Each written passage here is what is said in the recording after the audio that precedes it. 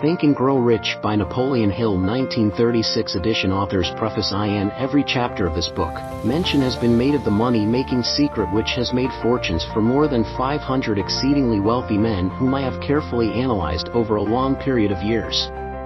The secret was brought to my attention by Andrew Carnegie, more than a quarter of a century ago. The canny, lovable old Scotsman carelessly tossed it into my mind, when I was but a boy.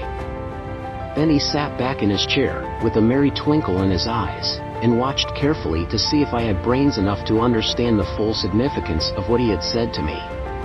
When he saw that I had grasped the idea, he asked if I would be willing to spend 20 years or more, preparing myself to take it to the world, to men and women who, without the secret, might go through life as failures. I said I would, and with Mr. Carnegie's cooperation, I have kept my promise. This book contains the secret, after having been put to a practical test by thousands of people, in almost every walk of life.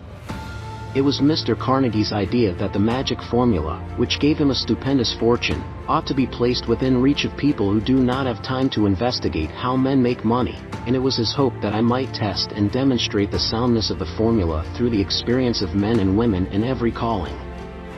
He believed the formula should be taught in all public schools and colleges, and expressed the opinion that if it were properly taught it would so revolutionize the entire educational system that the time spent in school could be reduced to less than half.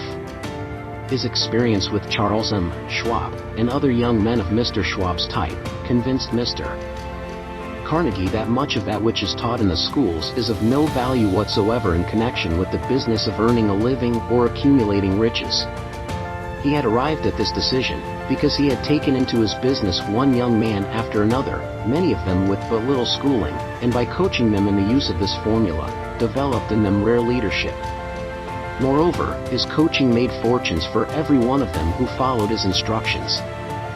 In the chapter on faith, you will read the astounding story of the organization of the giant United States Steel Corporation, as it was conceived and carried out by one of the young men through whom Mr. Carnegie proved that his formula will work for all who are ready for it. This single application of the secret, by that young man Charles M. Schwab, made him a huge fortune in both money and opportunity. Roughly speaking, this particular application of the formula was worth $600 million. These facts, and they are facts well known to almost everyone who knew Mr. Carnegie, give you a fair idea of what the reading of this book may bring to you, provided you know what it is that you want. Even before it had undergone 20 years of practical testing, the secret was passed on to more than 100,000 men and women who have used it for their personal benefit, as Mr. Carnegie planned that they should. Some have made fortunes with it. Others have used it successfully in creating harmony in their homes. A clergyman used it so effectively that it brought him an income of upwards of $75,000 a year. Arthur Nash, a Cincinnati tailor, used his near-bankrupt business as a guinea pig on which to test the formula. The business came to life and made a fortune for its owners. It is still thriving, although Mr. Nash has gone. The experiment was so unique that newspapers and magazines gave it more than $1 million worth of laudatory publicity. The secret was passed on to Stuart Austin Weir, of Dallas, Texas. He was ready for it, so ready that he gave up his profession and studied law. Did he succeed? That story is told too. I gave the secret to Jennings Randolph, the day he graduated from college, and he has used it so successfully that he is now serving his third term as a member of Congress, with an excellent opportunity to keep on using it until it carries him to the White House.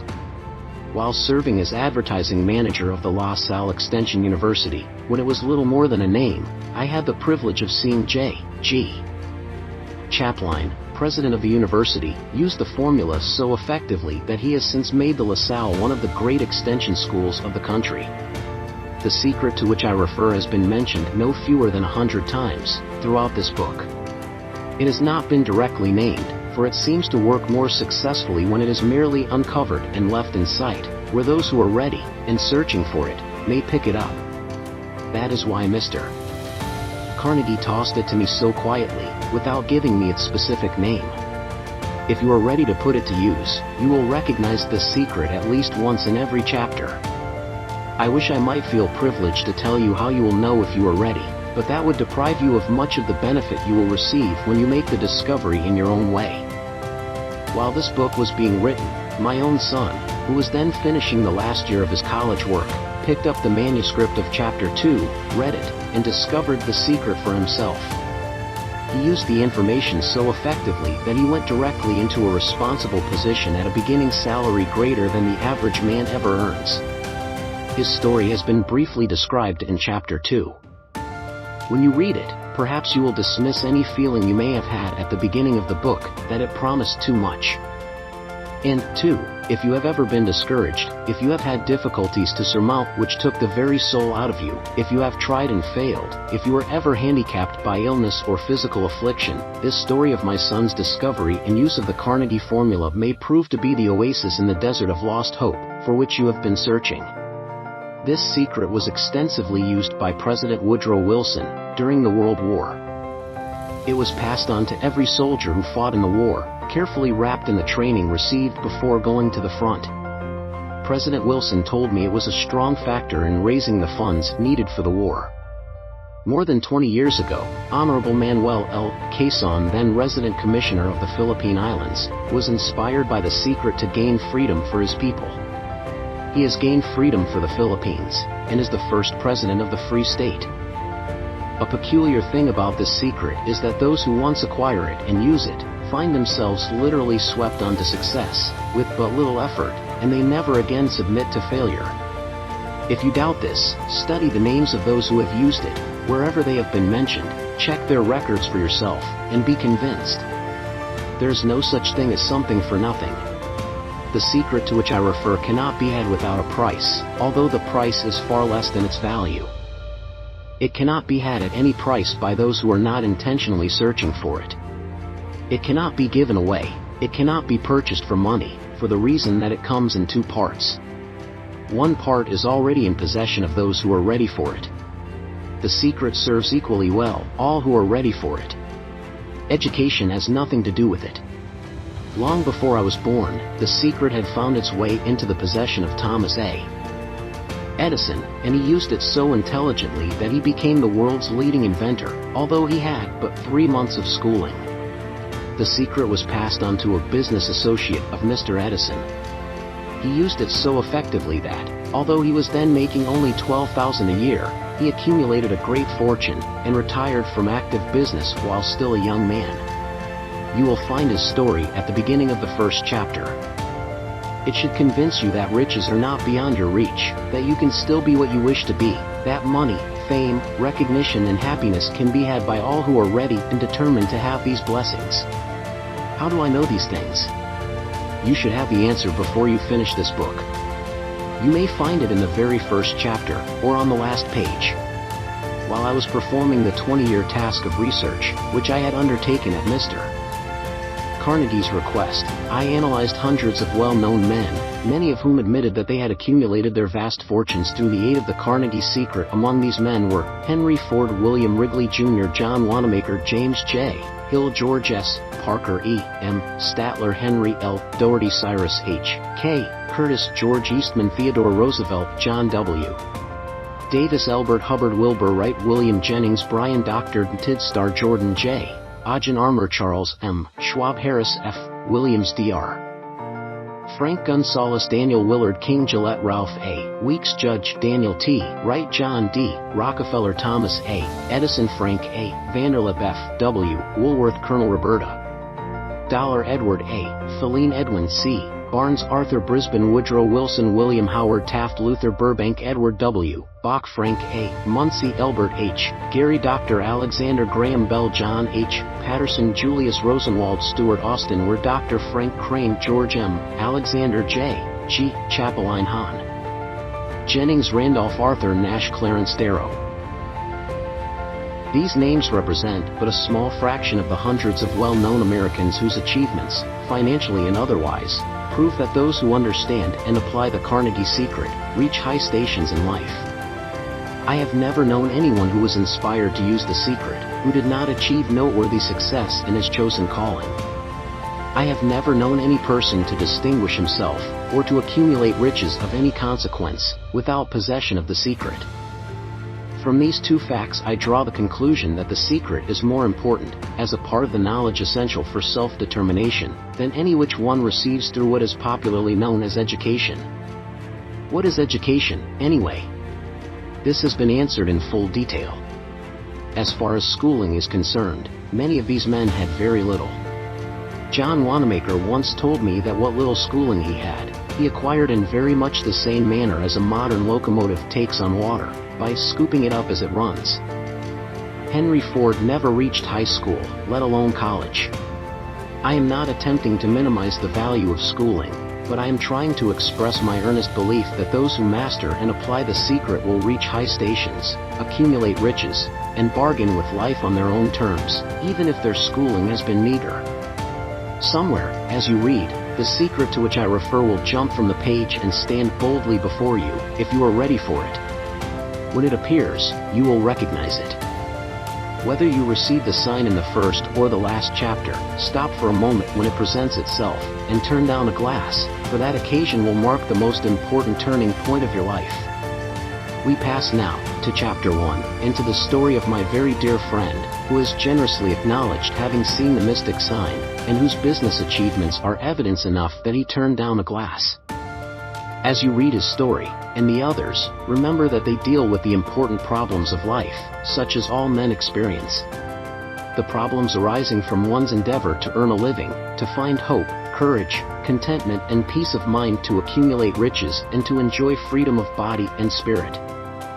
Remember, too, as you go through the book, that it deals with facts and not with fiction, its purpose being to convey a great universal truth through which all who are ready may learn, not only what to do, but also how to do it.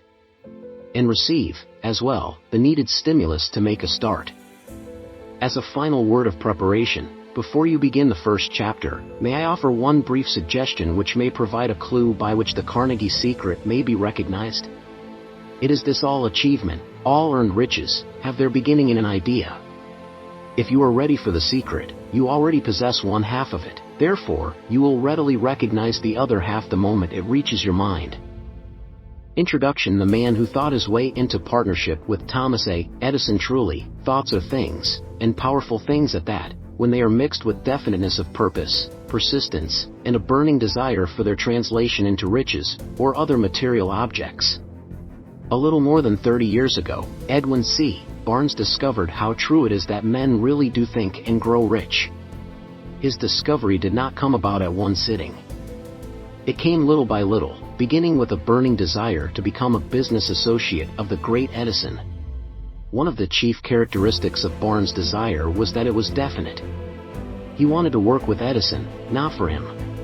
Observe, carefully, the description of how he went about translating his desire into reality, and you will have a better understanding of the 13 principles which lead to riches. When this desire, or impulse of thought, first flashed into his mind, he was in no position to act upon it. Two difficulties stood in his way. He did not know Mr. Edison, and he did not have enough money to pay his railroad fare to Orange, New Jersey. These difficulties were sufficient to have discouraged the majority of men from making any attempt to carry out the desire.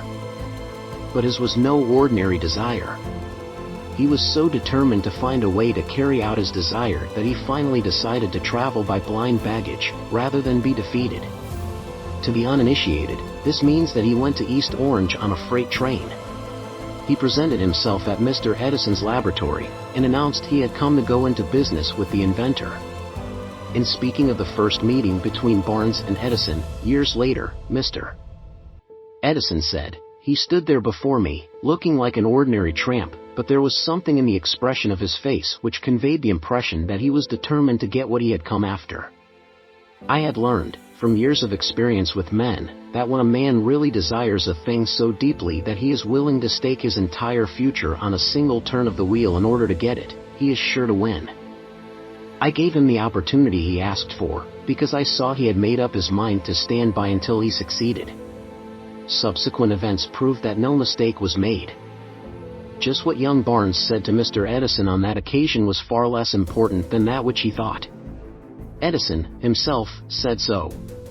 It could not have been the young man's appearance which got him his start in the Edison office, for that was definitely against him. It was what he thought that counted. If the significance of this statement could be conveyed to every person who reads it, there would be no need for the remainder of this book. Barnes did not get his partnership with Edison on his first interview. He did get a chance to work in the Edison offices, at a very nominal wage, doing work that was unimportant to Edison, but most important to Barnes, because it gave him an opportunity to display his merchandise where his intended partner could see it. Months went by. Apparently nothing happened to bring the coveted goal which Barnes had set up in his mind as his definite major purpose. But something important was happening in Barnes' mind. He was constantly intensifying his desire to become the business associate of Edison. Psychologists have correctly said that when one is truly ready for a thing, it puts in its appearance. Barnes was ready for a business association with Edison. Moreover, he was determined to remain ready until he got that which he was seeking. He did not say to himself, well, what's the use? I guess I'll change my mind and try for a salesman's job. But, he did say, I came here to go into business with Edison, and I'll accomplish this end if it takes the remainder of my life. He meant it. What a different story men would have to tell if only they would adopt a definite purpose, and stand by that purpose until it had time to become an all-consuming obsession.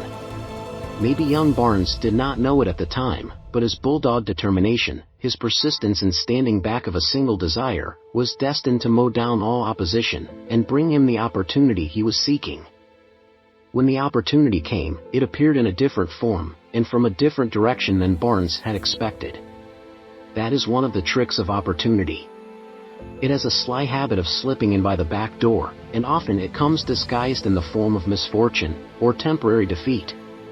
Perhaps this is why so many failed to recognize opportunity. Mr. Edison had just perfected a new office device, known at that time as the Edison dictating machine, now the Ediphone. His salesmen were not enthusiastic over the machine. They did not believe it could be sold without great effort. Barnes saw his opportunity. It had crawled in quietly, hidden in a queer-looking machine which interested no one but Barnes and the inventor. Barnes knew he could sell the Edison dictating machine. He suggested this to Edison, and promptly got his chance. He did sell the machine. In fact, he sold it so successfully that Edison gave him a contract to distribute and market it all over the nation. Out of that business association grew the slogan, made by Edison and installed by Barnes. The business alliance has been in operation for more than 30 years. Out of it Barnes has made himself rich in money, but he has done something infinitely greater. He has proved that one really may think and grow rich. How much actual cash that original desire of Barnes has been worth to him, I have no way of knowing. Perhaps it has brought him $2 or $3 million, but the amount, whatever it is, becomes insignificant when compared with the greater asset he acquired in the form of definite knowledge that an intangible impulse of thought can be transmuted into its physical counterpart by the application of known principles. Barnes literally thought himself into a partnership with the great Edison. He thought himself into a fortune. He had nothing to start with, except the capacity to know what he wanted, and the determination to stand by that desire until he realized it. He had no money to begin with. He had but little education. He had no influence. But he did have initiative, faith, and the will to win. With these intangible forces he made himself #1 man with the greatest inventor who ever lived. Now, let us look at a different situation, and study a man who had plenty of tangible evidence of riches, but lost it, because he stopped 3 feet short of the goal he was seeking. 3 feet from gold. One of the most common causes of failure is the habit of quitting when one is overtaken by temporary defeat. Every person is guilty of this mistake at one time or another.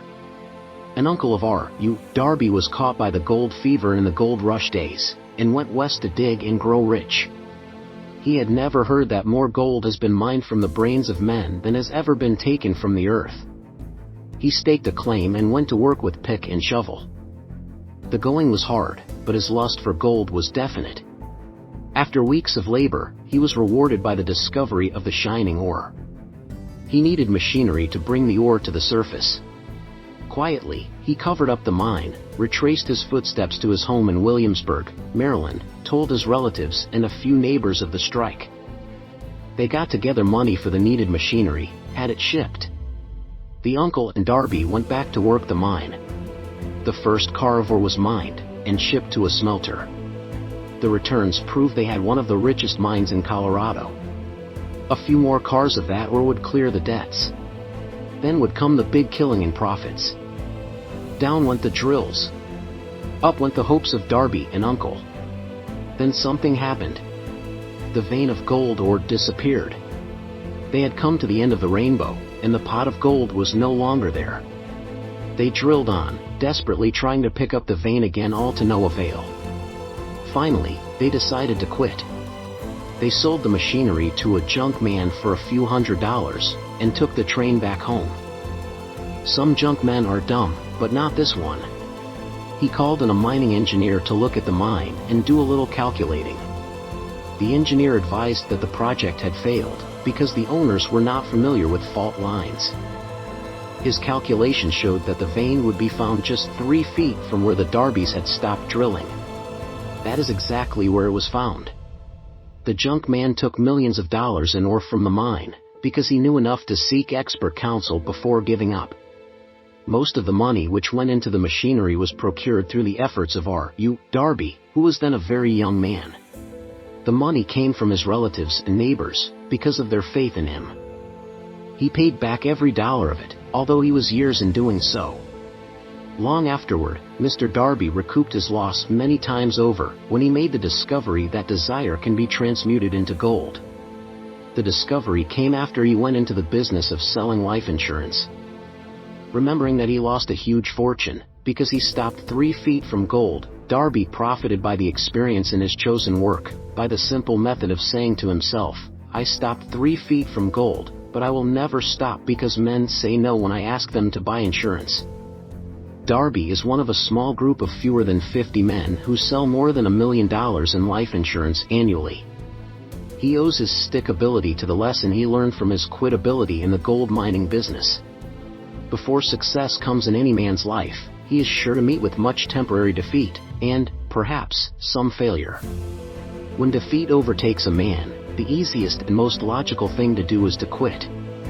That is exactly what the majority of men do. More than 500 of the most successful men this country has ever known told the author their greatest success came just one step beyond the point at which defeat had overtaken them. Failure is a trickster with a keen sense of irony and cunning. It takes great delight in tripping one when success is almost within reach.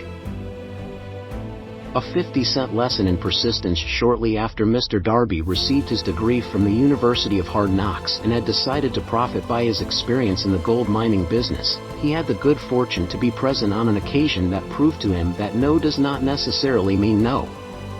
One afternoon he was helping his uncle grind wheat in an old-fashioned mill. The uncle operated a large farm on which a number of colored sharecropped farmers lived. Quietly, the door was opened, and a small colored child, the daughter of a tenant, walked in and took her place near the door. The uncle looked up, saw the child, and barked at her roughly, "What do you want?" Meekly, the child replied, "My mammy say send her 50 cents. "I'll not do it," the uncle retorted. "Now you run on home." "Yes, sah," the child replied. But she did not move. The uncle went ahead with his work, so busily engaged that he did not pay enough attention to the child to observe that she did not leave. When he looked up and saw her still standing there, he yelled at her, "I told you to go on home. Now go, or I'll take a switch to you." The little girl said yes, sah, but she did not budge an inch. The uncle dropped a sack of grain he was about to pour into the mill hopper, picked up a barrel stave, and started toward the child with an expression on his face that indicated trouble. Darby held his breath. He was certain he was about to witness a murder. He knew his uncle had a fierce temper. He knew that colored children were not supposed to defy white people in that part of the country. When the uncle reached the spot where the child was standing, she quickly stepped forward one step, looked up into his eyes, and screamed at the top of her shrill voice, "My mammy's gotta have that 50 cents. The uncle stopped, looked at her for a minute, then slowly laid the barrel stave on the floor, put his hand in his pocket, took out $50, and gave it to her. the child took the money and slowly backed toward the door, never taking her eyes off the man whom she had just conquered.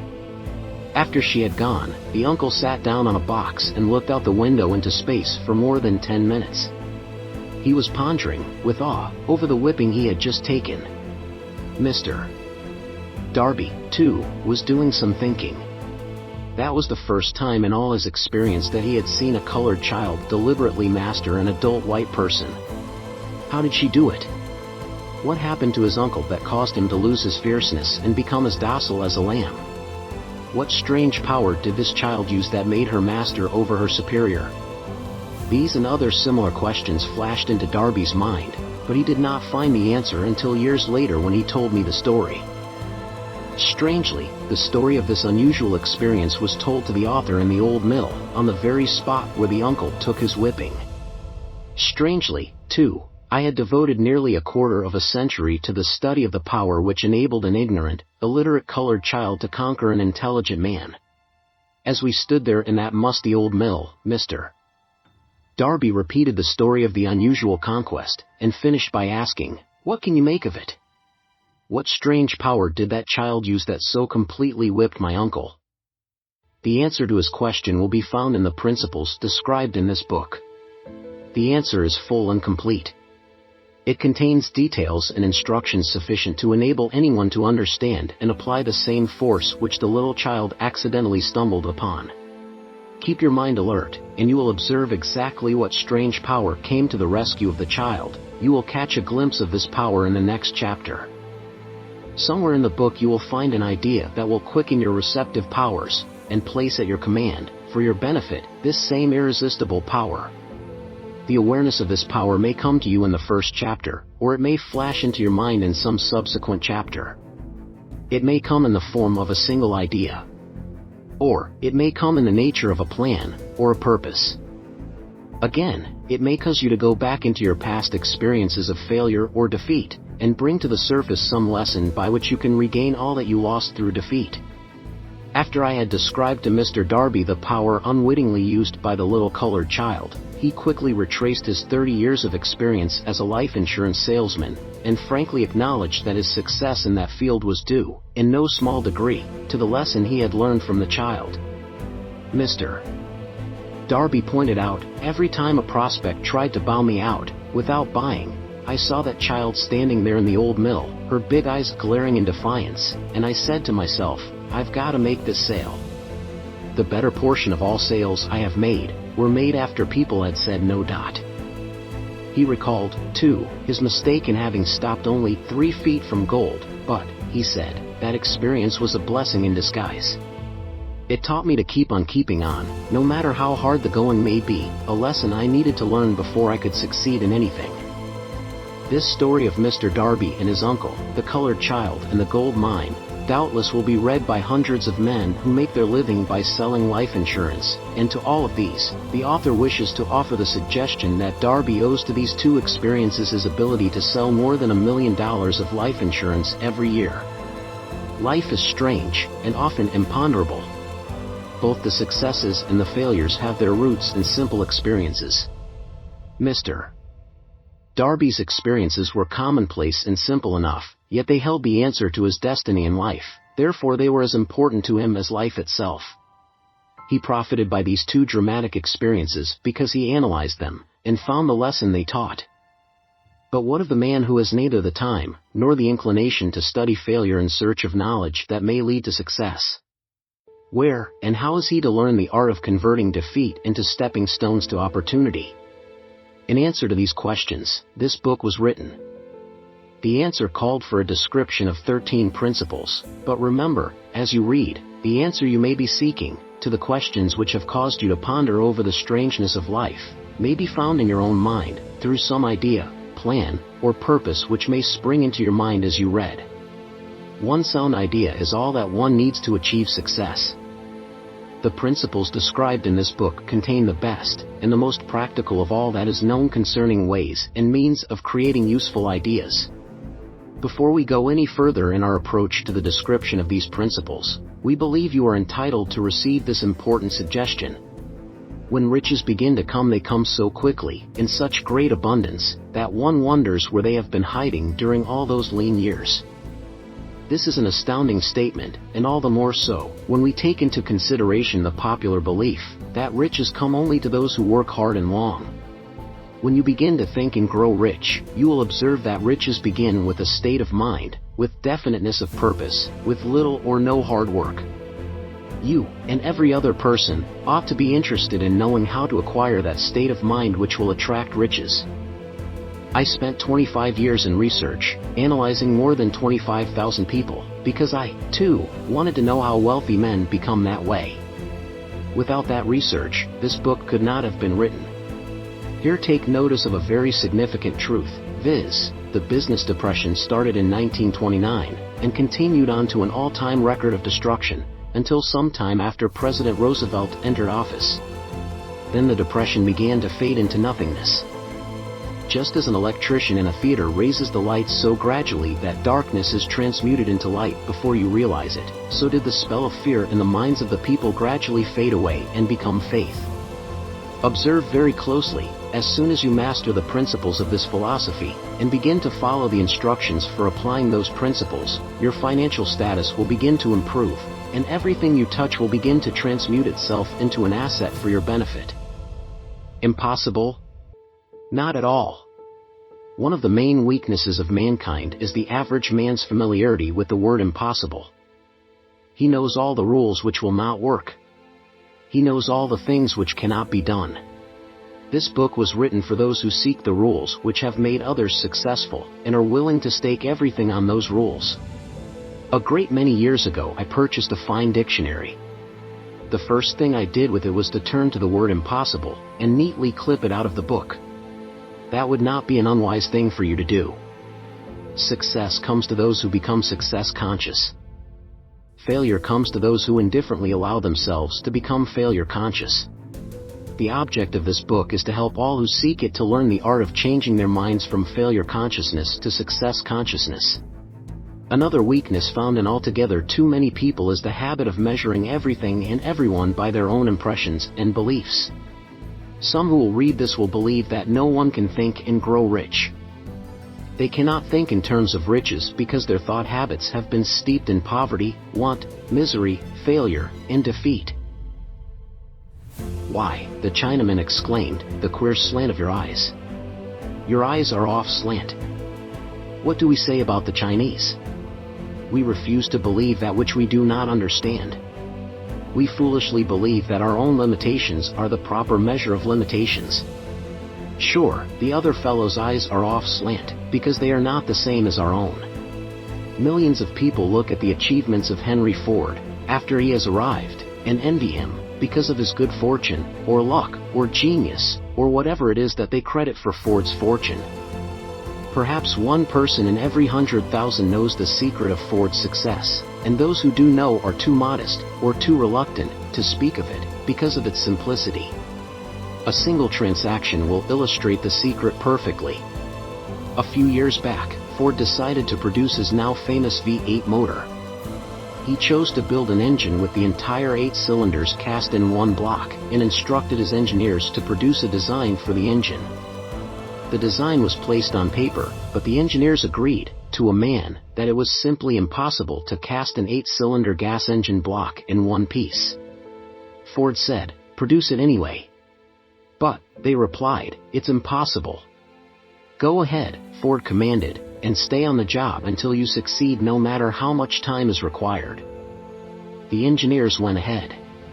There was nothing else for them to do, if they were to remain on the Ford staff. 6 months went by, nothing happened. Another 6 months passed, and still nothing happened. The engineers tried every conceivable plan to carry out the orders, but the thing seemed out of the question impossible. At the end of the year, Ford checked with his engineers, and again they informed him they had found no way to carry out his orders. "Go right ahead," said Ford, "I want it, and I'll have it." They went ahead, and then, as if by a stroke of magic, the secret was discovered. The Ford determination had won once more. This story may not be described with minute accuracy, but the sum and substance of it is correct. Deduce from it, You who wish to think and grow rich, the secret of the Ford millions, if you can. You'll not have to look very far.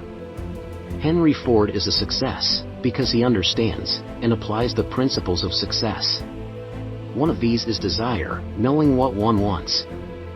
Remember this Ford story as you read, and pick out the lines in which the secret of his stupendous achievement have been described.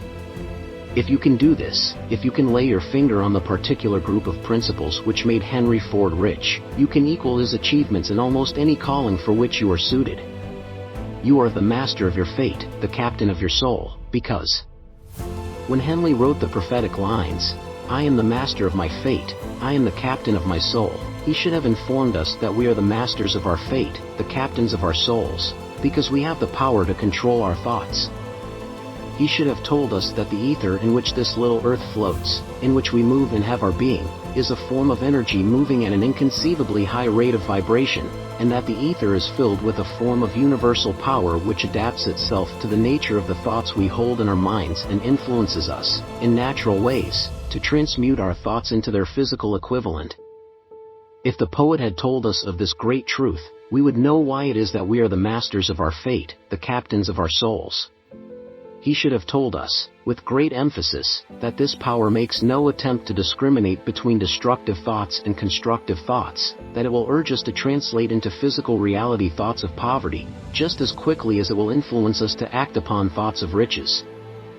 He should have told us, too, that our brains become magnetized with the dominating thoughts which we hold in our minds, and, by means with which no man is familiar, these magnets attract to us the forces, the people, the circumstances of life which harmonize with the nature of our dominating thoughts.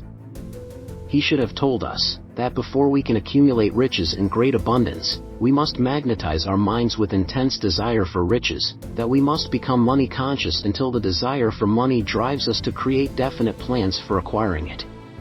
But, being a poet, and not a philosopher, Henley contented himself by stating a great truth in poetic form, leaving those who followed him to interpret the philosophical meaning of his lines. Little by little, the truth has unfolded itself, until it now appears certain that the principles described in this book hold the secret of mastery over our economic fate. We are now ready to examine the first of these principles. Maintain a spirit of open-mindedness, and remember as you read, they are the invention of no one man. The principles were gathered from the life experiences of more than 500 men who actually accumulated riches in huge amounts, men who began in poverty, with but little education, without influence. The principles worked for these men. You can put them to work for your own enduring benefit. You will find it easy, not hard, to do. Before you read the next chapter, I want you to know that it conveys factual information which might easily change your entire financial destiny, as it has so definitely brought changes of stupendous proportions to two people described. I want you to know, also, that the relationship between these two men and myself is such that I could have taken no liberties with the facts, even if I had wished to do so. One of them has been my closest personal friend for almost 25 years, the other is my own son. The unusual success of these two men, success which they generously accredit to the principle described in the next chapter, more than justifies this personal reference as a means of emphasizing the far-flung power of this principle. Almost 15 years ago, I delivered the commencement address at Salem College, Salem, West Virginia. I emphasized the principle described in the next chapter with so much intensity that one of the members of the graduating class definitely appropriated it and made it a part of his own philosophy. The young man is now a member of Congress and an important factor in the present administration. Just before this book went to the publisher, he wrote me a letter in which he so clearly stated his opinion of the principle outlined in the next chapter that I have chosen to publish his letter as an introduction to that chapter. It gives you an idea of the rewards to come. My dear Napoleon, my service as a member of Congress having given me an insight into the problems of men and women, I am writing to offer a suggestion which may become helpful to thousands of worthy people. With apologies, I must state that the suggestion, if acted upon, will mean several years of labor and responsibility for you, but I am enheartened to make the suggestion, because I know your great love for rendering useful service. In 1922, you delivered the commencement address at Salem College, when I was a member of the graduating class. In that address, you planted in my mind an idea which has been responsible for the opportunity one now have to serve the people of my state, and will be responsible, in a very large measure, for whatever success I may have in the future. The suggestion I have in mind is that you put into a book the sum and substance of the address you delivered at Salem College, and in that way give the people of America an opportunity to profit by your many years of experience and association with the men who, by their greatness, have made America the richest nation on earth. I recall, as though it were yesterday, the marvelous description you gave of the method by which Henry Ford, with but little schooling, without a dollar, with no influential friends, rose to great heights. I made up my mind then, even before you had finished your speech, that I would make a place for myself, no matter how many difficulties I had to surmount. Thousands of young people will finish their schooling this year, and within the next few years. Every one of them will be seeking just such a message of practical encouragement as the one I received from you. They will want to know where to turn, what to do, to get started in life. You can tell them, because you have helped to solve the problems of so many, many people. If there is any possible way that you can afford to render so great a service, may I offer the suggestion that you include with every book one of your personal analysis charts, in order that the purchaser of the book may have the benefit of a complete self-inventory, indicating, as you indicated to me years ago, exactly what is standing in the way of success. Such a service as this, providing the readers of your book with a complete, unbiased picture of their faults and their virtues, would mean to them the difference between success and failure. The service would be priceless. Millions of people are now facing the problem of staging a comeback, because of the Depression, and I speak from personal experience when I say, I know these earnest people would welcome the opportunity to tell you their problems, and to receive your suggestions for the solution. You know the problems of those who face the necessity of beginning all over again. There are thousands of people in America today who would like to know how they can convert ideas into money, people who must start at scratch, without finances, and recoup their losses. If anyone can help them, you can. If you publish the book, I would like to own the first copy that comes from the press, personally autographed by you. With best wishes, believe me, cordially yours, Jennings Randolph. Chapter 2 Desire, the starting point of all achievement. The first step toward riches. When Edwin C. Barnes climbed down from the freight train in Orange, N.J., more than 30 years ago, he may have resembled a tramp, but his thoughts were those of a king. As he made his way from the railroad tracks to Thomas A. Edison's office, his mind was at work. He saw himself standing in Edison's presence.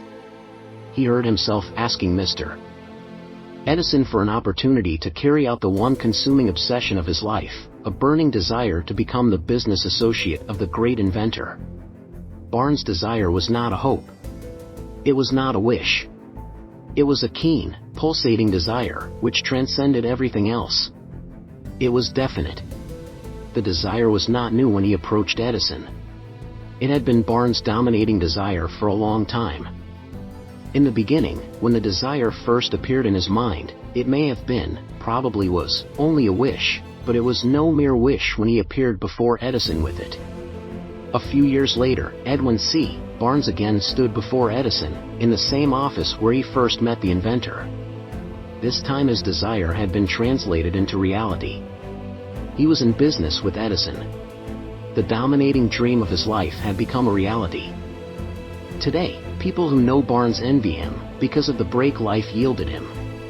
They see him in the days of his triumph, without taking the trouble to investigate the cause of his success. Barnes succeeded because he chose a definite goal, placed all his energy, all his willpower, all his effort, everything back of that goal.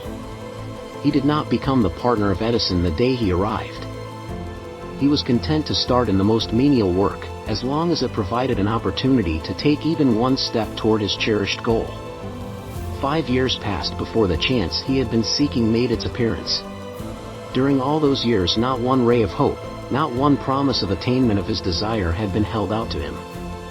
To everyone, except himself, he appeared only another cog in the Edison business wheel, but in his own mind, he was the partner of Edison every minute of the time, from the very day that he first went to work there. It is a remarkable illustration of the power of a definite desire. Barnes won his goal because he wanted to be a business associate of Mr. Edison more than he wanted anything else. He created a plan by which to attain that purpose. But he burned all bridges behind him. He stood by his desire until it became the dominating obsession of his life and finally, a fact. When he went to Orange, he did not say to himself, "I will try to induce Edison to give me a job of some sort." He said, "I will see Edison and put him on notice that I have come to go into business with him." He did not say, "I will work there for a few months, and if I get no encouragement, I will quit and get a job somewhere else." He did say, "I will start anywhere. I will do anything Edison tells me to do, but before I am through, I will be his associate." He did not say, "I will keep my eyes open for another opportunity, in case I fail to get what I want in the Edison organization." He said, "There is but one thing in this world that I am determined to have, and that is a business association with Thomas A. Edison. I will burn all bridges behind me, and stake my entire future on my ability to get what I want." He left himself no possible way of retreat.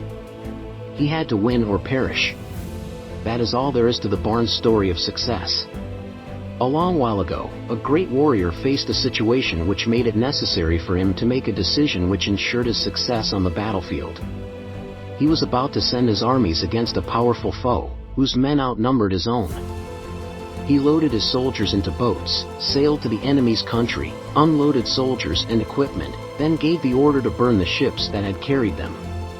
Addressing his men before the first battle, he said, "You see the boats going up in smoke. That means that we cannot leave these shores alive unless we win. We now have no choice, we win or we perish." They won. Every person who wins in any undertaking must be willing to burn his ships and cut all sources of retreat. Only by so doing can one be sure of maintaining that state of mind known as a burning desire to win, essential to success. The morning after the Great Chicago Fire, a group of merchants stood on State Street, looking at the smoking remains of what had been their stores. They went into a conference to decide if they would try to rebuild, or leave Chicago and start over in a more promising section of the country. They reached a decision, all except one, to leave Chicago. The merchant who decided to stay and rebuild pointed a finger at the remains of his store, and said, "Gentlemen, on that very spot I will build the world's greatest store, no matter how many times it may burn down." That was more than 50 years ago. The store was built. It stands there today, a towering monument to the power of that state of mind known as a burning desire. The easy thing for Marshall Field to have done would have been exactly what his fellow merchants did. When the going was hard, and the future looked dismal, they pulled up and went where the going seemed easier. Mark well this difference between Marshall Field and the other merchants, because it is the same difference which distinguishes Edwin C. Barnes from thousands of other young men who have worked in the Edison organization. It is the same difference which distinguishes practically all who succeed from those who fail. Every human being who reaches the age of understanding of the purpose of money, wishes for it. Wishing will not bring riches. But desiring riches with a state of mind that becomes an obsession, then planning definite ways and means to acquire riches, and backing those plans with persistence which does not recognize failure, will bring riches. The method by which desire for riches can be transmuted into its financial equivalent consists of 6 definite, practical steps, viz. First, fix in your mind the exact amount of money you desire. It is not sufficient merely to say, "I want plenty of money." Be definite as to the amount. There is a psychological reason for definiteness which will be described in a subsequent chapter. Second, determine exactly what you intend to give in return for the money you desire. There is no such reality as something for nothing. Third, establish a definite date when you intend to possess the money you desire. Fourth, create a definite plan for carrying out your desire, and begin at once, whether you are ready or not, to put this plan into action. Fifth, write out a clear, concise statement of the amount of money you intend to acquire, name the time limit for its acquisition, state what you intend to give in return for the money, and describe clearly the plan through which you intend to accumulate it. Sixth, read your written statement aloud, twice daily, once just before retiring at night, and once after arising in the morning. As you read, see and feel and believe yourself already in possession of the money. It is important that you follow the instructions described in these 6 steps. It is especially important that you observe and follow the instructions in the 6th paragraph. You may complain that it is impossible for you to see yourself in possession of money before you actually have it. Here is where a burning desire will come to your aid. If you truly desire money so keenly that your desire is an obsession, you will have no difficulty in convincing yourself that you will acquire it. The object is to want money and to become so determined to have it that you convince yourself you will have it. Only those who become money conscious ever accumulate great riches. Money consciousness means that the mind has become so thoroughly saturated with the desire for money that one can see oneself already in possession of it. To the uninitiated, who has not been schooled in the working principles of the human mind, these instructions may appear impractical. It may be helpful to all who fail to recognize the soundness of the 6 steps to know that the information they convey was received from Andrew Carnegie, who began as an ordinary laborer in the steel mills but managed, despite his humble beginning, to make these principles yield him a fortune of considerably more than $100 million. It may be of further help to know that the 6 steps here recommended were carefully scrutinized by the late Thomas A. Edison, who placed his stamp of approval upon them as being not only the steps essential for the accumulation of money but necessary for the attainment of any definite goal. The steps call for no hard labor. They call for no sacrifice.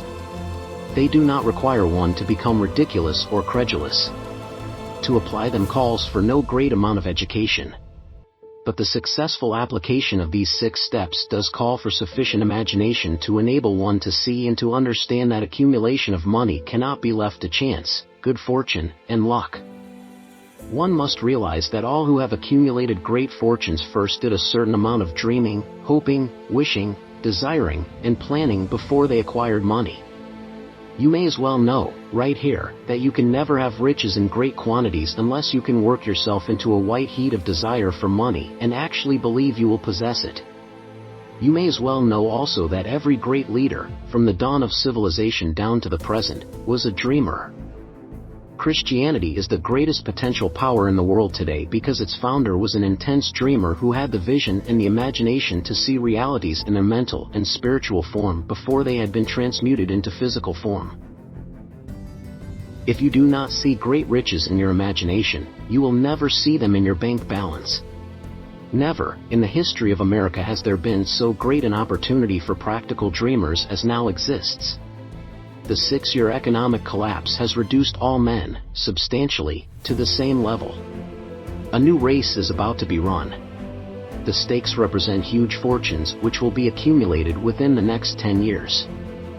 The rules of the race have changed because we now live in a changed world that definitely favors the masses, those who had but little or no opportunity to win under the conditions existing during the Depression when fear paralyzed growth and development.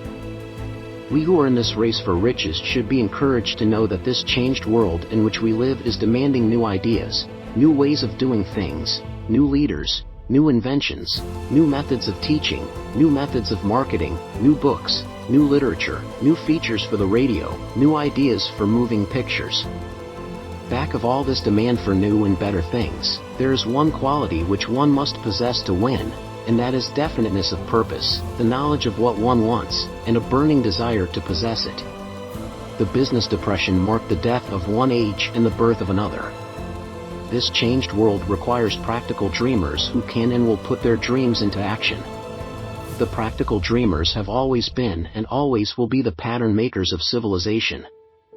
We who desire to accumulate riches should remember the real leaders of the world always have been men who harnessed and put into practical use the intangible, unseen forces of unborn opportunity and have converted those forces, or impulses of thought, into skyscrapers, cities, factories, airplanes, automobiles, and every form of convenience that makes life more pleasant.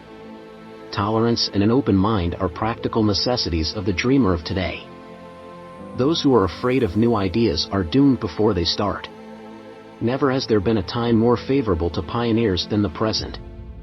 True, there is no wild and woolly West to be conquered, as in the days of the covered wagon, but there is a vast business, financial, and industrial world to be remolded and redirected along new and better lines.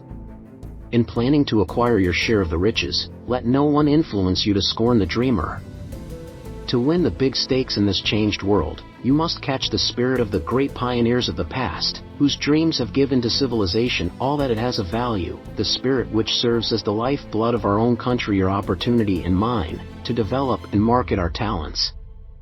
Let us not forget, Columbus dreamed of an unknown world, staked his life on the existence of such a world, and discovered it. Copernicus, the great astronomer, dreamed of a multiplicity of worlds, and revealed them.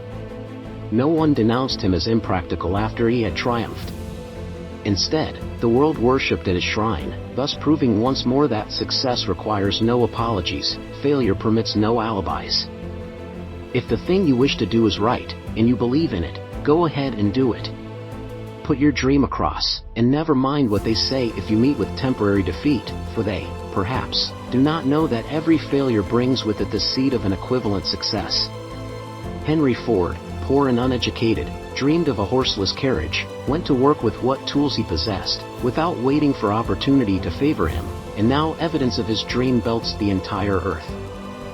He has put more wheels into operation than any man who ever lived, because he was not afraid to back his dreams. Thomas Edison dreamed of a lamp that could be operated by electricity, began where he stood to put his dream into action, and despite more than 10,000 failures, he stood by that dream until he made it a physical reality. Practical dreamers do not quit. Wayland dreamed of a chain of cigar stores, transformed his dream into action, and now the United Cigar Stores occupy the best corners in America. Lincoln dreamed of freedom for the black slaves, put his dream into action, and barely missed living to see a united North and South translate his dream into reality. The Wright brothers dreamed of a machine that would fly through the air. Now one may see evidence all over the world that they dreamed soundly.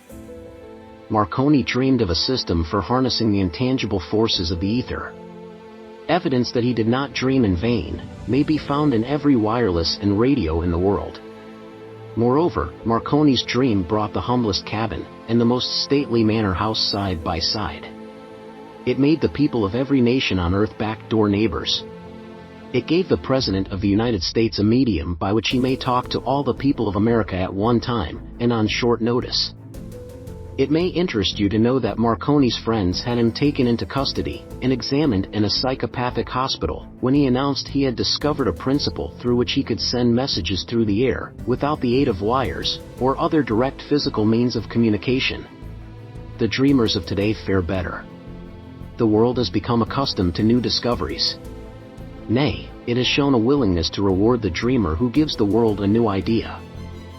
The greatest achievement was, at first, and for a time, but a dream. The oak sleeps in the acorn. The bird waits in the egg, and in the highest vision of the soul, a waking angel stirs. Dreams are the seedlings of reality. Awake, arise, and assert yourself, you dreamers of the world. Your star is now in the ascendancy. The World Depression brought the opportunity you have been waiting for. It taught people humility, tolerance, and open-mindedness. The world is filled with an abundance of opportunity which the dreamers of the past never knew. A burning desire to be, and to do is the starting point from which the dreamer must take off. Dreams are not born of indifference, laziness, or lack of ambition. The world no longer scoffs at the dreamer, nor calls him impractical. If you think it does, take a trip to Tennessee, and witness what a dreamer president has done in the way of harnessing and using the great water power of America. A score of years ago, such a dream would have seemed like madness. You have been disappointed, you have undergone defeat during the Depression, you have felt the great heart within you crushed until it bled. Take courage, for these experiences have tempered the spiritual metal of which you are made. They are assets of incomparable value. Remember, too, that all who succeed in life get off to a bad start, and pass through many heartbreaking struggles before they arrive. The turning point in the lives of those who succeed usually comes at the moment of some crisis, through which they are introduced to their other selves. John Bunyan wrote The Pilgrim's Progress, which is among the finest of all English literature, after he had been confined in prison and sorely punished, because of his views on the subject of religion. Henry discovered the genius which slept within his brain, after he had met with great misfortune, and was confined in a prison cell, in Columbus, Ohio. Being forced, through misfortune, to become acquainted with his other self, and to use his imagination, he discovered himself to be a great author instead of a miserable criminal and outcast. Strange and varied are the ways of life, and stranger still are the ways of infinite intelligence, through which men are sometimes forced to undergo all sorts of punishment before discovering their own brains, and their own capacity to create useful ideas through imagination. Edison, the world's greatest inventor and scientist, was a tramp telegraph operator. He failed innumerable times before he was driven, finally, to the discovery of the genius which slept within his brain. Charles Dickens began by pasting labels on blacking pots. The tragedy of his first love penetrated the depths of his soul, and converted him into one of the world's truly great authors. That tragedy produced, first, David Copperfield, then a succession of other works that made this a richer and better world for all who read his books. Disappointment over love affairs generally has the effect of driving men to drink, and women to ruin, and this, because most people never learn the art of transmuting their strongest emotions into dreams of a constructive nature. Helen Keller became deaf, dumb, and blind shortly after birth. Despite her greatest misfortune, she has written her name indelibly in the pages of the history of the great. Her entire life has served as evidence that no one ever is defeated until defeat has been accepted as a reality. Robert Burns was an illiterate country lad. He was cursed by poverty, and grew up to be a drunkard in the bargain. The world was made better for his having lived because he clothed beautiful thoughts in poetry, and thereby plucked a thorn and planted a rose in its place. Booker T. Washington was born in slavery, handicapped by race and color. Because he was tolerant, had an open mind at all times, on all subjects, and was a dreamer, he left his impress for good on an entire race. Beethoven was deaf, Milton was blind, but their names will last as long as time endures because they dreamed and translated their dreams into organized thought. I bargained with life for a penny, and life would pay no more, however I begged at evening when I counted my scanty store. For life is a just employer, he gives you what you ask, but once you have set the wages, why, you must bear the task. I worked for a menial's hire, only to learn, dismayed, that any wage I had asked of life, life would have willingly paid. Desire outwits Mother Nature. As a fitting climax to this chapter, I wish to introduce one of the most unusual persons I have ever known. I first saw him 24 years ago, a few minutes after he was born. He came into the world without any physical sign of ears, and the doctor admitted, when pressed for an opinion, that the child might be deaf and mute for life. I challenged the doctor's opinion. I had the right to do so. I was the child's father. I, too, reached a decision and rendered an opinion, but I expressed the opinion silently, in the secrecy of my own heart. I decided that my son would hear and speak.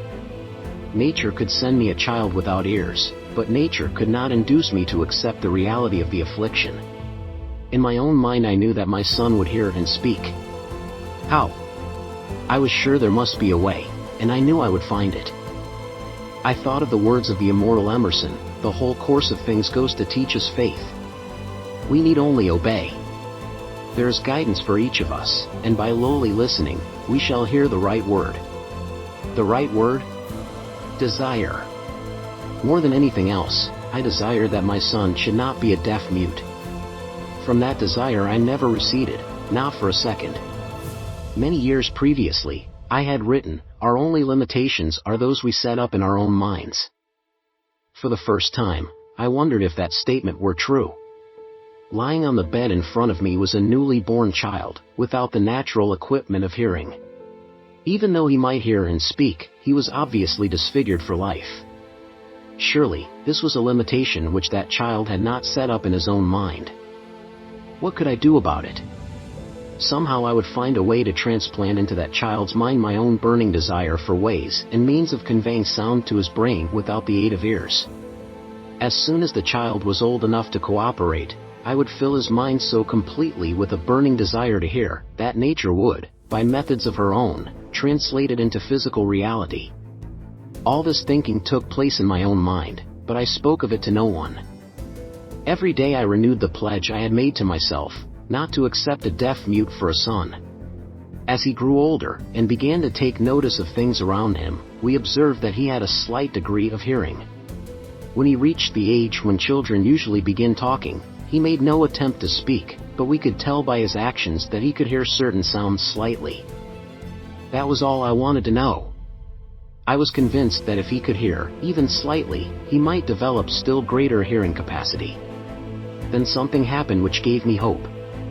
It came from an entirely unexpected source. We bought a Victrola. When the child heard the music for the first time, he went into ecstasies, and promptly appropriated the machine. He soon showed a preference for certain records, among them, It's a Long Way to Tipperary. On one occasion, he played that piece over and over, for almost 2 hours, standing in front of the Victrola, with his teeth clamped on the edge of the case. The significance of this self-formed habit of his did not become clear to us until years afterward, for we had never heard of the principle of bone conduction of sound at that time. Shortly after he appropriated the Victrola, I discovered that he could hear me quite clearly when I spoke with my lips touching his mastoid bone, or at the base of the brain. These discoveries placed in my possession the necessary media by which I began to translate into reality my burning desire to help my son develop hearing and speech. By that time he was making stabs at speaking certain words. The outlook was far from encouraging, but desire backed by faith knows no such word as impossible. Having determined that he could hear the sound of my voice plainly, I began, immediately, to transfer to his mind the desire to hear and speak. I soon discovered that the child enjoyed bedtime stories, so I went to work, creating stories designed to develop in him self-reliance, imagination, and a keen desire to hear and to be normal. There was one story in particular, which I emphasized by giving it some new and dramatic coloring each time it was told. It was designed to plant in his mind the thought that his affliction was not a liability, but an asset of great value. Despite the fact that all the philosophy I had examined clearly indicated that every adversity brings with it the seed of an equivalent advantage, I must confess that I had not the slightest idea how this affliction could ever become an asset. However, I continued my practice of wrapping that philosophy in bedtime stories, hoping the time would come when he would find some plan by which his handicap could be made to serve some useful purpose. Reason told me plainly that there was no adequate compensation for the lack of ears and natural hearing equipment. Desire backed by faith pushed reason aside and inspired me to carry on. As I analyze the experience in retrospect, I can see now that my son's faith in me had much to do with the astounding results. He did not question anything I told him. I sold him the idea that he had a distinct advantage over his older brother, and that this advantage would reflect itself in many ways. For example, the teachers in school would observe that he had no ears, and, because of this, they would show him special attention and treat him with extraordinary kindness. They always did. His mother saw to that, by visiting the teachers and arranging with them to give the child the extra attention necessary. I sold him the idea, too, that when he became old enough to sell newspapers, his older brother had already become a newspaper merchant, he would have a big advantage over his brother, for the reason that people would pay him extra money for his wares, because they could see that he was a bright, industrious boy, despite the fact he had no ears. We could notice that, gradually, the child's hearing was improving. Moreover, he had not the slightest tendency to be self-conscious, because of his affliction. When he was about 7, he showed the first evidence that our method of servicing his mind was bearing fruit. For several months he begged for the privilege of selling newspapers, but his mother would not give her consent. She was afraid that his deafness made it unsafe for him to go on the street alone. Finally, he took matters in his own hands. One afternoon, when he was left at home with the servants, he climbed through the kitchen window, shinnied to the ground, and set out on his own. He borrowed 6 cents in capital from the neighborhood shoemaker, invested it in papers, sold out, reinvested, and kept repeating until late in the evening. After balancing his accounts, and paying back the 6 cents he had borrowed from his banker, he had a net profit of 42 cents. When we got home that night, we found him in bed asleep, with the money tightly clenched in his hand. His mother opened his hand, removed the coins, and cried. Of all things, crying over her son's first victory seemed so inappropriate. My reaction was the reverse. I laughed heartily, for I knew that my endeavor to plant in the child's mind an attitude of faith in himself had been successful. His mother saw, in his first business venture, a little deaf boy who had gone out in the streets and risked his life to earn money. I saw a brave, ambitious, self-reliant little businessman whose stock in himself had been increased 100% because he had gone into business on his own initiative and had won. The transaction pleased me, because I knew that he had given evidence of a trait of resourcefulness that would go with him all through life. Later events proved this to be true. When his older brother wanted something, he would lie down on the floor, kick his feet in the air, cry for it and get it. When the little deaf boy wanted something, he would plan a way to earn the money, then buy it for himself. He still follows that plan. Truly, my own son has taught me that handicaps can be converted into stepping stones on which one may climb towards some worthy goal, unless they are accepted as obstacles, and used as alibis. The little deaf boy went through the grades, high school, and college without being able to hear his teachers, excepting when they shouted loudly, at close range. He did not go to a school for the deaf. We would not permit him to learn the sign language. We were determined that he should live a normal life and associate with normal children, and we stood by that decision, although it cost us many heated debates with school officials. While he was in high school, he tried an electrical hearing aid, but it was of no value to him due, we believed, to a condition that was disclosed when the child was 6, by Dr. J. Gordon Wilson, of Chicago, when he operated on one side of the boy's head, and discovered that there was no sign of natural hearing equipment. During his last week in college, 18 years after the operation, something happened which marked the most important turning point of his life. Through what seemed to be mere chance, he came into possession of another electrical hearing device, which was sent to him on trial. He was slow about testing it, due to his disappointment with a similar device. Finally he picked the instrument up, and more or less carelessly, placed it on his head, hooked up the battery, and lo! As if by a stroke of magic, his lifelong desire for normal hearing became a reality. For the first time in his life he heard practically as well as any person with normal hearing. God moves in mysterious ways, His wonders to perform. Overjoyed because of the changed world which had been brought to him through his hearing device, he rushed to the telephone, called his mother, and heard her voice perfectly. The next day he plainly heard the voices of his professors in class, for the first time in his life. Previously he could hear them only when they shouted, at short range. He heard the radio. He heard the talking pictures. For the first time in his life, he could converse freely with other people, without the necessity of their having to speak loudly. Truly, he had come into possession of a changed world. We had refused to accept nature's error, and, by persistent desire, we had induced nature to correct that error, through the only practical means available. Desire had commenced to pay dividends, but the victory was not yet complete. The boy still had to find a definite and practical way to convert his handicap into an equivalent asset. Hardly realizing the significance of what had already been accomplished, but intoxicated with the joy of his newly discovered world of sound, he wrote a letter to the manufacturer of the hearing aid, enthusiastically describing his experience. Something in his letter, perhaps which was not written on the lines, but back of them, caused the company to invite him to New York. When he arrived, he was escorted through the factory, and while talking with the chief engineer, telling him about his changed world, a hunch, an idea, or an inspiration, call it what you wish, flashed into his mind. It was this impulse of thought which converted his affliction into an asset, destined to pay dividends in both money and happiness to thousands for all time to come. The sum and substance of that impulse of thought was this: it occurred to him that he might be of help to the millions of deafened people who go through life without the benefit of hearing devices, if he could find a way to tell them the story of his changed world. Then and there, he reached a decision to devote the remainder of his life to rendering useful service to the hard of hearing. For an entire month, he carried on an intensive research, during which he analyzed the entire marketing system of the manufacturer of the hearing device, and created ways and means of communicating with the hard of hearing all over the world for the purpose of sharing with them his newly discovered changed world. When this was done, he put in writing a 2-year plan, based upon his findings.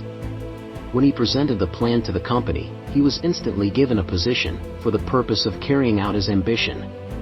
Little did he dream, when he went to work, that he was destined to bring hope and practical relief to thousands of deafened people who, without his help, would have been doomed forever to deaf-mutism. Shortly after he became associated with the manufacturer of his hearing aid, he invited me to attend a class conducted by his company, for the purpose of teaching deaf-mutes to hear, and to speak. I had never heard of such a form of education, therefore I visited the class, skeptical but hopeful that my time would not be entirely wasted. Here I saw a demonstration which gave me a greatly enlarged vision of what I had done to arouse and keep alive in my son's mind the desire for normal hearing. I saw deaf-mutes actually being taught to hear and to speak, through application of the self-same principle I had used, more than 20 years previously, in saving my son from deaf-mutism. Thus, through some strange turn of the wheel of fate, my son, Blair, and I have been destined to aid in correcting deaf-mutism for those as yet unborn, because we are the only living human beings, as far as I know, who have established definitely the fact that deaf-mutism can be corrected to the extent of restoring to normal life those who suffer with this affliction. It has been done for one, it will be done for others. There is no doubt in my mind that Blair would have been a deaf-mute all his life, if his mother and I had not managed to shape his mind as we did. The doctor who attended at his birth told us, confidentially, the child might never hear or speak.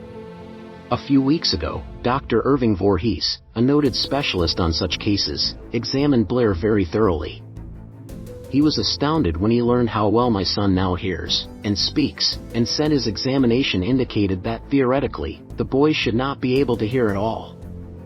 But the lad does hear, despite the fact that X-ray pictures show there is no opening in the skull whatsoever, from where his ears should be to the brain. When I planted in his mind the desire to hear and talk, and live as a normal person, there went with that impulse some strange influence which caused nature to become bridge builder, and span the gulf of silence between his brain and the outer world, by some means which the keenest medical specialists have not been able to interpret.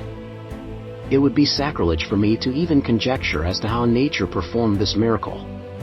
It would be unforgivable if I neglected to tell the world as much as I know of the humble part one assumed in the strange experience. It is my duty, and a privilege to say I believe, and not without reason, that nothing is impossible to the person who backs desire with enduring faith. Verily, a burning desire has devious ways of transmuting itself into its physical equivalent. Blair desired normal hearing, now he has it. He was born with a handicap which might easily have sent one with a less defined desire to the street with a bundle of pencils and a tin cup. That handicap now promises to serve as the medium by which he will render useful service to many millions of hard of hearing, also, to give him useful employment at adequate financial compensation the remainder of his life. The little white lies I planted in his mind when he was a child, by leading him to believe his affliction would become a great asset, which he could capitalize, has justified itself. Verily, there is nothing, right or wrong, which belief, plus burning desire, cannot make real. These qualities are free to everyone. In all my experience in dealing with men and women who had personal problems, I never handled a single case which more definitely demonstrates the power of desire. Authors sometimes make the mistake of writing of subjects of which they have but superficial or very elementary knowledge. It has been my good fortune to have had the privilege of testing the soundness of the power of desire, through the affliction of my own son. Perhaps it was providential that the experience came as it did, for surely no one is better prepared than he, to serve as an example of what happens when desire is put to the test. If Mother Nature bends to the will of desire, is it logical that mere men can defeat a burning desire? Strange and imponderable is the power of the human mind. We do not understand the method by which it uses every circumstance, every individual, every physical thing within its reach, as a means of transmuting desire into its physical counterpart. Perhaps science will uncover the secret. I planted in my son's mind the desire to hear and to speak as any normal person hears and speaks. That desire has now become a reality. I planted in his mind the desire to convert his greatest handicap into his greatest asset. That desire has been realized. The modus operandi by which this astounding result was achieved is not hard to describe. It consisted of 3 very definite facts. First, I mixed faith with the desire for normal hearing, which I passed on to my son. Second, I communicated my desire to him in every conceivable way available, through persistent, continuous effort, over a period of years. Third, he believed me. As this chapter was being completed, news came of the death of Madame Schumann Heink. One short paragraph in the news dispatch gives the clue to this unusual woman's stupendous success as a singer. I quote the paragraph, because the clue it contains is none other than desire. Early in her career, Madame Schumann Heink visited the director of the Vienna Court Opera to have him test her voice. But he did not test it. After taking one look at the awkward and poorly dressed girl, he exclaimed, none too gently, with such a face, and with no personality at all, how can you ever expect to succeed in opera? My good child, give up the idea. Buy a sewing machine, and go to work. You can never be a singer. Never is a long time. The director of the Vienna Court Opera knew much about the technique of singing. He knew little about the power of desire, when it assumes the proportion of an obsession.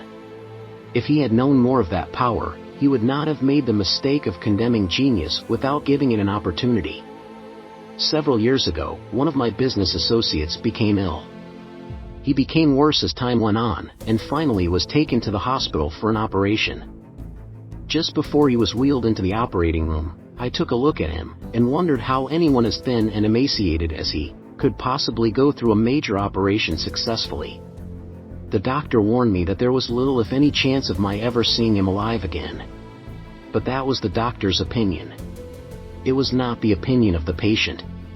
Just before he was wheeled away, he whispered feebly, "Do not be disturbed, Chief, I will be out of here in a few days." The attending nurse looked at me with pity. But the patient did come through safely. After it was all over, his physician said, nothing but his own desire to live saved him. He never would have pulled through if he had not refused to accept the possibility of death. I believe in the power of desire backed by faith, because I have seen this power lift men from lowly beginnings to places of power and wealth. I have seen it rob the grave of its victims. I have seen it serve as the medium by which men staged a comeback after having been defeated in 100 different ways. I have seen it provide my own son with a normal, happy, successful life, despite nature's having sent him into the world without ears. How can one harness and use the power of desire? This has been answered through this, and the subsequent chapters of this book. This message is going out to the world at the end of the longest, and perhaps, the most devastating depression America has ever known. It is reasonable to presume that the message may come to the attention of many who have been wounded by the depression, those who have lost their fortunes, others who have lost their positions, and great numbers who must reorganize their plans and stage a comeback. To all these I wish to convey the thought that all achievement, no matter what may be its nature, or its purpose, must begin with an intense, burning desire for something definite. Through some strange and powerful principle of mental chemistry which she has never divulged, nature wraps up in the impulse of strong desire that something which recognizes no such word as impossible, and accepts no such reality as failure. Chapter 3: Faith, Visualization of, and Belief in Attainment of Desire. The second step toward riches. Faith is the head chemist of the mind. When faith is blended with the vibration of thought, the subconscious mind instantly picks up the vibration, translates it into its spiritual equivalent, and transmits it to infinite intelligence, as in the case of prayer. The emotions of faith, love, and sex are the most powerful of all the major positive emotions. When the three are blended, they have the effect of coloring the vibration of thought in such a way that it instantly reaches the subconscious mind, where it is changed into its spiritual equivalent, the only form that induces a response from infinite intelligence. Love and faith are psychic related to the spiritual side of man. Sex is purely biological and related only to the physical. The mixing, or blending, of these three emotions has the effect of opening a direct line of communication between the finite, thinking mind of man, and infinite intelligence.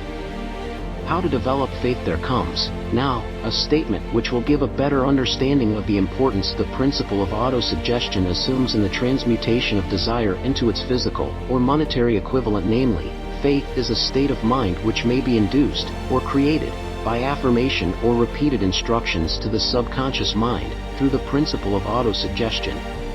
As an illustration, consider the purpose for which you are, presumably, reading this book. The object is, naturally, to acquire the ability to transmute the intangible thought impulse of desire into its physical counterpart, money. By following the instructions laid down in the chapters on autosuggestion and the subconscious mind, as summarized in the chapter on autosuggestion, you may convince the subconscious mind that you believe you will receive that for which you ask, and it will act upon that belief, which your subconscious mind passes back to you in the form of faith, followed by definite plans for procuring that which you desire. The method by which one develops faith, where it does not already exist, is extremely difficult to describe, almost as difficult, in fact, as it would be to describe the color of red to a blind man who has never seen color, and has nothing with which to compare what you describe to him. Faith is a state of mind which you may develop at will, after you have mastered the 13 principles, because it is a state of mind which develops voluntarily, through application and use of these principles. Repetition of affirmation of orders to your subconscious mind is the only known method of voluntary development of the emotion of faith. Perhaps the meaning may be made clearer through the following explanation as to the way men sometimes become criminals. Stated in the words of a famous criminologist, when men first come into contact with crime, they abhor it. If they remain in contact with crime for a time, they become accustomed to it, and endure it. If they remain in contact with it long enough, they finally embrace it, and become influenced by it. This is the equivalent of saying that any impulse of thought which is repeatedly passed on to the subconscious mind is, finally, accepted and acted upon by the subconscious mind, which proceeds to translate that impulse into its physical equivalent, by the most practical procedure available. In connection with this, consider again the statement, all thoughts which have been emotionalized, given feeling and mixed with faith, begin immediately to translate themselves into their physical equivalent or counterpart. The emotions, or the feeling portion of thoughts, are the factors which give thoughts vitality, life, and action. The emotions of faith, love, and sex, when mixed with any thought impulse, give it greater action than any of these emotions can do singly. Not only thought impulses which have been mixed with faith, but those which have been mixed with any of the positive emotions, or any of the negative emotions, may reach and influence the subconscious mind. From this statement, you will understand that the subconscious mind will translate into its physical equivalent a thought impulse of a negative or destructive nature, just as readily as it will act upon thought impulses of a positive or constructive nature. This accounts for the strange phenomenon which so many millions of people experience, referred to as misfortune, or bad luck. There are millions of people who believe themselves doomed to poverty and failure, because of some strange force over which they believe they have no control.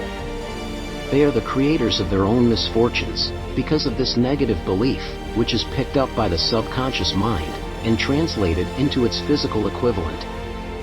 This is an appropriate place at which to suggest again that you may benefit, by passing on to your subconscious mind, any desire which you wish translated into its physical, or monetary equivalent, in a state of expectancy or belief that the transmutation will actually take place.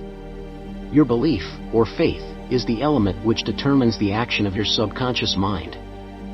There is nothing to hinder you from deceiving your subconscious mind when giving it instructions through autosuggestion, as I deceived my son's subconscious mind. To make this deceit more realistic, conduct yourself just as you would, if you were already in possession of the material thing which you are demanding, when you call upon your subconscious mind. The subconscious mind will transmute into its physical equivalent, by the most direct and practical media available, any order which is given to it in a state of belief, or faith that the order will be carried out. Surely, enough has been stated to give a starting point from which one may, through experiment and practice, acquire the ability to mix faith with any order given to the subconscious mind. Perfection will come through practice. It cannot come by merely reading instructions. If it be true that one may become a criminal by association with crime, and this is a known fact, it is equally true that one may develop faith by voluntarily suggesting to the subconscious mind that one has faith. The mind comes, finally, to take on the nature of the influences which dominate it. Understand this truth, and you will know why it is essential for you to encourage the positive emotions as dominating forces of your mind, and discourage and eliminate negative emotions. A mind dominated by positive emotions becomes a favorable abode for the state of mind known as faith. A mind so dominated may, at will, give the subconscious mind instructions, which it will accept and act upon immediately. Faith is a state of mind which may be induced by autosuggestion. All down the ages, the religionists have admonished struggling humanity to have faith in this, that, and the other dogma or creed, but they have failed to tell people how to have faith. They have not stated that faith is a state of mind, and that it may be induced by self-suggestion. In language which any normal human being can understand, we will describe all that is known about the principle through which faith may be developed, where it does not already exist. Have faith in yourself, faith in the infinite. Before we begin, you should be reminded again that faith is the eternal elixir which gives life, power, and action to the impulse of thought. The foregoing sentence is worth reading a second time, and a third, and a fourth. It is worth reading aloud. Faith is the starting point of all accumulation of riches. Faith is the basis of all miracles, and all mysteries which cannot be analyzed by the rules of science. Faith is the only known antidote for failure. Faith is the element, the chemical which, when mixed with prayer, gives one direct communication with infinite intelligence. Faith is the element which transforms the ordinary vibration of thought, created by the finite mind of man, into the spiritual equivalent. Faith is the only agency through which the cosmic force of infinite intelligence can be harnessed and used by man. Every one of the foregoing statements is capable of proof. The proof is simple and easily demonstrated. It is wrapped up in the principle of autosuggestion. Let us center our attention, therefore, upon the subject of self-suggestion, and find out what it is, and what it is capable of achieving. It is a well-known fact that one comes, finally, to believe whatever one repeats to oneself, whether the statement be true or false. If a man repeats a lie over and over, he will eventually accept the lie as truth. Moreover, he will believe it to be the truth. Every man is what he is, because of the dominating thoughts which he permits to occupy his mind. Thoughts which a man deliberately places in his own mind, and encourages with sympathy, and with which he mixes any one or more of the emotions, constitute the motivating forces, which direct and control his every movement, act, and deed. Comes, now, a very significant statement of truth. Thoughts which are mixed with any of the feelings of emotions, constitute a magnetic force which attracts, from the vibrations of the ether, other similar, or related thoughts. A thought thus magnetized with emotion may be compared to a seed which, when planted in fertile soil, germinates, grows, and multiplies itself over and over again, until that which was originally one small seed, becomes countless millions of seeds of the same brand. Fifth, I fully realize that no wealth or position can long endure, unless built upon truth and justice. Therefore, I will engage in no transaction which does not benefit all whom it affects. I will succeed by attracting to myself the forces I wish to use, and the cooperation of other people. I will induce others to serve me, because of my willingness to serve others. I will eliminate hatred, envy, jealousy, selfishness, and cynicism, by developing love for all humanity, because I know that a negative attitude toward others can never bring me success. I will cause others to believe in me, because I will believe in them, and in myself. I will sign my name to this formula, commit it to memory, and repeat it aloud once a day, with full faith that it will gradually influence my thoughts and actions so that I will become a self-reliant and successful person. Back of this formula is a law of nature which no man has yet been able to explain. It has baffled the scientists of all ages. The psychologists have named this law autosuggestion, and let it go at that. The name by which one calls this law is of little importance. The important fact about it is it works for the glory and success of mankind, if it is used constructively. On the other hand, if used destructively, it will destroy just as readily. In this statement may be found a very significant truth, namely that those who go down in defeat, and end their lives in poverty, misery, and distress, do so because of negative application of the principle of autosuggestion. The cause may be found in the fact that all impulses of thought have a tendency to clothe themselves in their physical equivalent. The subconscious mind, the chemical laboratory in which all thought impulses are combined, and made ready for translation into physical reality, makes no distinction between constructive and destructive thought impulses. It works with the material we feed it, through our thought impulses. The subconscious mind will translate into reality a thought driven by fear just as readily as it will translate into reality a thought driven by courage, or faith. The pages of medical history are rich with illustrations of cases of suggestive suicide. A man may commit suicide through negative suggestion, just as effectively as by any other means. In a Midwestern city, a man by the name of Joseph Grant, a bank official, borrowed a large sum of the bank's money, without the consent of the directors. He lost the money through gambling. One afternoon, the bank examiner came and began to check the accounts. Grant left the bank, took a room in a local hotel, and when they found him, 3 days later, he was lying in bed, wailing and moaning, repeating over and over these words, "My God, this will kill me. I cannot stand the disgrace." In a short time he was dead. The doctors pronounced the case one of mental suicide. Just as electricity will turn the wheels of industry, and render useful service if used constructively or snuff out life if wrongly used, so will the law of autosuggestion lead you to peace and prosperity, or down into the valley of misery, failure, and death, according to your degree of understanding and application of it.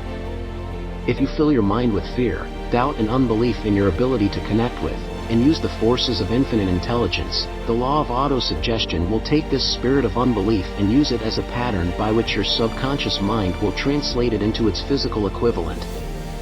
This statement is as true as the statement that 2 and 2 are 4. Like the wind which carries one ship east and another west, the law of autosuggestion will lift you up or pull you down, according to the way you set your sails of thought. The law of autosuggestion, through which any person may rise to altitudes of achievement which stagger the imagination, is well described in the following verse. If you think you are beaten, you are. If you think you dare not, you don't. If you like to win, but you think you can't, it is almost certain you won't. If you think you'll lose, you're lost, for out of the world we find, success begins with a fellow's will. It's all in the state of mind. If you think you are outclassed, you are. You've got to think high to rise. You've got to be sure of yourself before you can ever win a prize. Life's battles don't always go to the stronger or faster man, but sooner or late the man who wins is the man who thinks he can. Observe the words which have been emphasized, and you will catch the deep meaning which the poet had in mind. Somewhere in your makeup, perhaps in the cells of your brain, there lies sleeping the seed of achievement which, if aroused and put into action, would carry you to heights such as you may never have hoped to attain. Just as a master musician may cause the most beautiful strains of music to pour forth from the strings of a violin, so may you arouse the genius which lies asleep in your brain, and cause it to drive you upward to whatever goal you may wish to achieve. Abraham Lincoln was a failure at everything he tried, until he was well past the age of 40. He was a Mr. Nobody from nowhere, until a great experience came into his life, aroused the sleeping genius within his heart and brain, and gave the world one of its really great men. That experience was mixed with the emotions of sorrow and love. It came to him through Anne Rutledge, the only woman whom he ever truly loved. It is a known fact that the emotion of love is closely akin to the state of mind known as faith, and this for the reason that love comes very near to translating one's thought impulses into their spiritual equivalent. During his work of research, the author discovered, from the analysis of the life work and achievements of hundreds of men of outstanding accomplishment, that there was the influence of a woman's love back of nearly every one of them. The emotion of love, in the human heart and brain, creates a favorable field of magnetic attraction, which causes an influx of the higher and finer vibrations which are afloat in the ether. If you wish evidence of the power of faith, study the achievements of men and women who have employed it. At the head of the list comes the Nazarene. Christianity is the greatest single force which influences the minds of men. The basis of Christianity is faith, no matter how many people may have perverted or misinterpreted the meaning of this great force, and no matter how many dogmas and creeds have been created in its name, which do not reflect its tenets. The sum and substance of the teachings and the achievements of Christ, which may have been interpreted as miracles, were nothing more nor less than faith. If there are any such phenomena as miracles, they are produced only through the state of mind known as faith. Some teachers of religion, and many who call themselves Christians, neither understand nor practice faith. Let us consider the power of faith, as it is now being demonstrated, by a man who is well known to all of civilization, Mahatma Gandhi, of India. In this man the world has one of the most astounding examples known to civilization, of the possibilities of faith. Gandhi wields more potential power than any man living at this time, and this, despite the fact that he has none of the orthodox tools of power, such as money, battleships, soldiers, and materials of warfare. Gandhi has no money, he has no home, he does not own a suit of clothes, but he does have power. How does he come by that power? He created it out of his understanding of the principle of faith, and through his ability to transplant that faith into the minds of 200 million people. Gandhi has accomplished, through the influence of faith, that which the strongest military power on earth could not, and never will accomplish through soldiers and military equipment. He has accomplished the astounding feat of influencing 200 million minds to coalesce and move in unison, as a single mind. What other force on earth, except faith, could do as much? There will come a day when employees as well as employers will discover the possibilities of faith. That day is dawning. The whole world has had ample opportunity, during the recent business depression, to witness what the lack of faith will do to business. Surely, civilization has produced a sufficient number of intelligent human beings to make use of this great lesson which the depression has taught the world. During this depression, the world had evidence in abundance that widespread fear will paralyze the wheels of industry and business. Out of this experience will arise leaders in business and industry who will profit by the example which Gandhi has set for the world, and they will apply to business the same tactics which he has used in building the greatest following known in the history of the world. These leaders will come from the rank and file of the unknown men, who now labor in the steel plants, the coal mines, the automobile factories, and in the small towns and cities of America. Business is due for reform, make no mistake about this. The methods of the past, based upon economic combinations of force and fear, will be supplanted by the better principles of faith and cooperation. Men who labor will receive more than daily wages, they will receive dividends from the business, the same as those who supply the capital for business, but first they must give more to their employers, and stop this bickering and bargaining by force, at the expense of the public. They must earn the right to dividends. Moreover, and this is the most important thing of all, they will be led by leaders who will understand and apply the principles employed by Mahatma Gandhi. Only in this way may leaders get from their followers the spirit of full cooperation which constitutes power in its highest and most enduring form.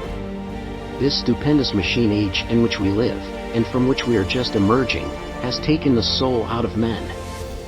Its leaders have driven men as though they were pieces of cold machinery. They were forced to do so by the employees who have bargained, at the expense of all concerned, to get and not to give.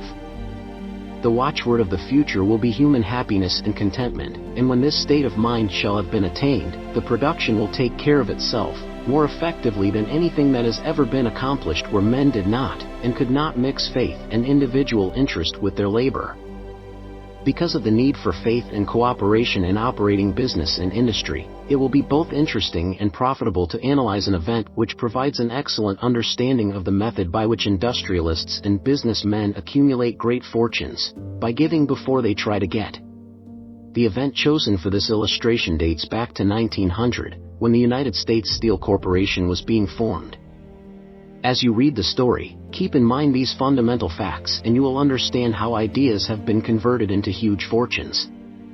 First, the huge United States Steel Corporation was born in the mind of Charles M. Schwab, in the form of an idea he created through his imagination. Second, he mixed faith with his idea. Third, he formulated a plan for the transformation of his idea into physical and financial reality.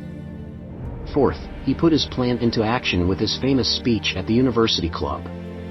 Fifth, he applied and followed through on his plan with persistence, and backed it with firm decision until it had been fully carried out. Sixth, he prepared the way for success by a burning desire for success. If you are one of those who have often wondered how great fortunes are accumulated, this story of the creation of the United States Steel Corporation will be enlightening. If you have any doubt that men can think and grow rich, this story should dispel that doubt, because you can plainly see in the story of the United States Steel, the application of a major portion of the 13 principles described in this book. This astounding description of the power of an idea was dramatically told by John Lowell, in the New York World Telegram, with whose courtesy it is here reprinted. A pretty after-dinner speech for $1 billion when, on the evening of December 12, 1900, some 80 of the nation's financial nobility gathered in the banquet hall of the University Club on Fifth Avenue to do honor to a young man from out of the West. Not half a dozen of the guests realized they were to witness the most significant episode in American industrial history. J. Edward Simmons and Charles Stuart Smith, their hearts full of gratitude for the lavish hospitality bestowed on them by Charles M. Schwab during a recent visit to Pittsburgh, had arranged the dinner to introduce the 38-year-old steel man to Eastern banking society. But they didn't expect him to stampede the convention. They warned him, in fact, that the bosoms within New York's stuffed shirts would not be responsive to oratory, and that, if he didn't want to bore the Stillmans and Harrimans and Vanderbilts, he had better limit himself to 15 or 20 minutes of polite vaporings and let it go at that. Even John Pierpont Morgan, sitting on the right hand of Schwab as became his imperial dignity, intended to grace the banquet table with his presence only briefly. And so far as the press and public were concerned, the whole affair was of so little moment that no mention of it found its way into print the next day. So the two hosts and their distinguished guests ate their way through the usual 7 or 8 courses. There was little conversation, and what there was of it was restrained. Few of the bankers and brokers had met Schwab, whose career had flowered along the banks of the Monongahela, and none knew him well. But before the evening was over, they and with them Money Master Morgan were to be swept off their feet, and $1 billion baby, the United States Steel Corporation, was to be conceived. It is perhaps unfortunate, for the sake of history, that no record of Charlie Schwab's speech at the dinner ever was made. He repeated some parts of it at a later date during a similar meeting of Chicago bankers. And still later, when the government brought suit to dissolve the Steel Trust, he gave his own version, from the witness stand, of the remarks that stimulated Morgan into a frenzy of financial activity. It is probable, however, that it was a homely speech, somewhat ungrammatical for the niceties of language never bothered Schwab, full of epigram and threaded with wit. But aside from that, it had a galvanic force and effect upon the 5 billions of estimated capital that was represented by the diners. After it was over and the gathering was still under its spell, although Schwab had talked for 90 minutes, Morgan led the orator to a recessed window where, dangling their legs from the high, uncomfortable seat, they talked for an hour more. The magic of the Schwab personality had been turned on, full force, but what was more important and lasting was the full-fledged, clear-cut program he laid down for the aggrandizement of steel. Many other men had tried to interest Morgan in slapping together a steel trust after the pattern of the biscuit, wire and hoop, sugar, rubber, whiskey, oil or chewing gum combinations. John W. Gates, the gambler, had urged it, but Morgan distrusted him. The Moore boys, Bill and Jim, Chicago stock jobbers who had glued together a match trust and a cracker corporation, had urged it and failed. Elbert H. Gary, the sanctimonious country lawyer, wanted to foster it, but he wasn't big enough to be impressive. Until Schwab's eloquence took J. P. Morgan to the heights from which he could visualize the solid results of the most daring financial undertaking ever conceived, the project was regarded as a delirious dream of easy money crackpots. The financial magnetism that began, a generation ago, to attract thousands of small and sometimes inefficiently managed companies into large and competition-crushing combinations, had become operative in the steel world through the devices of that jovial business pirate, John W. Gates. Gates already had formed the American Steel and Wire Company out of a chain of small concerns, and together with Morgan had created the Federal Steel Company. The National Tube and American Bridge Companies were two more Morgan concerns, and the Moore brothers had forsaken the match and cookie business to form the American Group Tin Plate, Steel Hoop, Sheet Steel, and the National Steel Company. But by the side of Andrew Carnegie's gigantic vertical trust, a trust owned and operated by 53 partners, those other combinations were picayune. They might combine to their heart's content, but the whole lot of them couldn't make a dent in the Carnegie organization, and Morgan knew it. The eccentric old Scot knew it, too. From the magnificent heights of Skibo Castle he had viewed, first with amusement and then with resentment, the attempts of Morgan's smaller companies to cut into his business. When the attempts became too bold, Carnegie's temper was translated into anger and retaliation. He decided to duplicate every mill owned by his rivals. Hitherto, he hadn't been interested in wire, pipe, hoops, or sheet. Instead, he was content to sell such companies the raw steel and let them work it into whatever shape they wanted. Now, with Schwab as his chief and able lieutenant, he planned to drive his enemies to the wall. So it was that in the speech of Charles M. Schwab, Morgan saw the answer to his problem of combination. A trust without Carnegie, giant of them all, would be no trust at all, a plum pudding, as one writer said, without the plums. Schwab's speech on the night of December 12, 1900, undoubtedly carried the inference, though not the pledge, that the vast Carnegie enterprise could be brought under the Morgan tent. He talked of the world future for steel, of reorganization for efficiency, of specialization, of the scrapping of unsuccessful mills and concentration of effort on the flourishing properties, of economies in the ore traffic, of economies in overhead and administrative departments, of capturing foreign markets. More than that, he told the buccaneers among them wherein lay the errors of their customary piracy. Their purposes, he inferred, had been to create monopolies, raise prices, and pay themselves fat dividends out of privilege. Schwab condemned the system in his heartiest manner. The short-sightedness of such a policy, he told his hearers, lay in the fact that it restricted the market in an era when everything cried for expansion. By cheapening the cost of steel, he argued, an ever-expanding market would be created, more uses for steel would be devised, and a goodly portion of the world trade could be captured. Actually, though he did not know it, Schwab was an apostle of modern mass production. So the dinner at the University Club came to an end. Morgan went home to think about Schwab's rosy predictions. Schwab went back to Pittsburgh to run the steel business for Andrew Carnegie, while Gary and the rest went back to their stock tickers, to fiddle around in anticipation of the next move. It was not long coming. It took Morgan about 1 week to digest the feast of reason Schwab had placed before him. When he had assured himself that no financial indigestion was to result, he sent for Schwab and found that young man rather coy. Mr. Carnegie, Schwab indicated, might not like it if he found his trusted company president had been flirting with the Emperor of Wall Street, the street upon which Carnegie was resolved never to tread. Then it was suggested by John W. Gates, the go-between, that if Schwab happened to be in the Bellevue Hotel in Philadelphia, J.P. Morgan might also happen to be there. When Schwab arrived, however, Morgan was inconveniently ill at his New York home, and so, on the elder man's pressing invitation, Schwab went to New York and presented himself at the door of the financier's library. Now certain economic historians have professed the belief that from the beginning to the end of the drama, the stage was set by Andrew Carnegie, that the dinner to Schwab, the famous speech, the Sunday night conference between Schwab and the Money King, were events arranged by the canny Scot. The truth is exactly the opposite. When Schwab was called in to consummate the deal, he didn't even know whether the little boss, as Andrew was called, would so much as listen to an offer to sell, particularly to a group of men whom Andrew regarded as being endowed with something less than holiness.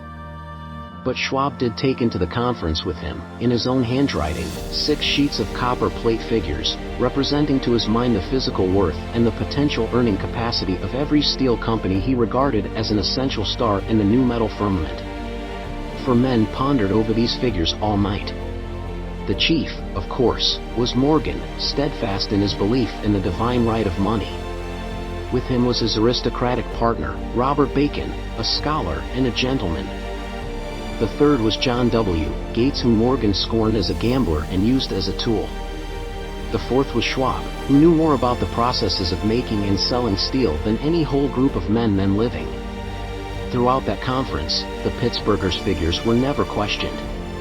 If he said a company was worth so much, then it was worth that much and no more. He was insistent, too, upon including in the combination only those concerns he nominated. He had conceived a corporation in which there would be no duplication, not even to satisfy the greed of friends who wanted to unload their companies upon the broad Morgan shoulders. Thus he left out, by design, a number of the larger concerns upon which the walruses and carpenters of Wall Street had cast hungry eyes. When dawn came, Morgan rose and straightened his back. Only one question remained. "Do you think you can persuade Andrew Carnegie to sell?" he asked. "I can try," said Schwab. "If you can get him to sell, I will undertake the matter," said Morgan. So far so good. But would Carnegie sell? How much would he demand? Schwab thought about $320 million. What would he take payment in? Common or preferred stocks? Bonds? Cash? Nobody could raise $350 million in cash. There was a golf game in January on the frost-cracking heath of the St. Andrew's Links in Westchester, with Andrew bundled up in sweaters against the cold, and Charlie talking volubly, as usual, to keep his spirits up. But no word of business was mentioned until the pair sat down in the cozy warmth of the Carnegie cottage hard by.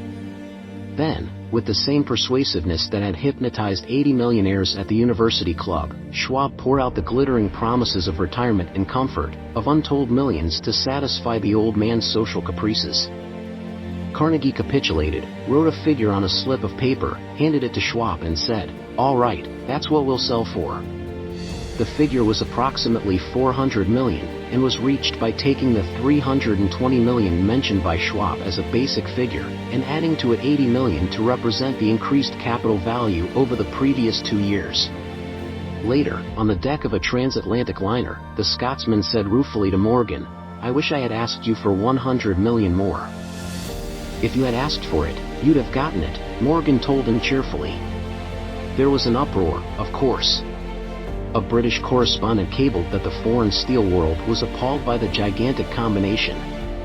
President Hadley, of Yale, declared that unless trusts were regulated, the country might expect an emperor in Washington within the next 25 years. But that able stock manipulator, Keene, went at his work of shoving the new stock at the public so vigorously that all the excess water, estimated by some at nearly $600 million, was absorbed in a twinkling. So Carnegie had his millions, and the Morgan Syndicate had $62 million for all its trouble, and all the boys, from Gates to Gary, had their millions. The 38-year-old Schwab had his reward. He was made president of the new corporation and remained in control until 1930. The dramatic story of big business which you have just finished was included in this book because it is a perfect illustration of the method by which desire can be transmuted into its physical equivalent. I imagine some readers will question the statement that a mere, intangible desire can be converted into its physical equivalent. Doubtless some will say, you cannot convert nothing into something. The answer is in the story of United States Steel. That giant organization was created in the mind of one man. The plan by which the organization was provided with the steel mills that gave it financial stability was created in the mind of the same man. His faith, his desire, his imagination, his persistence were the real ingredients that went into United States Steel. The steel mills and mechanical equipment acquired by the corporation, after it had been brought into legal existence, were incidental, but careful analysis will disclose the fact that the appraised value of the properties acquired by the corporation increased in value by an estimated $600 million, by the mere transaction which consolidated them under one management. In other words, Charles M. Schwab's idea, plus the faith with which he conveyed it to the minds of J.P. Morgan and the others, was marketed for a profit of approximately $600 million. not an insignificant sum for a single idea. What happened to some of the men who took their share of the millions of dollars of profit made by this transaction is a matter with which we are not now concerned. The important feature of the astounding achievement is that it serves as unquestionable evidence of the soundness of the philosophy described in this book, because this philosophy was the warp and the woof of the entire transaction. Moreover, the practicability of the philosophy has been established by the fact that the United States Steel Corporation prospered and became one of the richest and most powerful corporations in America, employing thousands of people, developing new uses for steel, and opening new markets, thus proving that the $600 million in profit which the Schwab idea produced was earned. Riches begin in the form of thought. The amount is limited only by the person in whose mind the thought is put into motion. Faith removes limitations. Remember this when you are ready to bargain with life for whatever it is that you ask as your price for having passed this way. Remember, also, that the man who created the United States Steel Corporation was practically unknown at the time. He was merely Andrew Carnegie's man Friday until he gave birth to his famous idea. After that he quickly rose to a position of power, fame, and riches. There are no limitations to the mind except those we acknowledge. Both poverty and riches are the offspring of thought. Autosuggestion, the medium for influencing the subconscious mind. The third step toward riches. Autosuggestion is a term which applies to all suggestions and all self-administered stimuli which reach one's mind through the five senses. Stated in another way, autosuggestion is self-suggestion. It is the agency of communication between that part of the mind where conscious thought takes place, and that which serves as the seat of action for the subconscious mind. Through the dominating thoughts which one permits to remain in the conscious mind, whether these thoughts be negative or positive, is immaterial. The principle of autosuggestion voluntarily reaches the subconscious mind and influences it with these thoughts. No thought, whether it be negative or positive, can enter the subconscious mind without the aid of the principle of autosuggestion, with the exception of thoughts picked up from the ether. Stated differently, all sense impressions which are perceived through the five senses are stopped by the conscious thinking mind, and may be either passed on to the subconscious mind, or rejected, at will. The conscious faculty serves, therefore, as an outer guard to the approach of the subconscious. Nature has so built man that he has absolute control over the material which reaches his subconscious mind, through his five senses, although this is not meant to be construed as a statement that man always exercises this control. In the great majority of instances, he does not exercise it, which explains why so many people go through life in poverty. Recall what has been said about the subconscious mind resembling a fertile garden spot, in which weeds will grow in abundance, if the seeds of more desirable crops are not sown therein. Autosuggestion is the agency of control through which an individual may voluntarily feed his subconscious mind on thoughts of a creative nature, or, by neglect, permit thoughts of a destructive nature to find their way into this rich garden of the mind. You are instructed, in the last of the 6 steps described in the chapter on desire, to read aloud twice daily the written statement of your desire for money, and to see and feel yourself already in possession of the money. By following these instructions, you communicate the object of your desire directly to your subconscious mind in a spirit of absolute faith. Through repetition of this procedure, you voluntarily create thought habits which are favorable to your efforts to transmute desire into its monetary equivalent. Go back to these 6 steps described in Chapter 2, and read them again, very carefully, before you proceed further. Then when you come to it, read very carefully the 4 instructions for the organization of your mastermind group, described in the chapter on organized planning. By comparing these 2 sets of instructions with that which has been stated on autosuggestion, you, of course, will see that the instructions involve the application of the principle of autosuggestion. Remember, therefore, when reading aloud the statement of your desire through which you are endeavoring to develop a money consciousness, that the mere reading of the words is of no consequence unless you mix emotion or feeling with your words. If you repeat 1,000,000 times the famous Emile K formula, day by day, in every way, I am getting better and better, without mixing emotion and faith with your words, you will experience no desirable results. Your subconscious mind recognizes and acts upon only thoughts which have been well mixed with emotion or feeling. This is a fact of such importance as to warrant repetition in practically every chapter, because the lack of understanding of this is the main reason the majority of people who try to apply the principle of autosuggestion get no desirable results. Plain, unemotional words do not influence the subconscious mind. You will get no appreciable results until you learn to reach your subconscious mind with thoughts, or spoken words which have been well emotionalized with belief. Do not become discouraged if you cannot control and direct your emotions the first time you try to do so. Remember, there is no such possibility as something for nothing. Ability to reach and influence your subconscious mind has its price, and you must pay that price. You cannot cheat, even if you desire to do so. The price of ability to influence your subconscious mind is everlasting persistence in applying the principles described here. You cannot develop the desired ability for a lower price. You, and you alone, must decide whether or not the reward for which you are striving, the money consciousness, is worth the price you must pay for it in effort. Wisdom and cleverness alone will not attract and retain money except in a few very rare instances, where the law of averages favors the attraction of money through these sources. The method of attracting money described here does not depend upon the law of averages. Moreover, the method plays no favorites. It will work for one person as effectively as it will for another. Where failure is experienced, it is the individual, not the method, which has failed. If you try and fail, make another effort, and still another, until you succeed. Your ability to use the principle of autosuggestion will depend, very largely, upon your capacity to concentrate upon a given desire until that desire becomes a burning obsession. When you begin to carry out the instructions in connection with the 6 steps described in the 2nd chapter, it will be necessary for you to make use of the principle of concentration. Let us here offer suggestions for the effective use of concentration.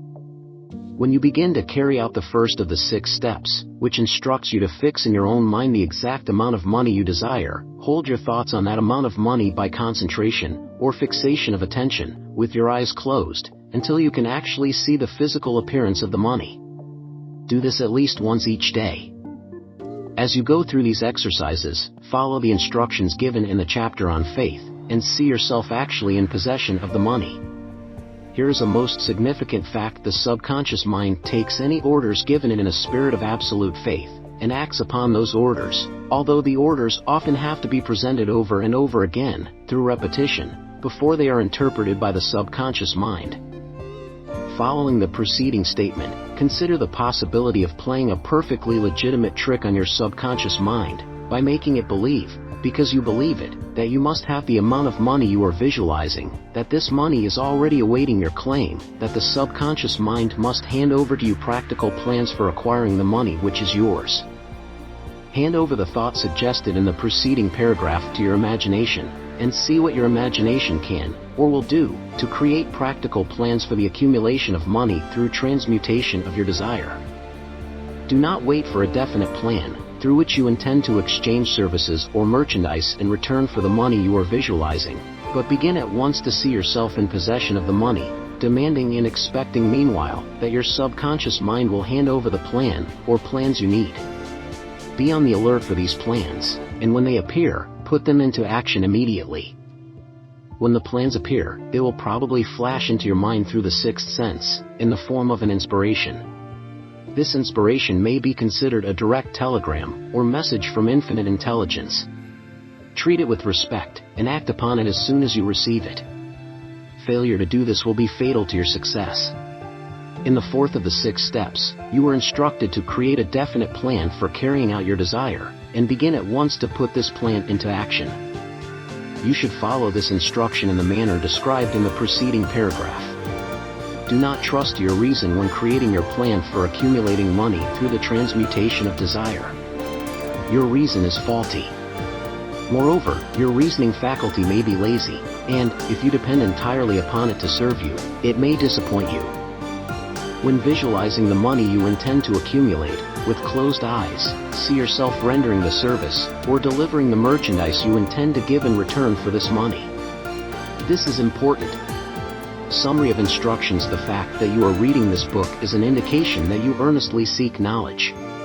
It is also an indication that you are a student of this subject. If you are only a student, there is a chance that you may learn much that you did not know, but you will learn only by assuming an attitude of humility. If you choose to follow some of the instructions but neglect or refuse to follow others, you will fail. To get satisfactory results, you must follow all instructions in a spirit of faith.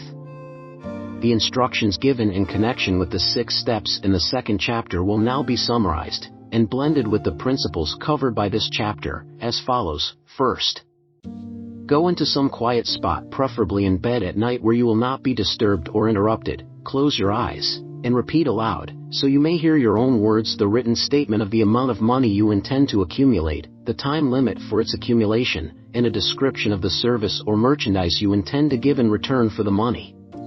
As you carry out these instructions, see yourself already in possession of the money. For example, suppose that you intend to accumulate $50,000 by the 1st of January, 5 years hence, that you intend to give personal services in return for the money, in the capacity of a salesman. Your written statement of your purpose should be similar to the following. By the 1st day of January, 19, I will have in my possession $50,000, which will come to me in various amounts from time to time during the interim. In return for this money, I will give the most efficient service of which I am capable, rendering the fullest possible quantity, and the best possible quality of service in the capacity of salesman of describe the service or merchandise you intend to sell. I believe that I will have this money in my possession. My faith is so strong that I can now see this money before my eyes. I can touch it with my hands. It is now awaiting transfer to me at the time, and in the proportion that I deliver the service I intend to render in return for it. I am awaiting a plan by which to accumulate this money, and I will follow that plan when it is received. Second, repeat this program night and morning until you can see, in your imagination, the money you intend to accumulate. Third, place a written copy of your statement where you can see it night and morning, and read it just before retiring, and upon arising until it has been memorized. Remember, as you carry out these instructions, that you are applying the principle of autosuggestion for the purpose of giving orders to your subconscious mind. Remember, also, that your subconscious mind will act only upon instructions which are emotionalized, and handed over to it with feeling. Faith is the strongest and most productive of the emotions. Follow the instructions given in the chapter on faith. These instructions may, at first, seem abstract. Do not let this disturb you. Follow the instructions, no matter how abstract or impractical they may, at first, appear to be. The time will soon come, if you do as you have been instructed, in spirit as well as in act, when a whole new universe of power will unfold to you. Skepticism, in connection with all new ideas, is characteristic of all human beings. But if you follow the instructions outlined, your skepticism will soon be replaced by belief, and this, in turn, will soon become crystallized into absolute faith. Then you will have arrived at the point where you may truly say, I am the master of my fate, I am the captain of my soul.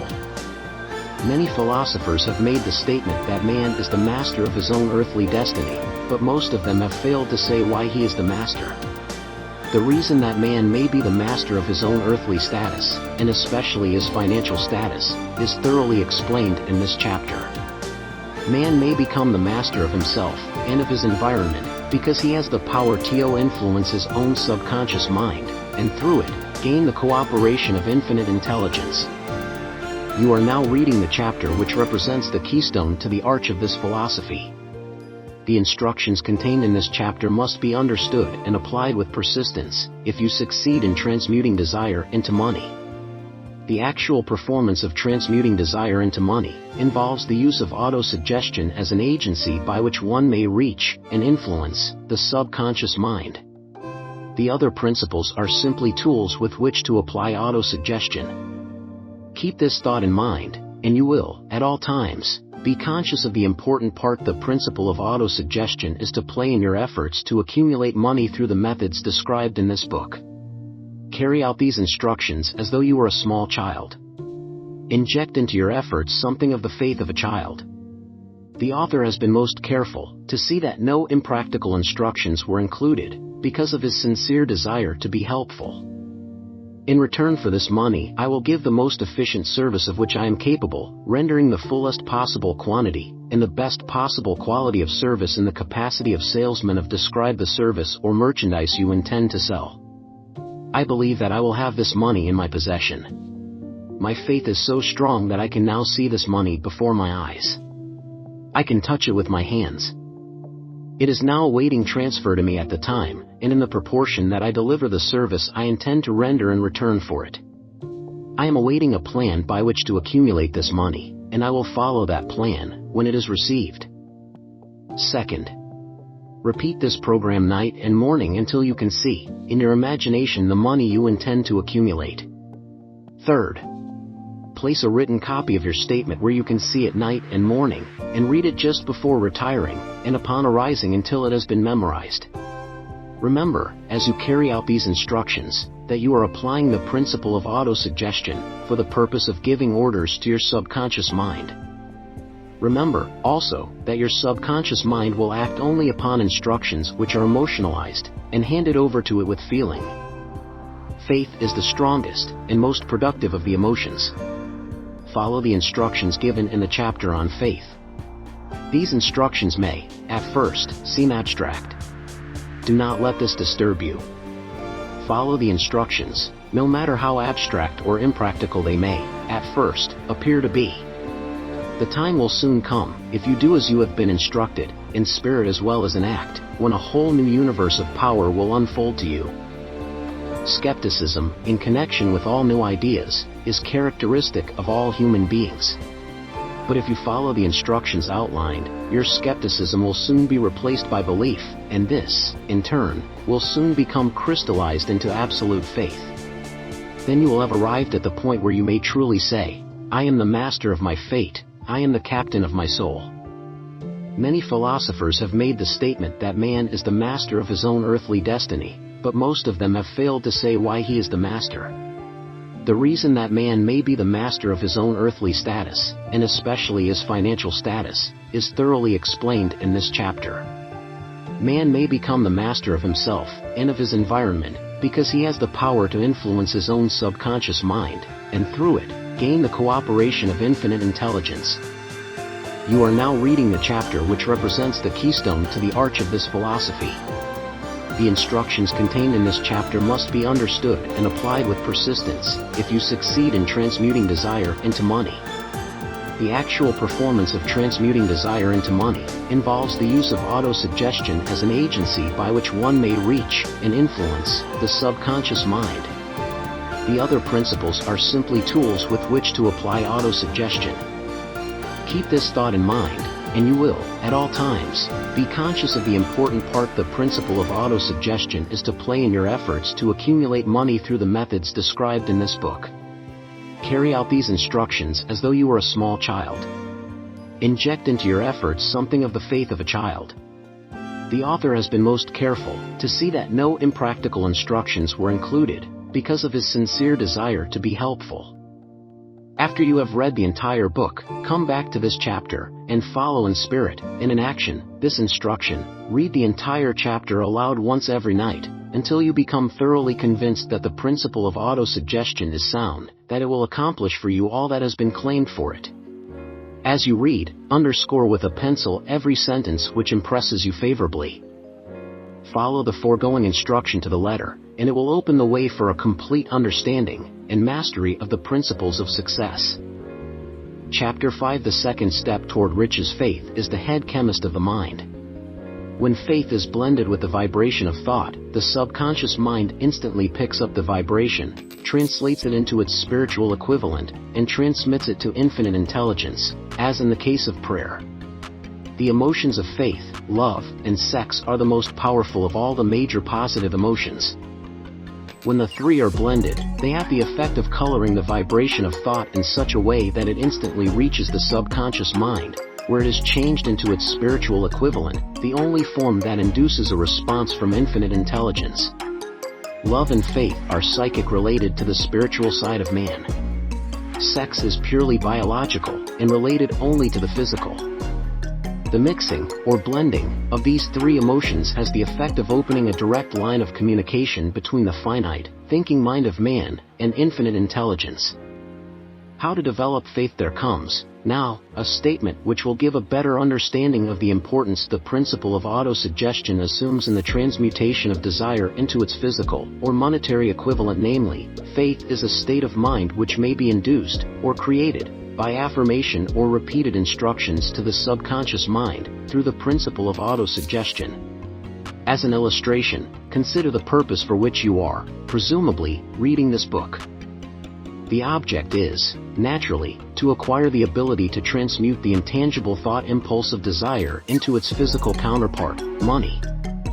By following the instructions laid down in the chapters on autosuggestion and the subconscious mind, as summarized in the chapter on autosuggestion, you may convince the subconscious mind that you believe you will receive that for which you ask, and it will act upon that belief, which your subconscious mind passes back to you in the form of faith, followed by definite plans for procuring that which you desire. The method by which one develops faith, where it does not already exist, is extremely difficult to describe, almost as difficult, in fact, as it would be to describe the color of red to a blind man who has never seen color, and has nothing with which to compare what you describe to him. Faith is a state of mind which you may develop at will, after you have mastered the 13 principles, because it is a state of mind which develops voluntarily, through application and use of these principles. Repetition of affirmation of orders to your subconscious mind is the only known method of voluntary development of the emotion of faith. Perhaps the meaning may be made clearer through the following explanation as to the way men sometimes become criminals. Stated in the words of a famous criminologist, when men first come into contact with crime, they abhor it. If they remain in contact with crime for a time, they become accustomed to it, and endure it. If they remain in contact with it long enough, they finally embrace it, and become influenced by it. This is the equivalent of saying that any impulse of thought which is repeatedly passed on to the subconscious mind is, finally, accepted and acted upon by the subconscious mind, which proceeds to translate that impulse into its physical equivalent, by the most practical procedure available. In connection with this, consider again the statement, all thoughts which have been emotionalized, given feeling and mixed with faith, begin immediately to translate themselves into their physical equivalent or counterpart. The emotions, or the feeling portion of thoughts, are the factors which give thoughts vitality, life, and action. The emotions of faith, love, and sex, when mixed with any thought impulse, give it greater action than any of these emotions can do singly. Not only thought impulses which have been mixed with faith, but those which have been mixed with any of the positive emotions, or any of the negative emotions, may reach and influence the subconscious mind.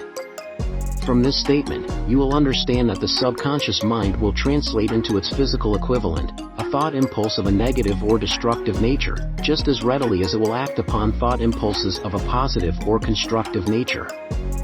This accounts for the strange phenomenon which so many millions of people experience, referred to as misfortune, or bad luck. There are millions of people who believe themselves doomed to poverty and failure, because of some strange force over which they believe they have no control.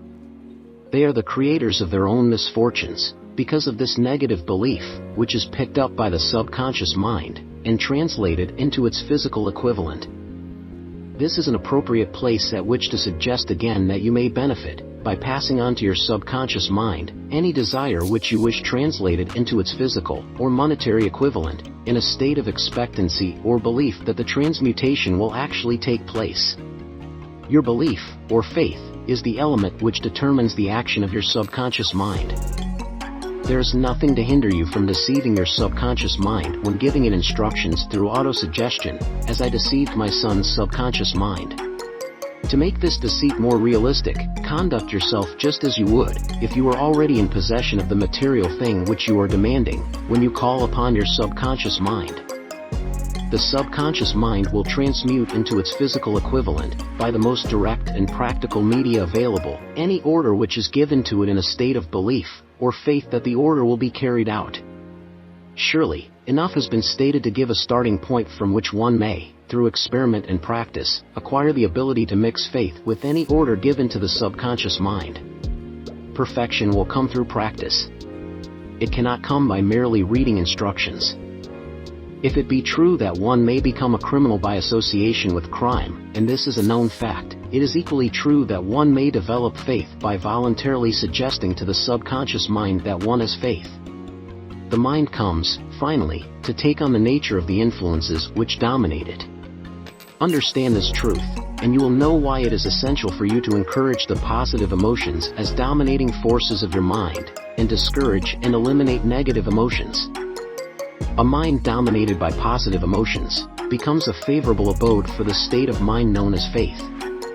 A mind so dominated may, at will, give the subconscious mind instructions, which it will accept and act upon immediately. Faith is a state of mind which may be induced by autosuggestion all down the ages. The religionists have admonished struggling humanity to have faith in this, that, and the other dogma or creed, but they have failed to tell people how to have faith. They have not stated that faith is a state of mind, and that it may be induced by self-suggestion. In language which any normal human being can understand, we will describe all that is known about the principle through which faith may be developed, where it does not already exist. Have faith in yourself, faith in the infinite.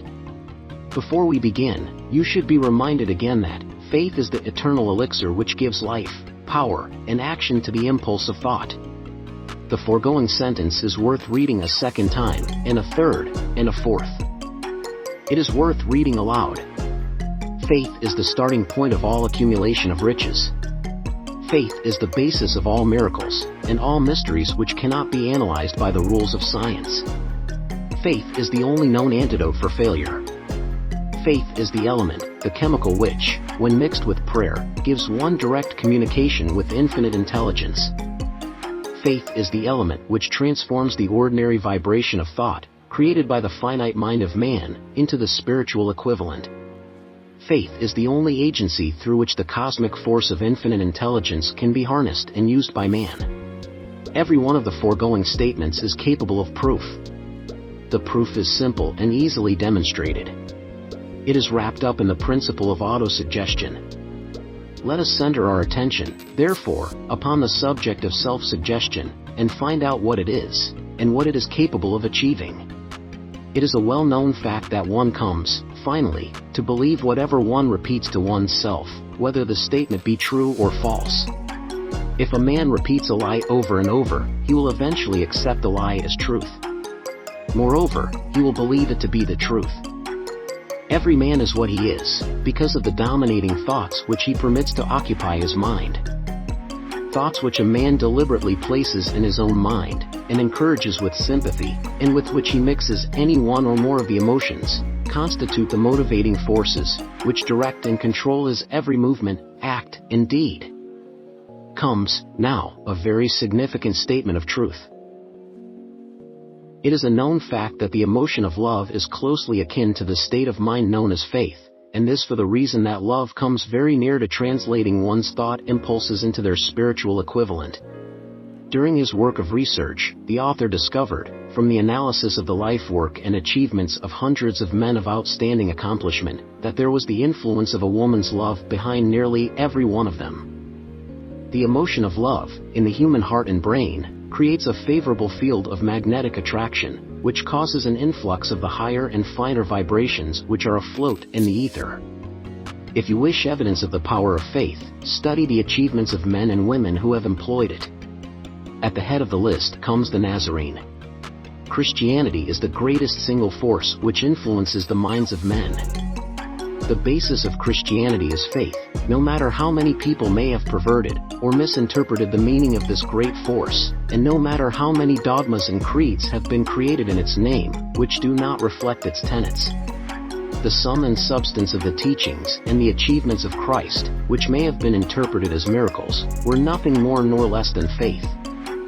If there are any such phenomena as miracles, they are produced only through the state of mind known as faith. Some teachers of religion, and many who call themselves Christians, neither understand nor practice faith.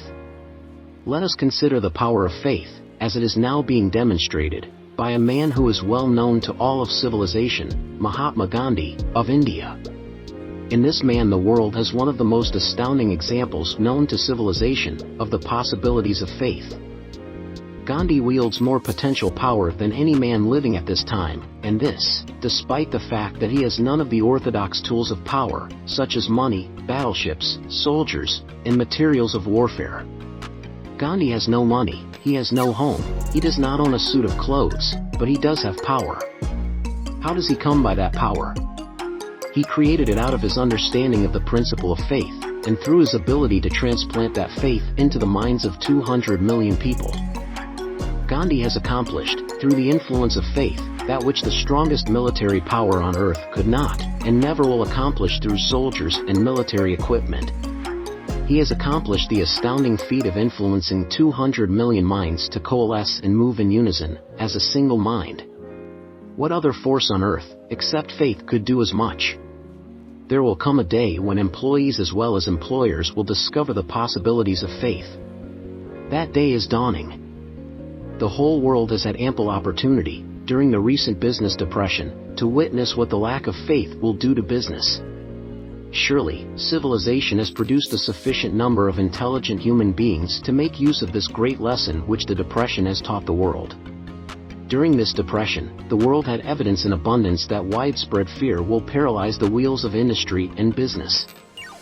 Out of this experience will arise leaders in business and industry who will profit by the example which Gandhi has set for the world, and they will apply to business the same tactics which he has used in building the greatest following known in the history of the world. These leaders will come from the rank and file of the unknown men, who now labor in the steel plants, the coal mines, the automobile factories, and in the small towns and cities of America. Business is due for reform, make no mistake about this. The methods of the past, based upon economic combinations of force and fear, will be supplanted by the better principles of faith and cooperation. Men who labor will receive more than daily wages. They will receive dividends from the business, the same as those who supply the capital for business, but first they must give more to their employers, and stop this bickering and bargaining by force, at the expense of the public. They must earn the right to dividends. Moreover, and this is the most important thing of all, they will be led by leaders who will understand and apply the principles employed by Mahatma Gandhi.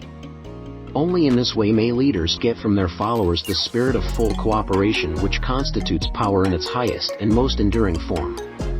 This stupendous machine age in which we live, and from which we are just emerging, has taken the soul out of men. Its leaders have driven men as though they were pieces of cold machinery. They were forced to do so by the employees who have bargained, at the expense of all concerned, to get and not to give. The watchword of the future will be human happiness and contentment, and when this state of mind shall have been attained, the production will take care of itself, more effectively than anything that has ever been accomplished where men did not, and could not mix faith and individual interest with their labor. Because of the need for faith and cooperation in operating business and industry, it will be both interesting and profitable to analyze an event which provides an excellent understanding of the method by which industrialists and businessmen accumulate great fortunes, by giving before they try to get. The event chosen for this illustration dates back to 1900, when the United States Steel Corporation was being formed. As you read the story, keep in mind these fundamental facts and you will understand how ideas have been converted into huge fortunes. First, the huge United States Steel Corporation was born in the mind of Charles M. Schwab, in the form of an idea he created through his imagination. Second, he mixed faith with his idea. Third, he formulated a plan for the transformation of his idea into physical and financial reality. Fourth, he put his plan into action with his famous speech at the University Club. Fifth, he applied, and followed through on his plan with persistence, and backed it with firm decision until it had been fully carried out. Sixth, he prepared the way for success by a burning desire for success. If you are one of those who have often wondered how great fortunes are accumulated, this story of the creation of the United States Steel Corporation will be enlightening. If you have any doubt that men can think and grow rich, this story should dispel that doubt, because you can plainly see in the story of the United States Steel, the application of a major portion of the 13 principles described in this book. This astounding description of the power of an idea was dramatically told by John Lowell, in the New York World Telegram, with whose courtesy it is here reprinted. A pretty after-dinner speech for $1 billion when, on the evening of December 12, 1900, some 80 of the nation's financial nobility gathered in the banquet hall of the University Club on Fifth Avenue to do honor to a young man from out of the West. Not half a dozen of the guests realized they were to witness the most significant episode in American industrial history. J. Edward Simmons and Charles Stuart Smith, their hearts full of gratitude for the lavish hospitality bestowed on them by Charles M. Schwab during a recent visit to Pittsburgh, had arranged the dinner to introduce the 38-year-old steel man to Eastern banking society.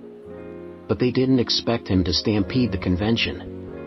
They warned him, in fact, that the bosoms within New York's stuffed shirts would not be responsive to oratory, and that, if he didn't want to bore the Stillmans and Harrimans and Vanderbilts, he had better limit himself to 15 or 20 minutes of polite vaporings and let it go at that. Even John Pierpont Morgan, sitting on the right hand of Schwab as became his imperial dignity, intended to grace the banquet table with his presence only briefly. And so far as the press and public were concerned, the whole affair was of so little moment that no mention of it found its way into print the next day. So the two hosts and their distinguished guests ate their way through the usual 7 or 8 courses. There was little conversation, and what there was of it was restrained. Few of the bankers and brokers had met Schwab, whose career had flowered along the banks of the Monongahela, and none knew him well. But before the evening was over, they and with them Money Master Morgan were to be swept off their feet, and $1 billion baby, the United States Steel Corporation, was to be conceived. It is perhaps unfortunate, for the sake of history, that no record of Charlie Schwab's speech at the dinner ever was made. He repeated some parts of it at a later date during a similar meeting of Chicago bankers. And still later, when the government brought suit to dissolve the Steel Trust, he gave his own version, from the witness stand, of the remarks that stimulated Morgan into a frenzy of financial activity. It is probable, however, that it was a homely speech, somewhat ungrammatical for the niceties of language never bothered Schwab, full of epigram and threaded with wit. But aside from that, it had a galvanic force and effect upon the 5 billions of estimated capital that was represented by the diners. After it was over and the gathering was still under its spell, although Schwab had talked for 90 minutes, Morgan led the orator to a recessed window where, dangling their legs from the high, uncomfortable seat, they talked for an hour more. The magic of the Schwab personality had been turned on, full force, but what was more important and lasting was the full-fledged, clear-cut program he laid down for the aggrandizement of steel. Many other men had tried to interest Morgan in slapping together a steel trust after the pattern of the biscuit, wire and hoop, sugar, rubber, whiskey, oil or chewing gum combinations.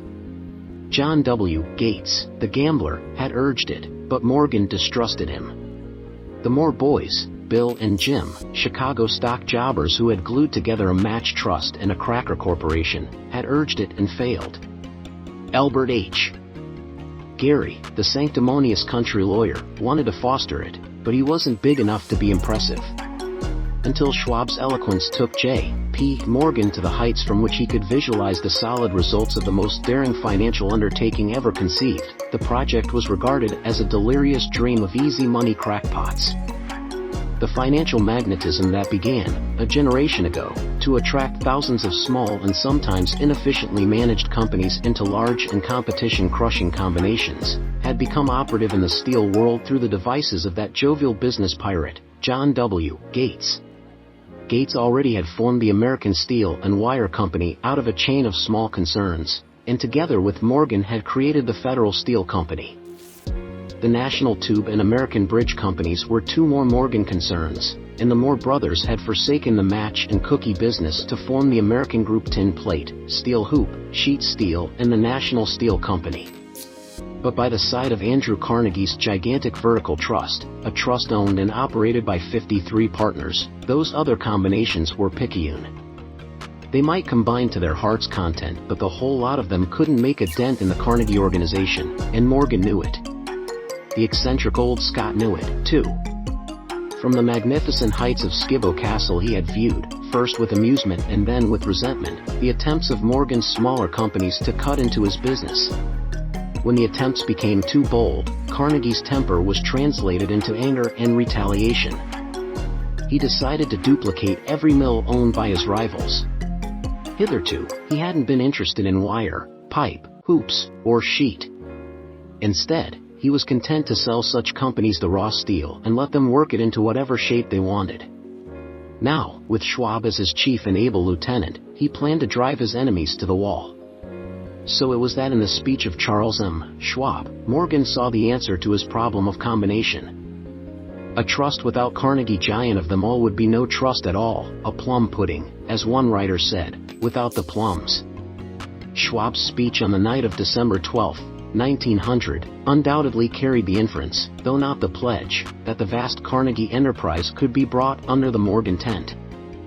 He talked of the world future for steel, of reorganization for efficiency, of specialization, of the scrapping of unsuccessful mills and concentration of effort on the flourishing properties, of economies in the ore traffic, of economies in overhead and administrative departments, of capturing foreign markets. More than that, he told the buccaneers among them wherein lay the errors of their customary piracy. Their purposes, he inferred, had been to create monopolies, raise prices, and pay themselves fat dividends out of privilege. Schwab condemned the system in his heartiest manner. The short-sightedness of such a policy, he told his hearers, lay in the fact that it restricted the market in an era when everything cried for expansion. By cheapening the cost of steel, he argued, an ever-expanding market would be created, more uses for steel would be devised, and a goodly portion of the world trade could be captured. Actually, though he did not know it, Schwab was an apostle of modern mass production. So the dinner at the University Club came to an end. Morgan went home to think about Schwab's rosy predictions. Schwab went back to Pittsburgh to run the steel business for Andrew Carnegie, while Gary and the rest went back to their stock tickers to fiddle around in anticipation of the next move.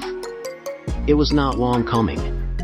It took Morgan about 1 week to digest the feast of reason Schwab had placed before him.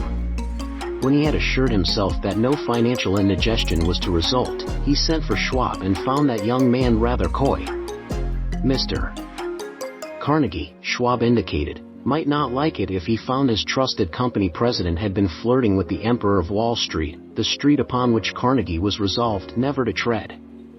Then it was suggested by John W. Gates, the go-between, that if Schwab happened to be in the Bellevue Hotel in Philadelphia, J.P. Morgan might also happen to be there.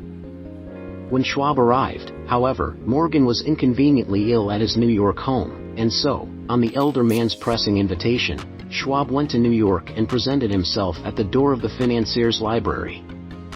Now certain economic historians have professed the belief that from the beginning to the end of the drama, the stage was set by Andrew Carnegie, that the dinner to Schwab, the famous speech, the Sunday night conference between Schwab and the Money King, were events arranged by the canny Scot. The truth is exactly the opposite. When Schwab was called in to consummate the deal, he didn't even know whether the little boss, as Andrew was called, would so much as listen to an offer to sell, particularly to a group of men whom Andrew regarded as being endowed with something less than holiness. But Schwab did take into the conference with him, in his own handwriting, 6 sheets of copper plate figures, representing to his mind the physical worth and the potential earning capacity of every steel company he regarded as an essential star in the new metal firmament. For men pondered over these figures all night. The chief, of course, was Morgan, steadfast in his belief in the divine right of money. With him was his aristocratic partner, Robert Bacon, a scholar and a gentleman. The third was John W. Gates, whom Morgan scorned as a gambler and used as a tool. The fourth was Schwab, who knew more about the processes of making and selling steel than any whole group of men then living. Throughout that conference, the Pittsburghers' figures were never questioned. If he said a company was worth so much, then it was worth that much and no more. He was insistent, too, upon including in the combination only those concerns he nominated. He had conceived a corporation in which there would be no duplication, not even to satisfy the greed of friends who wanted to unload their companies upon the broad Morgan shoulders. Thus he left out, by design, a number of the larger concerns upon which the walruses and carpenters of Wall Street had cast hungry eyes. When dawn came, Morgan rose and straightened his back. Only one question remained. "Do you think you can persuade Andrew Carnegie to sell?" he asked. "I can try," said Schwab. "If you can get him to sell, "I will undertake the matter," said Morgan. So far so good. But would Carnegie sell? How much would he demand? Schwab thought about $320 million. What would he take payment in? Common or preferred stocks? Bonds? Cash? Nobody could raise $250 million in cash. There was a golf game in January on the frost-cracking heath of the St. Andrews Links in Westchester, with Andrew bundled up in sweaters against the cold, and Charlie talking volubly, as usual, to keep his spirits up. But no word of business was mentioned until the pair sat down in the cozy warmth of the Carnegie cottage hard by. Then, with the same persuasiveness that had hypnotized 80 millionaires at the university club, Schwab poured out the glittering promises of retirement and comfort, of untold millions to satisfy the old man's social caprices. Carnegie capitulated, wrote a figure on a slip of paper, handed it to Schwab and said, "All right, that's what we'll sell for." The figure was approximately $400 million, and was reached by taking the $320 million mentioned by Schwab as a basic figure, and adding to it $80 million to represent the increased capital value over the previous 2 years. Later, on the deck of a transatlantic liner, the Scotsman said ruefully to Morgan, "I wish I had asked you for $100 million more." "If you had asked for it, you'd have gotten it," Morgan told him cheerfully. There was an uproar, of course. A British correspondent cabled that the foreign steel world was appalled by the gigantic combination. President Hadley, of Yale, declared that unless trusts were regulated, the country might expect an emperor in Washington within the next 25 years. But that able stock manipulator, Keene, went at his work of shoving the new stock at the public so vigorously that all the excess water, estimated by some at nearly 600 million, was absorbed in a twinkling. So Carnegie had his millions, and the Morgan Syndicate had 62 million for all its trouble, and all the boys, from Gates to Gary, had their millions. The 38-year-old Schwab had his reward. He was made president of the new corporation and remained in control until 1930. The dramatic story of big business, which you have just finished, was included in this book, because it is a perfect illustration of the method by which desire can be transmuted into its physical equivalent. I imagine some readers will question the statement that a mere, intangible desire can be converted into its physical equivalent. Doubtless some will say, you cannot convert nothing into something. The answer is in the story of United States Steel. That giant organization was created in the mind of one man. The plan by which the organization was provided with the steel mills that gave it financial stability was created in the mind of the same man. His faith, his desire, his imagination, his persistence were the real ingredients that went into United States Steel. The steel mills and mechanical equipment acquired by the corporation, after it had been brought into legal existence, were incidental, but careful analysis will disclose the fact that the appraised value of the properties acquired by the corporation increased in value by an estimated $600 million, by the mere transaction which consolidated them under one management. In other words, Charles M. Schwab's idea, plus the faith with which he conveyed it to the minds of J.P. Morgan and the others, was marketed for a profit of approximately $600 million. Not an insignificant sum for a single idea. What happened to some of the men who took their share of the millions of dollars of profit made by this transaction, is a matter with which we are not now concerned. The important feature of the astounding achievement is that it serves as unquestionable evidence of the soundness of the philosophy described in this book, because this philosophy was the warp and the woof of the entire transaction. Moreover, the practicability of the philosophy has been established by the fact that the United States Steel Corporation prospered, and became one of the richest and most powerful corporations in America, employing thousands of people, developing new uses for steel, and opening new markets, thus proving that the $600 million in profit which the Schwab idea produced was earned. Riches begin in the form of thought. The amount is limited only by the person in whose mind the thought is put into motion. Faith removes limitations. Remember this when you are ready to bargain with life for whatever it is that you ask as your price for having passed this way.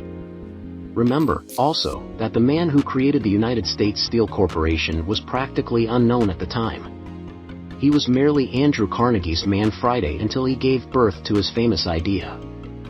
After that he quickly rose to a position of power, fame, and riches.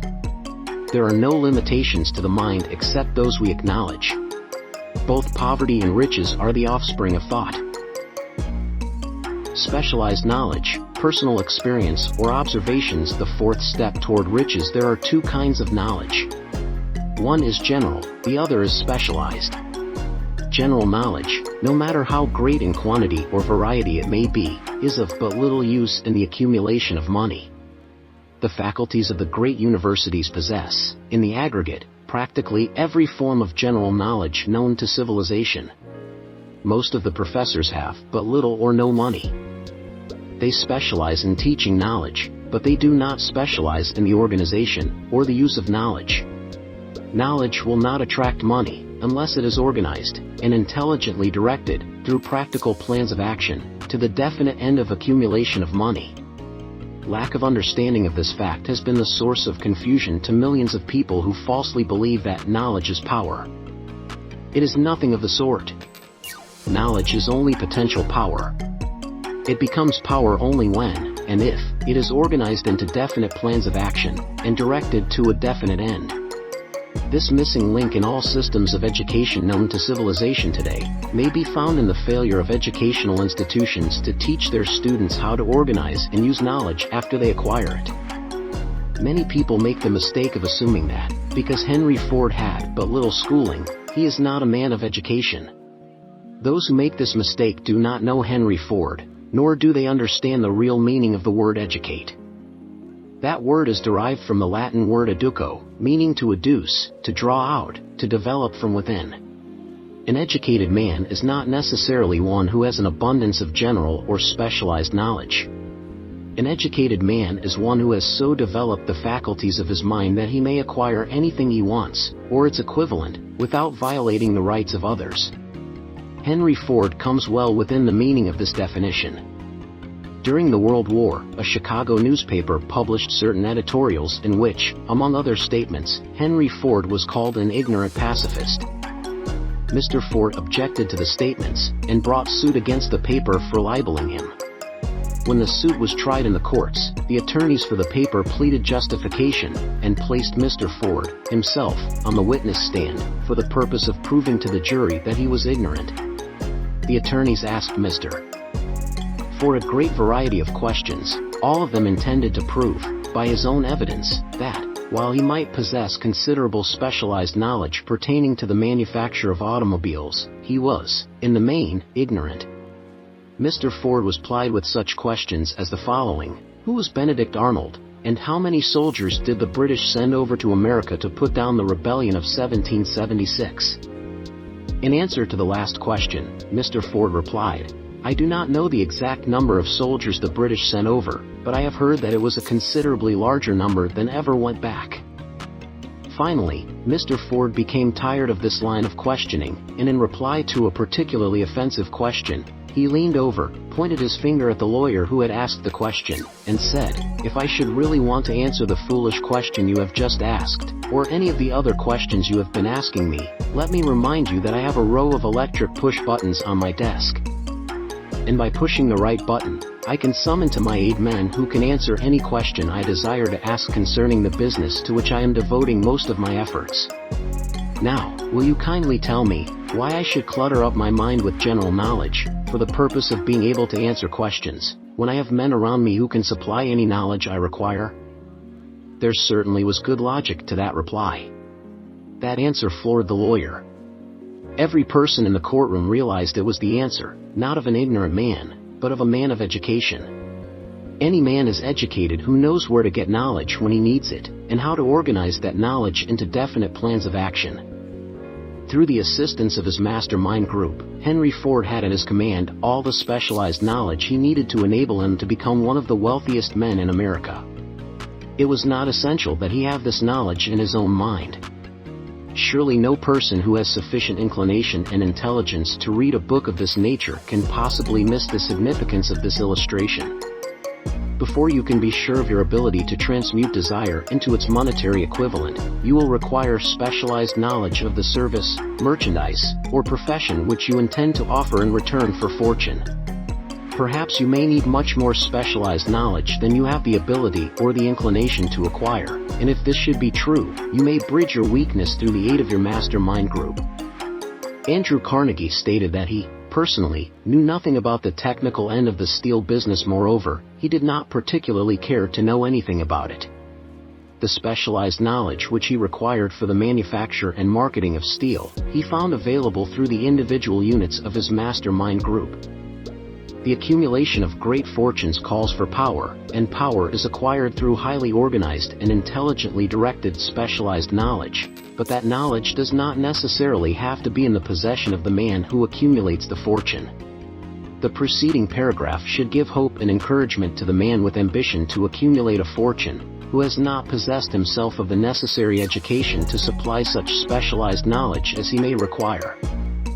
Men sometimes go through life suffering from inferiority complexes, because they are not men of education. The man who can organize and direct a mastermind group of men who possess knowledge useful in the accumulation of money, is just as much a man of education as any man in the group. Remember this, if you suffer from a feeling of inferiority, because your schooling has been limited. Thomas A. Edison had only 3 months of schooling during his entire life. He did not lack education, neither did he die poor. Henry Ford had less than a 6th grade schooling, but he has managed to do pretty well by himself, financially. Specialized knowledge is among the most plentiful and the cheapest forms of service which may be had. If you doubt this, consult the payroll of any university. It pays to know how to purchase knowledge. First of all, decide the sort of specialized knowledge you require, and the purpose for which it is needed.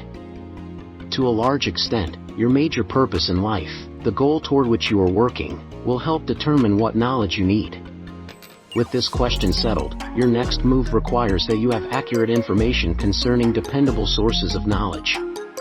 The more important of these are, a one's own experience in education, b experience in education available through cooperation of others, mastermind alliance, c colleges and universities, d public libraries through books and periodicals in which may be found all the knowledge organized by civilization, e special training courses through night schools and home study schools. In particular, as knowledge is acquired, it must be organized and put into use, for a definite purpose, through practical plans.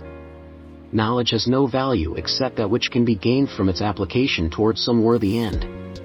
This is one reason why college degrees are not valued more highly. They represent nothing but miscellaneous knowledge. If you contemplate taking additional schooling, first determine the purpose for which you want the knowledge you are seeking, then learn where this particular sort of knowledge can be obtained, from reliable sources. Successful men, in all callings, never stop acquiring specialized knowledge related to their major purpose, business, or profession. Those who are not successful usually make the mistake of believing that the knowledge acquiring period ends when one finishes school.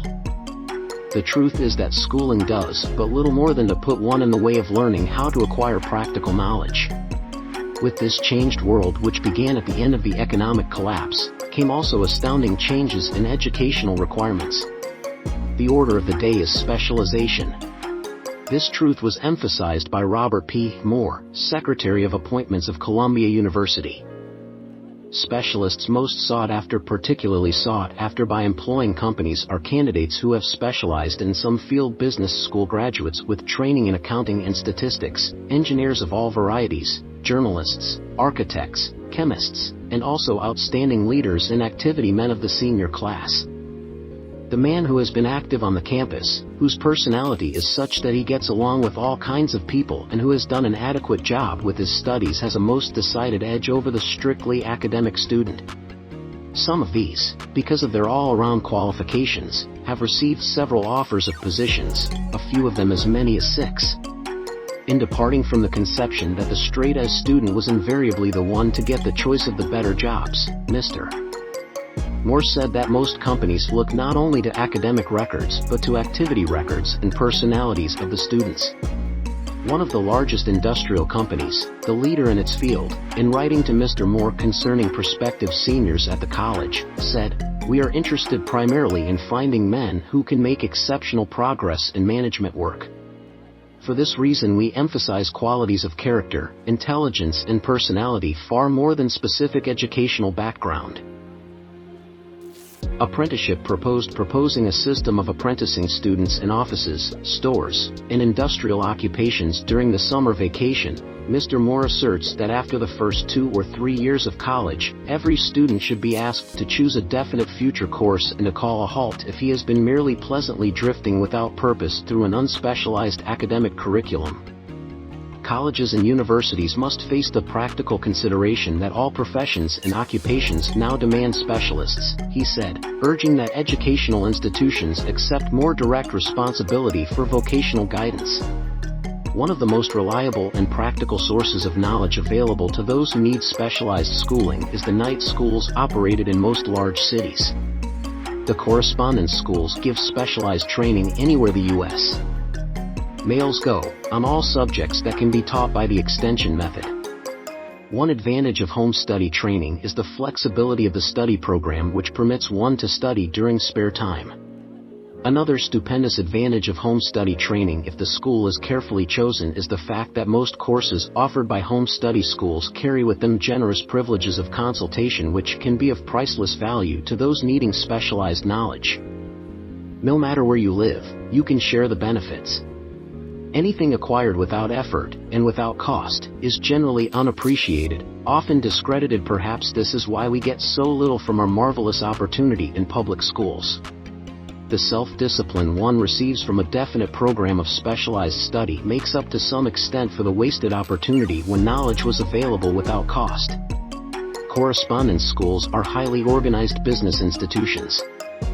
Their tuition fees are so low that they are forced to insist upon prompt payments. Being asked to pay, whether the student makes good grades or poor, has the effect of causing one to follow through with the course when he would otherwise drop it.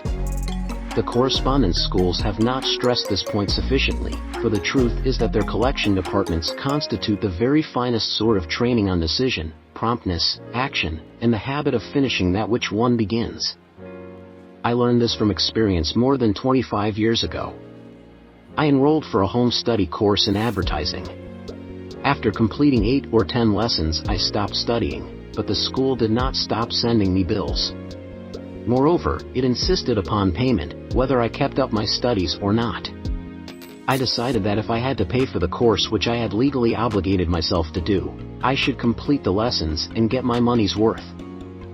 I felt, at the time, that the collection system of the school was somewhat too well organized, but I learned later in life that it was a valuable part of my training for which no charge had been made. Being forced to pay, I went ahead and completed the course. Later in life I discovered that the efficient collection system of that school had been worth much in the form of money earned because of the training in advertising I had so reluctantly taken. We have in this country what is said to be the greatest public school system in the world. We have invested fabulous sums for fine buildings, we have provided convenient transportation for children living in the rural districts so they may attend the best schools, but there is one astounding weakness to this marvelous system: it is free. One of the strange things about human beings is that they value only that which has a price. The free schools of America and the free public libraries do not impress people because they are free. This is the major reason why so many people find it necessary to acquire additional training after they quit school and go to work. It is also one of the major reasons why employers give greater consideration to employees who take home study courses. They have learned from experience that any person who has the ambition to give up a part of his spare time to studying at home has in him those qualities which make for leadership. This recognition is not a charitable gesture, it is sound business judgment on the part of the employers. There is one weakness in people for which there is no remedy. It is the universal weakness of lack of ambition. Persons, especially salaried people, who schedule their spare time to provide for home study seldom remain at the bottom very long. Their action opens the way for the upward climb, removes many obstacles from their path, and gains the friendly interest of those who have the power to put them in the way of opportunity. The home study method of training is especially suited to the needs of employed people who find, after leaving school, that they must acquire additional specialized knowledge but cannot spare the time to go back to school. The changed economic conditions prevailing since the Depression have made it necessary for thousands of people to find additional, or new, sources of income. For the majority of these, the solution to their problem may be found only by acquiring specialized knowledge. Many will be forced to change their occupations entirely. When a merchant finds that a certain line of merchandise is not selling, he usually supplants it with another that is in demand. The person whose business is that of marketing personal services must also be an efficient merchant. If his services do not bring adequate returns in one occupation, he must change to another, where broader opportunities are available. Stuart Austin prepared himself as a construction engineer and followed this line of work until the Depression limited his market to where it did not give him the income he required. He took inventory of himself, decided to change his profession to law, went back to school, and took special courses by which he prepared himself as a corporation lawyer. Despite the fact the Depression had not ended, he completed his training, passed the bar examination, and quickly built a lucrative law practice in Dallas, Texas. In fact, he is turning away clients. Just to keep the record straight, and to anticipate the alibis of those who will say, "I couldn't go to school because I have a family to support," or "I'm too old," I will add the information that Mr. Weir was past 40 and married when he went back to school. Moreover, by carefully selecting highly specialized courses, in colleges best prepared to teach the subjects chosen, Mr. Weir completed in 2 years the work for which the majority of law students require 4 years. It pays to know how to purchase knowledge. The person who stops studying merely because he has finished school is forever hopelessly doomed to mediocrity, no matter what may be his calling. The way of success is the way of continuous pursuit of knowledge. Let us consider a specific instance. During the Depression, a salesman in a grocery store found himself without a position. Having had some bookkeeping experience, he took a special course in accounting, familiarized himself with all the latest bookkeeping and office equipment, and went into business for himself. Starting with the grocer for whom he had formerly worked, he made contracts with more than 100 small merchants to keep their books at a very nominal monthly fee. His idea was so practical that he soon found it necessary to set up a portable office in a light delivery truck, which he equipped with modern bookkeeping machinery. He now has a fleet of these bookkeeping offices on wheels and employs a large staff of assistants, thus providing small merchants with accounting service equal to the best that money can buy, at very nominal cost. Specialized knowledge, plus imagination, were the ingredients that went into this unique and successful business. Last year the owner of that business paid an income tax of almost 10 times as much as was paid by the merchant for whom he worked when the Depression forced upon him a temporary adversity which proved to be a blessing in disguise. The beginning of this successful business was an idea. Inasmuch as I had the privilege of supplying the unemployed salesman with that idea, I now assume the further privilege of suggesting another idea which has within it the possibility of even greater income. Also, the possibility of rendering useful service to thousands of people who badly need that service. The idea was suggested by the salesman who gave up selling and went into the business of keeping books on a wholesale basis. When the plan was suggested as a solution to his unemployment problem, he quickly exclaimed, "I like the idea, but I would not know how to turn it into cash." In other words, he complained he would not know how to market his bookkeeping knowledge after he acquired it. So, that brought up another problem which had to be solved. With the aid of a young woman typist, clever at hand lettering, and who could put the story together, a very attractive book was prepared, describing the advantages of the new system of bookkeeping. The pages were neatly typed and pasted in an ordinary scrapbook, which was used as a silent salesman with which the story of this new business was so effectively told that its owner soon had more accounts than he could handle.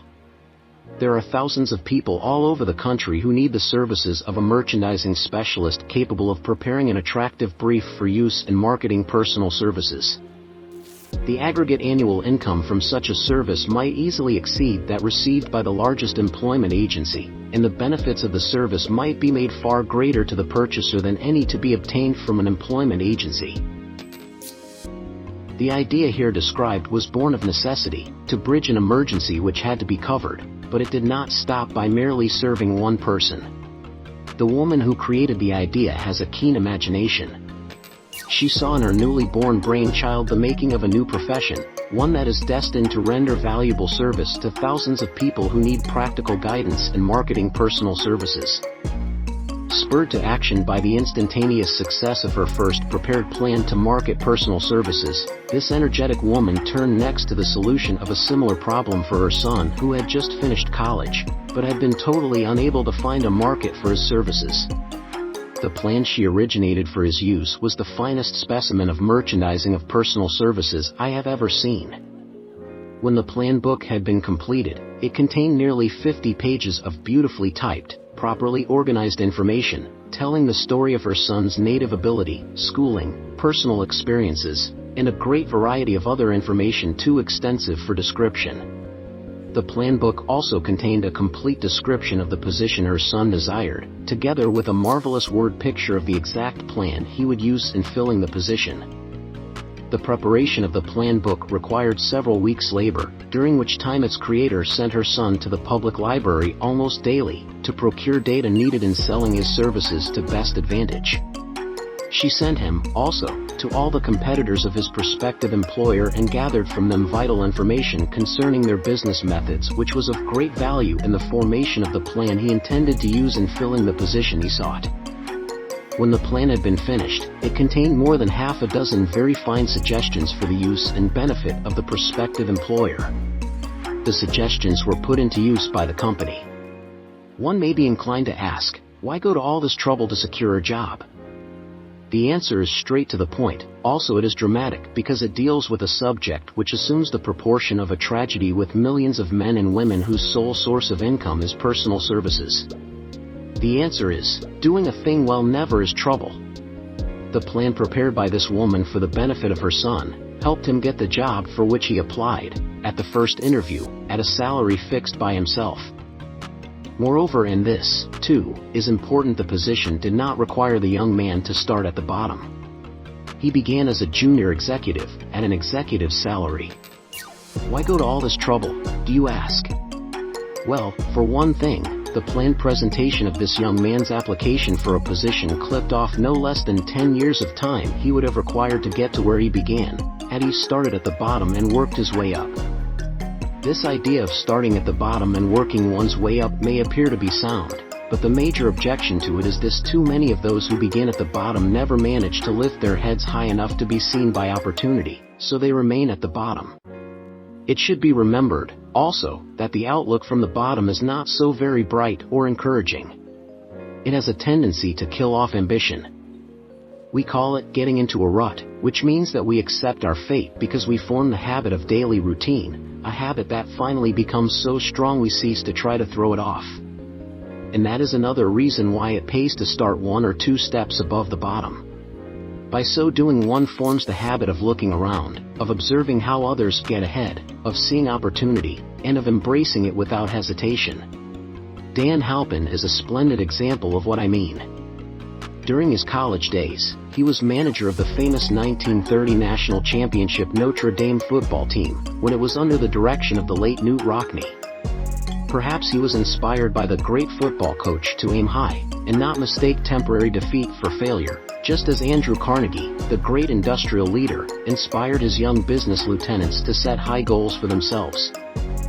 At any rate, young Halpin finished college at a mighty unfavorable time, when the Depression had made jobs scarce, so, after a fling at investment banking and motion pictures, he took the first opening with a potential future he could find selling electrical hearing aids on a commission basis.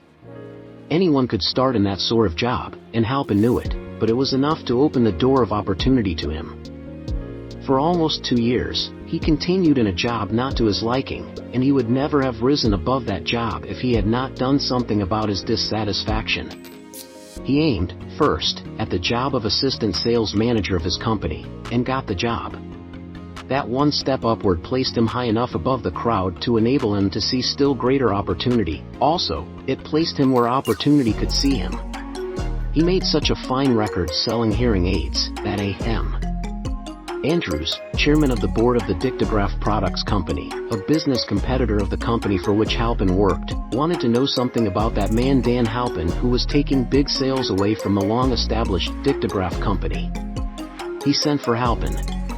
When the interview was over, Halpin was the new sales manager, in charge of the Acousticon division. Then, to test young Halpin's mettle, Mr. Andrews went away to Florida for 3 months, leaving him to sink or swim in his new job. He did not sink. Knute Rockne's spirit of all the world loves a winner, and has no time for a loser inspired him to put so much into his job that he was recently elected vice president of the company, and general manager of the Acousticon and silent radio division, a job which most men would be proud to earn through 10 years of loyal effort. Halpin turned the trick in little more than 6 months.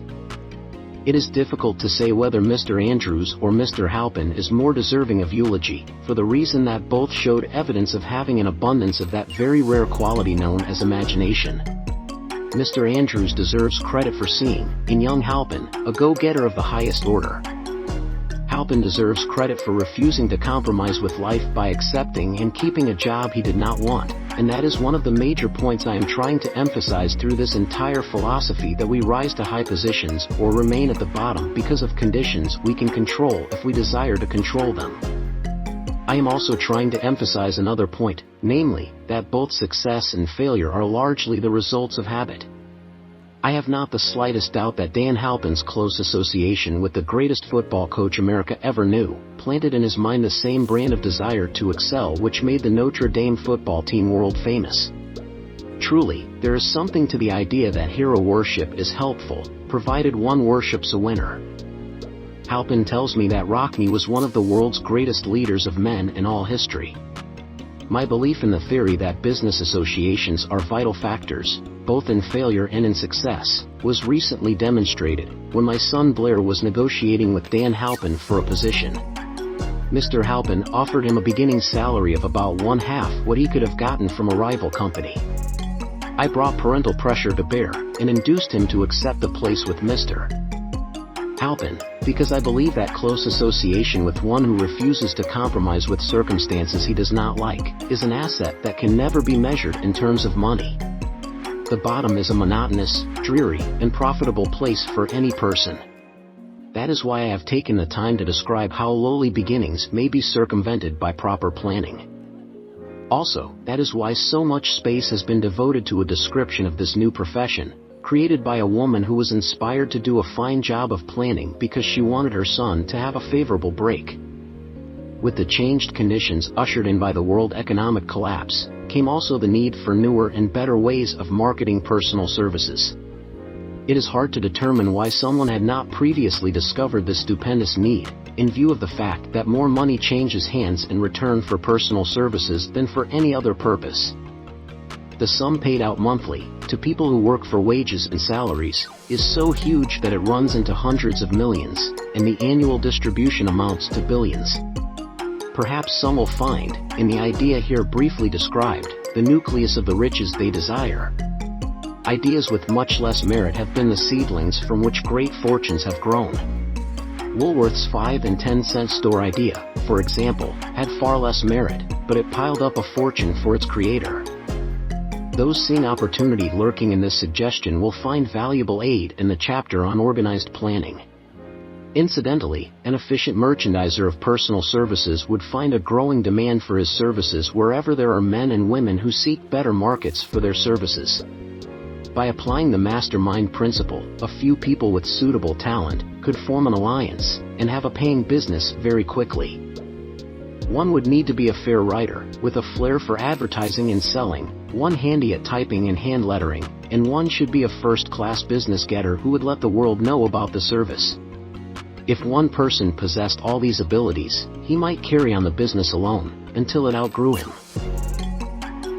The woman who prepared the personal service sales plan for her son now receives requests from all parts of the country for her cooperation in preparing similar plans for others who desire to market their personal services for more money.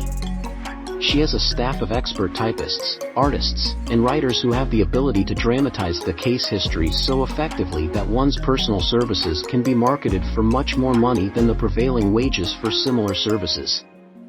She is so confident of her ability that she accepts, as the major portion of her fee, a percentage of the increased pay she helps her clients to earn. It must not be supposed that her plan merely consists of clever salesmanship by which she helps men and women to demand and receive more money for the same services they formerly sold for less pay. She looks after the interests of the purchaser as well as the seller of personal services, and so prepares her plans that the employer receives full value for the additional money he pays. The method by which she accomplishes this astonishing result is a professional secret which she discloses to no one excepting her own clients. If you have the imagination and seek a more profitable outlet for your personal services, this suggestion may be the stimulus for which you have been searching. The idea is capable of yielding an income far greater than that of the average doctor, lawyer, or engineer whose education required several years in college. The idea is saleable to those seeking new positions, in practically all positions calling for managerial or executive ability, and those desiring rearrangement of incomes in their present positions. There is no fixed price for sound ideas. Back of all ideas is specialized knowledge. Unfortunately, for those who do not find riches in abundance, specialized knowledge is more abundant and more easily acquired than ideas. Because of this very truth, there is a universal demand and an ever-increasing opportunity for the person capable of helping men and women to sell their personal services advantageously. Capability means imagination, the one quality needed to combine specialized knowledge with ideas, in the form of organized plans designed to yield riches. If you have imagination, this chapter may present you with an idea sufficient to serve as the beginning of the riches you desire. Remember, the idea is the main thing. Specialized knowledge may be found just around the corner, any corner. Chapter 6, Imagination, the workshop of the mind. The fifth step toward riches. The imagination is literally the workshop wherein are fashioned all plans created by man. The impulse, the desire, is given shape, form, and action through the aid of the imaginative faculty of the mind. It has been said that man can create anything which he can imagine. Of all the ages of civilization, this is the most favorable for the development of the imagination, because it is an age of rapid change. On every hand one may contact stimuli which develop the imagination. Through the aid of his imaginative faculty, man has discovered and harnessed more of nature's forces during the past 50 years than during the entire history of the human race, previous to that time. He has conquered the air so completely that the birds are a poor match for him in flying. He has harnessed the ether and made it serve as a means of instantaneous communication with any part of the world. He has analyzed and weighed the sun at a distance of millions of miles, and has determined, through the aid of imagination, the elements of which it consists. He has discovered that his own brain is both a broadcasting and a receiving station for the vibration of thought, and he is beginning now to learn how to make practical use of this discovery. He has increased the speed of locomotion, until he may now travel at a speed of more than 300 miles an hour. The time will soon come when a man may breakfast in New York and lunch in San Francisco.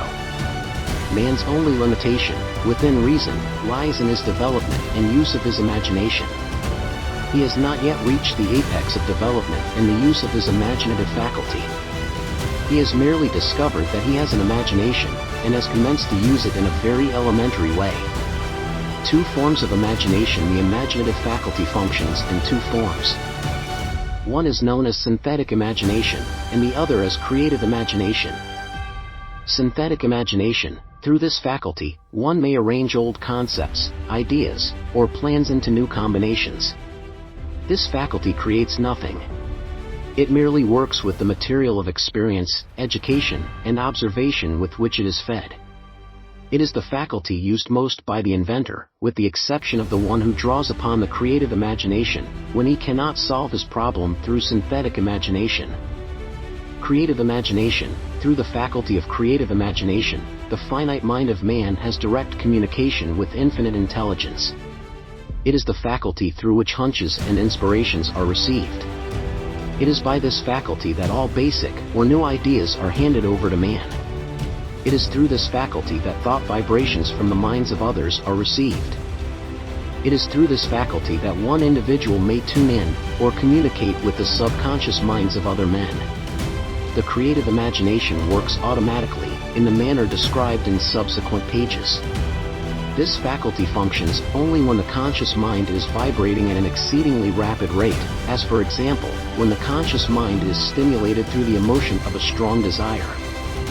The creative faculty becomes more alert, more receptive to vibrations from the sources mentioned, in proportion to its development through use. This statement is significant. Ponder over it before passing on. Keep in mind as you follow these principles that the entire story of how one may convert desire into money cannot be told in one statement. The story will be complete only when one has mastered, assimilated, and begun to make use of all the principles. The great leaders of business, industry, finance, and the great artists, musicians, poets, and writers became great because they developed the faculty of creative imagination. Both the synthetic and creative faculties of imagination become more alert with use, just as any muscle or organ of the body develops through use. Desire is only a thought, an impulse. It is nebulous and ephemeral. It is abstract and of no value until it has been transformed into its physical counterpart.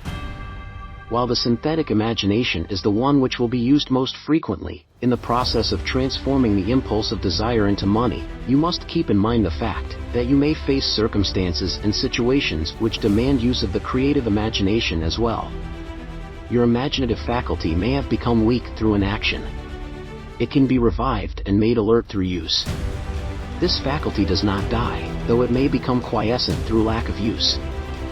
Center your attention, for the time being, on the development of the synthetic imagination, because this is the faculty which you will use more often in the process of converting desire into money. Transformation of the intangible impulse, of desire, into the tangible reality, of money, calls for the use of a plan, or plans. These plans must be formed with the aid of the imagination, and mainly, with the synthetic faculty.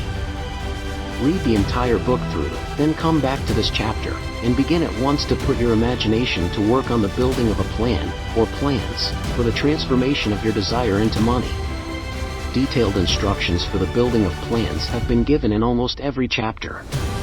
Carry out the instructions best suited to your needs. Reduce your plan to writing, if you have not already done so. The moment you complete this, you will have definitely given concrete form to the intangible desire. Read the preceding sentence once more. Read it aloud, very slowly, and as you do so, remember that the moment you reduce the statement of your desire, and a plan for its realization, to writing, you have actually taken the first of a series of steps, which will enable you to convert the thought into its physical counterpart. The earth on which you live, you, yourself, and every other material thing are the result of evolutionary change, through which microscopic bits of matter have been organized and arranged in an orderly fashion. Moreover, in this statement is of stupendous importance: this earth, every one of the billions of individual cells of your body, and every atom of matter, began as an intangible form of energy. Desire is thought impulse. Thought impulses are forms of energy. When you begin with the thought impulse, desire, to accumulate money, you are drafting into your service the same stuff that nature used in creating this earth, and every material form in the universe, including the body and brain in which the thought impulses function. As far as science has been able to determine, the entire universe consists of but two elements: matter and energy. Through the combination of energy and matter, has been created everything perceptible to man, from the largest star which floats in the heavens, down to, and including man, himself. You are now engaged in the task of trying to profit by nature's method. You are sincerely and earnestly, we hope, trying to adapt yourself to nature's laws, by endeavoring to convert desire into its physical or monetary equivalent. You can do it. It has been done before. You can build a fortune through the aid of laws which are immutable. But, first, you must become familiar with these laws, and learn to use them. Through repetition, and by approaching the description of these principles from every conceivable angle, the author hopes to reveal to you the secret through which every great fortune has been accumulated. Strange and paradoxical as it may seem, the secret is not a secret. Nature, herself, advertises it in the earth on which we live, the stars, the planets suspended within our view, in the elements above and around us, in every blade of grass, and every form of life within our vision. Nature advertises this secret in the terms of biology, in the conversion of a tiny cell, so small that it may be lost on the point of a pin, into the human being now reading this line. The conversion of desire into its physical equivalent is, certainly, no more miraculous. Do not become discouraged if you do not fully comprehend all that has been stated. Unless you have long been a student of the mind, it is not to be expected that you will assimilate all that is in this chapter upon a first reading. But you will, in time, make good progress. The principles which follow will open the way for understanding of imagination. Assimilate that which you understand, as you read this philosophy for the first time. Then, when you reread and study it, you will discover that something has happened to clarify it, and give you a broader understanding of the whole. Above all, do not stop, nor hesitate in your study of these principles until you have read the book at least 3 times, for then, you will not want to stop. How to make practical use of imagination ideas are the beginning points of all fortunes. Ideas are products of the imagination. Let us examine a few well-known ideas which have yielded huge fortunes, with the hope that these illustrations will convey definite information concerning the method by which imagination may be used in accumulating riches. The enchanted kettle. 50 years ago, an old country doctor drove to town, hitched his horse, quietly slipped into a drugstore by the back door, and began dickering with the young drug clerk. His mission was destined to yield great wealth to many people. It was destined to bring to the South the most far-flung benefit since the Civil War. For more than an hour, behind the prescription counter, the old doctor and the clerk talked in low tones. Then the doctor left. He went out to the buggy and brought back a large, old-fashioned kettle, a big wooden paddle used for stirring the contents of the kettle, and deposited them in the back of the store. The clerk inspected the kettle, reached into his inside pocket, took out a roll of bills, and handed it over to the doctor.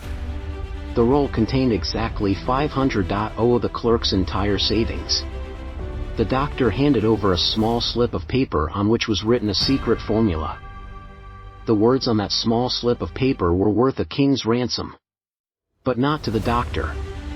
Those magic words were needed to start the kettle to boiling, but neither the doctor nor the young clerk knew what fabulous fortunes were destined to flow from that kettle.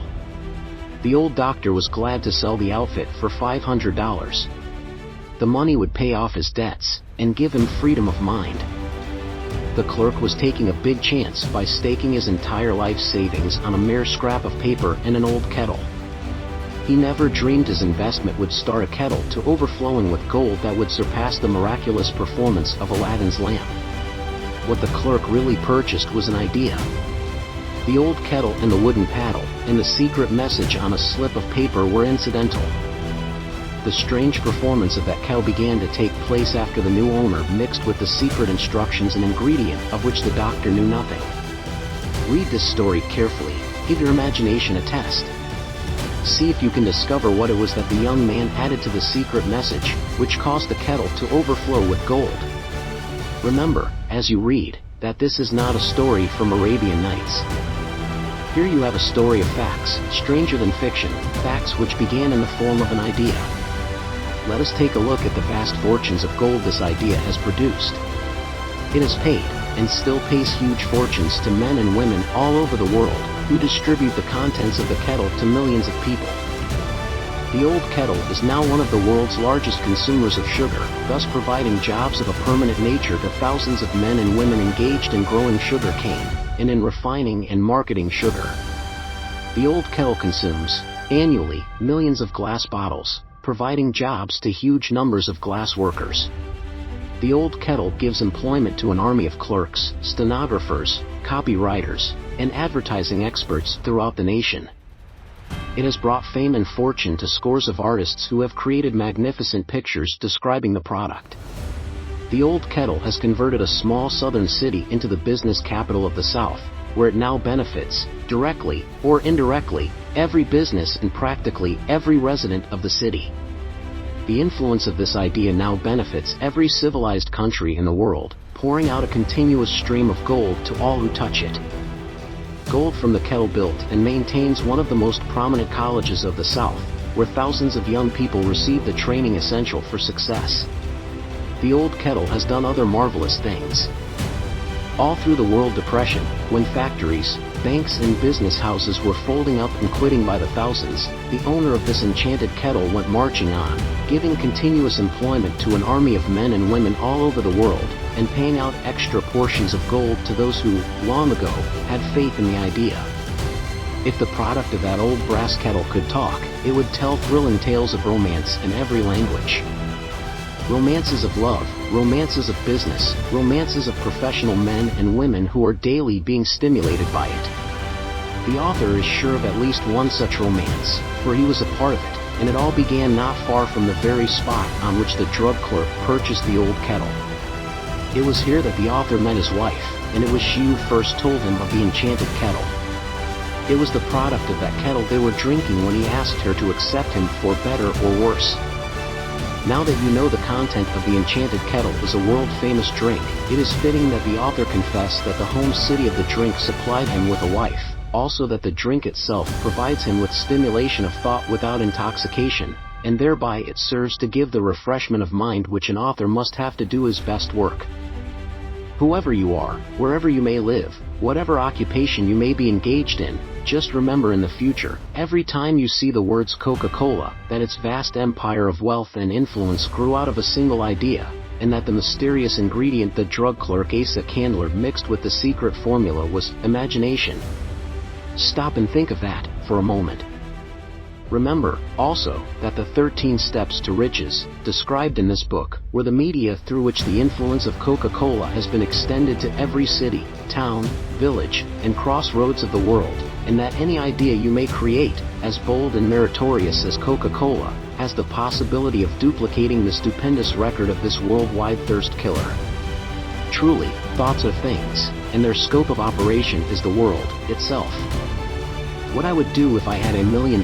This story proves the truth of that old saying, where there's a will, there's a way. It was told to me by that beloved educator and clergyman, the late Frank W. Gonzalez, who began his preaching career in the Stockyards region of South Chicago. While Dr. Gonzalez was going through college, he observed many defects in our educational system, defects which he believed he could correct if he were the head of a college. His deepest desire was to become the directing head of an educational institution in which young men and women would be taught to learn by doing. He made up his mind to organize a new college in which he could carry out his ideas, without being handicapped by orthodox methods of education.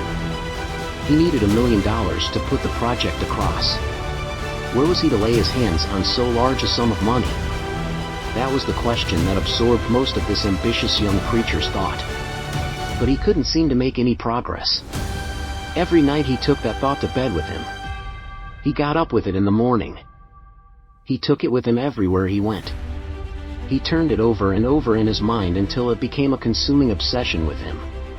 $1 million is a lot of money. He recognized that fact, but he also recognized the truth that the only limitation is that which one sets up in one's own mind. Being a philosopher as well as a preacher, Dr. Gonzalez recognized, as do all who succeed in life, that definiteness of purpose is the starting point from which one must begin.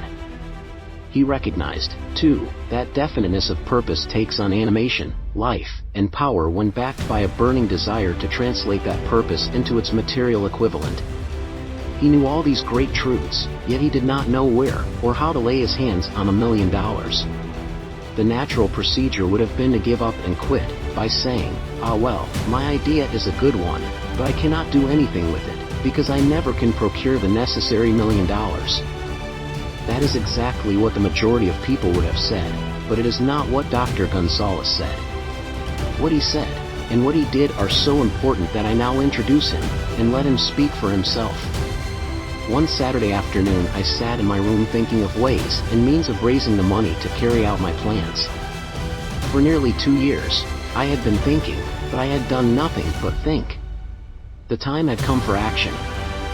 I made up my mind, then and there, that I would get the necessary $1 million within a week. How? I was not concerned about that. The main thing of importance was the decision to get the money within a specified time, and I want to tell you that the moment I reached a definite decision to get the money within a specified time, a strange feeling of assurance came over me, such as I had never before experienced. Something inside me seemed to say, "Why didn't you reach that decision a long time ago? The money was waiting for you all the time." Things began to happen in a hurry. I called the newspapers and announced I would preach a sermon the following morning, entitled, "What I Would Do If I Had $1,000,000. I went to work on the sermon immediately, but I must tell you, frankly, the task was not difficult, because I had been preparing that sermon for almost 2 years. The spirit back of it was a part of me. Long before midnight I had finished writing the sermon. I went to bed and slept with a feeling of confidence, for I could see myself already in possession of the $1,000,000. Next morning I arose early, went into the bathroom, read the sermon, then knelt on my knees and asked that my sermon might come to the attention of someone who would supply the needed money. While I was praying, I again had that feeling of assurance that the money would be forthcoming. In my excitement, I walked out without my sermon, and did not discover the oversight until I was in my pulpit and about ready to begin delivering it. It was too late to go back for my notes, and what a blessing that I couldn't go back. Instead, my own subconscious mind yielded the material I needed. When I arose to begin my sermon, I closed my eyes, and spoke with all my heart and soul of my dreams. I not only talked to my audience, but I fancy I talked also to God. I told what I would do with $1,000,000 if that amount were placed in my hands. I described the plan I had in mind for organizing a great educational institution, where young people would learn to do practical things, and at the same time develop their minds. When I had finished and sat down, a man slowly arose from his seat, about 3 rows from the rear, and made his way toward the pulpit. I wondered what he was going to do. He came into the pulpit, extended his hand, and said, "Reverend, I liked your sermon. I believe you can do everything you said you would, if you had $1,000,000. To prove that I believe in you and your sermon, if you will come to my office tomorrow morning, I will give you the $1,000,000. My name is Philip D. Armour." Young Gonzalez went to Mr. Armour's office and the $1,000,000 was presented to him. With the money, he founded the Armour Institute of Technology. That is more money than the majority of preachers ever see in an entire lifetime, yet the thought impulse back of the money was created in the young preacher's mind in a fraction of a minute. The necessary $1,000,000 came as a result of an idea. Back of the idea was a desire which young Gonzalez had been nursing in his mind for almost 2 years. Observe this important fact: he got the money within 36 hours after he reached a definite decision in his own mind to get it, and decided upon a definite plan for getting it. There was nothing new or unique about young Gonzalez vague thinking about $1,000,000, and weakly hoping for it. Others before him, and many since his time, have had similar thoughts. But there was something very unique and different about the decision he reached on that memorable Saturday, when he put vagueness into the background, and definitely said, "I will get that money within a week." God seems to throw himself on the side of the man who knows exactly what he wants, if he is determined to get just that. Moreover, the principle through which Dr. Gonzalez got his $1,000,000 is still alive. It is available to you. This universal law is as workable today as it was when the young preacher made use of it so successfully. This book describes, step by step, the 13 elements of this great law, and suggests how they may be put to use. Observe that Asa Candler and Dr. Frank Gonzalez had one characteristic in common. Both knew the astounding truth that ideas can be transmuted into cash through the power of definite purpose, plus definite plans. If you are one of those who believe that hard work and honesty, alone, will bring riches, perish the thought. It is not true.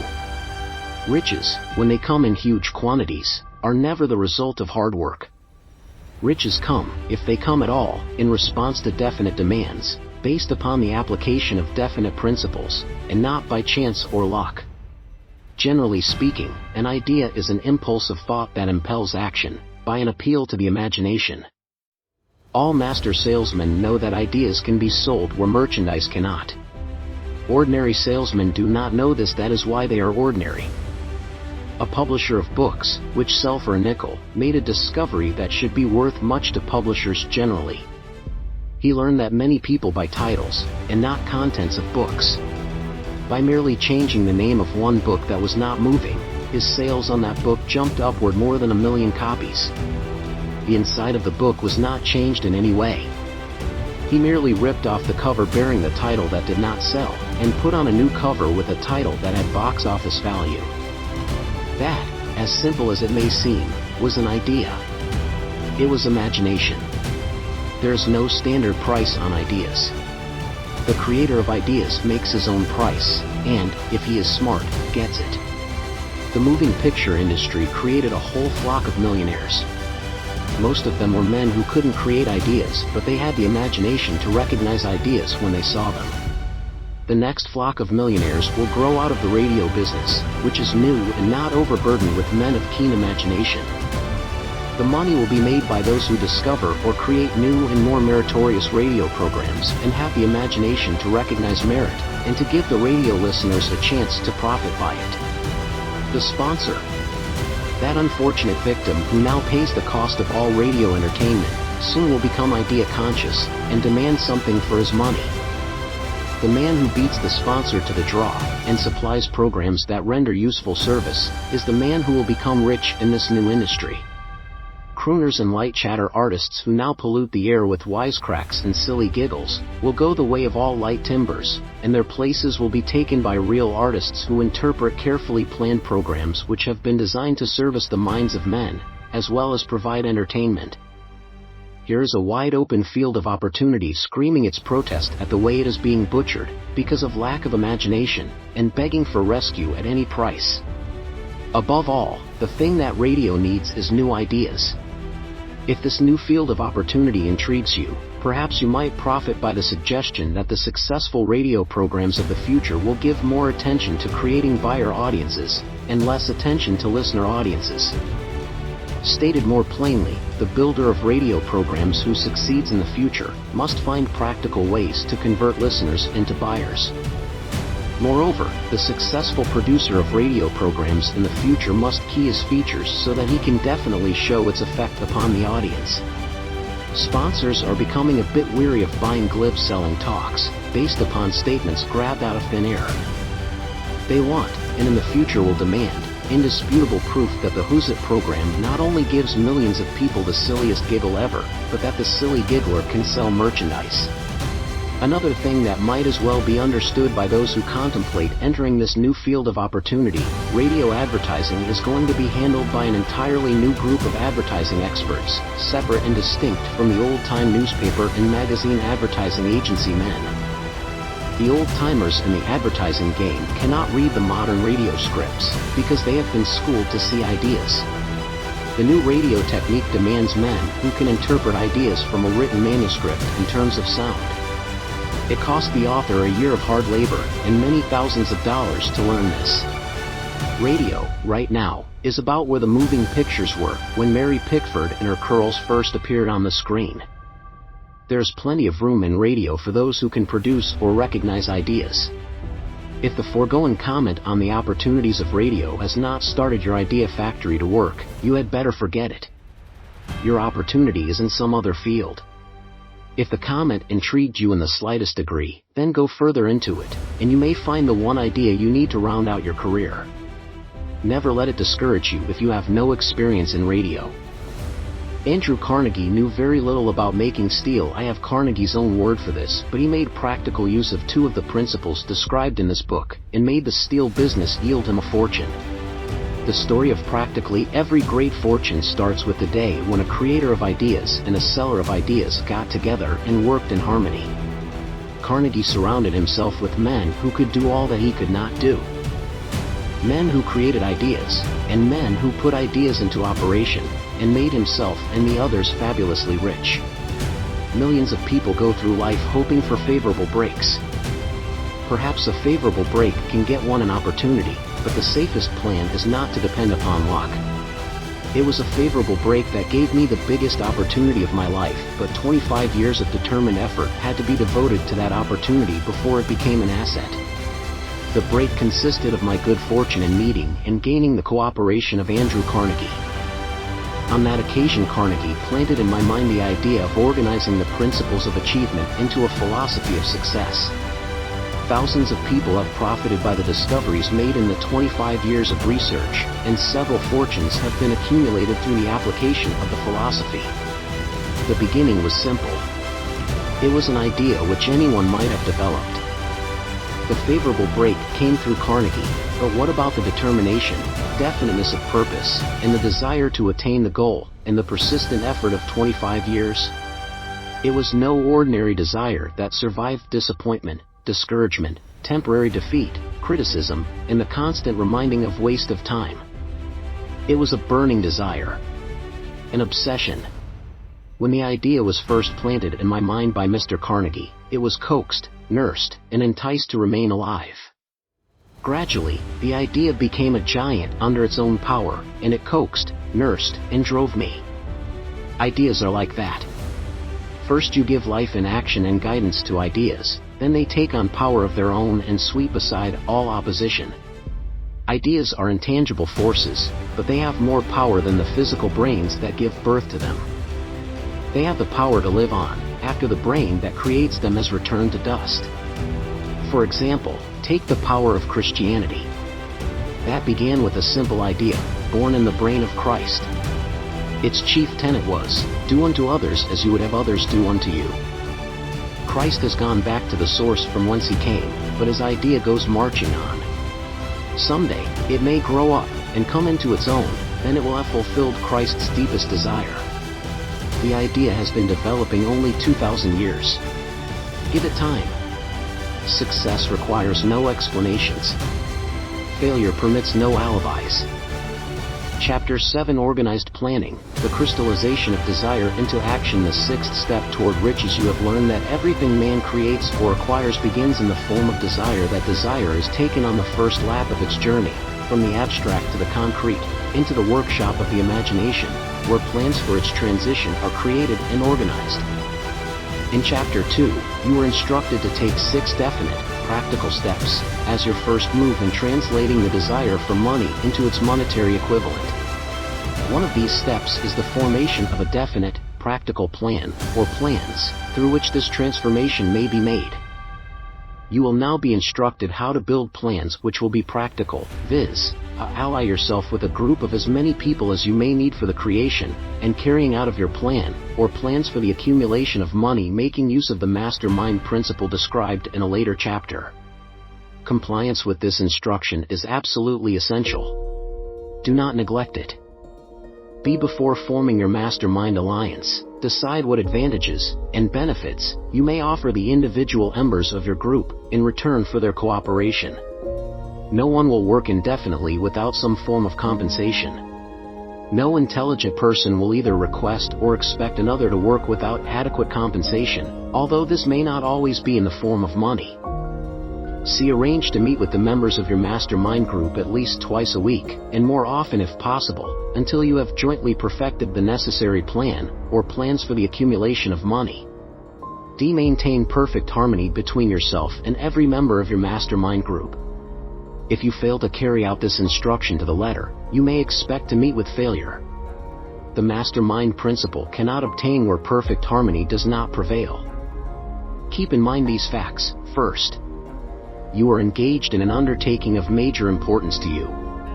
To be sure of success, you must have plans which are faultless. Second, you must have the advantage of the experience, education, native ability, and imagination of other minds. This is in harmony with the methods followed by every person who has accumulated a great fortune. No individual has sufficient experience, education, native ability, and knowledge to ensure the accumulation of a great fortune without the cooperation of other people. Every plan you adopt, in your endeavor to accumulate wealth, should be the joint creation of yourself and every other member of your mastermind group. You may originate your own plans, either in whole or in part, but see that those plans are checked and approved by the members of your mastermind alliance. If the first plan which you adopt does not work successfully, replace it with a new plan. If this new plan fails to work, replace it, in turn with still another, and so on, until you find a plan which does work. Right here is the point at which the majority of men meet with failure, because of their lack of persistence in creating new plans to take the place of those which fail. the most intelligent man living cannot succeed in accumulating money nor in any other undertaking without plans which are practical and workable. Just keep this fact in mind, and remember, when your plans fail, that temporary defeat is not permanent failure. It may only mean that your plans have not been sound. Build other plans. Start all over again. Thomas A. Edison failed 10,000 times before he perfected the incandescent electric light bulb. That is, he met with temporary defeat 10,000 times before his efforts were crowned with success. Temporary defeat should mean only one thing: the certain knowledge that there is something wrong with your plan. Millions of men go through life in misery and poverty because they lack a sound plan through which to accumulate a fortune. Henry Ford accumulated a fortune, not because of his superior mind, but because he adopted and followed a plan which proved to be sound. 1,000 men could be pointed out, each with a better education than Ford's, yet each of whom lives in poverty, because he does not possess the right plan for the accumulation of money. Your achievement can be no greater than your plans are sound. That may seem to be an axiomatic statement, but it is true. Samuel Insull lost his fortune of over $100 million. The Insull fortune was built on plans which were sound. The business depression forced Mr. Insull to change his plans, and the change brought temporary defeat, because his new plans were not sound. Mr. Insull is now an old man. He may, consequently, accept failure instead of temporary defeat, but if his experience turns out to be failure, it will be for the reason that he lacks the fire of persistence to rebuild his plans. No man is ever whipped until he quits in his own mind. This fact will be repeated many times, because it is so easy to take the count at the first sign of defeat. James J. Hill met with temporary defeat when he first endeavored to raise the necessary capital to build a railroad from the east to the west, but he, too, turned defeat into victory through new plans. Henry Ford met with temporary defeat, not only at the beginning of his automobile career, but after he had gone far toward the top.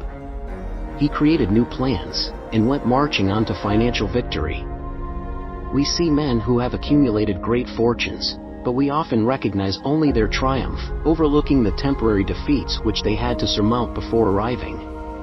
No follower of this philosophy can reasonably expect to accumulate a fortune without experiencing temporary defeat. When defeat comes, accept it as a signal that your plans are not sound, rebuild those plans, and set sail once more toward your coveted goal. If you give up before your goal has been reached, you are a quitter. A quitter never wins, and a winner never quits. Lift this sentence out, write it on a piece of paper in letters an inch high, and place it where you will see it every night before you go to sleep, and every morning before you go to work. When you begin to select members for your mastermind group, endeavor to select those who do not take defeat seriously. Some people foolishly believe that only money can make money. This is not true. Desire, transmuted into its monetary equivalent, through the principles laid down here, is the agency through which money is made. Money, of itself, is nothing but inert matter. It cannot move, think, or talk, but it can hear when a man who desires it, calls it to come. The remainder of this chapter has been given over to a description of ways and means of marketing personal services. The information here conveyed will be of practical help to any person having any form of personal services to market, but it will be of priceless benefit to those who aspire to leadership in their chosen occupations. Intelligent planning is essential for success in any undertaking designed to accumulate riches. Here will be found detailed instructions to those who must begin the accumulation of riches by selling personal services. It should be encouraging to know that practically all the great fortunes began in the form of compensation for personal services, or from the sale of ideas. What else, except ideas and personal services, would one not possessed of property have to give in return for riches? Broadly speaking, there are two types of people in the world. One type is known as leaders, and the other as followers. Decide at the outset whether you intend to become a leader in your chosen calling, or remain a follower. The difference in compensation is vast. The follower cannot reasonably expect the compensation to which a leader is entitled, although many followers make the mistake of expecting such pay. It is no disgrace to be a follower. On the other hand, it is no credit to remain a follower. Most great leaders began in the capacity of followers. They became great leaders because they were intelligent followers. With few exceptions, the man who cannot follow a leader intelligently cannot become an efficient leader. The man who can follow a leader most efficiently is usually the man who develops into leadership most rapidly. An intelligent follower has many advantages, among them the opportunity to acquire knowledge from his leader. The major attributes of leadership the following are important factors of leadership: unwavering courage based upon knowledge of self and of one's occupation. No follower wishes to be dominated by a leader who lacks self-confidence and courage. No intelligent follower will be dominated by such a leader very long. Self-control. The man who cannot control himself can never control others. Self-control sets a mighty example for one's followers, which the more intelligent will emulate. A keen sense of justice. Without a sense of fairness and justice, no leader can command and retain the respect of his followers. Definiteness of decision. The man who wavers in his decisions shows that he is not sure of himself. He cannot lead others successfully. Definiteness of plans. The successful leader must plan his work and work his plan. A leader who moves by guesswork, without practical, definite plans, is comparable to a ship without a rudder. Sooner or later he will land on the rocks. The habit of doing more than paid for. One of the penalties of leadership is the necessity of willingness, upon the part of the leader, to do more than he requires of his followers. A pleasing personality. No slovenly, careless person can become a successful leader. Leadership calls for respect. Followers will not respect a leader who does not grade high on all of the factors of a pleasing personality. Sympathy and understanding. The successful leader must be in sympathy with his followers. Moreover, he must understand them and their problems. Mastery of detail. Successful leadership calls for mastery of details of the leader's position. Willingness to assume full responsibility. The successful leader must be willing to assume responsibility for the mistakes and the shortcomings of his followers. If he tries to shift this responsibility, he will not remain the leader. If one of his followers makes a mistake and shows himself incompetent, the leader must consider that it is he who failed. Cooperation. The successful leader must understand and apply the principle of cooperative effort and be able to induce his followers to do the same. Leadership calls for power, and power calls for cooperation. There are two forms of leadership. The first, and by far the most effective, is leadership by consent of, and with the sympathy of the followers. The second is leadership by force, without the consent and sympathy of the followers. History is filled with evidences that leadership by force cannot endure. The downfall and disappearance of dictators and kings is significant. It means that people will not follow forced leadership indefinitely. The world has just entered a new era of relationship between leaders and followers, which very clearly calls for new leaders, and a new brand of leadership in business and industry. Those who belong to the old school of leadership by force must acquire an understanding of the new brand of leadership cooperation or be relegated to the rank and file of the followers. There is no other way out for them. The relationship of employer and employee, or of leader and follower, in the future, will be one of mutual cooperation, based upon an equitable division of the profits of business. In the future, the relationship of employer and employee will be more like a partnership than it has been in the past. Napoleon, Kaiser Wilhelm of Germany, the Tsar of Russia, and the King of Spain were examples of leadership by force. Their leadership passed. Without much difficulty, one might point to the prototypes of these ex-leaders, among the business, financial, and labor leaders of America who have been dethroned or slated to go. Leadership by consent of the followers is the only brand which can endure. Men may follow the forced leadership temporarily, but they will not do so willingly. The new brand of leadership will embrace the 11 factors of leadership, described in this chapter, as well as some other factors.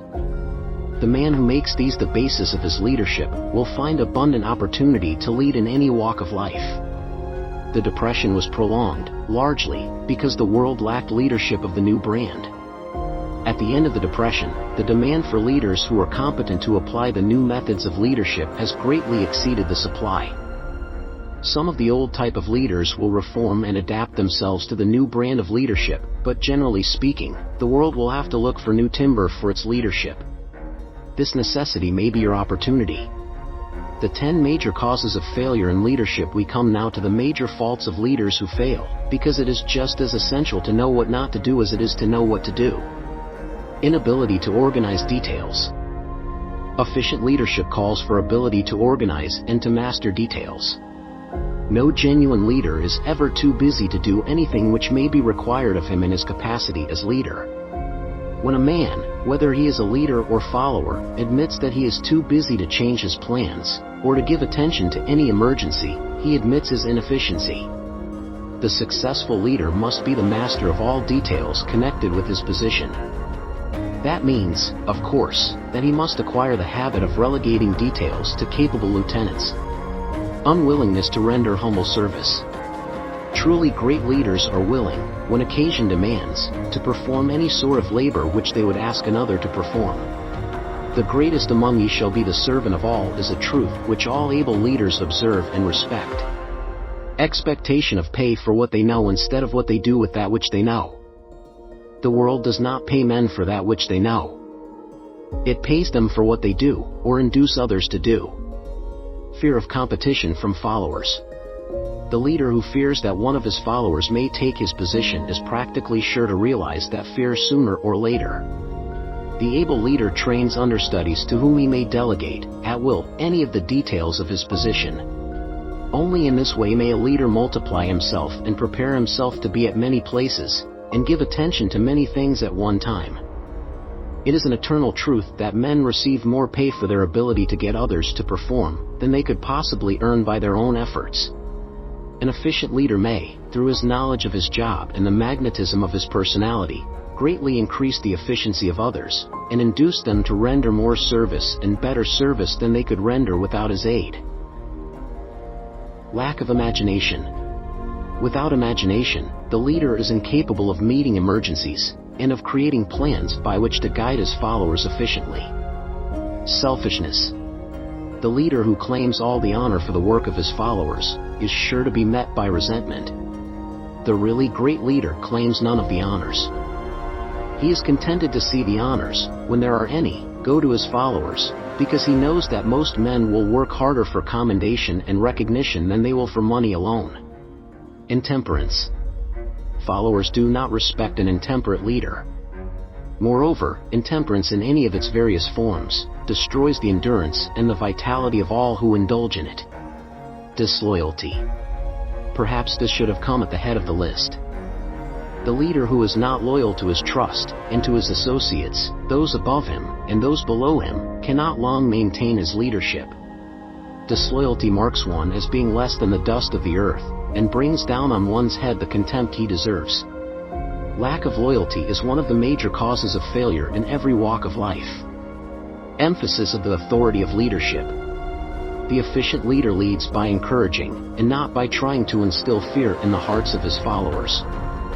The leader who tries to impress his followers with his authority comes within the category of leadership through force. If a leader is a real leader, he will have no need to advertise that fact except by his conduct, his sympathy, understanding, fairness, and a demonstration that he knows his job. Emphasis of title. The competent leader requires no title to give him the respect of his followers. The man who makes too much over his title generally has little else to emphasize. The doors to the office of the real leader are open to all who wish to enter, and his working quarters are free from formality or ostentation.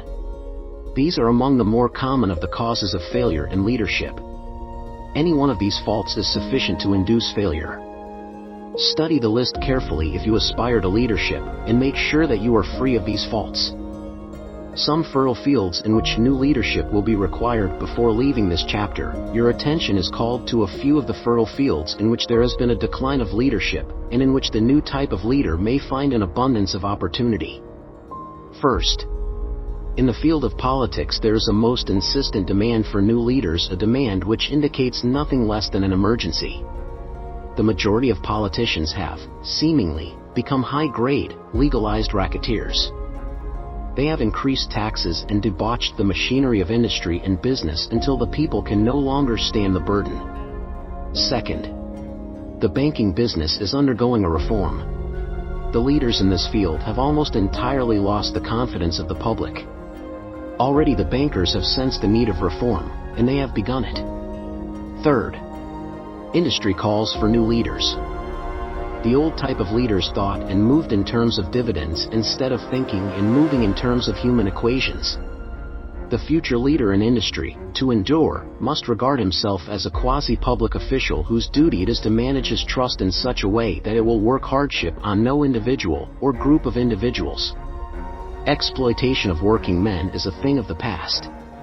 Let the man who aspires to leadership in the field of business, industry, and labor remember this. Fourth, the religious leader of the future will be forced to give more attention to the temporal needs of his followers, in the solution of their economic and personal problems of the present, and less attention to the dead past, and the yet unborn future. Fifth, in the professions of law, medicine, and education, a new brand of leadership, and to some extent, new leaders will become a necessity. This is especially true in the field of education. The leader in that field must, in the future, find ways and means of teaching people how to apply the knowledge they receive in school. He must deal more with practice and less with theory. Sixth, new leaders will be required in the field of journalism. Newspapers of the future, to be conducted successfully, must be divorced from special privilege and relieved from the subsidy of advertising. They must cease to be organs of propaganda for the interests which patronize their advertising columns. The type of newspaper which publishes scandal and lewd pictures will eventually go the way of all forces which debauch the human mind. These are but a few of the fields in which opportunities for new leaders and a new brand of leadership are now available. The world is undergoing a rapid change. This means that the media through which the changes in human habits are promoted must be adapted to the changes. The media here described are the ones which, more than any others, determine the trend of civilization. When and how to apply for a position, the information described here is the net result of many years of experience during which thousands of men and women were helped to market their services effectively. It can, therefore, be relied upon as sound and practical. Media through which services may be marketed. Experience has proved that the following media offer the most direct and effective methods of bringing the buyer and seller of personal services together. Employment bureaus. Care must be taken to select only reputable bureaus, the management of which can show adequate records of achievement of satisfactory results. There are comparatively few such bureaus. Advertising in newspapers, trade journals, magazines, and radio. Classified advertising may usually be relied upon to produce satisfactory results in the case of those who apply for clerical or ordinary salaried positions. Display advertising is more desirable in the case of those who seek executive connections, the copy to appear in the section of the paper which is most apt to come to the attention of the class of employer being sought. The copy should be prepared by an expert who understands how to inject sufficient selling qualities to produce replies. Personal letters of application, directed to particular firms or individuals most apt to need such services as are being offered. Letters should be neatly typed, always, and signed by hand. With the letter, should be sent a complete brief or outline of the applicant's qualifications. Both the letter of application and the brief of experience or qualifications should be prepared by an expert. See instructions as the information to be supplied. Application through personal acquaintances. When possible, the applicant should endeavor to approach prospective employers through some mutual acquaintance. This method of approach is particularly advantageous in the case of those who seek executive connections and do not wish to appear to be peddling themselves. Application in person. In some instances, It may be more effective if the applicant offers personally his services to prospective employers, in which event a complete written statement of qualifications for the position should be presented, for the reason that prospective employers often wish to discuss with associates one's record. Information to be supplied in a written brief. This brief should be prepared as carefully as a lawyer would prepare the brief of a case to be tried in court. Unless the applicant is experienced in the preparation of such briefs, an expert should be consulted, and his services enlisted for this purpose. Successful merchants employ men and women who understand the art and the psychology of advertising to present the merits of their merchandise. One who has personal services for sale should do the same. The following information should appear in the brief. Education. State briefly, but definitely, what schooling you have had, and in what subjects you specialized in school, giving the reasons for that specialization. Experience. If you have had experience in connection with positions similar to the one you seek, describe it fully. State names and addresses of former employers. Be sure to bring out clearly any special experience you may have had which would equip you to fill the position you seek. References. Practically every business firm desires to know all about the previous records, antecedents, etc., of prospective employees who seek positions of responsibility. Attach to your brief photostatic copies of letters from former employers. B. Teachers under whom you studied. C. Prominent people whose judgment may be relied upon. Photograph of self. Attach to your brief a recent, unmounted photograph of yourself. Apply for a specific position. Avoid application for a position without describing exactly what particular position you seek. Never apply for just a position. That indicates you lack specialized qualifications. State your qualifications for the particular position for which you apply. Give full details as to the reason you believe you are qualified for the particular position you seek. This is the application. It will determine, more than anything else, what consideration you receive. Offer to go to work on probation. In the majority of instances, if you are determined to have the position for which you apply, it will be most effective if you offer to work for a week, or a month, or for a sufficient length of time to enable your prospective employer to judge your value without pay. This may appear to be a radical suggestion, but experience has proved that it seldom fails to win at least a trial. If you are sure of your qualifications, a trial is all you need. Incidentally, such an offer indicates that you have confidence in your ability to fill the position you seek. It is most convincing. If your offer is accepted, and you make good, more than likely you will be paid for your probation period. Make clear the fact that your offer is based upon your confidence in your ability to fill the position. B. Your confidence in your prospective employer's decision to employ you after trial. C. Your determination to have the position you seek. Knowledge of your prospective employer's business. Before applying for a position, do sufficient research in connection with the business to familiarize yourself thoroughly with that business, and indicate in your brief the knowledge you have acquired in this field.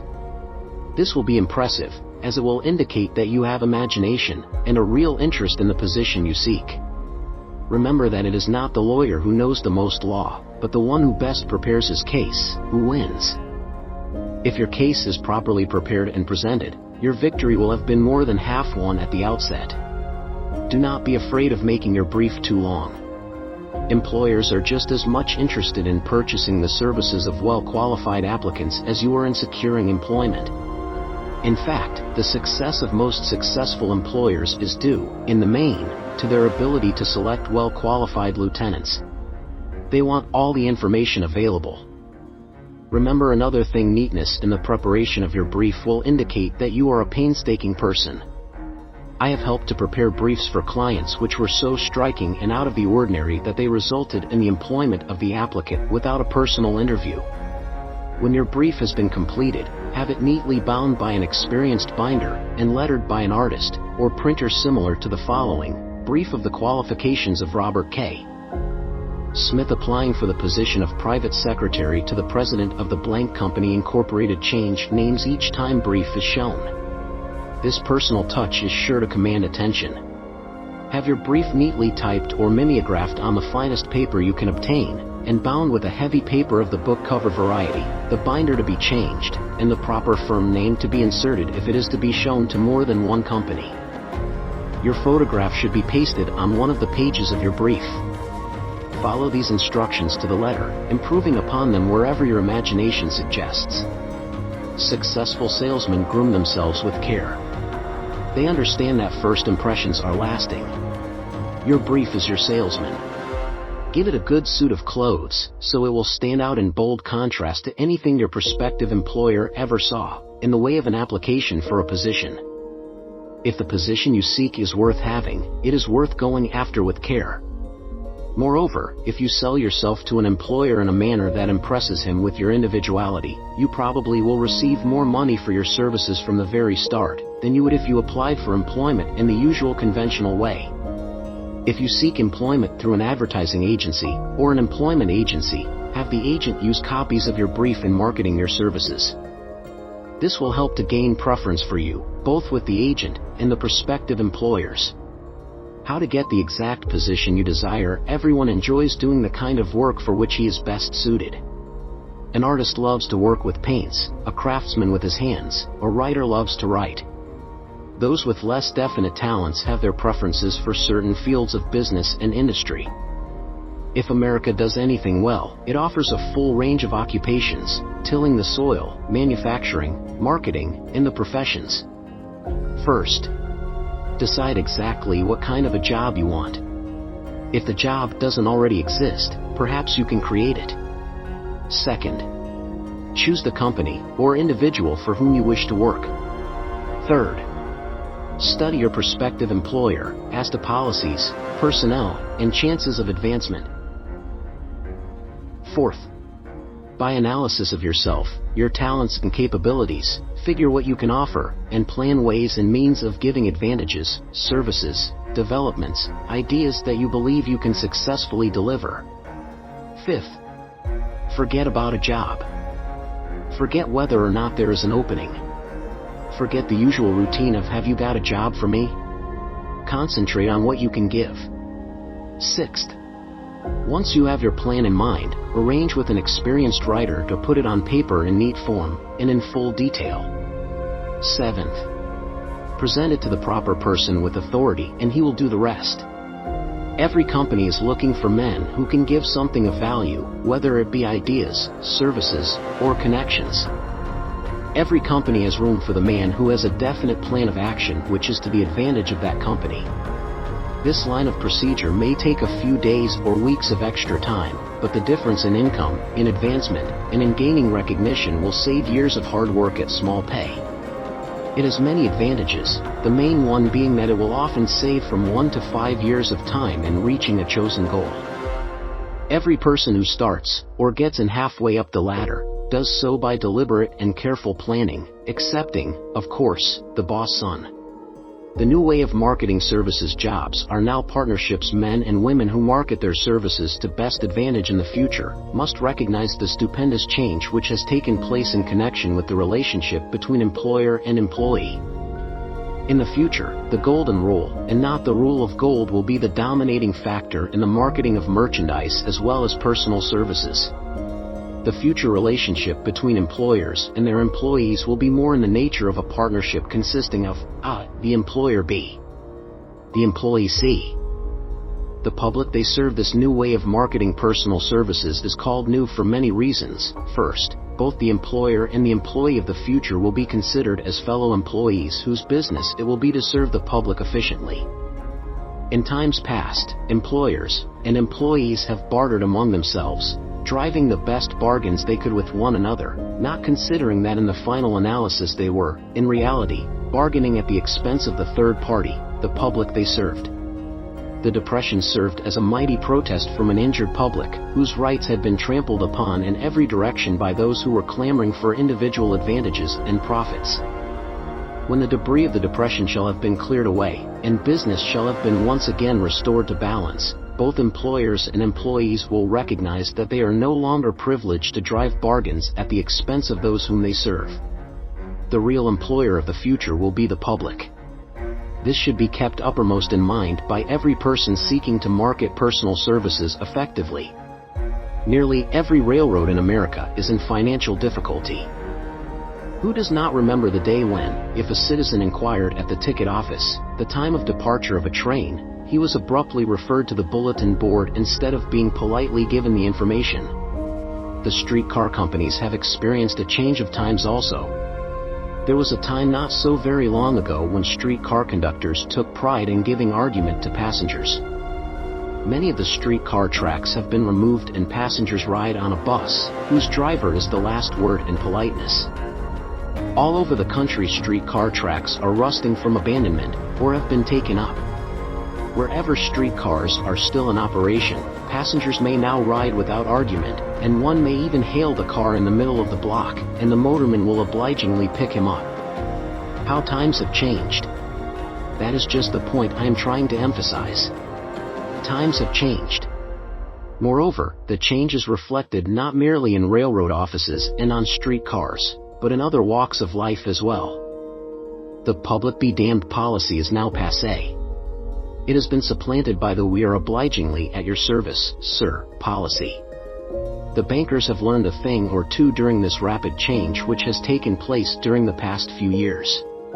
Impoliteness on the part of a bank official or bank employee today is as rare as it was conspicuous a dozen years ago. In the years past, some bankers, not all of them, of course, carried an atmosphere of austerity which gave every would-be borrower a chill when he even thought of approaching his banker for a loan. The thousands of bank failures during the Depression had the effect of removing the mahogany doors behind which bankers formerly barricaded themselves.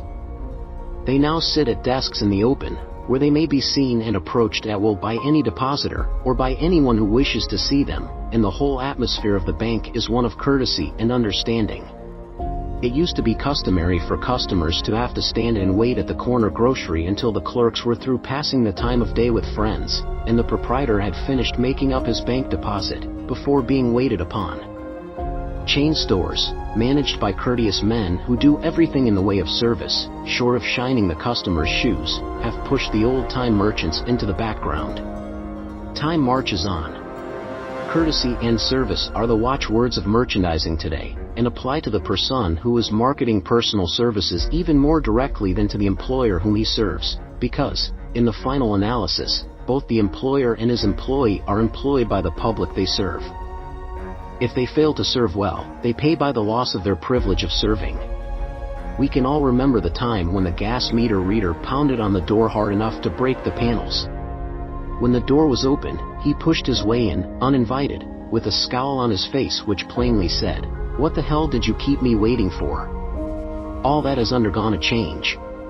The meter man now conducts himself as a gentleman who is delighted to be at your service, sir.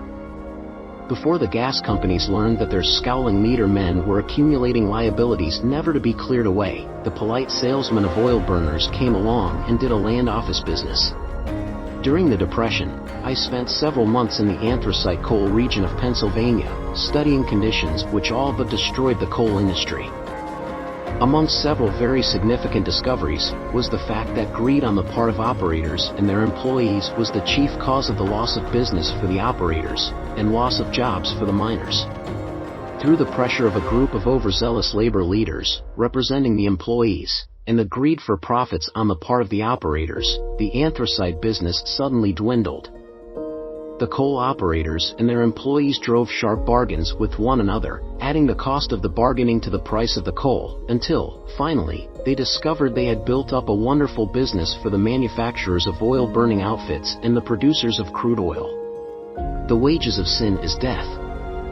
Many have read this in the Bible, but few have discovered its meaning. Now, and for several years, the entire world has been listening by force to a sermon which might well be called "Whatsoever a man soweth, that shall he also reap." Nothing as widespread and effective as the Depression could possibly be just a coincidence. Behind the Depression was a cause. Nothing ever happens without a cause. In the main, the cause of the Depression is traceable directly to the worldwide habit of trying to reap without sowing. This should not be mistaken to mean that the Depression represents a crop which the world is being forced to reap without having sown. The trouble is that the world sowed the wrong sort of seed. Any farmer knows he cannot sow the seed of thistles and reap a harvest of grain. Beginning at the outbreak of the World War, the people of the world began to sow the seed of service inadequate in both quality and quantity. Nearly everyone was engaged in the pastime of trying to get without giving. These illustrations are brought to the attention of those who have personal services to market, to show that we are where we are and what we are because of our own conduct. If there is a principle of cause and effect, which controls business, finance, and transportation, this same principle controls individuals and determines their economic status. What is your QQS rating? The causes of success in marketing services effectively and permanently have been clearly described. Unless those causes are studied, analyzed, understood, and applied, no man can market his services effectively and permanently. Every person must be his own salesman of personal services. The quality and the quantity of service rendered, and the spirit in which it is rendered, determine to a large extent the price and the duration of employment. To market personal services effectively, which means a permanent market, at a satisfactory price, under pleasant conditions, one must adopt and follow the QQS formula, which means that quality, plus quantity, plus the proper spirit of cooperation, equals perfect salesmanship of service. Remember the QQS formula, but do more: apply it as a habit. Let us analyze the formula to make sure we understand exactly what it means. Quality of service shall be construed to mean the performance of every detail, in connection with your position, in the most efficient manner possible, with the object of greater efficiency always in mind.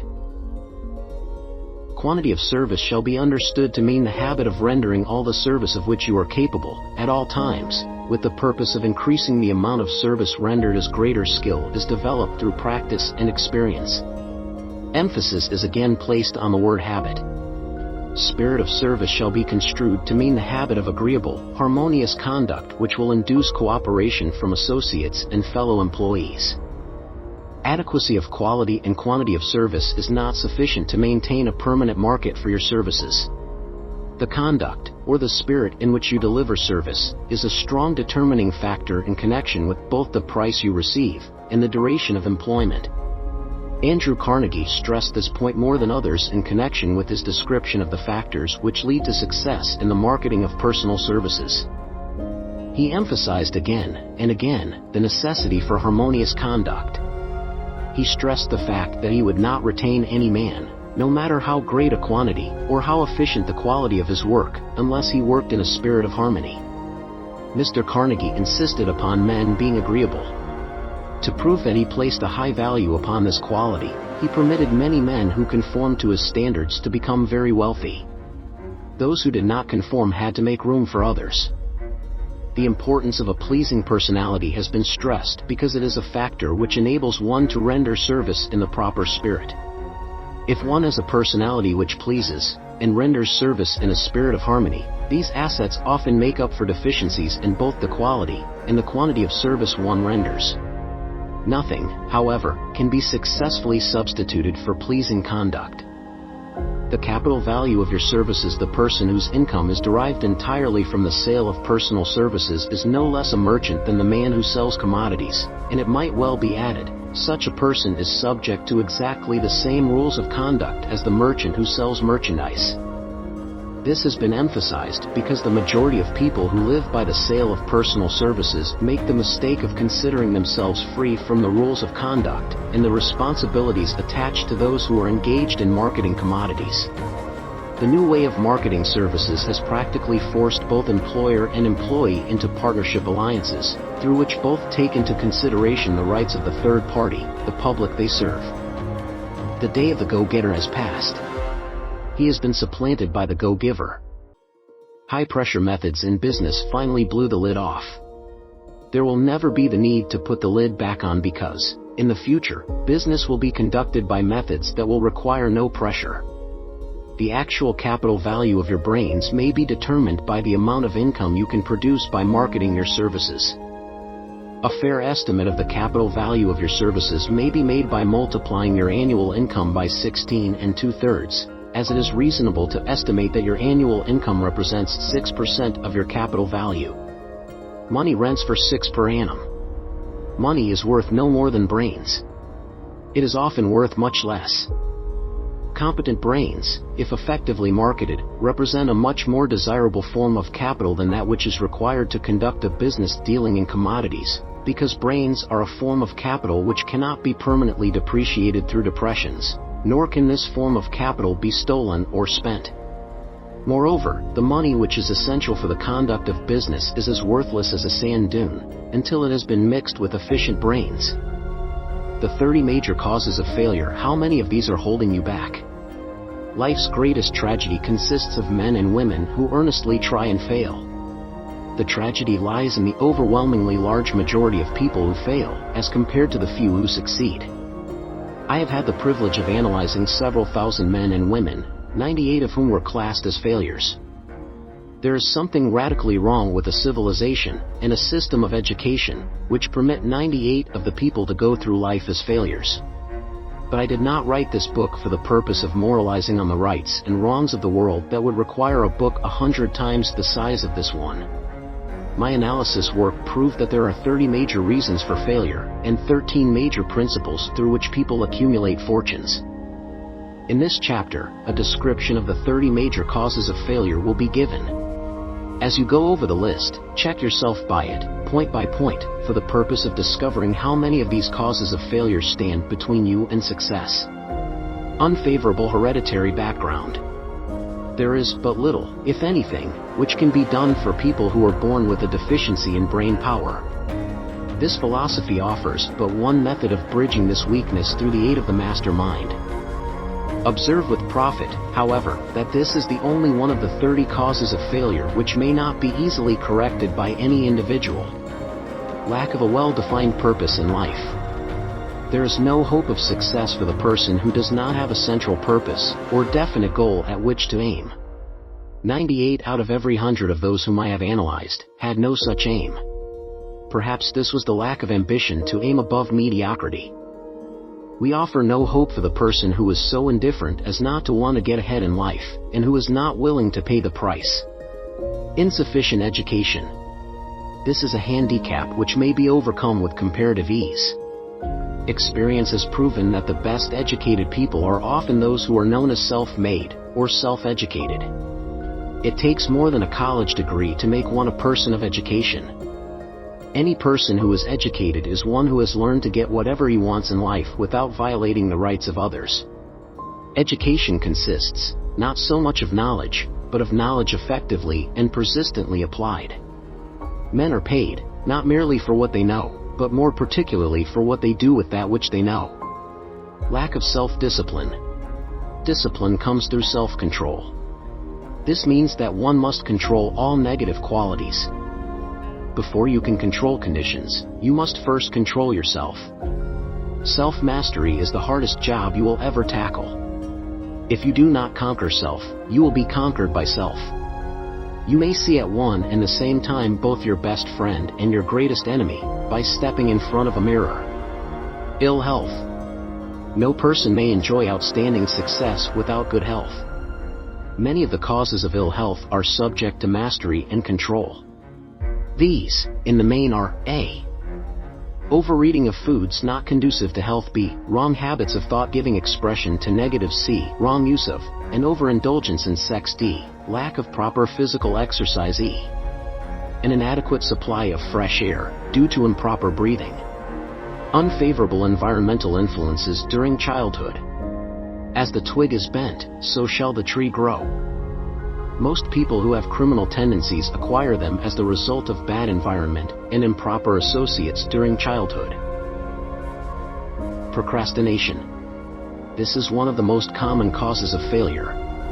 Old man procrastination stands within the shadow of every human being, waiting for his opportunity to spoil one's chances of success.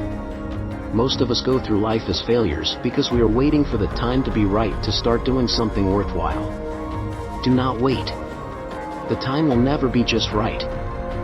Start where you stand, and work with whatever tools you may have at your command, and better tools will be found as you go along. Lack of persistence. Most of us are good starters but poor finishers of everything we begin. Moreover, people are prone to give up at the first signs of defeat. There is no substitute for persistence. The person who makes persistence his watchword discovers that old man failure finally becomes tired and makes his departure. Failure cannot cope with persistence. Negative personality. There is no hope of success for the person who repels people through a negative personality. Success comes through the application of power, and power is attained through the cooperative efforts of other people.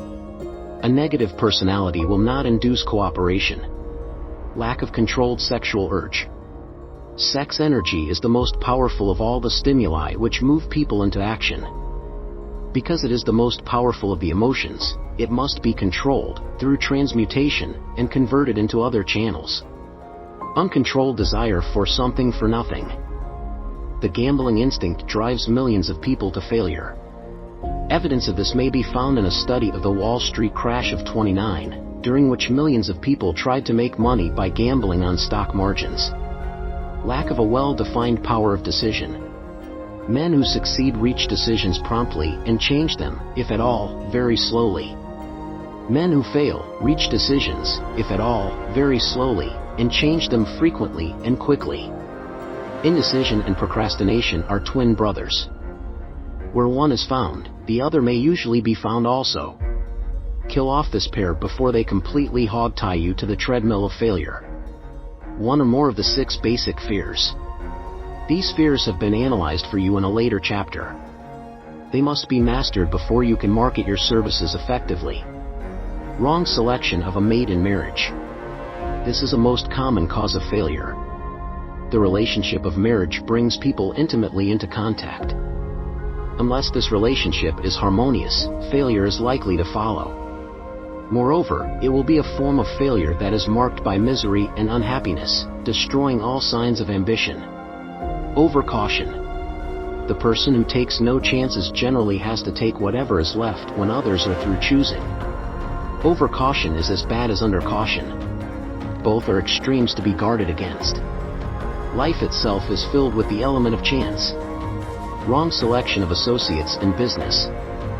This is one of the most common causes of failure in business. In marketing personal services, one should use great care to select an employer who will be an inspiration and who is, himself, intelligent and successful. We emulate those with whom we associate most closely. Pick an employer who is worth emulating. Superstition and prejudice. Superstition is a form of fear. It is also a sign of ignorance. Men who succeed keep open minds and are afraid of nothing. Wrong selection of a vocation. No man can succeed in a line of endeavor which he does not like. The most essential step in the marketing of personal services is that of selecting an occupation into which you can throw yourself wholeheartedly. Lack of concentration of effort. The jack of all trades seldom is good at any. Concentrate all of your efforts on one definite chief aim. The habit of indiscriminate spending. The spendthrift cannot succeed, mainly because he stands eternally in fear of poverty. Form the habit of systematic saving by putting aside a definite percentage of your income. Money in the bank gives one a very safe foundation of courage when bargaining for the sale of personal services. Without money, one must take what one is offered, and be glad to get it. Lack of enthusiasm. Without enthusiasm one cannot be convincing. Moreover, enthusiasm is contagious, and the person who has it under control is generally welcome in any group of people. Intolerance. The person with a closed mind on any subject seldom gets ahead. Intolerance means that one has stopped acquiring knowledge.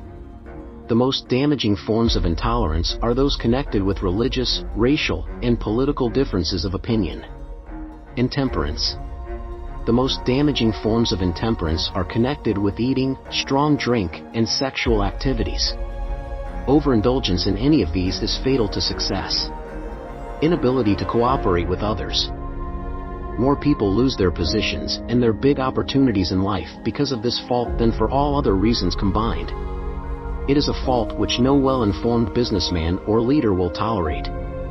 Possession of power that was not acquired through self-effort. Sons and daughters of wealthy men and others who inherit money which they did not earn. Power in the hands of one who did not acquire it gradually is often fatal to success. quick riches are more dangerous than poverty. Intentional dishonesty. There's no substitute for honesty.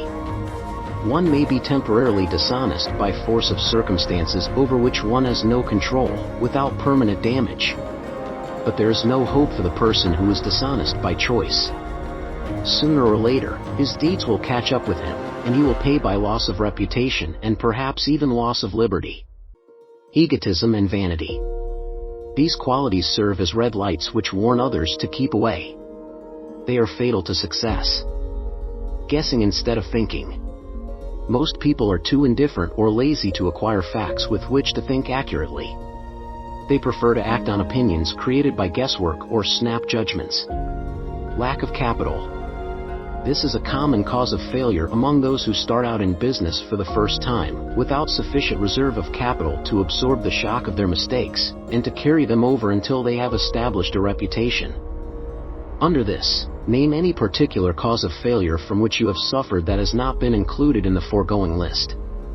In these 30 major causes of failure is found a description of the tragedy of life, which obtains for practically every person who tries and fails. It will be helpful if you can induce someone who knows you well to go over this list with you, and help to analyze you by the 30 causes of failure. It may be beneficial if you try this alone. Most people cannot see themselves as others see them. You may be one who cannot. The oldest of admonitions is, "Man, know thyself." If you market merchandise successfully, you must know the merchandise. The same is true in marketing personal services. You should know all of your weaknesses in order that you may either bridge them or eliminate them entirely. You should know your strength in order that you may call attention to it when selling your services. You can know yourself only through accurate analysis. The folly of ignorance in connection with self was displayed by a young man who applied to the manager of a well-known business for a position. He made a very good impression until the manager asked him what salary he expected. He replied that he had no fixed sum in mind, lack of a definite aim. The manager then said, "We will pay you all you are worth after we try you out for a week." "I will not accept it," the applicant replied, "because I am getting more than that where I am now employed." Before you even start to negotiate for a readjustment of your salary in your present position, or to seek employment elsewhere, be sure that you are worth more than you now receive. It is one thing to want money, everyone wants more, but it is something entirely different to be worth more. Many people mistake their wants for their just dues. Your financial requirements or wants have nothing whatever to do with your worth. Your value is established entirely by your ability to render useful service or your capacity to induce others to render such service. Take inventory of yourself. 28 questions you should answer. Annual self-analysis is an essential in the effective marketing of personal services, as is annual inventory in merchandising. Moreover, the yearly analysis should disclose a decrease in faults and an increase in virtues. One goes ahead, stands still, or goes backward in life. One's object should be, of course, to go ahead. Annual self-analysis will disclose whether advancement has been made, and if so, how much. It will also disclose any backward steps one may have made. The effective marketing of personal services requires one to move forward even if the progress is slow. Your annual self-analysis should be made at the end of each year, so you can include in your New Year's resolutions any improvements which the analysis indicates should be made. Take this inventory by asking yourself the following questions, and by checking your answers with the aid of someone who will not permit you to deceive yourself as to their accuracy. Self-analysis questionnaire for personal inventory. Have I attained the goal which I established as my objective for this year?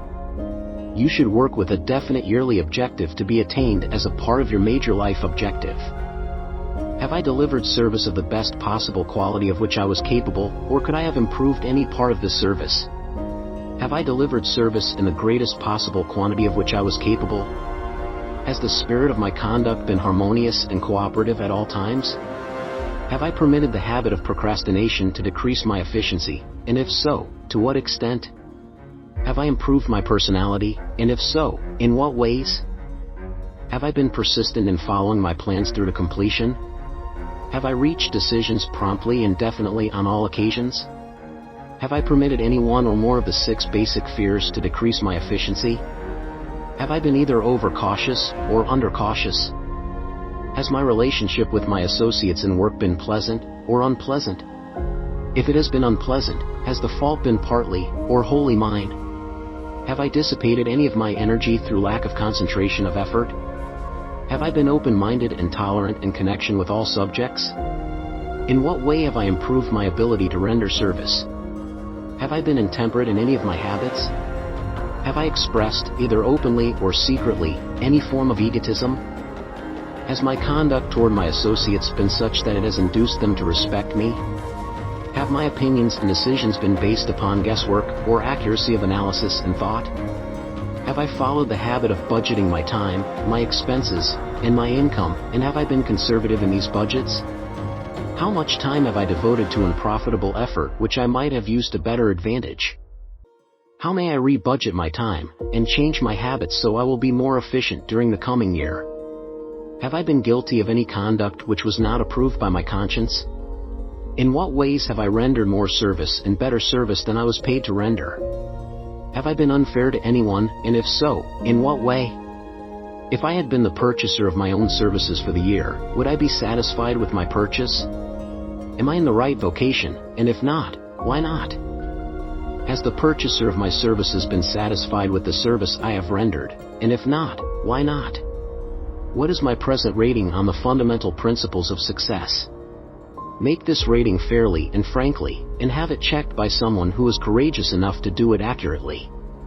Having read and assimilated the information conveyed through this chapter, you are now ready to create a practical plan for marketing your personal services.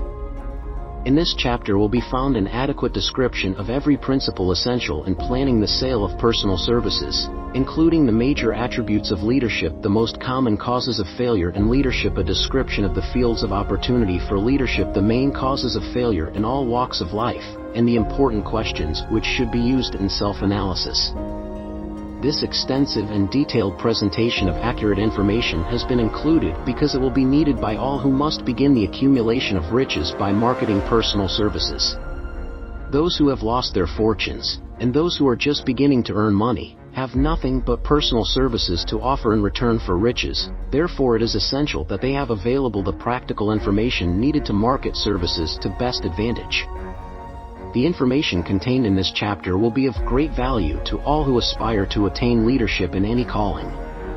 It will be particularly helpful to those aiming to market their services as business or industrial executives.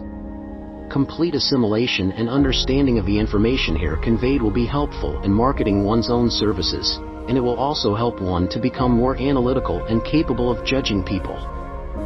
The information will be priceless to personnel directors, employment managers, and other executives charged with the selection of employees and the maintenance of efficient organizations. If you doubt this statement, test its soundness by answering and writing the 28 self-analysis questions. That might be both interesting and profitable, even though you do not doubt the soundness of the statement. Where and how one may find opportunities to accumulate riches. Now that we have analyzed the principles by which riches may be accumulated, we naturally ask, where may one find favorable opportunities to apply these principles? Very well, let us take inventory and see what the United States of America offers the person seeking riches, great or small. To begin with, let us remember, all of us, that we live in a country where every law-abiding citizen enjoys freedom of thought and freedom of deed unequaled anywhere in the world. Most of us have never taken inventory of the advantages of this freedom. We have never compared our unlimited freedom with the curtailed freedom in other countries. Here we have freedom of thought, freedom in the choice and enjoyment of education, freedom in religion, freedom in politics, freedom in the choice of a business, profession or occupation, freedom to accumulate and own without molestation all the property we can accumulate, freedom to choose our place of residence, freedom in marriage, freedom through equal opportunity to all races, freedom of travel from one state to another, freedom in our choice of foods, and freedom to aim for any station in life for which we have prepared ourselves, even for the presidency of the United States. We have other forms of freedom, but this list will give a bird's eye view of the most important, which constitute opportunity of the highest order. This advantage of freedom is all the more conspicuous because the United States is the only country guaranteeing to every citizen, whether native-born or naturalized, so broad and varied a list of freedom. Next, let us recount some of the blessings which our widespread freedom has placed within our hands. Take the average American family for example, meaning the family of average income, and sum up the benefits available to every member of the family in this land of opportunity and plenty. Food. Next to freedom of thought and deed comes food, clothing, and shelter, the three basic necessities of life. Because of our universal freedom, the average American family has available, at its very door, the choicest selection of food to be found anywhere in the world, and at prices within its financial range. A family of two, living in the heart of Times Square district of New York City, far removed from the source of production of foods, took careful inventory of the cost of a simple breakfast, with this astonishing result: articles of food, cost at the breakfast table. Grapefruit juice from Florida, 02 rippled wheat breakfast food, Kansas Farm 02 tea from China, 02 bananas from South America, 02 toasted bread from Kansas Farm, 01 fresh country eggs from Utah, 07 sugar from Cuba or Utah, 02 butter and cream from New England, 03 grand total 20. It is not very difficult to obtain food in a country where two people can have breakfast consisting of all they want or need for a dime apiece.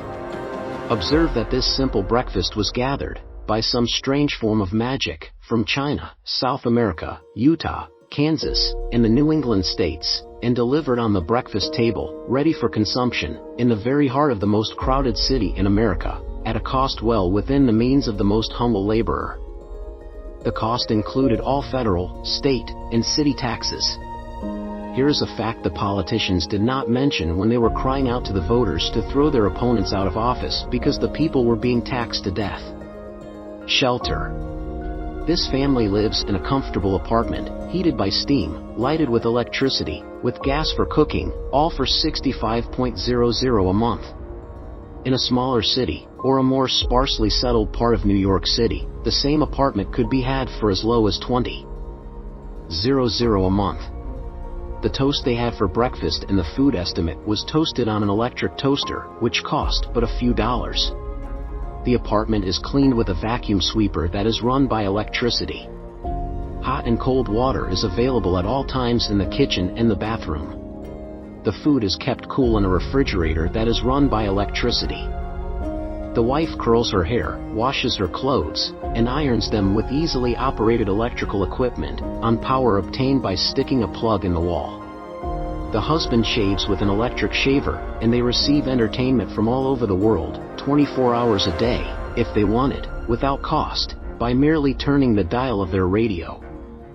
There are other conveniences in this apartment, but the foregoing list will give a fair idea of some of the concrete evidences of the freedom we, of America, enjoy. And this is neither political nor economic propaganda. Clothing. Anywhere in the United States, the woman of average clothing requirements can dress very comfortably and neatly for less than $200.00 a year, and the average man can dress for the same or less. Only the three basic necessities of food, clothing, and shelter have been mentioned. The average American citizen has other privileges and advantages available in return for modest effort, not exceeding 8 hours per day of labor. Among these is the privilege of automobile transportation, with which one can go and come at will, at very small cost.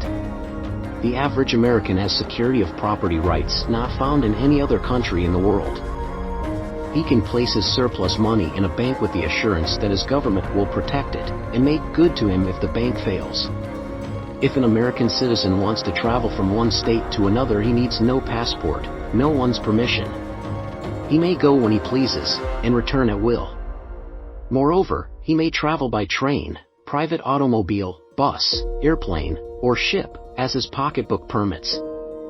In Germany, Russia, Italy, and most of the other European and Oriental countries, the people cannot travel with so much freedom, and at so little cost. The miracle that has provided these blessings, we often hear politicians proclaiming the freedom of America when they solicit votes, but seldom do they take the time or devote sufficient effort to the analysis of the source or nature of this freedom.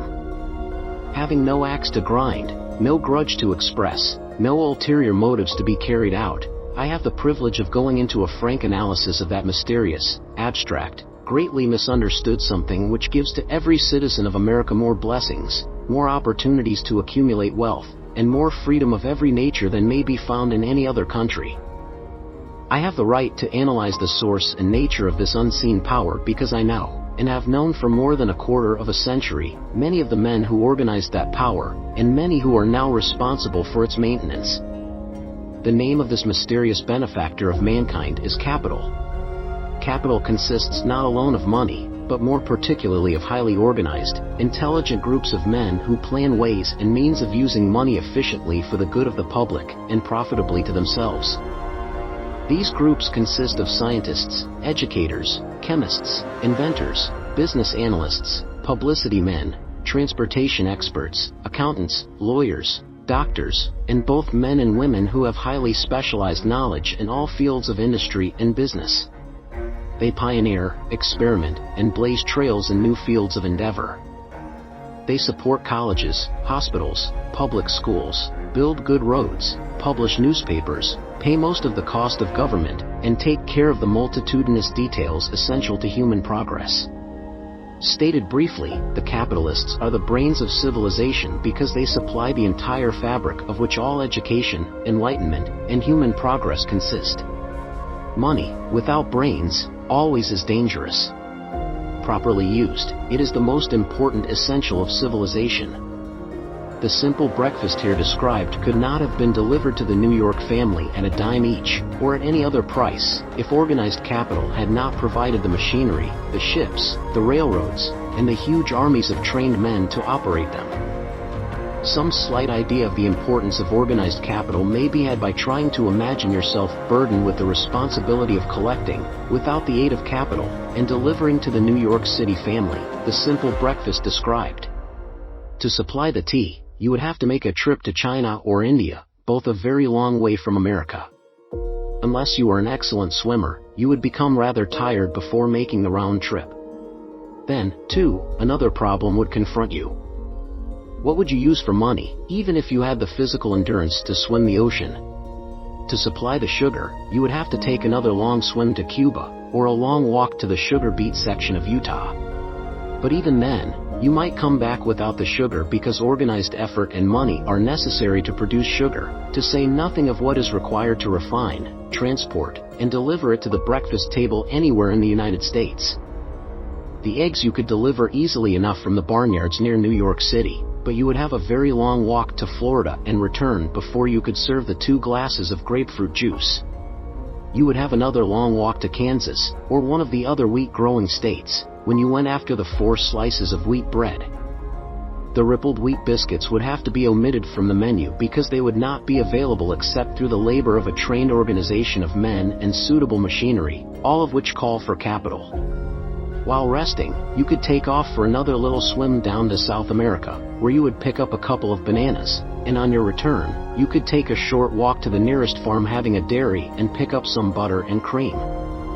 Then your New York City family would be ready to sit down and enjoy breakfast, and you could collect your 2 dimes for your labor. Seems absurd, doesn't it? Well, the procedure described would be the only possible way these simple items of food could be delivered to the heart of New York City if we had no capitalistic system. The sum of money required for the building and maintenance of the railroads and steamships used in the delivery of that simple breakfast is so huge that it staggers one's imagination. It runs into hundreds of millions of dollars, not to mention the armies of trained employees required to man the ships and trains. But transportation is only a part of the requirements of modern civilization in capitalistic America. Before there can be anything to haul, something must be grown from the ground, or manufactured and prepared for market. This calls for more millions of dollars for equipment, machinery, boxing, marketing, and for the wages of millions of men and women. Steamships and railroads do not spring up from the earth and function automatically. They come in response to the call of civilization, through the labor and ingenuity and organizing ability of men who have imagination, faith, enthusiasm, decision, persistence. These men are known as capitalists. They are motivated by the desire to build, construct, achieve, render useful service, earn profits, and accumulate riches. And, because they render service without which there would be no civilization, they put themselves in the way of great riches. Just to keep the record simple and understandable, I will add that these capitalists are the self-same men of whom most of us have heard soapbox orators speak. They are the same men to whom radicals, racketeers, dishonest politicians, and grafting labor leaders refer as the predatory interests, or Wall Street. I am not attempting to present a brief for or against any group of men or any system of economics. I am not attempting to condemn collective bargaining when I refer to grafting labor leaders, nor do I aim to give a clean bill of health to all individuals known as capitalists. The purpose of this book, a purpose to which I have faithfully devoted over a quarter of a century, is to present to all who want the knowledge, the most dependable philosophy through which individuals may accumulate riches in whatever amounts they desire. I have here analyzed the economic advantages of the capitalistic system for the twofold purpose of showing that all who seek riches must recognize and adapt themselves to the system that controls all approaches to fortunes, large or small, and to present the side of the picture opposite to that being shown by politicians and demagogues who deliberately becloud the issues they bring up by referring to organized capital as if it were something poisonous. This is a capitalistic country. It was developed through the use of capital, and we who claim the right to partake of the blessings of freedom and opportunity, we who seek to accumulate riches here, may as well know that neither riches nor opportunity would be available to us if organized capital had not provided these benefits. For more than 20 years it has been a somewhat popular and growing pastime for radicals, self-seeking politicians, racketeers, crooked labor leaders, and on occasion religious leaders, to take potshots at Wall Street, the money changers, and big business. The practice became so general that we witnessed during the business depression the unbelievable sight of high government officials lining up with the cheap politicians and labor leaders, with the openly avowed purpose of throttling the system which has made industrial America the richest country on earth. The lineup was so general and so well organized that it prolonged the worst depression America has ever known. It cost millions of men their jobs because those jobs were inseparably a part of the industrial and capitalistic system which forms the very backbone of the nation. During this unusual alliance of government officials and self-seeking individuals who were endeavoring to profit by declaring open season on the American system of industry, a certain type of labor leader joined forces with the politicians and offered to deliver voters in return for legislation designed to permit men to take riches away from industry by organized force of numbers, instead of the better method of giving a fair day's work for a fair day's pay. Millions of men and women throughout the nation are still engaged in this popular pastime of trying to get without giving. Some of them are lined up with labor unions, where they demand shorter hours and more pay. Others do not take the trouble to work at all. They demand government relief and are getting it. Their idea of their rights of freedom was demonstrated in New York City, where violent complaint was registered with the postmaster by a group of relief beneficiaries because the postman awakened them at 7:30 a.m. to deliver government relief checks. They demanded that the time of delivery be set up to 10 o'clock. If you are one of those who believe that riches can be accumulated by the mere act of men who organize themselves into groups and demand more pay for less service, if you are one of those who demand government relief without early morning disturbance when the money is delivered to you, if you are one of those who believe in trading their votes to politicians in return for the passing of laws which permit the raiding of the public treasury, you may rest securely on your belief, with certain knowledge that no one will disturb you, because this is a free country where every man may think as he pleases, where nearly everybody can live with but little effort, where many may live well without doing any work whatsoever. However, you should know the full truth concerning this freedom of which so many people boast and so few understand. As great as it is, as far as it reaches, as many privileges as it provides, it does not, and cannot, bring riches without effort. There is but one dependable method of accumulating and legally holding riches, and that is by rendering useful service. No system has ever been created by which men can legally acquire riches through mere force of numbers, or without giving in return an equivalent value of one form or another. There is a principle known as the law of economics. This is more than a theory. It is a law no man can beat. Mark well the name of the principle and remember it because it is far more powerful than all the politicians and political machines. It is above and beyond the control of all the labor unions. It cannot be swayed, nor influenced, nor bribed by racketeers or self-appointed leaders in any calling.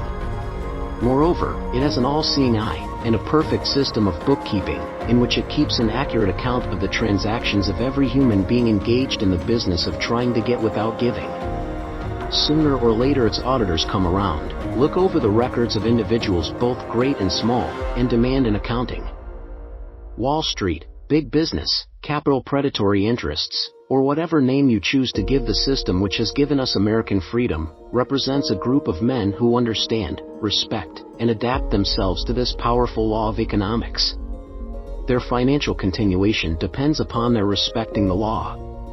Most people living in America like this country, its capitalistic system and all. I must confess I know of no better country where one may find greater opportunities to accumulate riches. Judging by their acts and deeds, there are some in this country who do not like it. That, of course, is their privilege if they do not like this country, its capitalistic system, its boundless opportunities. They have the privilege of clearing out. Always there are other countries, such as Germany, Russia, and Italy, where one may try one's hand at enjoying freedom and accumulating riches, providing one is not too particular. America provides all the freedom and all the opportunity to accumulate riches that any honest person may require. When one goes hunting for game, one selects hunting grounds where game is plentiful. When seeking riches, the same rule would naturally obtain. If it is riches you are seeking, do not overlook the possibilities of a country whose citizens are so rich that women alone spend over $200 million annually for lipsticks, rouge, and cosmetics. Think twice, you who are seeking riches, before trying to destroy the capitalistic system of a country whose citizens spend over $50 million a year for greeting cards, with which to express their appreciation of their freedom. If it is money you are seeking, consider carefully a country that spends hundreds of millions of dollars annually for cigarettes, the bulk of the income from which goes to only 4 major companies engaged in supplying this national builder of nonchalance and quiet nerves. By all means give plenty of consideration to a country whose people spend annually more than $15 million for the privilege of seeing moving pictures, and toss in a few additional millions for liquor, narcotics, and other less potent soft drinks and giggle waters. Do not be in too big a hurry to get away from a country whose people willingly, even eagerly, hand over millions of dollars annually for football, baseball, and prize fights. And, by all means, stick by a country whose inhabitants give up more than $1 million a year for chewing gum, and another $1 million for safety razor blades. Remember, also, that this is but the beginning of the available sources for the accumulation of wealth. Only a few of the luxuries and non-essentials have been mentioned. But, remember that the business of producing, transporting, and marketing these few items of merchandise gives regular employment to many millions of men and women, who receive for their services many millions of dollars monthly, and spend it freely for both the luxuries and the necessities. Especially remember that back of all this exchange of merchandise and personal services may be found an abundance of opportunity to accumulate riches. Here our American freedom comes to one's aid. There is nothing to stop you, or anyone, from engaging in any portion of the effort necessary to carry on these businesses. If one has superior talent, training, experience, one may accumulate riches in large amounts. Those not so fortunate may accumulate smaller amounts. Anyone may earn a living in return for a very nominal amount of labor. So there you are. Opportunity has spread its wares before you. Step up to the front, select what you want, create your plan, put the plan into action, and follow through with persistence. Capitalistic America will do the rest. You can depend upon this much. Capitalistic America ensures every person the opportunity to render useful service, and to collect riches in proportion to the value of the service. The system denies no one this right, but it does not, and cannot, promise something for nothing, because the system itself is irrevocably controlled by the law of economics, which neither recognizes nor tolerates for long getting without giving. The law of economics was passed by nature. There is no Supreme Court to which violators of this law may appeal. The law hands out both penalties for its violation and appropriate rewards for its observance, without interference or the possibility of interference by any human being. The law cannot be repealed. It is as fixed as the stars in the heavens, and subject to, and a part of the same system that controls the stars. May one refuse to adapt oneself to the law of economics? Certainly. This is a free country, where all men are born with equal rights, including the privilege of ignoring the law of economics. What happens then? Well, nothing happens until large numbers of men join forces for the avowed purpose of ignoring the law, and taking what they want by force. Then comes the dictator, with well-organized firing squads and machine guns. We have not yet reached that stage in America. But we have heard all we want to know about how the system works. Perhaps we have been fortunate enough not to demand personal knowledge of so gruesome a reality. Doubtless we shall prefer to continue with our freedom of speech, freedom of deed, and freedom to render useful service in return for riches. The practice, by government officials, of extending to men and women the privilege of raiding the public treasury in return for votes, sometimes results in election, but as night follows day, the final payoff comes when every penny wrongfully used must be repaid with compound interest on compound interest. If those who make the grab are not forced to repay, the burden falls on their children, and their children's children, even unto the third and fourth generations. There is no way to avoid the debt. Men can, and sometimes do, form themselves into groups for the purpose of crowding wages up and working hours down. There is a point beyond which they cannot go. It is the point at which the law of economics steps in, and the sheriff gets both the employer and the employees. For 6 years, from 1929 to 1935, the people of America, both rich and poor, barely missed seeing the old man economics hand over to the sheriff all the businesses, industries, and banks. It was not a pretty sight. It did not increase our respect for mob psychology through which men cast reason to the winds and start trying to get without giving. We who went through those 6 discouraging years, when fear was in the saddle and faith was on the ground, cannot forget how ruthlessly the law of economics exacted its toll from both rich and poor, weak and strong, old and young. We shall not wish to go through another such experience. These observations are not founded upon short-time experience.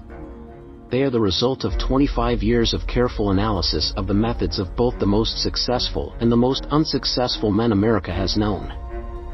Chapter 8 Decision, the Mastery of Procrastination. The 7th step toward riches. Accurate analysis of over 25,000 men and women who had experienced failure disclosed the fact that lack of decision was near the head of the list of the 30 major causes of failure. This is no mere statement of a theory, it is a fact. Procrastination, the opposite of decision, is a common enemy which practically every man must conquer. You will have an opportunity to test your capacity to reach quick and definite decisions when you finish reading this book and are ready to begin putting into action the principles which it describes. Analysis of several hundred people who had accumulated fortunes well beyond the $1 million mark disclosed the fact that every one of them had the habit of reaching decisions promptly, and of changing these decisions slowly, if and when they were changed. People who fail to accumulate money, without exception, have the habit of reaching decisions, if at all, very slowly, and of changing these decisions quickly and often. One of Henry Ford's most outstanding qualities is his habit of reaching decisions quickly and definitely, and changing them slowly. This quality is so pronounced in Mr. Ford that it has given him the reputation of being obstinate. It was this quality which prompted Mr.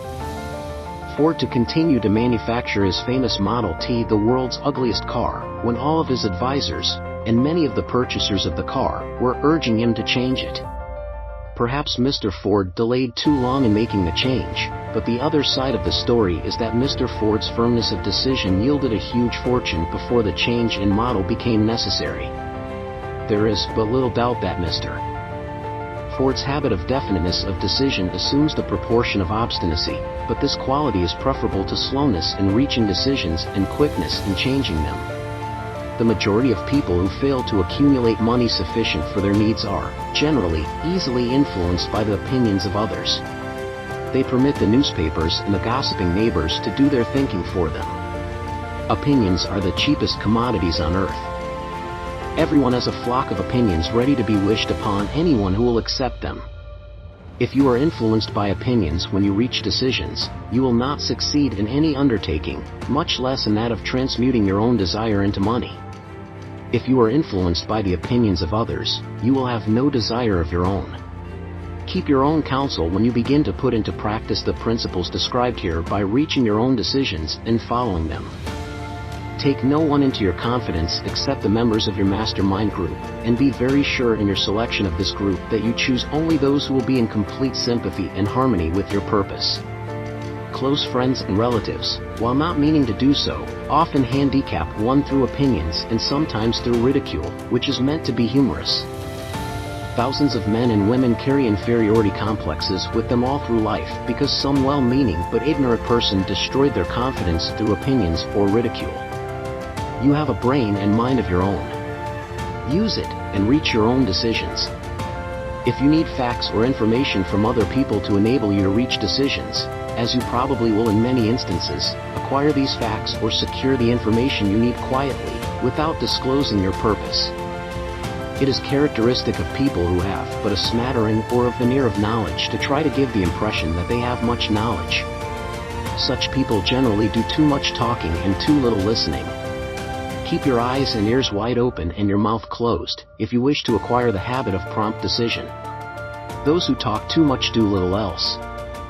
If you talk more than you listen, you not only deprive yourself of many opportunities to accumulate useful knowledge, but you also disclose your plans and purposes to people who will take great delight in defeating you because they envy you. Remember, also, that every time you open your mouth in the presence of a person who has an abundance of knowledge, you display to that person your exact stock of knowledge or your lack of it. Genuine wisdom is usually conspicuous through modesty and silence. Keep in mind the fact that every person with whom you associate is, like yourself, seeking the opportunity to accumulate money. If you talk about your plans too freely, you may be surprised when you learn that some other person has beaten you to your goal by putting into action ahead of you the plans of which you talked unwisely. Let one of your first decisions be to keep a closed mouth and open ears and eyes. As a reminder to yourself to follow this advice, it will be helpful if you copy the following epigram in large letters and place it where you will see it daily. Tell the world what you intend to do, but first show it. This is the equivalent of saying that deeds, and not words, are what count most. Freedom or death on a decision. The value of decisions depends upon the courage required to render them. The great decisions, which served as the foundation of civilization, were reached by assuming great risks, which often meant the possibility of death. Lincoln's decision to issue his famous Proclamation of Emancipation, which gave freedom to the colored people of America, was rendered with full understanding that his act would turn thousands of friends and political supporters against him. He knew, too, that the carrying out of that proclamation would mean death to thousands of men on the battlefield. In the end, it cost Lincoln his life. That required courage. Socrates' decision to drink the cup of poison, rather than compromise in his personal belief, was a decision of courage. It turned time ahead 1,000 years and gave to people then unborn the right to freedom of thought and of speech. The decision of General Robert E. Lee, when he came to the parting of the way with the Union and took up the cause of the South, was a decision of courage, for he well knew that it might cost him his own life, that it would surely cost the lives of others. But the greatest decision of all time, as far as any American citizen is concerned, was reached in Philadelphia, July 4, 1776, when 56 men signed their names to a document which they well knew would bring freedom to all Americans or leave every one of the 56 hanging from a gallows. You have heard of this famous document, but you may not have drawn from it the great lesson and personal achievement it so plainly taught. We all remember the date of this momentous decision, but few of us realize what courage that decision required. We remember our history as it was taught. We remember dates and the names of the men who fought. We remember Valley Forge and Yorktown. We remember George Washington and Lord Cornwallis. But we know little of the real forces behind these names, dates, and places.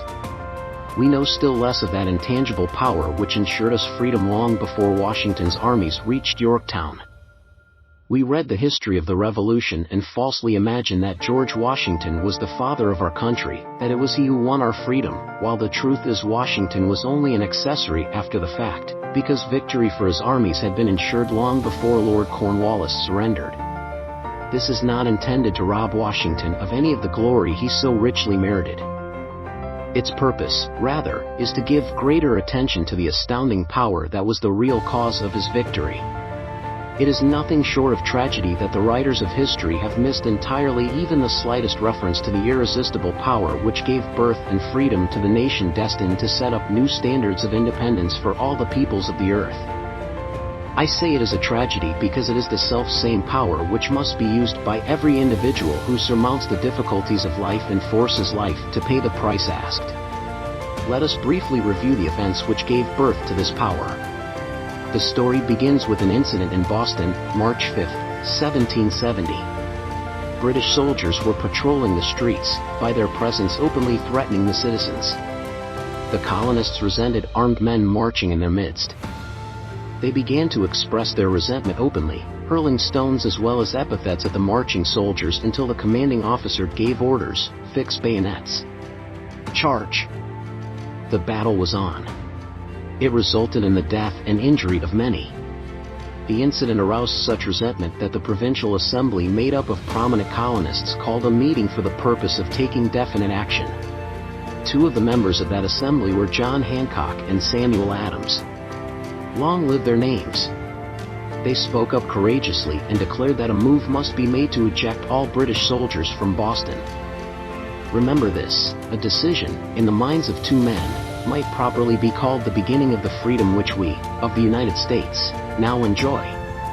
Remember, too, that the decision of these two men called for faith and courage because it was dangerous. Before the assembly adjourned, Samuel Adams was appointed to call on the governor of the province, Hutchinson, and demand the withdrawal of the British troops. The request was granted, the troops were removed from Boston, but the incident was not closed. It had caused a situation destined to change the entire trend of civilization. Strange, is it not, how the great changes, such as the American Revolution and the World War, often have their beginnings in circumstances which seem unimportant. It is interesting, also, to observe that these important changes usually begin in the form of a definite decision in the minds of a relatively small number of people. Few of us know the history of our country well enough to realize that John Hancock, Samuel Adams, and Richard Henry Lee of the province of Virginia were the real fathers of our country. Richard Henry Lee became an important factor in this story by reason of the fact that he and Samuel Adams communicated frequently by correspondence, sharing freely their fears and their hopes concerning the welfare of the people of their provinces. From this practice, Adams conceived the idea that a mutual exchange of letters between the 13 colonies might help to bring about the coordination of efforts so badly needed in connection with the solution of their problems. 2 years after the clash with the soldiers in Boston, March 72, Adams presented this idea to the Assembly, in the form of a motion that a correspondence committee be established among the colonies, with definitely appointed correspondents in each colony, for the purpose of friendly cooperation for the betterment of the colonies of British America. Mark well this incident. It was the beginning of the organization of the far-flung power destined to give freedom to you, and to me. The mastermind had already been organized. It consisted of Adams, Lee, and Hancock. I tell you further, that if two of you agree upon the earth concerning anything for which you ask, it will come to you from my Father, who is in heaven. The Committee of Correspondence was organized. Observe that this move provided the way for increasing the power of the mastermind by adding to it men from all the colonies. Take notice that this procedure constituted the first organized planning of the disgruntled colonists. In union there is strength. The citizens of the colonies had been waging disorganized warfare against the British soldiers, through incidents similar to the Boston riot, but nothing of benefit had been accomplished. Their individual grievances had not been consolidated under one mastermind. No group of individuals had put their hearts, minds, souls, and bodies together in one definite decision to settle their difficulty with the British once and for all, until Adams, Hancock, and Lee got together. Meanwhile, the British were not idle. They, too, were doing some planning and masterminding on their own account, with the advantage of having back of them money and organized soldiery. The Crown appointed Gage to supplant Hutchinson as the governor of Massachusetts. One of the new governor's first acts was to send a messenger to call on Samuel Adams, for the purpose of endeavoring to stop his opposition by fear. We can best understand the spirit of what happened by quoting the conversation between Colonel Fenton, the messenger sent by Gage, and Adams. Colonel Fenton, I have been authorized by Governor Gage to assure you, Mr. Adams, that the governor has been empowered to confer upon you such benefits as would be satisfactory. Endeavor to win Adams by promise of bribes, upon the condition that you engage to cease in your opposition to the measures of the government.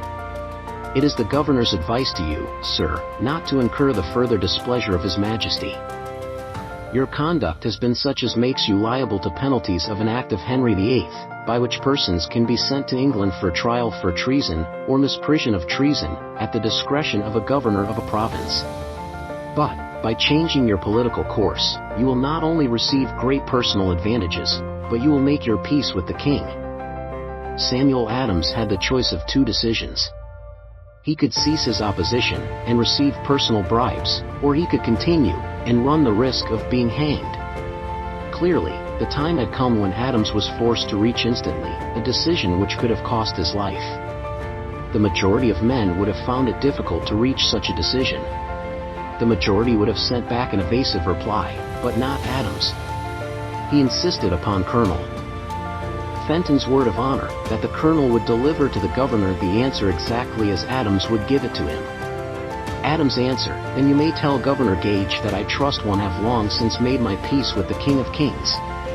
No personal consideration shall induce me to abandon the righteous cause of my country. And, tell Governor Gage it is the advice of Samuel Adams to him, no longer to insult the feelings of an exasperated people." Comment as to the character of this man seems unnecessary. It must be obvious to all who read this astounding message that its sender possessed loyalty of the highest order. This is important. Racketeers and dishonest politicians have prostituted the honor for which such men as Adams died.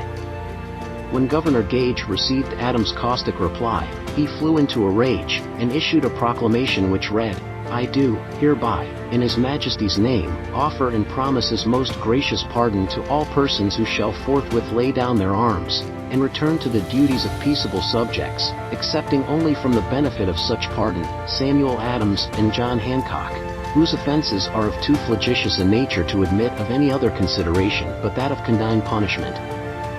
As one might say, in modern slang, Adams and Hancock were on the spot. The threat of the irate governor forced the two men to reach another decision, equally as dangerous. They hurriedly called a secret meeting of their staunchest followers. Here the mastermind began to take on momentum. After the meeting had been called to order, Adams locked the door, placed the key in his pocket, and informed all present that it was imperative that a Congress of the colonists be organized, and that no man should leave the room until the decision for such a Congress had been reached. Great excitement followed. Some weighed the possible consequences of such radicalism. Old man fear. Some expressed grave doubt as to the wisdom of so definite a decision in defiance of the Crown. Locked in that room were two men immune to fear, blind to the possibility of failure. Hancock and Adams. Through the influence of their minds, the others were induced to agree that, through the Correspondence Committee, arrangements should be made for a meeting of the First Continental Congress, to be held in Philadelphia, September 5, 1774. Remember this date. It is more important than July 4, 1776. If there had been no decision to hold a Continental Congress, there could have been no signing of the Declaration of Independence. Before the first meeting of the new Congress, another leader, in a different section of the country, was deep in the throes of publishing a summary view of the rights of British America. He was Thomas Jefferson, of the province of Virginia, whose relationship to Lord Dunmore, representative of the Crown in Virginia, was as strained as that of Hancock and Adams with their governor. Shortly after his famous Summary of Rights was published, Jefferson was informed that he was subject to prosecution for high treason against His Majesty's government. Inspired by the threat, one of Jefferson's colleagues, Patrick Henry, boldly spoke his mind, concluding his remarks with a sentence which shall remain forever a classic: "If this be treason, then make the most of it."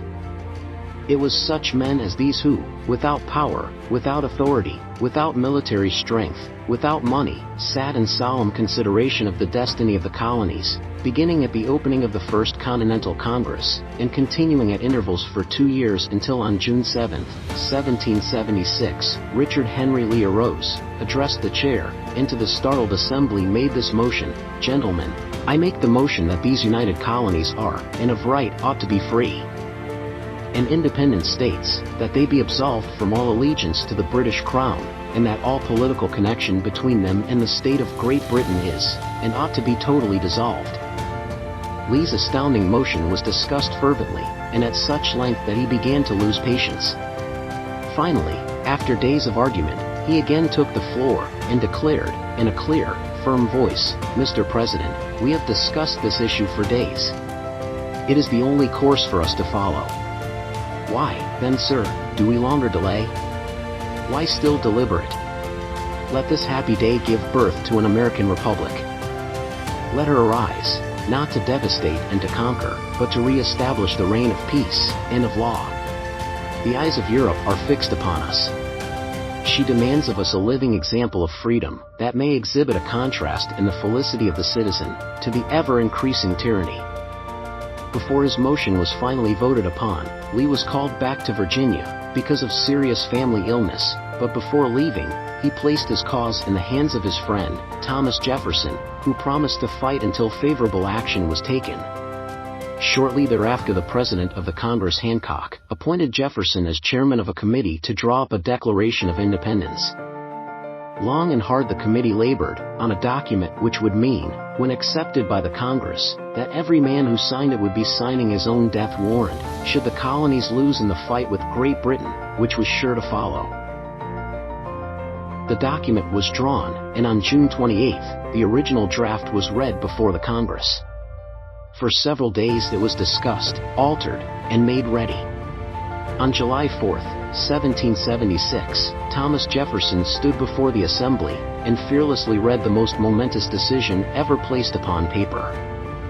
When in the course of human events it is necessary for one people to dissolve the political bands which have connected them with another, and to assume, among the powers of the earth, the separate and equal station to which the laws of nature, and of nature's God entitle them, a decent respect to the opinions of mankind requires that they should declare the causes which impel them to the separation. When Jefferson finished, the document was voted upon, accepted, and signed by the 56 men, every one staking his own life upon his decision to write his name. By that decision came into existence a nation destined to bring to mankind forever the privilege of making decisions.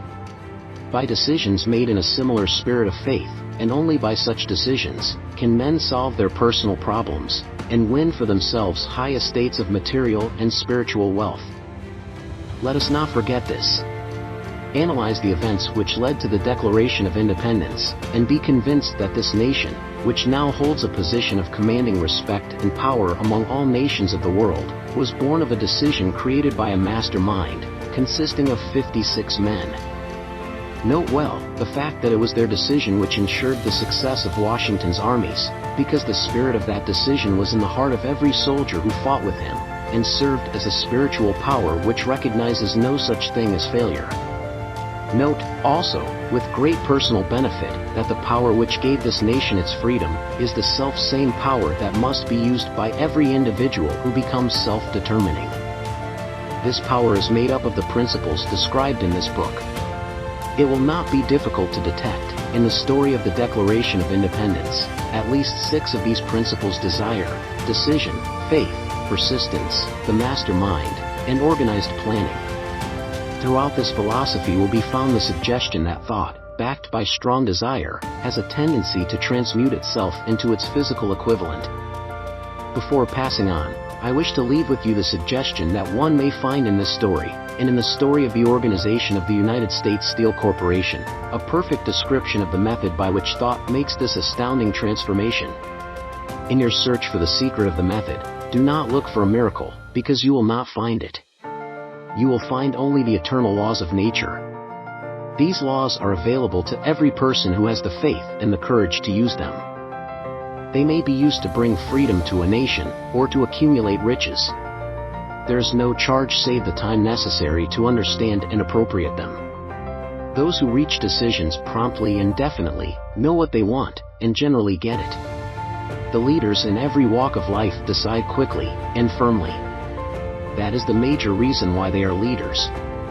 The world has the habit of making room for the man whose words and actions show that he knows where he is going. Indecision is a habit which usually begins in youth. The habit takes on permanency as the youth goes through graded school, high school, and even through college, without definiteness of purpose. The major weakness of all educational systems is that they neither teach nor encourage the habit of definite decision. It would be beneficial if no college would permit the enrollment of any student unless and until the student declared his major purpose in matriculating. It would be of still greater benefit if every student who enters the graded schools were compelled to accept training in the habit of decision, and forced to pass a satisfactory examination on this subject before being permitted to advance in the grades. The habit of indecision acquired because of the deficiencies of our school systems goes with the student into the occupation he chooses, if, in fact, he chooses his occupation. Generally, the youth just out of school seeks any job that can be found. He takes the first place he finds, because he has fallen into the habit of indecision. 98 out of every 100 people working for wages today are in the positions they hold, because they lack the definiteness of decision to plan a definite position, and the knowledge of how to choose an employer. Definiteness of decision always requires courage, sometimes very great courage. The 56 men who signed the Declaration of Independence staked their lives on the decision to affix their signatures to that document. The person who reaches a definite decision to procure the particular job, and make life pay the price he asks, does not stake his life on that decision, he stakes his economic freedom. Financial independence, riches, desirable business and professional positions are not within reach of the person who neglects or refuses to expect, plan, and demand these things. The person who desires riches in the same spirit that Samuel Adams desired freedom for the colonies, is sure to accumulate wealth. In the chapter on organized planning, you will find complete instructions for marketing every type of personal services. You will find also detailed information on how to choose the employer you prefer, and the particular job you desire. These instructions will be of no value to you unless you definitely decide to organize them into a plan of action. Chapter 9 Persistence, the sustained effort necessary to induce faith. The eighth step toward riches. Persistence is an essential factor in the procedure of transmuting desire into its monetary equivalent. The basis of persistence is the power of will. Willpower and desire, when properly combined, make an irresistible pair. Men who accumulate great fortunes are generally known as cold-blooded, and sometimes ruthless. Often they are misunderstood. What they have is willpower, which they mix with persistence, and place back of their desires to ensure the attainment of their objectives. Henry Ford has been generally misunderstood to be ruthless and cold-blooded. This misconception grew out of Ford's habit of following through in all of his plans with persistence. The majority of people are ready to throw their aims and purposes overboard and give up at the first sign of opposition or misfortune. A few carry on despite all opposition until they attain their goal. These few are the Fords, Carnegies, Rockefellers, and Edisons. There may be no heroic connotation to the word persistence, but the quality is to the character of man what carbon is to steel. The building of a fortune, generally, involves the application of the entire 13 factors of this philosophy. These principles must be understood, they must be applied with persistence by all who accumulate money. If you are following this book with the intention of applying the knowledge it conveys, your first test as to your persistence will come when you begin to follow the 6 steps described in the 2nd chapter. Unless you are one of the 2 out of every 100 who already have a definite goal at which you are aiming, and a definite plan for its attainment, you may read the instructions, and then pass on with your daily routine, and never comply with those instructions. The author is checking you up at this point, because lack of persistence is one of the major causes of failure. Moreover, experience with thousands of people has proved that lack of persistence is a weakness common to the majority of men. It is a weakness which may be overcome by effort. The ease with which lack of persistence may be conquered will depend entirely upon the intensity of one's desire. The starting point of all achievement is desire. Keep this constantly in mind. Weak desires bring weak results, just as a small amount of fire makes a small amount of heat. If you find yourself lacking in persistence, this weakness may be remedied by building a stronger fire under your desires. Continue to read through to the end, then go back to chapter 2, and start immediately to carry out the instructions given in connection with the 6 steps. The eagerness with which you follow these instructions will indicate clearly how much, or how little, you really desire to accumulate money. If you find that you are indifferent, you may be sure that you have not yet acquired the money consciousness which you must possess before you can be sure of accumulating a fortune.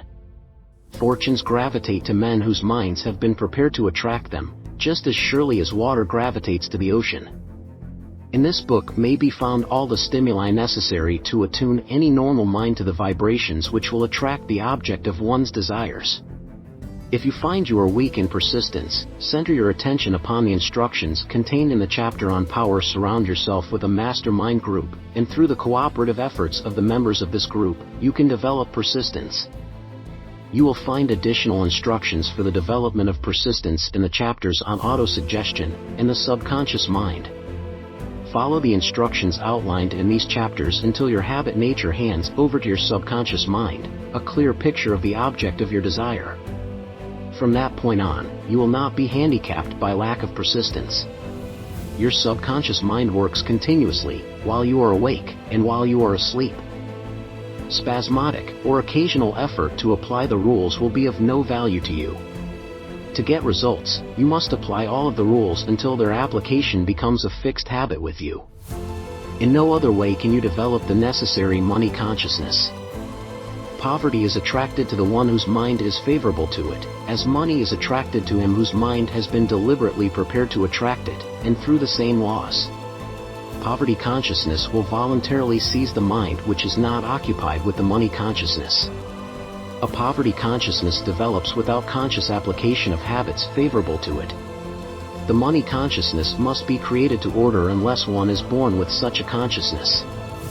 Catch the full significance of the statements in the preceding paragraph, and you will understand the importance of persistence in the accumulation of a fortune.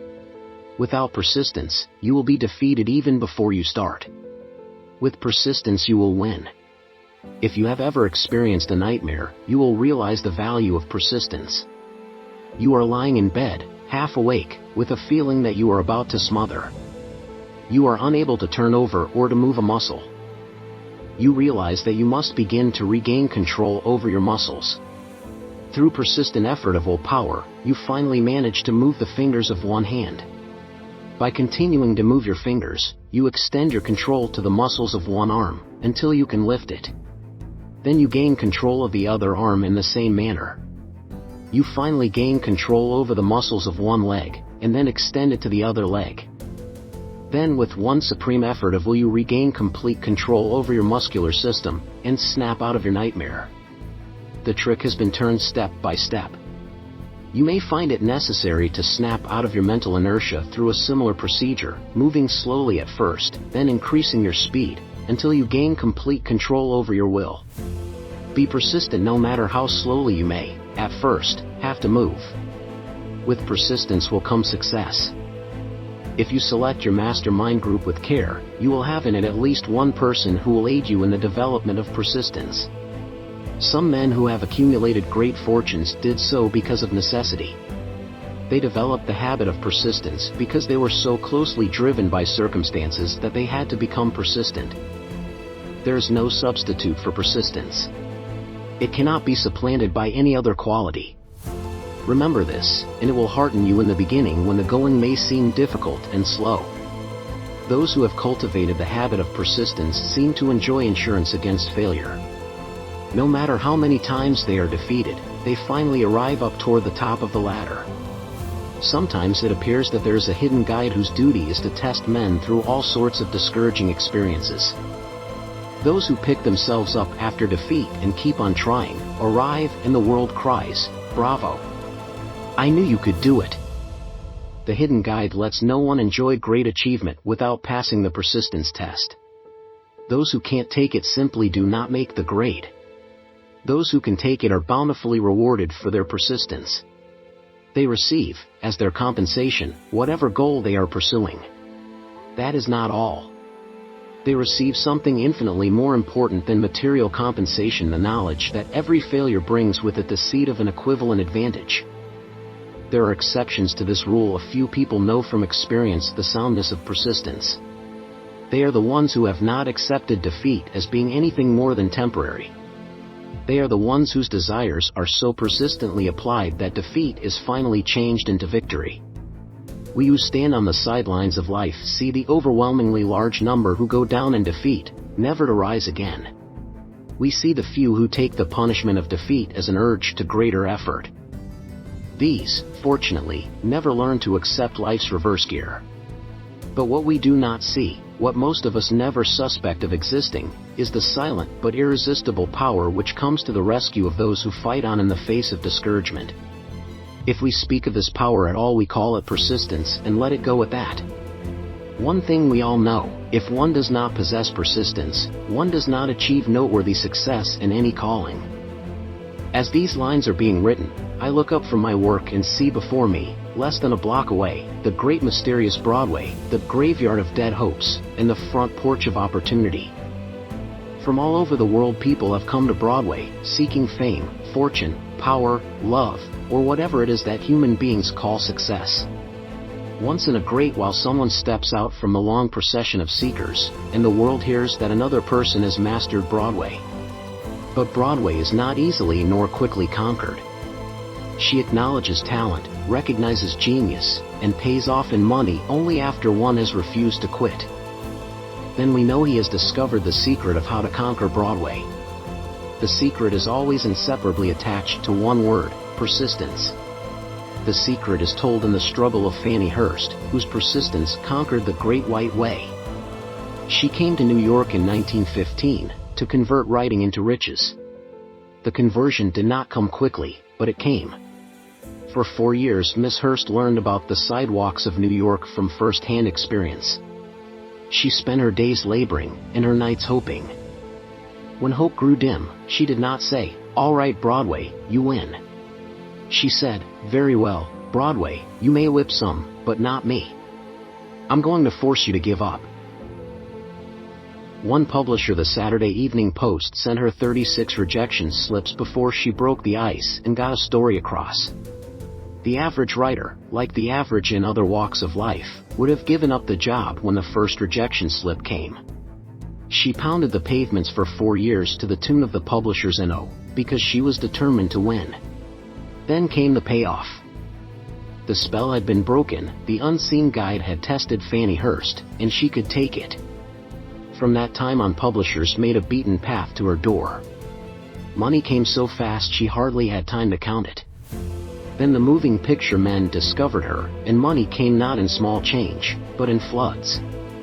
The moving picture rights to her latest novel, Great Laughter, brought $100,000, said to be the highest price ever paid for a story before publication. Her royalties from the sale of the book probably will run much more. Briefly, you have a description of what persistence is capable of achieving. Fannie Hurst is no exception.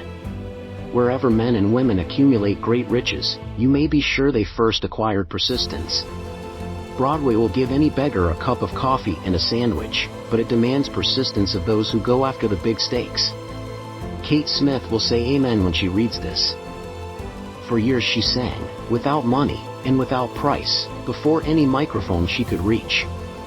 Broadway said to her, "Come and get it, if you can take it." She did take it until one happy day Broadway got tired and said, "Ah, what's the use? You don't know when you're whipped, so name your price, and go to work in earnest." Miss Smith named her price. It was plenty. Away up in figures so high that 1 week's salary is far more than most people make in a whole year. Verily it pays to be persistent. And here is an encouraging statement which carries with it a suggestion of great significance. Thousands of singers who excel Kate Smith are walking up and down Broadway looking for a break, without success. countless others have come and gone, many of them sang well enough, but they failed to make the grade because they lacked the courage to keep on keeping on, until Broadway became tired of turning them away. Persistence is a state of mind, therefore it can be cultivated. Like all states of mind, persistence is based upon definite causes, among them these: definiteness of purpose. Knowing what one wants is the first and, perhaps, the most important step toward the development of persistence. A strong motive forces one to surmount many difficulties. B. Desire. It is comparatively easy to acquire and to maintain persistence in pursuing the object of intense desire. C. Self-reliance. Belief in one's ability to carry out a plan encourages one to follow the plan through with persistence. Self-reliance can be developed through the principle described in the chapter on autosuggestion. D. Definiteness of plans. Organized plans, even though they may be weak and entirely impractical, encourage persistence. E. Accurate knowledge. Knowing that one's plans are sound, based upon experience or observation, encourages persistence. Guessing instead of knowing destroys persistence. F. Cooperation. Sympathy, understanding, and harmonious cooperation with others tend to develop persistence. G. Willpower. The habit of concentrating one's thoughts upon the building of plans for the attainment of a definite purpose leads to persistence. H. Habit. Persistence is the direct result of habit. The mind absorbs and becomes a part of the daily experiences upon which it feeds. Fear, the worst of all enemies, can be effectively cured by forced repetition of acts of courage. Everyone who has seen active service in war knows this. Before leaving the subject of persistence, take inventory of yourself and determine in what particular, if any, you are lacking in this essential quality. Measure yourself courageously, point by point, and see how many of the 8 factors of persistence you lack. The analysis may lead to discoveries that will give you a new grip on yourself. Symptoms of lack of persistence. Here you will find the real enemies which stand between you and noteworthy achievement. Here you will find not only the symptoms indicating weakness of persistence, but also the deeply seated subconscious causes of this weakness. Study the list carefully, and face yourself squarely if you really wish to know who you are, and what you are capable of doing. These are the weaknesses which must be mastered by all who accumulate riches. Failure to recognize and to clearly define exactly what one wants. Procrastination, with or without cause. Usually backed up with a formidable array of alibis and excuses. Lack of interest in acquiring specialized knowledge. Indecision, the habit of passing the buck on all occasions, instead of facing issues squarely. Also backed by alibis. The habit of relying upon alibis instead of creating definite plans for the solution of problems. Self-satisfaction. There is but little remedy for this affliction, and no hope for those who suffer from it. Indifference, usually reflected in one's readiness to compromise on all occasions, rather than meet opposition and fight it. The habit of blaming others for one's mistakes, and accepting unfavorable circumstances as being unavoidable. Weakness of desire, due to neglect in the choice of motives that impel action. Willingness, even eagerness, to quit at the first sign of defeat. Based upon one or more of the 6 basic fears. Lack of organized plans, placed in writing where they may be analyzed. The habit of neglecting to move on ideas, or to grasp opportunity when it presents itself. Wishing instead of willing. The habit of compromising with poverty instead of aiming at riches. General absence of ambition to be, to do, and to own. Searching for all the shortcuts to riches, trying to get without giving a fair equivalent, usually reflected in the habit of gambling, endeavoring to drive sharp bargains. Fear of criticism, failure to create plans and to put them into action, because of what other people will think, do, or say. This enemy belongs at the head of the list, because it generally exists in one's subconscious mind, where its presence is not recognized. See the 6 basic fears in a later chapter. Let us examine some of the symptoms of the fear of criticism. The majority of people permit relatives, friends, and the public at large to so influence them that they cannot live their own lives because they fear criticism. Huge numbers of people make mistakes in marriage, stand by the bargain, and go through life miserable and unhappy, because they fear criticism which may follow if they correct the mistake. Anyone who has submitted to this form of fear knows the irreparable damage it does, by destroying ambition, self-reliance, and the desire to achieve. Millions of people neglect to acquire belated educations, after having left school, because they fear criticism. Countless numbers of men and women, both young and old, permit relatives to wreck their lives in the name of duty, because they fear criticism. Duty does not require any person to submit to the destruction of his personal ambitions and the right to live his own life in his own way. People refuse to take chances in business, because they fear the criticism which may follow if they fail. The fear of criticism, in such cases, is stronger than the desire for success. Too many people refuse to set high goals for themselves, or even neglect selecting a career, because they fear the criticism of relatives and friends who may say, "Don't aim so high, people will think you are crazy." When Andrew Carnegie suggested that I devote 20 years to the organization of a philosophy of individual achievement, my first impulse of thought was fear of what people might say. The suggestion set up a goal for me, far out of proportion to any I had ever conceived. As quick as a flash, my mind began to create alibis and excuses, all of them traceable to the inherent fear of criticism. Something inside of me said, "You can't do it, the job is too big, and requires too much time. What will your relatives think of you? How will you earn a living? No one has ever organized a philosophy of success. What right have you to believe you can do it? Who are you, anyway, to aim so high? Remember your humble birth. What do you know about philosophy? People will think you are crazy, and they did. Why hasn't some other person done this before now?" These, and many other questions flashed into my mind, and demanded attention. It seemed as if the whole world had suddenly turned its attention to me with the purpose of ridiculing me into giving up all desire to carry out Mr. Carnegie's suggestion. I had a fine opportunity, then and there, to kill off ambition before it gained control of me. Later in life, after having analyzed thousands of people, I discovered that most ideas are still born, and need the breath of life injected into them through definite plans of immediate action. The time to nurse an idea is at the time of its birth. Every minute it lives gives it a better chance of surviving. The fear of criticism is at the bottom of the destruction of most ideas which never reach the planning and action stage. Many people believe that material success is the result of favorable breaks. There is an element of ground for the belief, but those depending entirely upon luck are nearly always disappointed because they overlook another important factor which must be present before one can be sure of success. It is the knowledge with which favorable breaks can be made to order. During the Depression, W.C. Fields, the comedian, lost all his money and found himself without income, without a job, and his means of earning a living vaudeville no longer existed. Moreover, he was past 60 when many men consider themselves old. He was so eager to stage a comeback that he offered to work without pay, in a new field movies. In addition to his other troubles, he fell and injured his neck. To many, that would have been the place to give up and quit. But Fields was persistent. He knew that if he carried on, he would get the breaks sooner or later, and he did get them, but not by chance.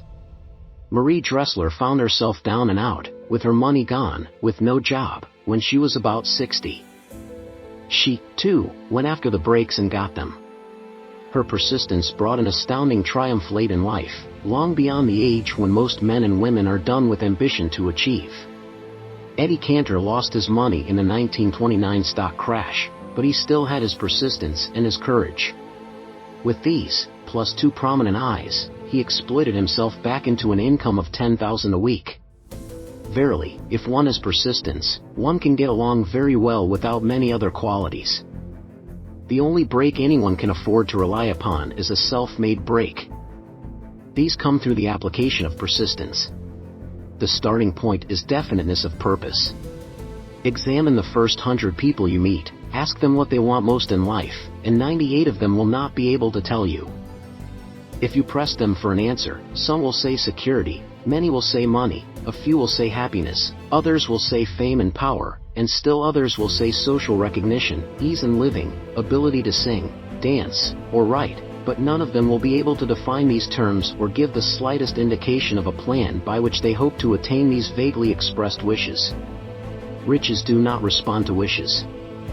They respond only to definite plans, backed by definite desires, through constant persistence. How to develop persistence? There are 4 simple steps which lead to the habit of persistence. They call for no great amount of intelligence, no particular amount of education, and but little time or effort. The necessary steps are a definite purpose backed by burning desire for its fulfillment, a definite plan expressed in continuous action, a mind closed tightly against all negative and discouraging influences, including negative suggestions of relatives, friends, and acquaintances, a friendly alliance with one or more persons who will encourage one to follow through with both plan and purpose. These 4 steps are essential for success in all walks of life. The entire purpose of the 13 principles of this philosophy is to enable one to take these 4 steps as a matter of habit. These are the steps by which one may control one's economic destiny. They are the steps that lead to freedom and independence of thought. They are the steps that lead to riches, in small or great quantities. They lead the way to power, fame, and worldly recognition. They are the 4 steps which guarantee favorable breaks. They are the steps that convert dreams into physical realities. They lead, also, to the mastery of fear, discouragement, and indifference. There is a magnificent reward for all who learn to take these 4 steps. It is the privilege of writing one's own ticket and of making life yield whatever price is asked. I have no way of knowing the facts, but I venture to conjecture that Mrs. Wallace Simpson's great love for a man was not accidental, nor the result of favorable breaks alone. There was a burning desire and careful searching at every step of the way. Her first duty was to love. What is the greatest thing on earth? The Master called it love, not man-made rules, criticism, bitterness, slander, or political marriages, but love. She knew what she wanted, not after she met the Prince of Wales, but long before that. Twice when she had failed to find it, she had the courage to continue her search. To thine own self be true, and it must follow, as the night the day, thou canst not then be false to any man. Her rise from obscurity was of the slow, progressive, persistent order, but it was sure. She triumphed over unbelievably long odds and, no matter who you are, or what you may think of Wallace Simpson, or the king who gave up his crown for her love, she is an astounding example of applied persistence, an instructor on the rules of self-determination, from whom the entire world might profitably take lessons. When you think of Wallace Simpson, think of one who knew what she wanted, and shook the greatest empire on earth to get it. Women who complain that this is a man's world, that women do not have an equal chance to win, owe it to themselves to study carefully the life of this unusual woman, who, at an age which most women consider old, captured the affections of the most desirable bachelor in the entire world. And what of King Edward? What lesson may we learn from his part in the world's greatest drama of recent times? Did he pay too high a price for the affections of the woman of his choice? Surely no one but he can give the correct answer. The rest of us can only conjecture. This much we know: the king came into the world without his own consent. He was born to great riches, without requesting them. He was persistently sought in marriage. Politicians and statesmen throughout Europe tossed dowagers and princesses at his feet. Because he was the firstborn of his parents, he inherited a crown, which he did not seek, and perhaps did not desire. For more than 40 years he was not a free agent, could not live his life in his own way, had but little privacy, and finally assumed duties inflicted upon him when he ascended the throne. Some will say, with all these blessings, King Edward should have found peace of mind, contentment, and joy of living. The truth is that back of all the privileges of a crown, all the money, the fame, and the power inherited by King Edward, there was an emptiness which could be filled only by love. His greatest desire was for love. Long before he met Wallace Simpson, he doubtless felt this great universal emotion tugging at the strings of his heart, beating upon the door of his soul, and crying out for expression. And when he met a kindred spirit, crying out for this same holy privilege of expression, he recognized it, and without fear or apology, opened his heart and bade it enter. All the scandal mongers in the world cannot destroy the beauty of this international drama, through which two people found love, and had the courage to face open criticism, renounce all else to give it holy expression. King Edward's decision to give up the crown of the world's most powerful empire, for the privilege of going the remainder of the way through life with the woman of his choice, was a decision that required courage. The decision also had a price, but who has the right to say the price was too great? Surely not he who said, "He among you who is without sin, let him cast the first stone." As a suggestion to any evil-minded person who chooses to find fault with the Duke of Windsor, because his desire was for love, and for openly declaring his love for Wallis Simpson, and giving up his throne for her, let it be remembered that the open declaration was not essential. He could have followed the custom of clandestine liaison which has prevailed in Europe for centuries, without giving up either his throne, or the woman of his choice, and there would have been no complaint from either church or laity. But this unusual man was built of sterner stuff. His love was clean. It was deep and sincere. It represented the one thing which, above all else, he truly desired, therefore, he took what he wanted, and paid the price demanded. If Europe had been blessed with more rulers with the human heart and the traits of honesty of ex-King Edward, for the past century, that unfortunate hemisphere now seething with greed, hate, lust, political connivance, and threats of war, would have a different and a better story to tell. A story in which love and not hate would rule. In the words of Stuart Austenweir, we raise our cup and drink this toast to ex-King Edward and Wallis Simpson. Blessed is the man who has come to know that our muted thoughts are our sweetest thoughts. Blessed is the man who, from the blackest depths, can see the luminous figure of love, and sing and singing, say, "Sweeter far than uttered lays are the thoughts I have of you."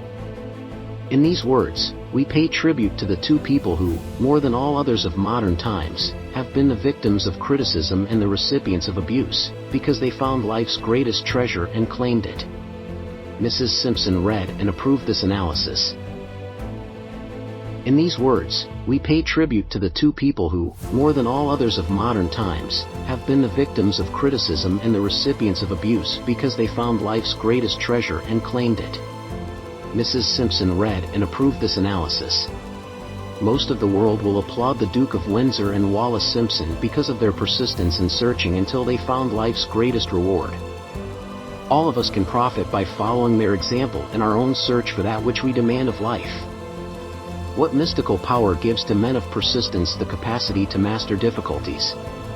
Does the quality of persistence set up in one's mind some form of spiritual, mental, or chemical activity which gives one access to supernatural forces? Does infinite intelligence throw itself on the side of the person who still fights on, after the battle has been lost, with the whole world on the opposing side? These and many other similar questions have arisen in my mind as I have observed men like Henry Ford, who started at scratch and built an industrial empire of huge proportions, with little else in the way of a beginning but persistence. Or, Thomas A. Edison, who, with less than 3 months of schooling, became the world's leading inventor and converted persistence into the talking machine, the moving picture machine, and the incandescent light, to say nothing of 100 other useful inventions. I had the happy privilege of analyzing both Mr. Edison and Mr.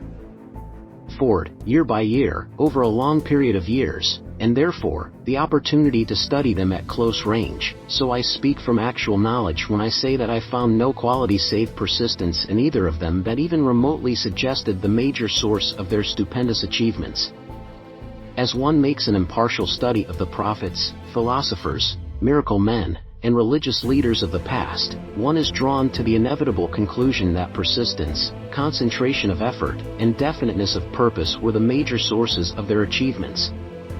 Consider, for example, the strange and fascinating story of Muhammad. Analyze his life, compare him with men of achievement in this modern age of industry and finance, and observe how they have one outstanding trait in common: persistence.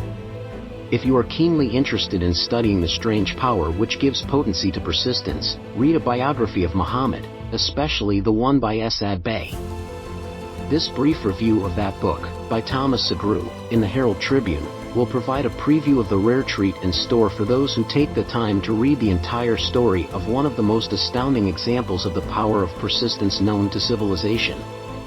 The last great prophet reviewed by Thomas Sagru Muhammad was a prophet, but he never performed a miracle.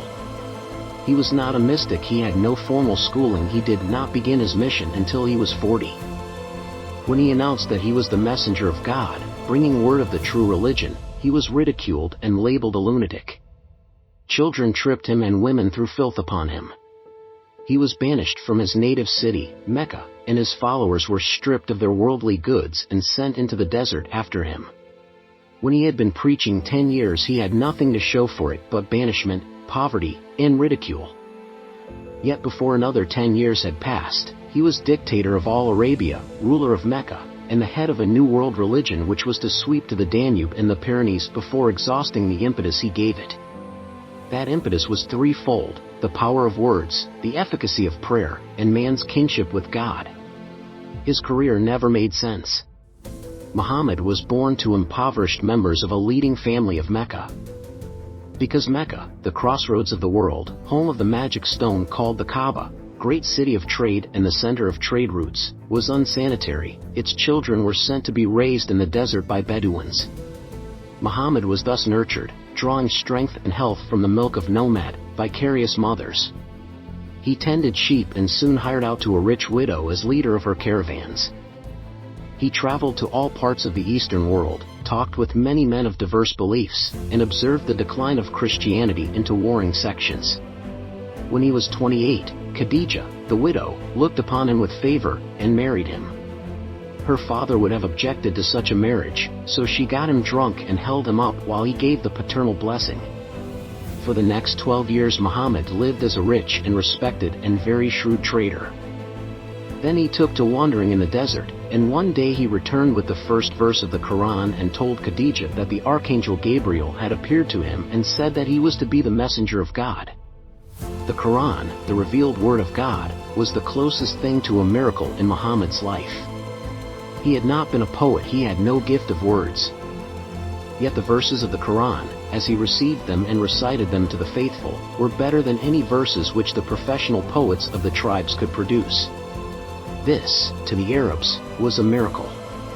To them the gift of words was the greatest gift, the poet was all-powerful. In addition, the Quran said that all men were equal before God, that the world should be a democratic state Islam. It was this political heresy, plus Muhammad's desire to destroy all the 360 idols in the courtyard of the Kaaba, which brought about his banishment. The idols brought the desert tribes to Mecca, and that meant trade. So the businessmen of Mecca, the capitalists, of which he had been one, set upon Muhammad.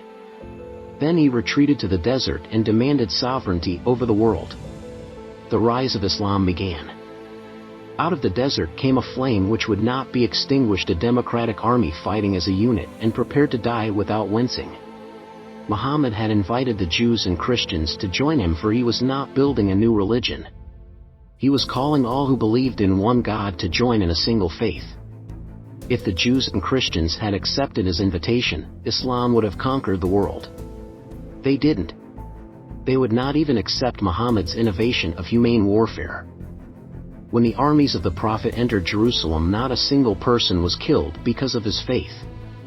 When the Crusaders entered the city, centuries later, not a Muslim man, woman, or child was spared. But the Christians did accept one Muslim idea, the place of learning, the university. Chapter 10: Power of the Mastermind. The driving force. The ninth step toward riches. Power is essential for success and the accumulation of money. Plans are inert and useless without sufficient power to translate them into action. This chapter will describe the method by which an individual may attain and apply power. Power may be defined as organized and intelligently directed knowledge. Power, as the term is used here, refers to organized effort sufficient to enable an individual to transmute desire into its monetary equivalent. Organized effort is produced through the coordination of effort of two or more people who work toward a definite end in a spirit of harmony. Power is required for the accumulation of money. Power is necessary for the retention of money after it has been accumulated. Let us ascertain how power may be acquired. If power is organized knowledge, let us examine the sources of knowledge, infinite intelligence. This source of knowledge may be contacted through the procedure described in another chapter, with the aid of creative imagination. B. Accumulated experience. The accumulated experience of man, or that portion of it which has been organized and recorded, may be found in any well-equipped public library. An important part of this accumulated experience is taught in public schools and colleges, where it has been classified and organized. C. Experiment and research. In the field of science and in practically every other walk of life, men are gathering, classifying, and organizing new facts daily. This is the source to which one must turn when knowledge is not available through accumulated experience. Here, too, the creative imagination must often be used. Knowledge may be acquired from any of the foregoing sources. It may be converted into power by organizing it into definite plans and by expressing those plans in terms of action. Examination of the three major sources of knowledge will readily disclose the difficulty an individual would have, if he depended upon his efforts alone, in assembling knowledge and expressing it through definite plans in terms of action. If his plans are comprehensive, and if they contemplate large proportions, he must generally induce others to cooperate with him before he can inject into them the necessary element of power. Gaining power through the mastermind. The mastermind may be defined as coordination of knowledge and effort, in a spirit of harmony, between two or more people, for the attainment of a definite purpose. No individual may have great power without availing himself of the mastermind.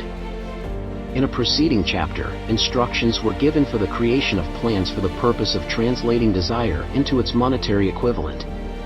If you carry out these instructions with persistence and intelligence, and use discrimination in the selection of your mastermind group, your objective will have been halfway reached, even before you begin to recognize it. So you may better understand the intangible potentialities of power available to you through a properly chosen mastermind group, we will here explain the two characteristics of the mastermind principle, one of which is economic in nature, and the other psychic. The economic feature is obvious. Economic advantages may be created by any person who surrounds himself with the advice, counsel, and personal cooperation of a group of men who are willing to lend him wholehearted aid in a spirit of perfect harmony. This form of cooperative alliance has been the basis of nearly every great fortune. Your understanding of this great truth may definitely determine your financial status. The psychic phase of the mastermind principle is much more abstract, much more difficult to comprehend, because it is reference to the spiritual forces with which the human race, as a whole, is not well acquainted. You may catch a significant suggestion from this statement: no two minds ever come together without, thereby, creating a third, invisible, intangible force which may be likened to a third mind. Keep in mind the fact that there are only two known elements in the whole universe, energy and matter.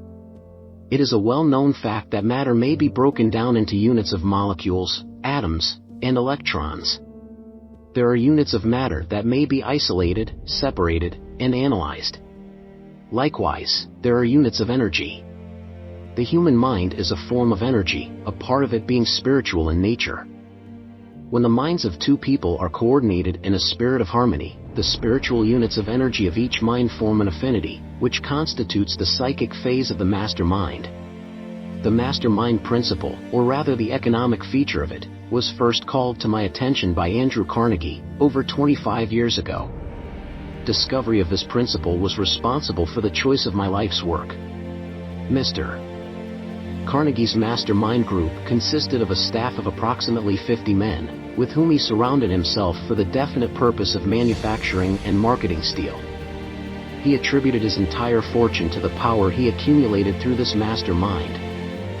Analyze the record of any man who has accumulated a great fortune, and many of those who have accumulated modest fortunes, and you will find that they have either consciously or unconsciously employed the mastermind principle. Great power can be accumulated through no other principle. Energy is nature's universal set of building blocks, out of which she constructs every material thing in the universe, including man, and every form of animal and vegetable life. Through a process which only nature completely understands, she translates energy into matter. Nature's building blocks are available to man in the energy involved in thinking. Man's brain may be compared to an electric battery. It absorbs energy from the ether, which permeates every atom of matter, and fills the entire universe. It is a well-known fact that a group of electric batteries will provide more energy than a single battery. It is also a well-known fact that an individual battery will provide energy in proportion to the number and capacity of the cells it contains. The brain functions in a similar fashion. This accounts for the fact that some brains are more efficient than others, and leads to this significant statement: a group of brains coordinated or connected in a spirit of harmony will provide more thought energy than a single brain, just as a group of electric batteries will provide more energy than a single battery. Through this metaphor, it becomes immediately obvious that the mastermind principle holds the secret of the power wielded by men who surround themselves with other men of brains. There follows now another statement which will lead still nearer to an understanding of the psychic phase of the mastermind principle. When a group of individual brains are coordinated and function in harmony, the increased energy created through that alliance becomes available to every individual brain in the group. It is a well-known fact that Henry Ford began his business career under the handicap of poverty, illiteracy, and ignorance. It is an equally well-known fact that, within the inconceivably short period of 10 years, Mr. Ford mastered these three handicaps, and that within 25 years he made himself one of the richest men in America. Connect with this fact the additional knowledge that Mr. Ford's most rapid strides became noticeable from the time he became a personal friend of Thomas A. Edison, and you will begin to understand what the influence of one mind upon another can accomplish. Go a step farther, and consider the fact that Mr. Ford's most outstanding achievements began from the time that he formed the acquaintances of Harvey Firestone, John Burroughs, and Luther Burbank, each a man of great brain capacity, and you will have further evidence that power may be produced through friendly alliance of minds. There is little if any doubt that Henry Ford is one of the best informed men in the business and industrial world. The question of his wealth needs no discussion. Analyze Mr. Ford's intimate personal friends, some of whom have already been mentioned, and you will be prepared to understand the following statement: men take on the nature and the habits and the power of thought of those with whom they associate in a spirit of sympathy and harmony. Henry Ford whipped poverty, illiteracy, and ignorance by allying himself with great minds, whose vibrations of thought he absorbed into his own mind. Through his association with Edison, Burbank, Burroughs, and Firestone, Mr. Ford added to his own brain power the sum and substance of the intelligence, experience, knowledge, and spiritual forces of these four men. Moreover, he appropriated and made use of the mastermind principle through the methods of procedure described in this book. This principle is available to you. We have already mentioned Mahatma Gandhi.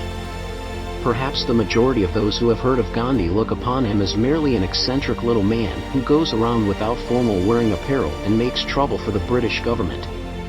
In reality, Gandhi is not eccentric, but he is the most powerful man now living, estimated by the number of his followers and their faith in their leader. Moreover, he is probably the most powerful man who has ever lived. His power is passive, but it is real. Let us study the method by which he attained his stupendous power. It may be explained in a few words. He came by power through inducing over 200 million people to coordinate, with mind and body, in a spirit of harmony, for a definite purpose. In brief, Gandhi has accomplished a miracle, for it is a miracle when 200 million people can be induced, not forced, to cooperate in a spirit of harmony, for a limitless time.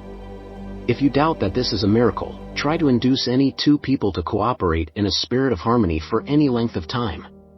Every man who manages a business knows what a difficult matter it is to get employees to work together in a spirit even remotely resembling harmony. The list of the chief sources from which power may be attained is, as you have seen, headed by infinite intelligence. When two or more people coordinate in a spirit of harmony, and work toward a definite objective, they place themselves in position, through that alliance, to absorb power directly from the great universal storehouse of infinite intelligence. This is the greatest of all sources of power. It is the source to which the genius turns. It is the source to which every great leader turns, whether he may be conscious of the fact or not. The other two major sources from which the knowledge, necessary for the accumulation of power, may be obtained are no more reliable than the five senses of man. The senses are not always reliable, Infinite intelligence does not ERR. In subsequent chapters, the methods by which infinite intelligence may be most readily contacted will be adequately described. This is not a course on religion. No fundamental principle described in this book should be interpreted as being intended to interfere either directly or indirectly with any man's religious habits. This book has been confined, exclusively, to instructing the reader how to transmute the definite purpose of desire for money into its monetary equivalent. Read, think, and meditate as you read. Soon, the entire subject will unfold, and you will see it in perspective. You are now seeing the detail of the individual chapters. Money is as shy and elusive as the old-time maiden. It must be wooed and won by methods not unlike those used by a determined lover in pursuit of the girl of his choice. And, coincidental as it is, the power used in the wooing of money is not greatly different from that used in wooing a maiden. That power, when successfully used in the pursuit of money, must be mixed with faith. It must be mixed with desire. It must be mixed with persistence. It must be applied through a plan, and that plan must be set into action. When money comes in quantities known as the big money, it flows to the one who accumulates it, as easily as water flows downhill. There exists a great unseen stream of power, which may be compared to a river except that one side flows in one direction, carrying all who get into that side of the stream, onward and upward to wealth, and the other side flows in the opposite direction, carrying all who are unfortunate enough to get into it and not able to extricate themselves from it, downward to misery and poverty. Every man who has accumulated a great fortune has recognized the existence of this stream of life. It consists of one's thinking process. The positive emotions of thought form the side of the stream which carries one to fortune. The negative emotions form the side which carries one down to poverty. This carries a thought of stupendous importance to the person who is following this book with the object of accumulating a fortune. If you are in the side of the stream of power which leads to poverty, this may serve as an oar, by which you may propel yourself over into the other side of the stream. It can serve you only through application and use. Merely reading and passing judgment on it, either one way or another, will in no way benefit you. Some people undergo the experience of alternating between the positive and negative sides of the stream, being at times on the positive side, and at times on the negative side. The Wall Street crash of '29 swept millions of people from the positive to the negative side of the stream. These millions are struggling, some of them in desperation and fear, to get back to the positive side of the stream. This book was written especially for those millions. Poverty and riches often change places. The crash taught the world this truth, although the world will not long remember the lesson. Poverty may, and generally does, voluntarily take the place of riches. When riches take the place of poverty, the change is usually brought about through well-conceived and carefully executed plans. Poverty needs no plan. It needs no one to aid it, because it is bold and ruthless. Riches are shy and timid. They have to be attracted. Anybody can wish for riches, and most people do, but only a few know that a definite plan, plus a burning desire for wealth, are the only dependable means of accumulating wealth. Chapter 11 The Mystery of Sex, Transmutation. The 10th step toward riches. The meaning of the word transmute is, in simple language, the changing or transferring of one element or form of energy into another. The emotion of sex brings into being a state of mind. Because of ignorance on the subject, this state of mind is generally associated with the physical, and because of improper influences, to which most people have been subjected, in acquiring knowledge of sex, things essentially physical have highly biased the mind.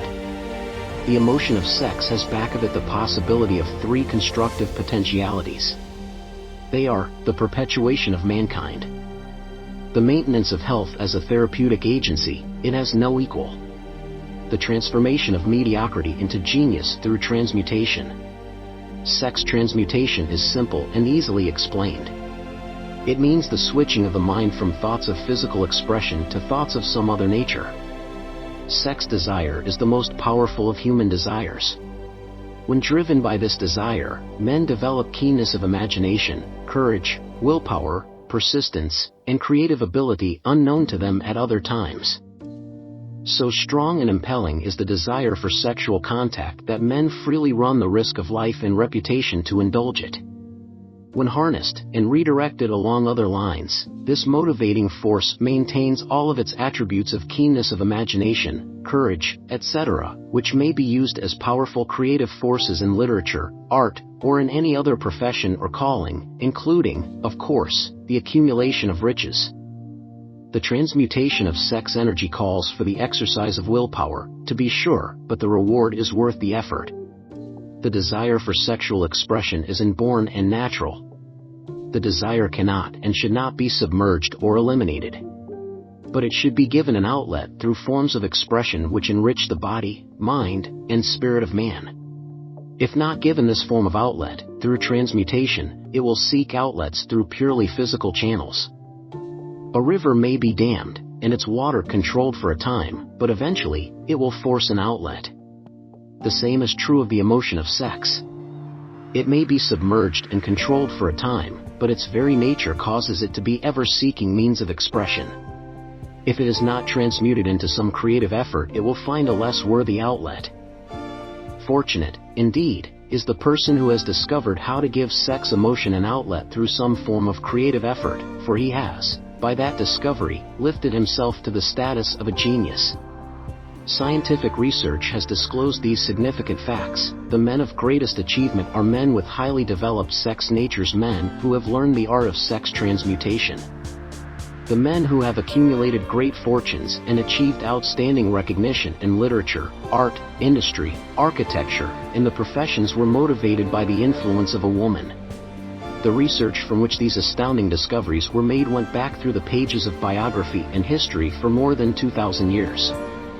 Wherever there was evidence available in connection with the lives of men and women of great achievement, it indicated most convincingly that they possessed highly developed sex natures. The emotion of sex is an irresistible force, against which there can be no such opposition as an immovable body. When driven by this emotion, men become gifted with a superpower for action.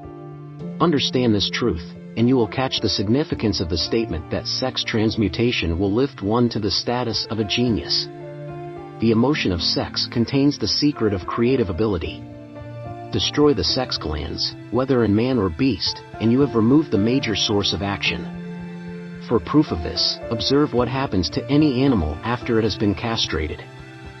A bull becomes as docile as a cow after it has been altered sexually. Sex alteration takes out of the male, whether man or beast, all the fight that was in him. Sex alteration of the female has the same effect. The human mind responds to stimuli, through which it may be keyed up to high rates of vibration, known as enthusiasm, creative imagination, intense desire, etc. The stimuli to which the mind responds most freely are the desire for sex expression, love, a burning desire for fame, power, or financial gain, money, music, friendship between either those of the same sex or those of the opposite sex, a mastermind alliance based upon the harmony of two or more people who ally themselves for spiritual or temporal advancement, mutual suffering, such as that experienced by people who are persecuted, autosuggestion, fear, narcotics. In alcohol, the desire for sex expression comes at the head of the list of stimuli, which most effectively step up the vibrations of the mind and start the wheels of physical action. 8 of these stimuli are natural and constructive. 2 are destructive. The list is here presented for the purpose of enabling you to make a comparative study of the major sources of mind stimulation. From this study, it will be readily seen that the emotion of sex is, by great odds, the most intense and powerful of all mind stimuli. This comparison is necessary as a foundation for proof of the statement that transmutation of sex energy may lift one to the status of a genius. Let us find out what constitutes a genius. Some wiseacre has said that a genius is a man who wears long hair, eats queer food, lives alone, and serves as a target for the joke makers. A better definition of a genius is a man who has discovered how to increase the vibrations of thought to the point where he can freely communicate with sources of knowledge not available through the ordinary rate of vibration of thought. The person who thinks will want to ask some questions concerning this definition of genius. The first question will be, how may one communicate with sources of knowledge which are not available through the ordinary rate of vibration of thought? The next question will be, are there known sources of knowledge which are available only to genii, and if so, what are these sources, and exactly how may they be reached? We shall offer proof of the soundness of some of the more important statements made in this book, or at least we shall offer evidence through which you may secure your own proof through experimentation, and in doing so, we shall answer both of these questions. Genius is developed through the sixth sense. The reality of a sixth sense has been fairly well established. This sixth sense is creative imagination. The faculty of creative imagination is one which the majority of people never use during an entire lifetime, and if used at all, it usually happens by mere accident. A relatively small number of people use, with deliberation and purpose aforethought, the faculty of creative imagination. Those who use this faculty voluntarily, and with understanding of its functions, are genii. The faculty of creative imagination is the direct link between the finite mind of man and infinite intelligence. Also called revelations, referred to in the realm of religion, and all discoveries of basic or new principles in the field of invention, take place through the faculty of creative imagination.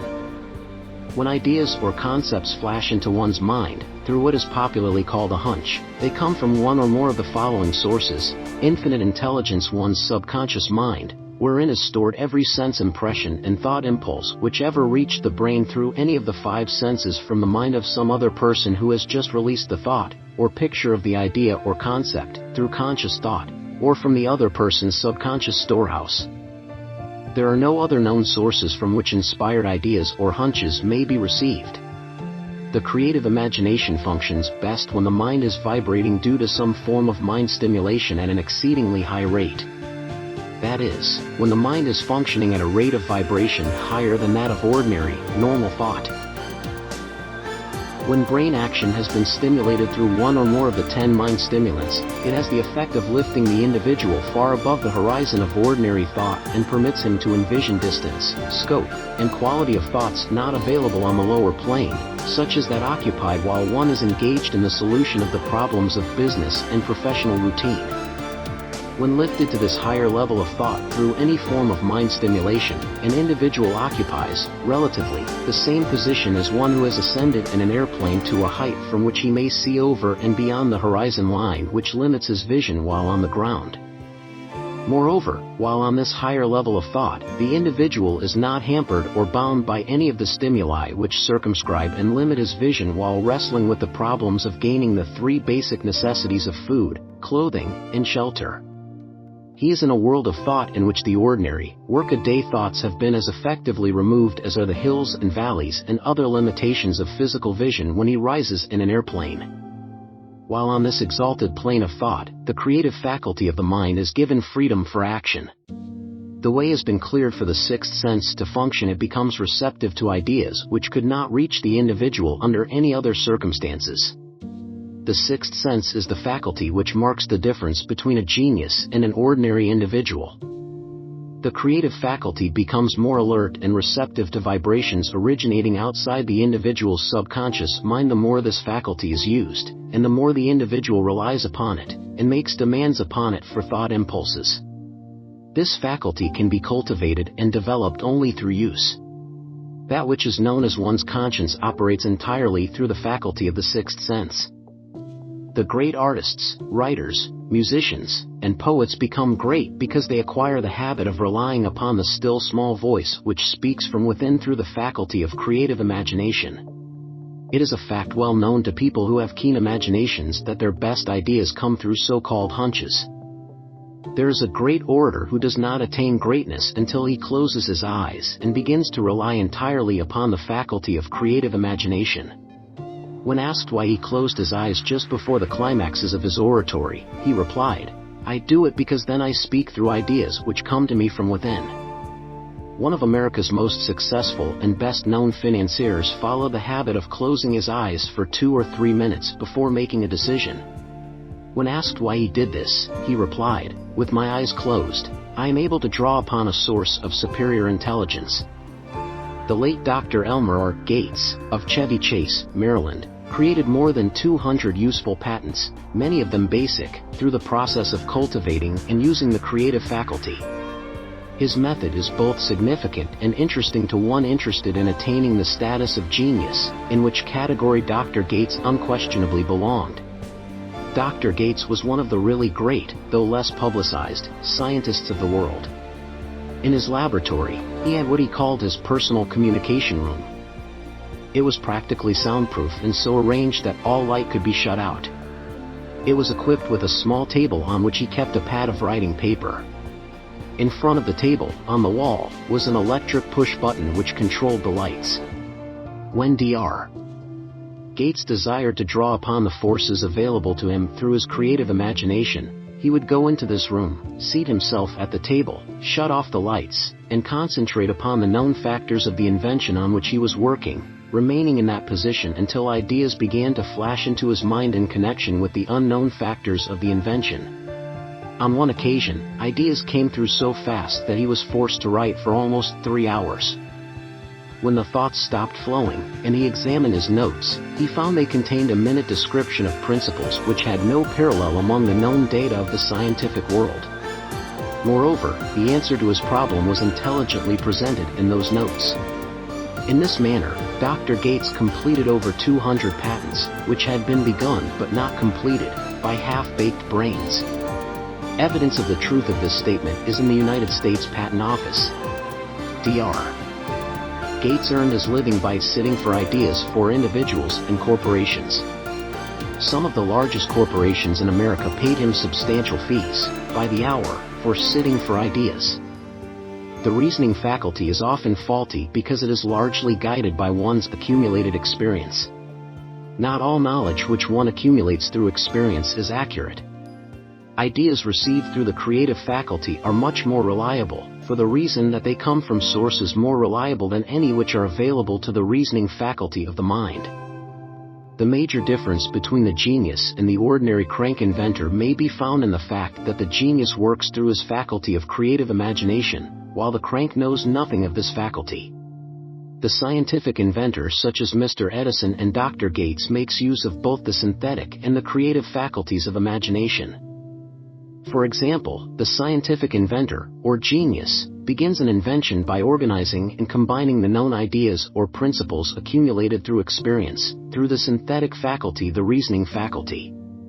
If he finds this accumulated knowledge to be insufficient for the completion of his invention, he then draws upon the sources of knowledge available to him through his creative faculty. The method by which he does this varies with the individual, but this is the sum and substance of his procedure. He stimulates his mind so that it vibrates on a higher than average plane, using one or more of the 10 mind stimulants or some other stimulant of his choice.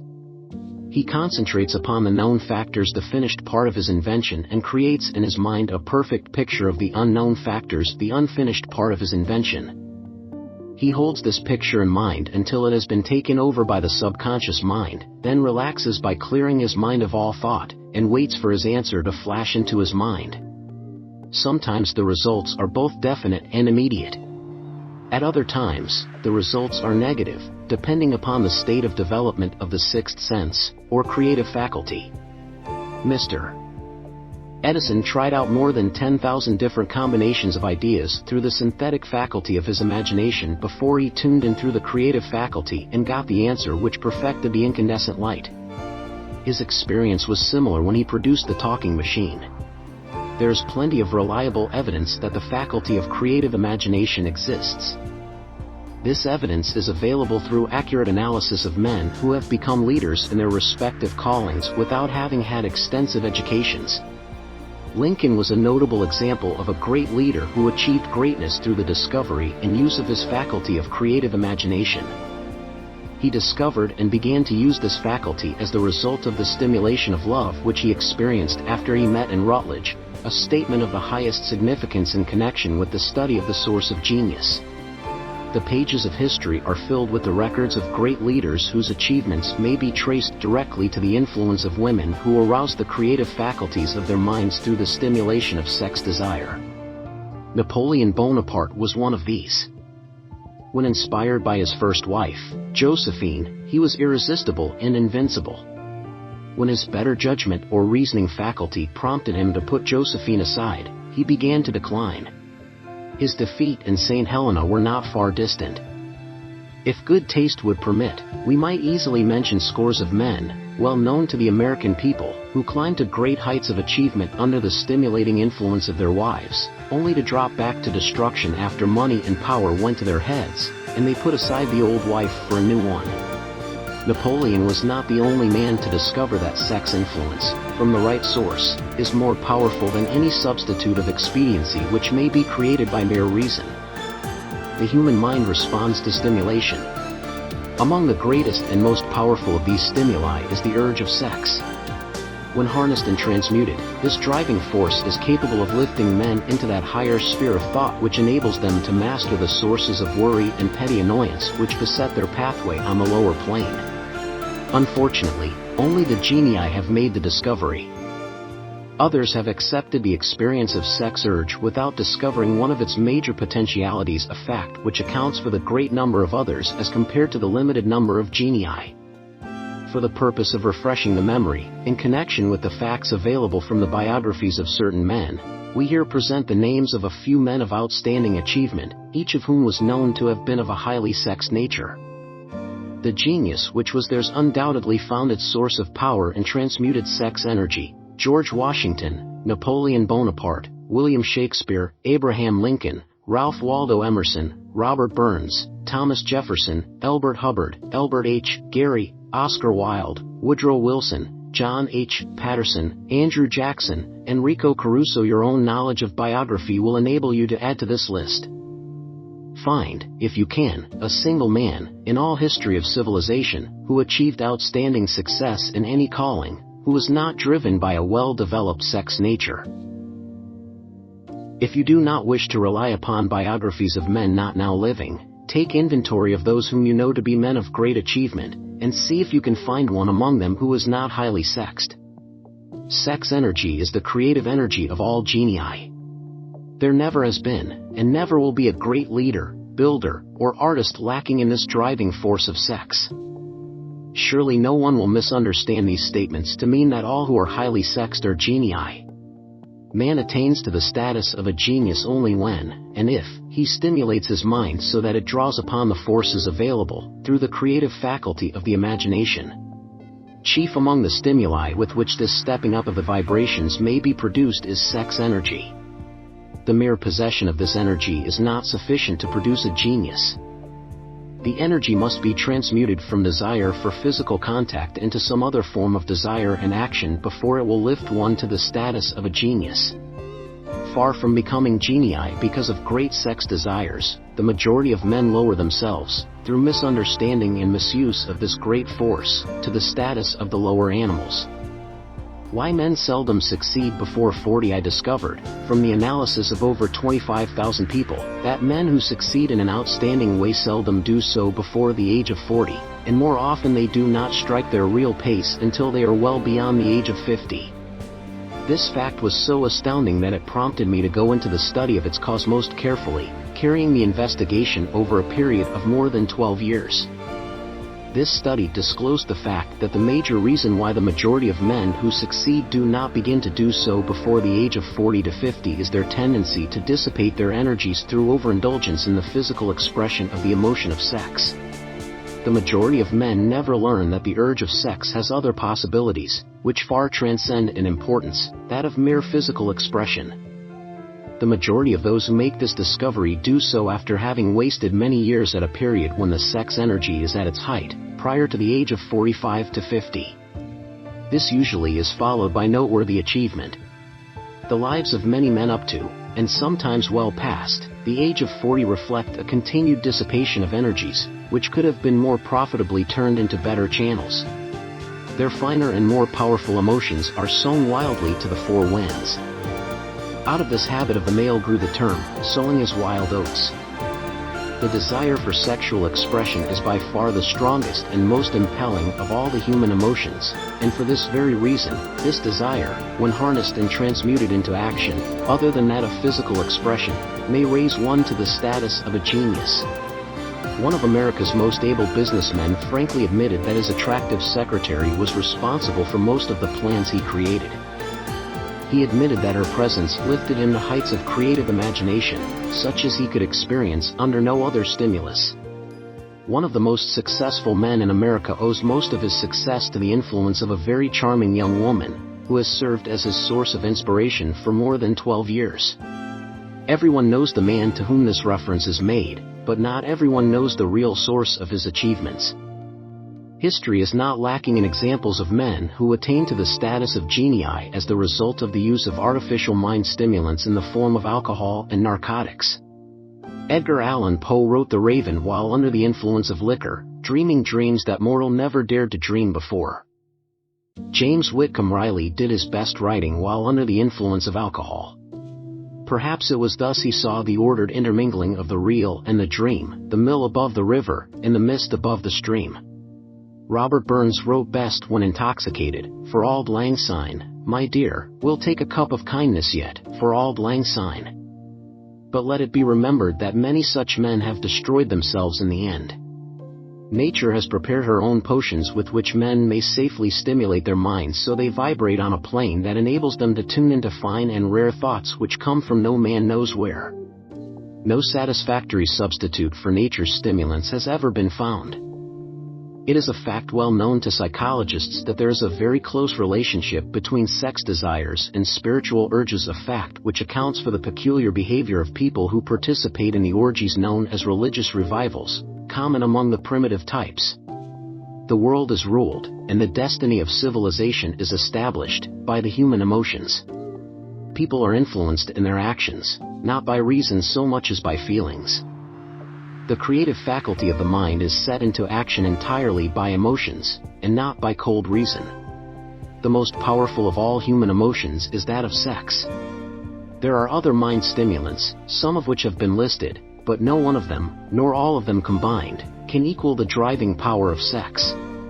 A mind stimulant is any influence which will either temporarily or permanently increase the vibrations of thought. The 10 major stimulants, described, are those most commonly resorted to. Through these sources one may commune with infinite intelligence or enter, at will, the storehouse of the subconscious mind, either one's own or that of another person, a procedure which is all there is of genius. A teacher, who has trained and directed the efforts of more than 30,000 salespeople, made the astounding discovery that highly sexed men are the most efficient salesmen. The explanation is that the factor of personality known as personal magnetism is nothing more nor less than sex energy. Highly sexed people always have a plentiful supply of magnetism.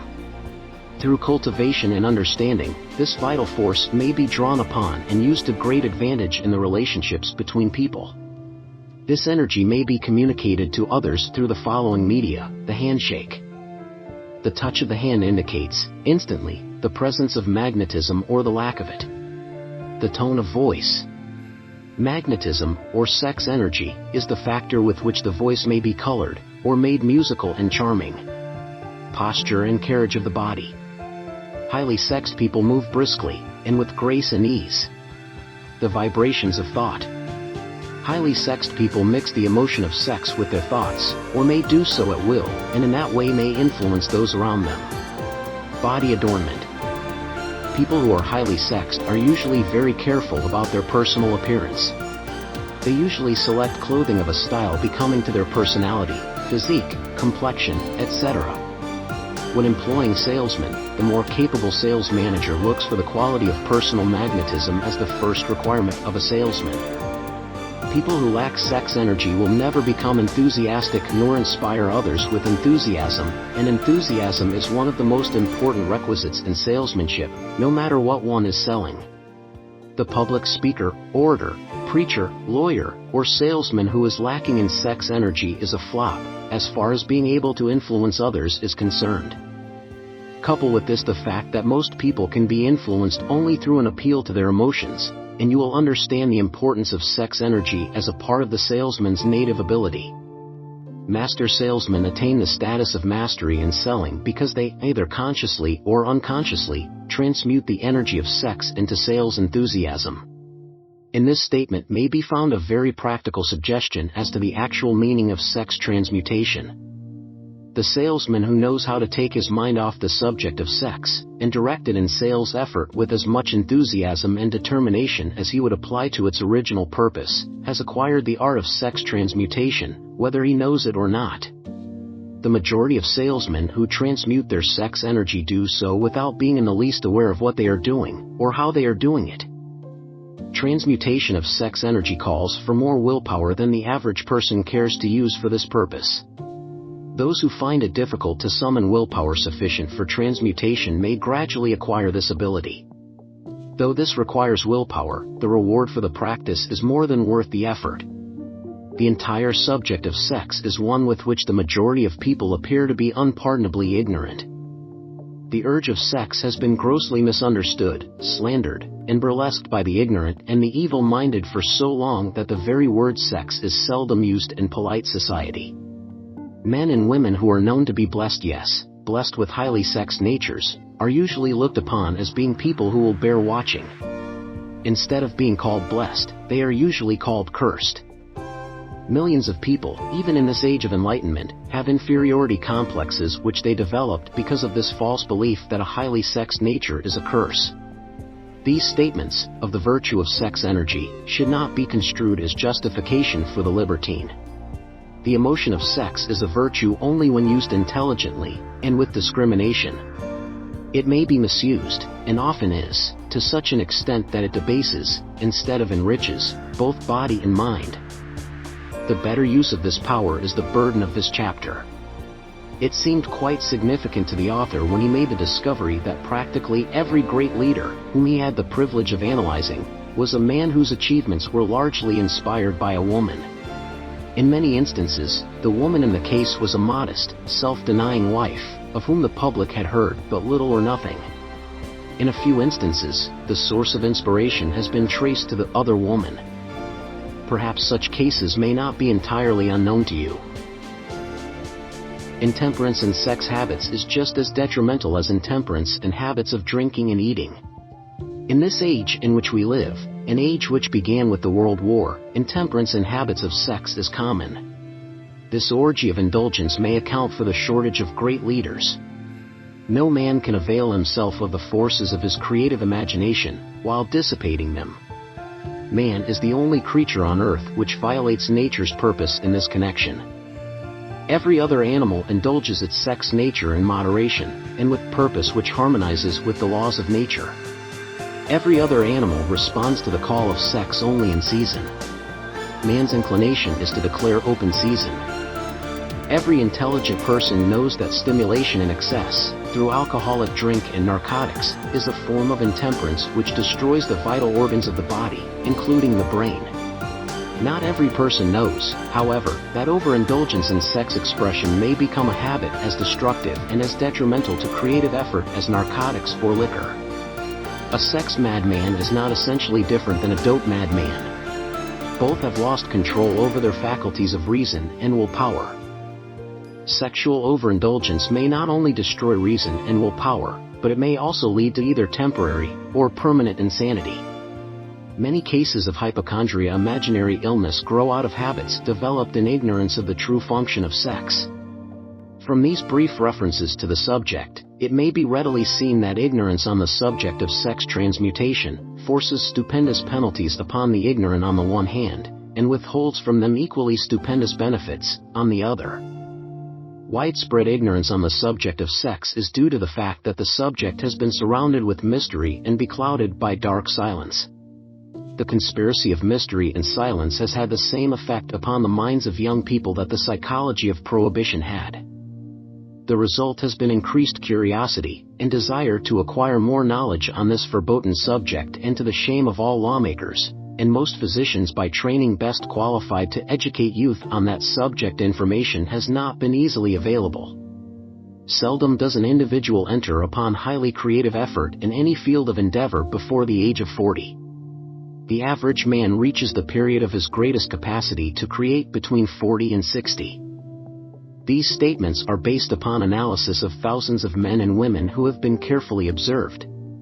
They should be encouraging to those who fail to arrive before the age of 40, and to those who become frightened at the approach of old age, around the 40-year mark. The years between 40 and 50 are, as a rule, the most fruitful. Man should approach this age, not with fear and trembling, but with hope and eager anticipation. If you want evidence that most men do not begin to do their best work before the age of 40, study the records of the most successful men known to the American people, and you will find it. Henry Ford had not hit his pace of achievement until he had passed the age of 40. Andrew Carnegie was well past 40 before he began to reap the reward of his efforts. James J. Hill was still running a telegraph key at the age of 40. His stupendous achievements took place after that age. Biographies of American industrialists and financiers are filled with evidence that the period from 40 to 60 is the most productive age of man. Between the ages of 30 and 40, man begins to learn, if he ever learns, the art of sex transmutation. This discovery is generally accidental, and more often than otherwise, the man who makes it is totally unconscious of his discovery. He may observe that his powers of achievement have increased around the age of 35 to 40, but in most cases, he is not familiar with the cause of this change. That nature begins to harmonize the emotions of love and sex in the individual between the ages of 30 and 40, so that he may draw upon these great forces and apply them jointly as stimuli to action. Sex, alone, is a mighty urge to action, but its forces are like a cyclone. They are often uncontrollable. When the emotion of love begins to mix itself with the emotion of sex, the result is calmness of purpose, poise, accuracy of judgment, and balance. What person, who has attained to the age of 40, is so unfortunate as to be unable to analyze these statements, and to corroborate them by his own experience? When driven by his desire to please a woman, based solely upon the emotion of sex, a man may be, and usually is, capable of great achievement, but his actions may be disorganized, distorted, and totally destructive. When driven by his desire to please a woman, based upon the motive of sex alone, a man may steal, cheat, and even commit murder. But when the emotion of love is mixed with the emotion of sex, that same man will guide his actions with more sanity, balance, and reason. Criminologists have discovered that the most hardened criminals can be reformed through the influence of a woman's love. There is no record of a criminal having been reformed solely through the sex influence. These facts are well known, but their cause is not. Reformation comes, if at all, through the heart, or the emotional side of man, not through his head, or reasoning side. Reformation means a change of heart. It does not mean a change of head. A man may, because of reason, make certain changes in his personal conduct to avoid the consequences of undesirable effects, but genuine reformation comes only through a change of heart, through a desire to change. Love, romance, and sex are all emotions capable of driving men to heights of superachievement. Love is the emotion which serves as a safety valve and ensures balance, poise, and constructive effort. When combined, these three emotions may lift one to an altitude of a genius. There are genii, however, who know but little of the emotion of love. Most of them may be found engaged in some form of action which is destructive, or at least, not based upon justice and fairness toward others. If good taste would permit, a dozen genii could be named in the field of industry and finance, who ride ruthlessly over the rights of their fellow men. They seem totally lacking in conscience. The reader can easily supply his own list of such men. The emotions are states of mind. Nature has provided man with a chemistry of the mind which operates in a manner similar to the principles of chemistry of matter.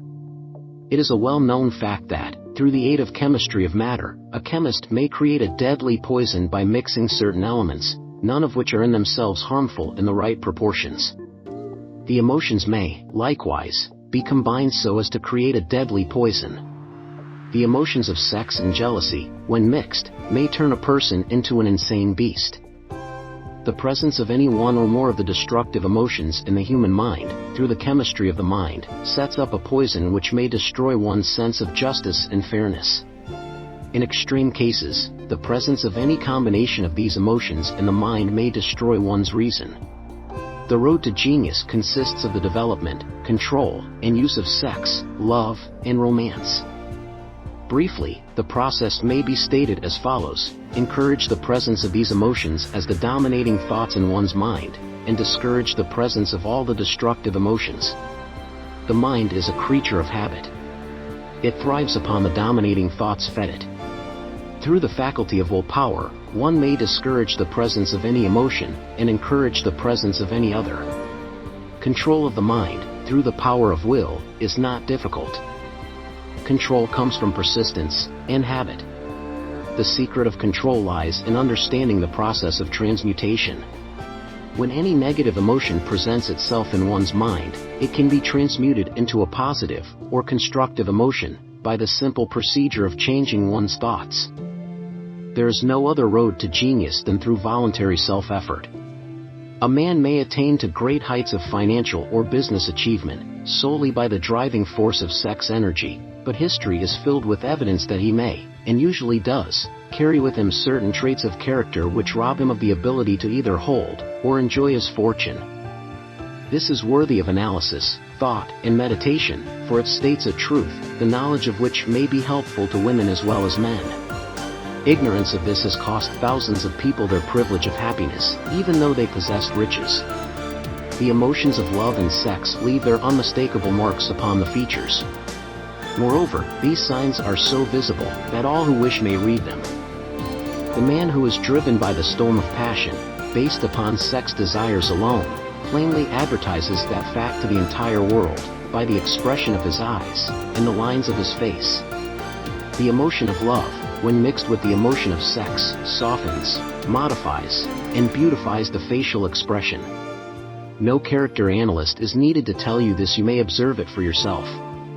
The emotion of love brings out, and develops, the artistic and the aesthetic nature of man. It leaves its impress upon one's very soul, even after the fire has been subdued by time and circumstance. Memories of love never pass. They linger, guide, and influence long after the source of stimulation has faded. There is nothing new in this. Every person who has been moved by genuine love knows that it leaves enduring traces upon the human heart. The effect of love endures, because love is spiritual in nature. The man who cannot be stimulated to great heights of achievement by love is hopeless, he is dead, though he may seem to live. Even the memories of love are sufficient to lift one to a higher plane of creative effort.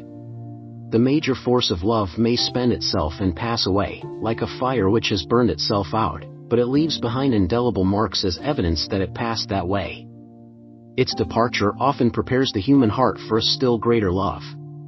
Go back into your yesterdays, at times, and bathe your mind in the beautiful memories of past love. It will soften the influence of the present worries and annoyances.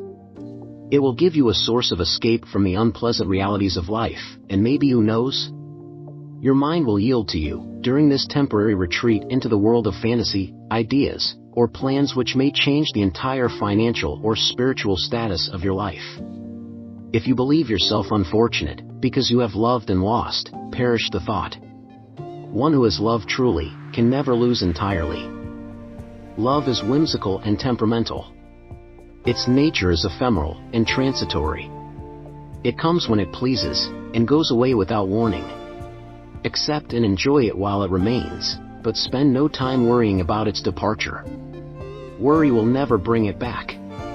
Dismiss, also, the thought that love never comes but once. Love may come and go, times without number, but there are no two love experiences which affect one in just the same way. There may be, and there usually is, one love experience which leaves a deeper imprint on the heart than all the others, but all love experiences are beneficial, except to the person who becomes resentful and cynical when love makes its departure. There should be no disappointment over love, and there would be none if people understood the difference between the emotions of love and sex. The major difference is that love is spiritual, while sex is biological. No experience, which touches the human heart with a spiritual force, can possibly be harmful, except through ignorance, or jealousy. Love is, without question, life's greatest experience. It brings one into communion with infinite intelligence. When mixed with the emotions of romance and sex, it may lead one far up the ladder of creative effort. The emotions of love, sex, and romance are sides of the eternal triangle of achievement-building genius. Nature creates genii through no other force. Love is an emotion with many sides, shades, and colors. The love which one feels for parents or children is quite different from that which one feels for one's sweetheart. The one is mixed with the emotion of sex, while the other is not. The love which one feels in true friendship is not the same as that felt for one's sweetheart, parents, or children, but it, too, is a form of love. Then, there is the emotion of love for things inanimate, such as the love of nature's handiwork. But the most intense and burning of all these various kinds of love is that experienced in the blending of the emotions of love and sex. Marriages, not blessed with the eternal affinity of love, properly balanced in proportion with sex, cannot be happy ones and seldom endure. Love, alone, will not bring happiness in marriage, nor will sex alone. When these two beautiful emotions are blended, marriage may bring about a state of mind, closest to the spiritual that one may ever know on this earthly plane. When the emotion of romance is added to those of love and sex, the obstructions between the finite mind of man and infinite intelligence are removed. Then a genius has been born. What a different story is this than those usually associated with the emotion of sex. Here is an interpretation of the emotion which lifts it out of the commonplace, and makes of it potter's clay in the hands of God, from which he fashions all that is beautiful and inspiring. It is an interpretation which would, when properly understood, bring harmony out of the chaos which exists in too many marriages. The disharmonies often expressed in the form of nagging may usually be traced to lack of knowledge on the subject of sex.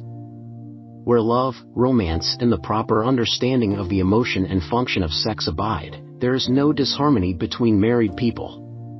Fortunate is the husband whose wife understands the true relationship between the emotions of love, sex, and romance.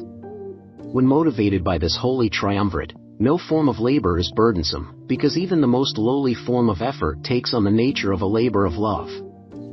It is a very old saying that a man's wife may either make him or break him, but the reason is not always understood. The making and breaking is the result of the wife's understanding, or lack of understanding of the emotions of love, sex, and romance. Despite the fact that men are polygamous, by the very nature of their biological inheritance, it is true that no woman has as great an influence on a man as his wife, unless he is married to a woman totally unsuited to his nature. If a woman permits her husband to lose interest in her, and become more interested in other women, it is usually because of her ignorance, or indifference toward the subjects of sex, love, and romance.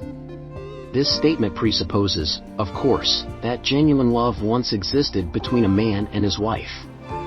The facts are equally applicable to a man who permits his wife's interest in him to die. Married people often bicker over a multitude of trivialities. If these are analyzed accurately, the real cause of the trouble will often be found to be indifference, or ignorance on these subjects. Man's greatest motivating force is his desire to please woman. The hunter who excelled during prehistoric days, before the dawn of civilization, did so because of his desire to appear great in the eyes of woman. Man's nature has not changed in this respect. The hunter of today brings home no skins of wild animals, but he indicates his desire for her favor by supplying fine clothes, motor cars, and wealth. Man has the same desire to please woman that he had before the dawn of civilization. The only thing that has changed is his method of pleasing. Men who accumulate large fortunes, and attain to great heights of power and fame, do so, mainly, to satisfy their desire to please women. Take women out of their lives, and great wealth would be useless to most men. It is this inherent desire of man to please woman, which gives woman the power to make or break a man. The woman who understands man's nature and tactfully caters to it, need have no fear of competition from other women. Men may be giants with indomitable willpower when dealing with other men, but they are easily managed by the women of their choice. Most men will not admit that they are easily influenced by the women they prefer, because it is in the nature of the male to want to be recognized as the stronger of the species. Moreover, the intelligent woman recognizes this manly trait and very wisely makes no issue of it. Some men know that they are being influenced by the women of their choice, their wives, sweethearts, mothers, or sisters, but they tactfully refrain from rebelling against the influence because they are intelligent enough to know that no man is happy or complete without the modifying influence of the right woman. The man who does not recognize this important truth deprives himself of the power which has done more to help men achieve success than all other forces combined. Chapter 12 The Subconscious Mind, the connecting link. The 11th step toward riches. The subconscious mind consists of a field of consciousness, in which every impulse of thought that reaches the objective mind through any of the 5 senses is classified and recorded, and from which thoughts may be recalled or withdrawn as letters may be taken from a filing cabinet. It receives and files sense impressions or thoughts, regardless of their nature. You may voluntarily plant in your subconscious mind any plan, thought, or purpose which you desire to translate into its physical or monetary equivalent. The subconscious acts first on the dominating desires which have been mixed with emotional feeling, such as faith. Consider this in connection with the instructions given in the chapter on desire, for taking the 6 steps there outlined, and the instructions given in the chapter on the building and execution of plans, and you will understand the importance of the thought conveyed. The subconscious mind works day and night. Through a method of procedure unknown to man, the subconscious mind draws upon the forces of infinite intelligence for the power with which it voluntarily transmutes one's desires into their physical equivalent, making use, always, of the most practical media by which this end may be accomplished. You cannot entirely control your subconscious mind, but you can voluntarily hand over to it any plan, desire, or purpose which you wish transformed into concrete form. Read, again, instructions for using the subconscious mind, in the chapter on autosuggestion. There's plenty of evidence to support the belief that the subconscious mind is the connecting link between the finite mind of man and infinite intelligence. It is the intermediary through which one may draw upon the forces of infinite intelligence at will. It, alone, contains the secret process by which mental impulses are modified and changed into their spiritual equivalent. It, alone, is the medium through which prayer may be transmitted to the source capable of answering prayer. The possibilities of creative effort connected with the subconscious mind are stupendous and imponderable. They inspire one with awe. I never approach the discussion of the subconscious mind without a feeling of littleness and inferiority due, perhaps, to the fact that man's entire stock of knowledge on this subject is so pitifully limited. The very fact that the subconscious mind is the medium of communication between the thinking mind of man and infinite intelligence is, of itself, a thought which almost paralyzes one's reason. After you have accepted, as a reality, the existence of the subconscious mind, and understand its possibilities, as a medium for transmuting your desires into their physical or monetary equivalent, you will comprehend the full significance of the instructions given in the chapter on desire. You will also understand why you have been repeatedly admonished to make your desires clear, and to reduce them to writing. You will also understand the necessity of persistence in carrying out instructions. The 13 principles are the stimuli with which you acquire the ability to reach, and to influence your subconscious mind. Do not become discouraged if you cannot do this upon the first attempt. Remember that the subconscious mind may be voluntarily directed only through habit, under the directions given in the chapter on faith. You have not yet had time to master faith. Be patient. Be persistent. A good many statements in the chapters on faith and autosuggestion will be repeated here, for the benefit of your subconscious mind. Remember, your subconscious mind functions voluntarily, whether you make any effort to influence it or not. This, naturally, suggests to you that thoughts of fear and poverty, and all negative thoughts serve as stimuli to your subconscious mind, unless you master these impulses and give it more desirable food upon which it may feed. The subconscious mind will not remain idle. If you fail to plant desires in your subconscious mind, it will feed upon the thoughts which reach it as the result of your neglect. We have already explained that thought impulses, both negative and positive, are reaching the subconscious mind continuously, from the 4 sources which were mentioned in the chapter on sex transmutation. For the present, it is sufficient if you remember that you are living daily, in the midst of all manner of thought impulses which are reaching your subconscious mind, without your knowledge. Some of these impulses are negative, some are positive. You are now engaged in trying to help shut-will the flow of negative impulses, and to aid in voluntarily influencing your subconscious mind, through positive impulses of desire. When you achieve this, you will possess the key which unlocks the door to your subconscious mind. Moreover, you will control that door so completely that no undesirable thought may influence your subconscious mind. Everything which man creates begins in the form of a thought impulse. Man can create nothing which he does not first conceive in thought. Through the aid of the imagination, thought impulses may be assembled into plans. The imagination, when under control, may be used for the creation of plans or purposes that lead to success in one's chosen occupation. All thought impulses, intended for transmutation into their physical equivalent, voluntarily planted in the subconscious mind, must pass through the imagination and be mixed with faith. The mixing of faith with a plan or purpose, intended for submission to the subconscious mind, may be done only through the imagination. From these statements, you will readily observe that voluntary use of the subconscious mind calls for coordination and application of all the principles. Ella Wheeler Wilcox gave evidence of her understanding of the power of the subconscious mind when she wrote, "You never can tell what a thought will do in bringing you hate or love, for thoughts are things, and their airy wings are swifter than carrier doves. They follow the law of the universe, each thing creates its kind, and they speed over the track to bring you back whatever went out from your mind." Mrs. Wilcox understood the truth that thoughts which go out from one's mind also embed themselves deeply in one's subconscious mind, where they serve as a magnet, pattern, or blueprint by which the subconscious mind is influenced while translating them into their physical equivalent. Thoughts are truly things, for the reason that every material thing begins in the form of thought energy. The subconscious mind is more susceptible to influence by impulses of thought mixed with feeling or emotion, than by those originating solely in the reasoning portion of the mind. In fact, there is much evidence to support the theory that only emotionalized thoughts have any action influence upon the subconscious mind. It is a well-known fact that emotion or feeling rules the majority of people.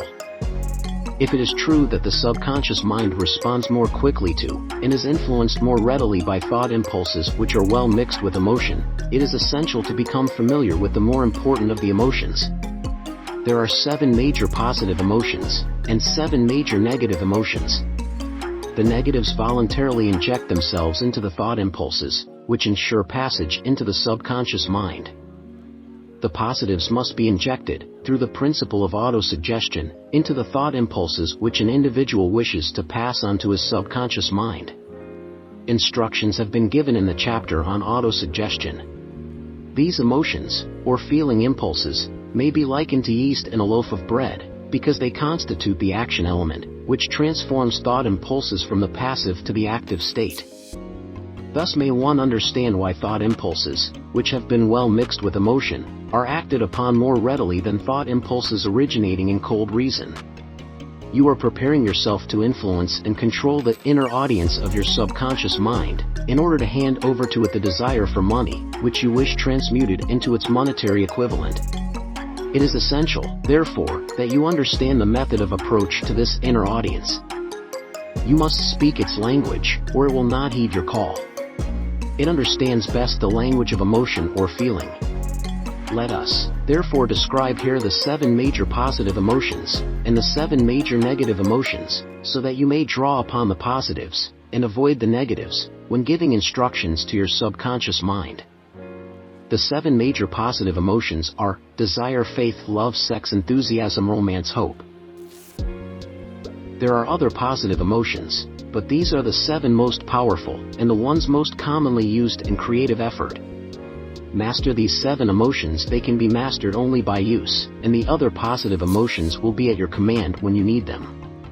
Remember, in this connection, that you are studying a book which is intended to help you develop a money consciousness by filling your mind with positive emotions. One does not become money conscious by filling one's mind with negative emotions. The 7 major negative emotions to be avoided are fear, jealousy, hatred, revenge, greed, superstition, anger. Positive and negative emotions cannot occupy the mind at the same time. One or the other must dominate. It is your responsibility to make sure that positive emotions constitute the dominating influence of your mind. Here the law of habit will come to your aid. Form the habit of applying and using the positive emotions. Eventually, they will dominate your mind so completely that the negatives cannot enter it. Only by following these instructions literally and continuously can you gain control over your subconscious mind. The presence of a single negative in your conscious mind is sufficient to destroy all chances of constructive aid from your subconscious mind. If you are an observing person, you must have noticed that most people resort to prayer only after everything else has failed. Or else they pray by a ritual of meaningless words.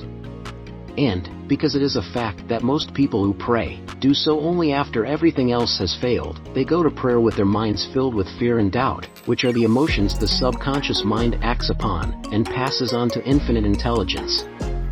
Likewise, that is the emotion which infinite intelligence receives and acts upon. If you pray for a thing, but have fear as you pray that you may not receive it, or that your prayer will not be acted upon by infinite intelligence, your prayer will have been in vain. Prayer does, sometimes, result in the realization of that for which one prays.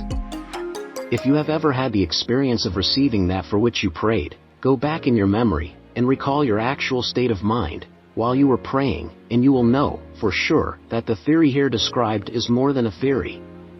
The time will come when the schools and educational institutions of the country will teach the science of prayer. Moreover, then prayer may be, and will be reduced to a science. When that time comes, it will come as soon as mankind is ready for it, and demands it. No one will approach the universal mind in a state of fear, for the very good reason that there will be no such emotion as fear. Ignorance, superstition, and false teaching will have disappeared, and man will have attained his true status as a child of infinite intelligence. A few have already attained this blessing. If you believe this prophecy is far-fetched, take a look at the human race in retrospect. Less than 100 years ago, men believed the lightning to be evidence of the wrath of God, and feared it. Now, thanks to the power of faith, men have harnessed the lightning and made it turn the wheels of industry.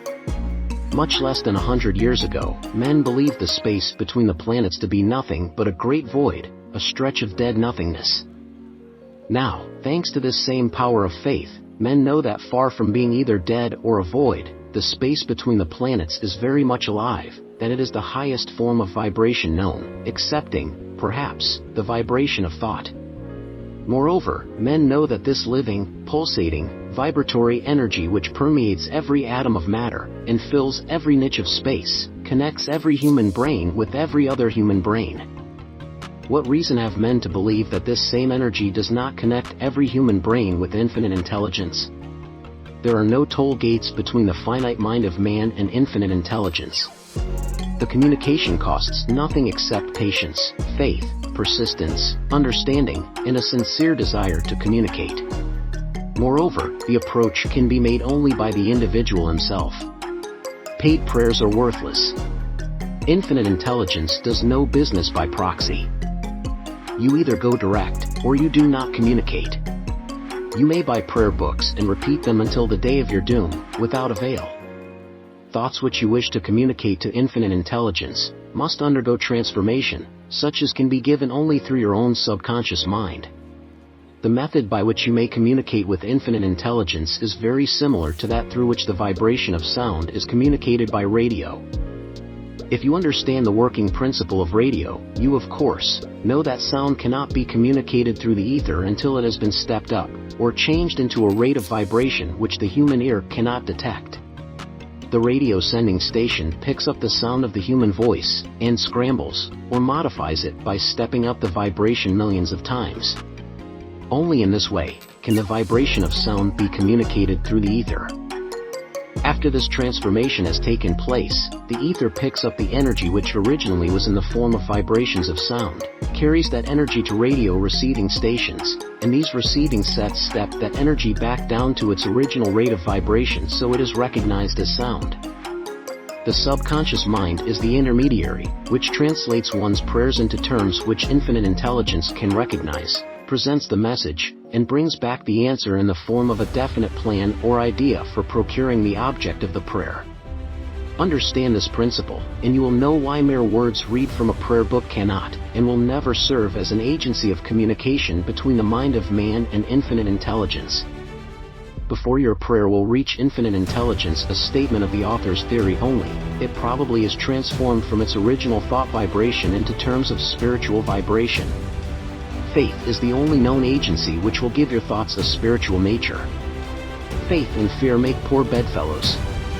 Where one is found, the other cannot exist. Chapter 13, The Brain, a broadcasting and receiving station for thought. The 12th step toward riches. More than 20 years ago, the author, working in conjunction with the late Dr. Alexander Graham Bell and Dr. Elmer Art Gates, observed that every human brain is both a broadcasting and receiving station for the vibration of thought. Through the medium of the ether, in a fashion similar to that employed by the radio broadcasting principle, every human brain is capable of picking up vibrations of thought which are being released by other brains. In connection with the statement in the preceding paragraph, compare and consider the description of the creative imagination, as outlined in the chapter on imagination. The creative imagination is the receiving set of the brain, which receives thoughts released by the brains of others. It is the agency of communication between one's conscious or reasoning mind and the four sources from which one may receive thought stimuli. When stimulated, or stepped up to a high rate of vibration, the mind becomes more receptive to the vibration of thought which reaches it through the ether from outside sources. This stepping up process takes place through the positive emotions, or the negative emotions. Through the emotions, the vibrations of thought may be increased. Vibrations of an exceedingly high rate are the only vibrations picked up and carried, by the ether, from one brain to another. Thought is energy traveling at an exceedingly high rate of vibration.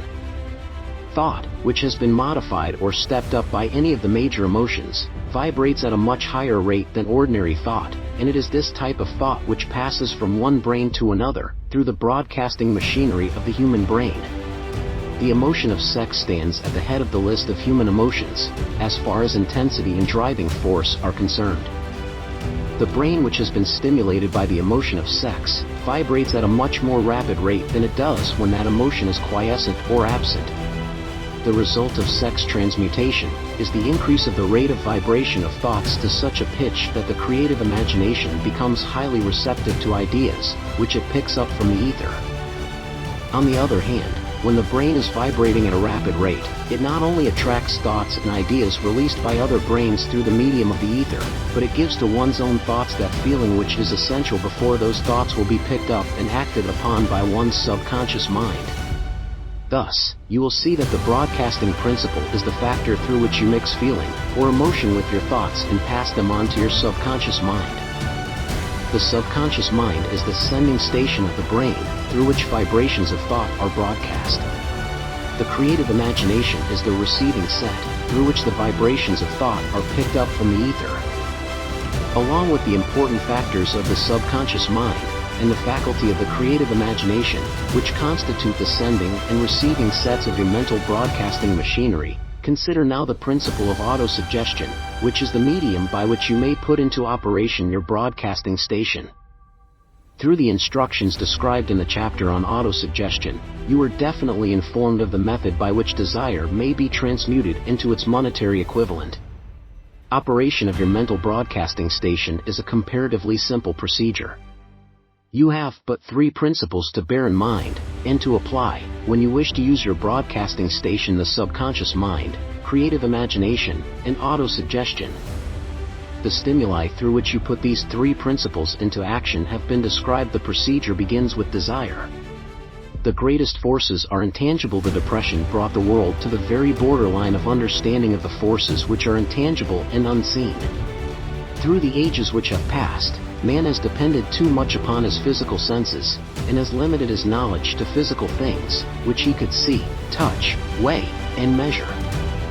We are now entering the most marvelous of all ages, an age which will teach us something of the intangible forces of the world about us. Perhaps we shall learn, as we pass through this age, that the other self is more powerful than the physical self we see when we look into a mirror. Sometimes men speak lightly of the intangibles, the things which they cannot perceive through any of their five senses, and when we hear them, it should remind us that all of us are controlled by forces which are unseen and intangible. The whole of mankind has not the power to cope with, nor to control the intangible force wrapped up in the rolling waves of the oceans. Man has not the capacity to understand the intangible force of gravity, which keeps this little Earth suspended in midair, and keeps man from falling from it, much less the power to control that force. Man is entirely subservient to the intangible force which comes with a thunderstorm, and he is just as helpless in the presence of the intangible force of electricity. Nay, he does not even know what electricity is, where it comes from, or what is its purpose. Nor is this by any means the end of man's ignorance in connection with things unseen and intangible. He does not understand the intangible force and intelligence wrapped up in the soil of the earth, the force which provides him with every morsel of food he eats, every article of clothing he wears, every dollar he carries in his pockets.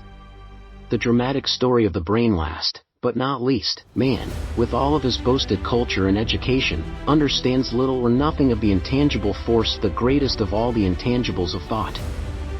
He knows but little concerning the physical brain, and its vast network of intricate machinery through which the power of thought is translated into its material equivalent, but he is now entering an age which shall yield enlightenment on the subject. Already men of science have begun to turn their attention to the study of this stupendous thing called a brain, and, while they are still in the kindergarten stage of their studies, they have uncovered enough knowledge to know that the central switchboard of the human brain, the number of lines which connect the brain cells one with another, equal the figure 1, followed by 15 million ciphers. The figure is so stupendous, said Dr. C. Judson Herrick, of the University of Chicago, that astronomical figures dealing with hundreds of millions of light years become insignificant by comparison. It has been determined that there are from 10 billion to 14 billion nerve cells in the human cerebral cortex, and we know that these are arranged in definite patterns. These arrangements are not haphazard. They are orderly. Recently developed methods of electrophysiology draw off action currents from very precisely located cells, or fibers with microelectrodes, amplify them with radio tubes, and record potential differences to a millionth of a volt. It is inconceivable that such a network of intricate machinery should be in existence for the sole purpose of carrying on the physical functions incidental to growth and maintenance of the physical body. Is it not likely that the same system, which gives billions of brain cells the media for communication one with another, provides, also the means of communication with other intangible forces? After this book had been written, just before the manuscript went to the publisher, there appeared in the New York Times an editorial showing that at least one great university, and one intelligent investigator in the field of mental phenomena, are carrying on an organized research through which conclusions have been reached that parallel many of those described in this and the following chapter. The editorial briefly analyzed the work carried on by Dr. Rhine and his associates at Duke University, viz., what is telepathy? A month ago we cited on this page some of the remarkable results achieved by Professor Rhine and his associates in Duke University for more than 100,000 tests to determine the existence of telepathy and clairvoyance. These results were summarized in the first 2 articles in Harper's Magazine. In the second, which has now appeared, the author, E.H. Wright, attempts to summarize what has been learned, or what it seems reasonable to infer, regarding the exact nature of these extrasensory modes of perception. The actual existence of telepathy and clairvoyance now seems to some scientists enormously probable as the result of Rhine's experiments. Various recipients were asked to name as many cards in a special pack as they could without looking at them and without other sensory access to them. About a score of men and women were discovered who could regularly name so many of the cards correctly that there was not one chance in many a million of their having done their feats by luck or accident. But how did they do them? These powers, assuming that they exist, do not seem to be sensory. There is no known organ for them. The experiments work just as well at distances of several hundred miles as they did in the same room. These facts also dispose, in Mr. Wright's opinion, of the attempt to explain telepathy or clairvoyance through any physical theory of radiation. All known forms of radiant energy decline inversely as the square of the distance traversed. Telepathy and clairvoyance do not. But they do vary through physical causes as our other mental powers do. Contrary to widespread opinion, they do not improve when the percipient is asleep or half asleep, but, on the contrary, when he is most wide awake and alert.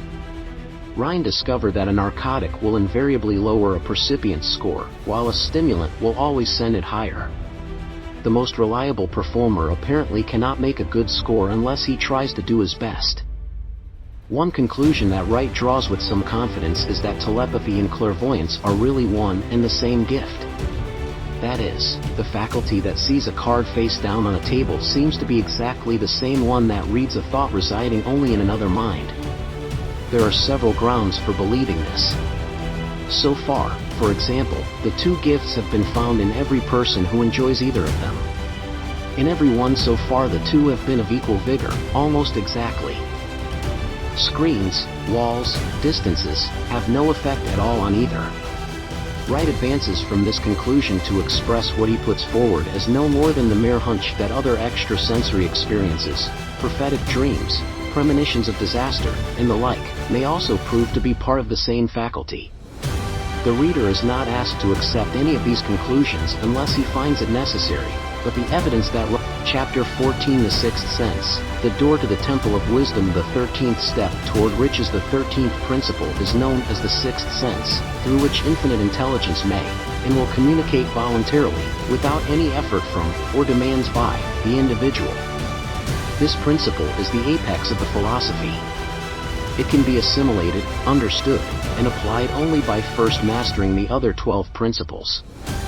The sixth sense is that portion of the subconscious mind which has been referred to as the creative imagination. It has also been referred to as the receiving set through which ideas, plans, and thoughts flash into the mind. The flashes are sometimes called hunches or inspirations. The sixth sense defies description.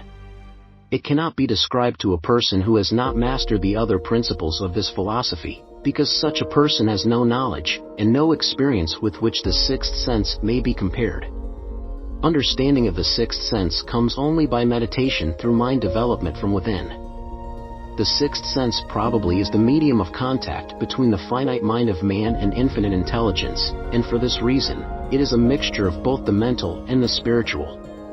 It is believed to be the point at which the mind of man contacts the universal mind. After you have mastered the principles described in this book, you will be prepared to accept as truth a statement which may, otherwise, be incredible to you, namely, through the aid of the sixth sense, you will be warned of impending dangers in time to avoid them, and notified of opportunities in time to embrace them. There comes to your aid, and to do your bidding, with the development of the sixth sense, a guardian angel who will open to you at all times the door to the temple of wisdom. Whether or not this is a statement of truth, you will never know, except by following the instructions described in the pages of this book, or some similar method of procedure. The author is not a believer in, nor an advocate of miracles, for the reason that he has enough knowledge of nature to understand that nature never deviates from her established laws. Some of her laws are so incomprehensible that they produce what appear to be miracles. The sixth sense comes as near to being a miracle as anything I have ever experienced, and it appears so, only because I do not understand the method by which this principle is operated. This much the author does know, that there is a power, or a first cause, or an intelligence, which permeates every atom of matter, and embraces every unit of energy perceptible to man, that this infinite intelligence converts acorns into oak trees, causes water to flow downhill in response to the law of gravity, follows night with day, and winter with summer, each maintaining its proper place and relationship to the other. This intelligence may, through the principles of this philosophy, be induced to aid in transmuting desires into concrete, or material form. The author has this knowledge, because he has experimented with it and has experienced it. Step by step, through the preceding chapters, you have been led to this, the last principle. If you have mastered each of the preceding principles, you are now prepared to accept, without being skeptical, the stupendous claims made here. If you have not mastered the other principles, you must do so before you may determine, definitely, whether or not the claims made in this chapter are fact or fiction. While I was passing through the age of hero worship, I found myself trying to imitate those whom I most admired. Moreover, I discovered that the element of faith, with which I endeavored to imitate my idols, gave me great capacity to do so quite successfully. I have never entirely divested myself of this habit of hero worship, although I have passed the age commonly given over to such. my experience has taught me that the next best thing to being truly great is to emulate the great by feeling in action as nearly as possible. Long before I had ever written a line for publication or endeavored to deliver a speech in public, I followed the habit of reshaping my own character by trying to imitate the 9 men whose lives and life works had been most impressive to me. These 9 men were Emerson, Paine, Edison, Darwin, Lincoln, Burbank, Napoleon, Ford, and Carnegie. Every night, over a long period of years, I held an imaginary council meeting with this group whom I called my invisible counselors. The procedure was this. Just before going to sleep at night, I would shut my eyes and see, in my imagination, this group of men seated with me around my council table. Here I had not only an opportunity to sit among those whom I considered to be great, but I actually dominated the group by serving as the chairman. I had a very definite purpose in indulging my imagination through these nightly meetings. My purpose was to rebuild my own character so it would represent a composite of the characters of my imaginary counselors. Realizing, as I did, early in life, that I had to overcome the handicap of birth in an environment of ignorance and superstition, I deliberately assigned myself the task of voluntary rebirth through the method here described. Building character through autosuggestion. Being an earnest student of psychology, I knew, of course, that all men have become what they are because of their dominating thoughts and desires. I knew that every deeply seated desire has the effect of causing one to seek outward expression through which that desire may be transmuted into reality. I knew that self-suggestion is a powerful factor in building character, that it is, in fact, the sole principle through which character is builded.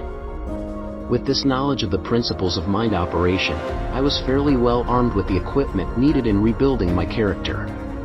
In these imaginary council meetings, I called on my cabinet members for the knowledge I wished each to contribute, addressing myself to each member in audible words, as follows: Mr. Emerson, I desire to acquire from you the marvelous understanding of nature which distinguished your life.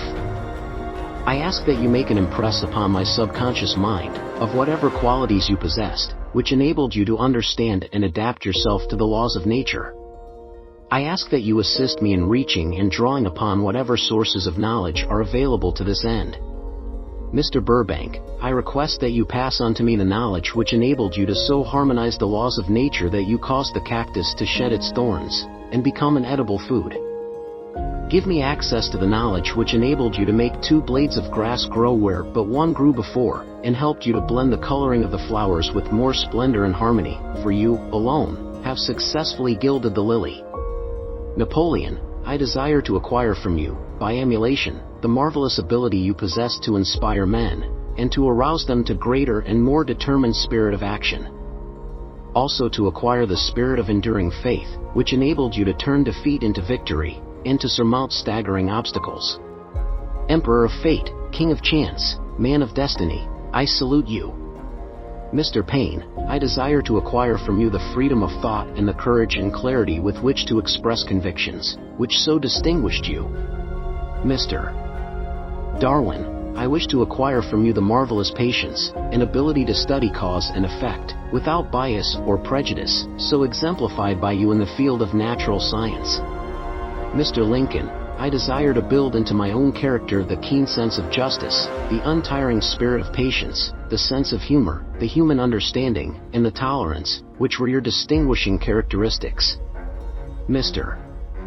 Carnegie, I am already indebted to you for my choice of a life work, which has brought me great happiness and peace of mind.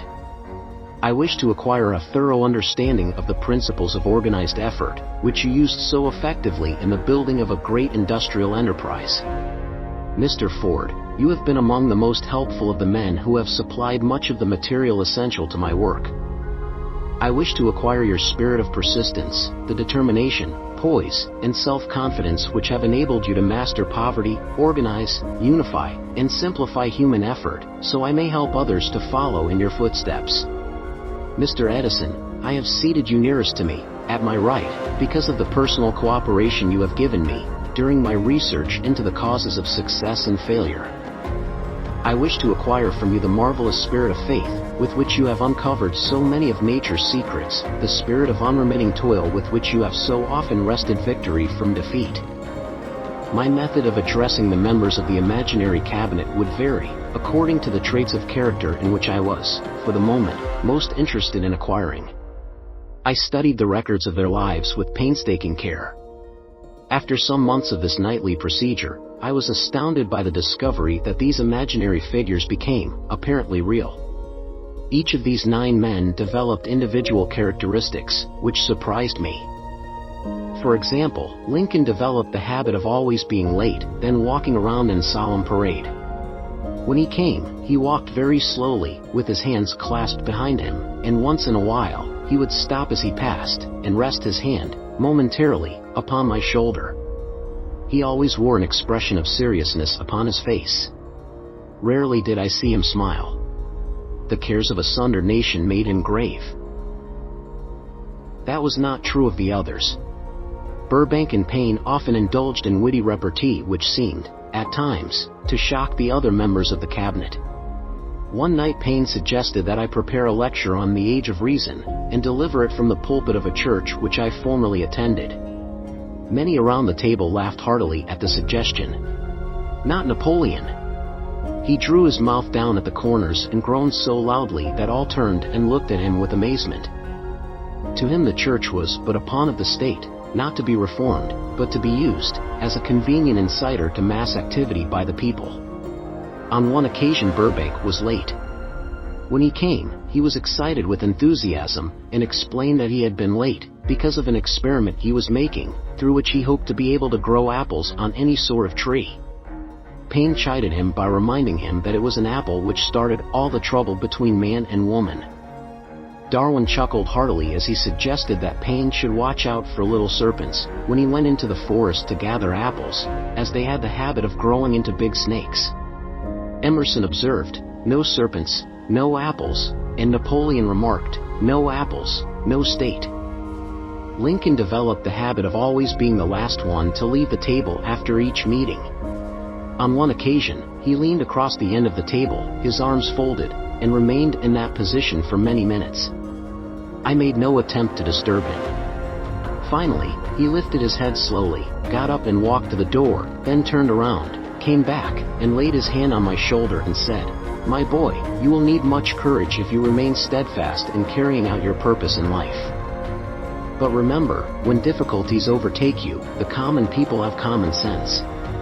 Adversity will develop it." One evening Edison arrived ahead of all the others.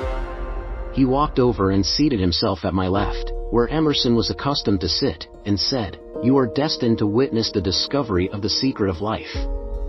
When the time comes, you will observe that life consists of great swarms of energy, or entities, each as intelligent as human beings think themselves to be. These units of life group together like hives of bees, and remain together until they disintegrate, through lack of harmony. These units have differences of opinion, the same as human beings, and often fight among themselves. These meetings which you are conducting will be very helpful to you. They will bring to your rescue some of the same units of life which serve the members of your cabinet, during their lives. These units are eternal. They never die. Your own thoughts and desires serve as the magnet which attracts units of life, from the great ocean of life out there. Only the friendly units are attracted, the ones which harmonize with the nature of your desires." The other members of the cabinet began to enter the room. Edison got up, and slowly walked around to his own seat. Edison was still living when this happened. It impressed me so greatly that I went to see him, and told him about the experience. He smiled broadly, and said, "Your dream was more a reality than you may imagine it to have been." He added no further explanation to his statement. These meetings became so realistic that I became fearful of their consequences, and discontinued them for several months. The experiences were so uncanny, I was afraid if I continued them I would lose sight of the fact that the meetings were purely experiences of my imagination. Some 6 months after I had discontinued the practice I was awakened one night, or thought I was, when I saw Lincoln standing at my bedside. He said, "The world will soon need your services. It is about to undergo a period of chaos which will cause men and women to lose faith, and become panic-stricken. Go ahead with your work and complete your philosophy. That is your mission in life. If you neglect it, for any cause whatsoever, you will be reduced to a primal state, and be compelled to retrace the cycles through which you have passed during thousands of years. I was unable to tell, the following morning, whether I had dreamed this, or had actually been awake, and I have never since found out which it was, but I do know that the dream, if it were a dream, was so vivid in my mind the next day that I resumed my meetings the following night. At our next meeting, the members of my cabinet all filed into the room together, and stood at their accustomed places at the council table, while Lincoln raised a glass and said, "Gentlemen, let us drink a toast to a friend who has returned to the fold." After that, I began to add new members to my cabinet, until now it consists of more than 50, among them Christ, St. Paul, Galileo, Copernicus, Aristotle, Plato, Socrates, Homer, Voltaire, Bruno, Spinoza, Drummond, Kant, Schopenhauer, Newton, Confucius, Albert Hubbard, Bran, Ingersoll, Wilson, and William James. This is the first time that I have had the courage to mention this.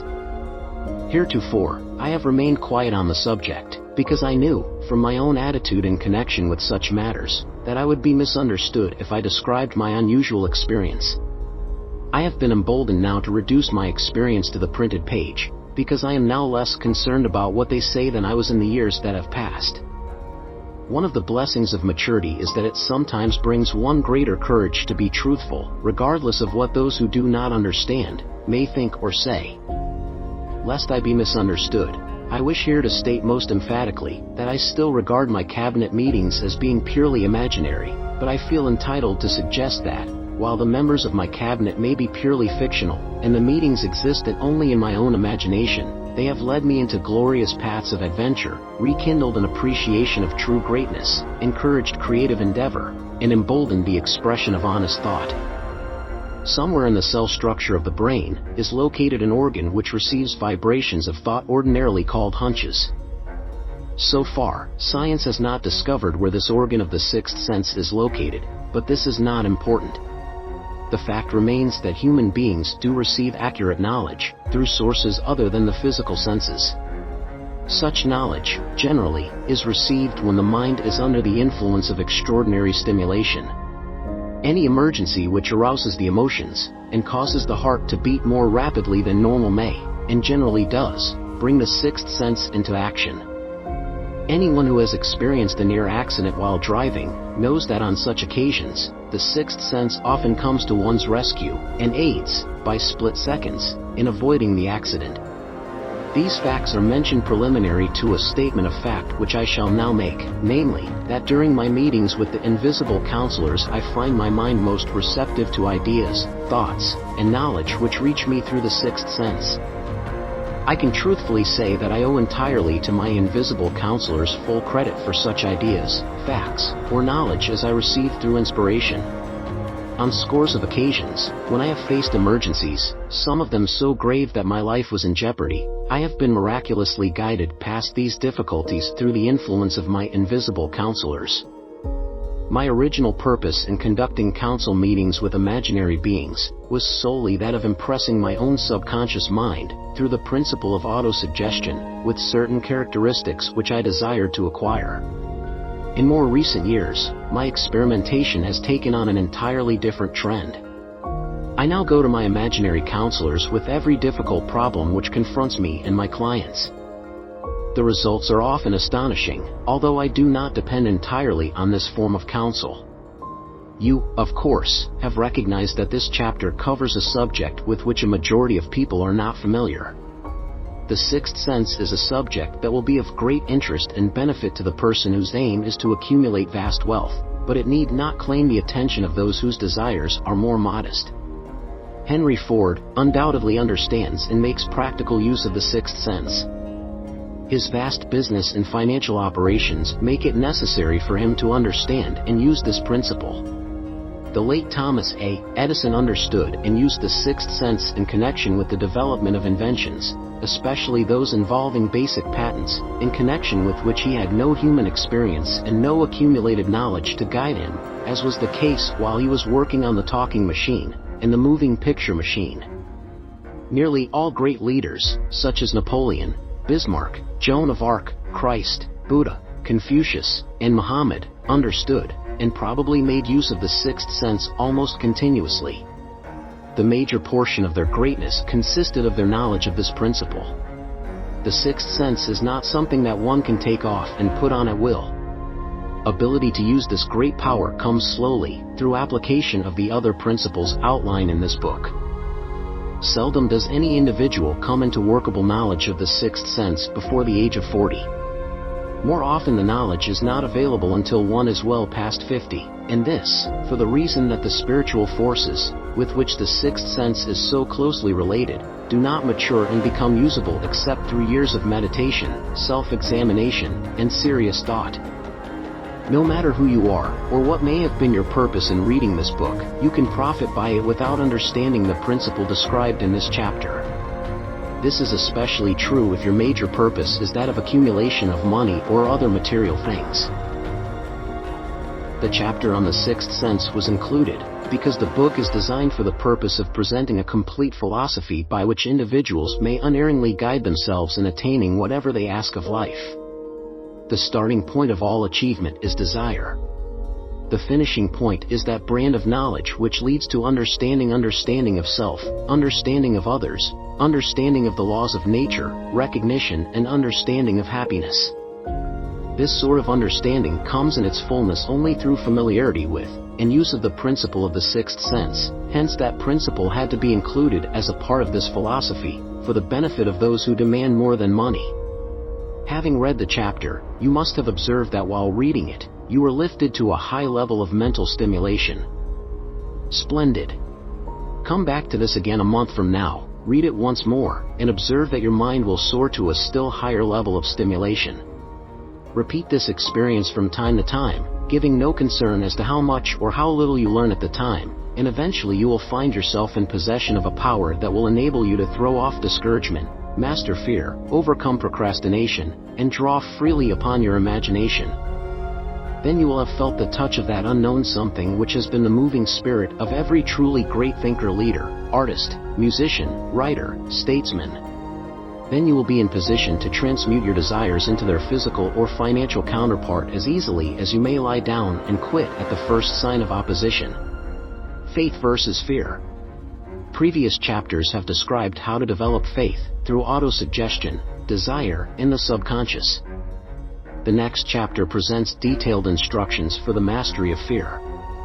Here will be found a full description of the 6 fears which are the cause of all discouragement, timidity, procrastination, indifference, indecision, and the lack of ambition, self-reliance, initiative, self-control, and enthusiasm. Search yourself carefully as you study these 6 enemies, as they may exist only in your subconscious mind, where their presence will be hard to detect. Remember, too, as you analyze the 6 ghosts of fear, that they are nothing but ghosts because they exist only in one's mind. Remember, also, that ghosts' creations of uncontrolled imagination have caused most of the damage people have done to their own minds. Therefore, ghosts can be as dangerous as if they lived and walked on the earth in physical bodies. The ghost of the fear of poverty, which seized the minds of millions of people in 1929, was so real that it caused the worst business depression this country has ever known. Moreover, this particular ghost still frightens some of us out of our wits. Chapter 15: How to Outwit the 6 Ghosts of Fear. Take inventory of yourself as you read this closing chapter, and find out how many of the ghosts are standing in your way before you can put any portion of this philosophy into successful use. Your mind must be prepared to receive it. The preparation is not difficult. It begins with study, analysis, and understanding of 3 enemies which you shall have to clear out. These are indecision, doubt, and fear. The 6th sense will never function while these 3 negatives, or any of them, remain in your mind. The members of this unholy trio are closely related where one is found, the other 2 are close at hand. Indecision is the seedling of fear. Remember this, as you read. Indecision crystallizes into doubt, the 2 blend and become fear. The blending process often is slow. This is one reason why these 3 enemies are so dangerous. They germinate and grow without their presence being observed. The remainder of this chapter describes an end which must be attained before the philosophy, as a whole, can be put into practical use. It also analyzes a condition which has, but lately, reduced huge numbers of people to poverty, and it states a truth which must be understood by all who accumulate riches, whether measured in terms of money or a state of mind of far greater value than money. The purpose of this chapter is to turn the spotlight of attention upon the cause and the cure of the 6 basic fears. Before we can master an enemy, we must know its name, its habits, and its place of abode. As you read, analyze yourself carefully, and determine which, if any, of the 6 common fears have attached themselves to you. Do not be deceived by the habits of these subtle enemies. Sometimes they remain hidden in the subconscious mind, where they are difficult to locate, and still more difficult to eliminate.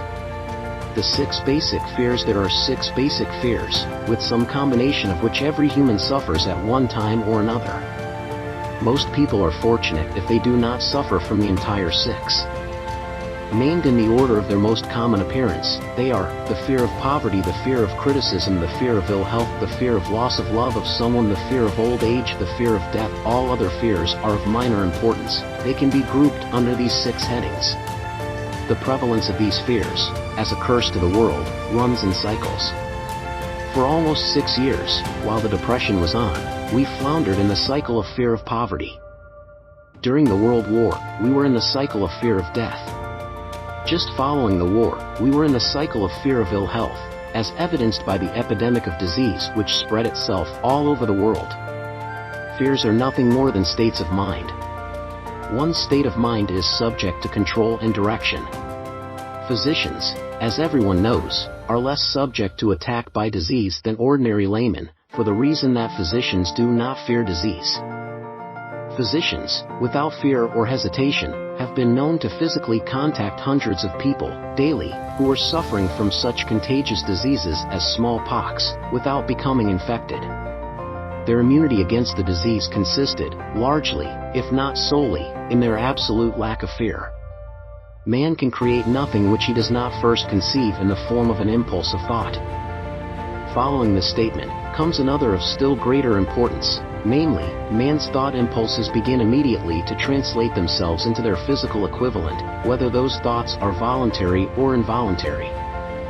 Thought impulses which are picked up through the ether, by mere chance thoughts which have been released by other minds, may determine one's financial, business, professional, or social destiny just as surely as do the thought impulses which one creates by intent and design. We are here laying the foundation for the presentation of a fact of great importance to the person who does not understand why some people appear to be lucky while others of equal or greater ability, training, experience, and brain capacity seem destined to ride with misfortune. This fact may be explained by the statement that every human being has the ability to completely control his own mind, and with this control, obviously, every person may open his mind to the tramp thought impulses which are being released by other brains, or close the doors tightly and admit only thought impulses of his own choice. Nature has endowed man with absolute control over but one thing, and that is thought. This fact, coupled with the additional fact that everything which man creates begins in the form of a thought, leads one very near to the principle by which fear may be mastered. If it is true that all thought has a tendency to clothe itself in its physical equivalent, and this is true, beyond any reasonable room for doubt, it is equally true that thought impulses of fear and poverty cannot be translated into terms of courage and financial gain. The people of America began to think of poverty following the Wall Street crash of 1929. Slowly, but surely that mass thought was crystallized into its physical equivalent, which was known as a depression. This had to happen. It is in conformity with the laws of nature. The fear of poverty. There can be no compromise between poverty and riches. The two roads that lead to poverty and riches travel in opposite directions. If you want riches, you must refuse to accept any circumstance that leads toward poverty. The word riches is here used in its broadest sense, meaning financial, spiritual, mental, and material estates. The starting point of the path that leads to riches is desire. In Chapter 1, you received full instructions for the proper use of desire. In this chapter, on fear, you have complete instructions for preparing your mind to make practical use of desire. Here, then, is the place to give yourself a challenge which will definitely determine how much of this philosophy you have absorbed. Here is the point at which you can turn profit and foretell, accurately, what the future holds in store for you. If, after reading this chapter, you are willing to accept poverty, you may as well make up your mind to receive poverty. This is one decision you cannot avoid. If you demand riches, determine what form, and how much will be required to satisfy you. You know the road that leads to riches. You have been given a roadmap which, if followed, will keep you on that road. If you neglect to make the start, or stop before you arrive, no one will be to blame, but you. This responsibility is yours. No alibi will save you from accepting the responsibility if you now fail or refuse to demand riches of life, because the acceptance calls for but one thing incidentally, the only thing you can control, and that is a state of the mind. A state of mind is something that one assumes. It cannot be purchased, it must be created. Fear of poverty is a state of mind, nothing else. But it is sufficient to destroy one's chances of achievement in any undertaking, a truth which became painfully evident during the Depression. This fear paralyzes the faculty of reason, destroys the faculty of imagination, kills off self-reliance, undermines enthusiasm, discourages initiative, leads to uncertainty of purpose, encourages procrastination, wipes out enthusiasm and makes self-control an impossibility. It takes the charm from one's personality, destroys the possibility of accurate thinking, diverts concentration of effort, it masters persistence, turns the willpower into nothingness, destroys ambition, beclouds the memory and invites failure in every conceivable form. It kills love and assassinates the finer emotions of the heart, discourages friendship and invites disaster in 100 forms, leads to sleeplessness, misery, and unhappiness. And all this despite the obvious truth that we live in a world of overabundance of everything the heart could desire, with nothing standing between us and our desires, excepting lack of a definite purpose.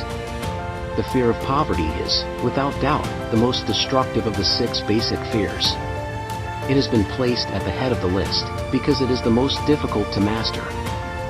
Considerable courage is required to state the truth about the origin of this fear, and still greater courage to accept the truth after it has been stated. The fear of poverty grew out of man's inherited tendency to prey upon his fellow man economically. Nearly all animals lower than man are motivated by instinct, but their capacity to think is limited, therefore, they prey upon one another physically. Man, with his superior sense of intuition, with the capacity to think and to reason, does not eat his fellow man bodily, he gets more satisfaction out of eating him financially. Man is so avaricious that every conceivable law has been passed to safeguard him from his fellow man. Of all the ages of the world, of which we know anything, the age in which we live seems to be one that is outstanding because of man's money madness. A man is considered less than the dust of the earth, unless he can display a fat bank account, but if he has money, never mind how he acquired it, he is a king or a big shot, he is above the law, he rules in politics, he dominates in business, and the whole world about him bows in respect when he passes. Nothing brings man so much suffering and humility as poverty. Only those who have experienced poverty understand the full meaning of this. It is no wonder that man fears poverty. Through a long line of inherited experiences man has learned, for sure, that some men cannot be trusted, where matters of money and earthly possessions are concerned. This is a rather stinging indictment, the worst part of it being that it is true. The majority of marriages are motivated by the wealth possessed by one, or both of the contracting parties. It is no wonder, therefore, that the divorce courts are busy. So eager is man to possess wealth that he will acquire it in whatever manner he can, through legal methods if possible, through other methods if necessary or expedient. Self-analysis may disclose weaknesses which one does not like to acknowledge. This form of examination is essential to all who demand of life more than mediocrity and poverty. Remember, as you check yourself point by point, that you are both the court and the jury, the prosecuting attorney and the attorney for the defense, and that you are the plaintiff and the defendant, also, that you are on trial. Face the facts squarely. Ask yourself definite questions and demand direct replies. When the examination is over, you will know more about yourself. If you do not feel that you can be an impartial judge in this self-examination, call upon someone who knows you well to serve as judge while you cross-examine yourself. You are after the truth. Get it, no matter at what cost, even though it may temporarily embarrass you. The majority of people, if asked what they fear most, would reply, "I fear nothing." The reply would be inaccurate, because few people realize that they are bound, handicapped, whipped spiritually and physically through some form of fear. So subtle and deeply seated is the emotion of fear that one may go through life burdened with it, never recognizing its presence. Only a courageous analysis will disclose the presence of this universal enemy. When you begin such an analysis, search deeply into your character. Here is a list of the symptoms for which you should look. Symptoms of the fear of poverty: indifference. Commonly expressed through lack of ambition, willingness to tolerate poverty, acceptance of whatever compensation life may offer without protest, mental and physical laziness, lack of initiative, imagination, enthusiasm, and self-control. Indecision. The habit of permitting others to do one's thinking. Staying on the fence. Doubt.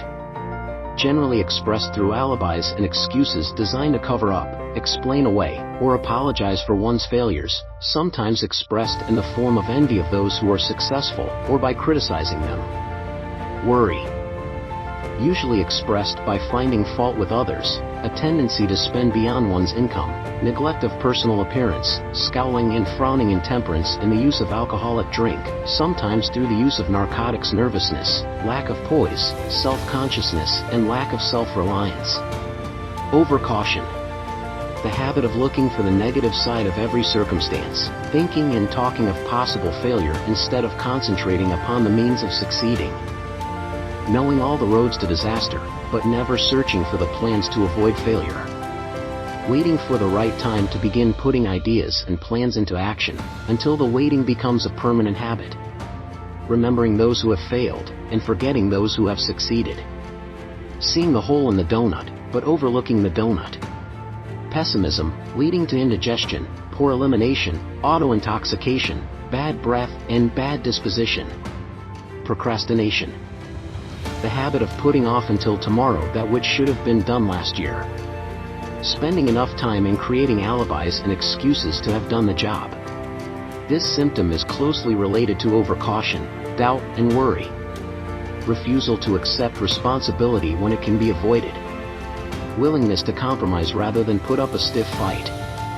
Compromising with difficulties instead of harnessing and using them as stepping stones to advancement. Bargaining with life for a penny, instead of demanding prosperity, opulence, riches, contentment, and happiness. Planning what to do if and when overtaken by failure, instead of burning all bridges and making retreat impossible. Weakness of, and often total lack of self-confidence, definiteness of purpose, self-control, initiative, enthusiasm, ambition, thrift, and sound reasoning ability. Expecting poverty instead of demanding riches. Association with those who accept poverty instead of seeking the company of those who demand and receive riches. Money talks. Some will ask, why did you write a book about money? Why measure riches in dollars alone? Some will believe, and rightly so, that there are other forms of riches more desirable than money. Yes, there are riches which cannot be measured in terms of dollars, but there are millions of people who will say, "Give me all the money I need, and I will find everything else I want." The major reason why I wrote this book on how to get money is the fact that the world has but lately passed through an experience that left millions of men and women paralyzed with the fear of poverty.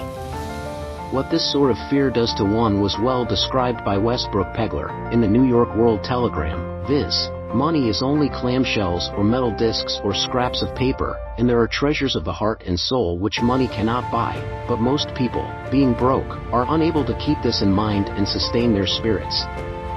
When a man is down and out and on the street, unable to get any job at all, something happens to his spirit which can be observed in the droop of his shoulders, the set of his hat, his walk, and his gaze. He cannot escape a feeling of inferiority among people with regular employment, even though he knows they are definitely not his equals in character, intelligence, or ability.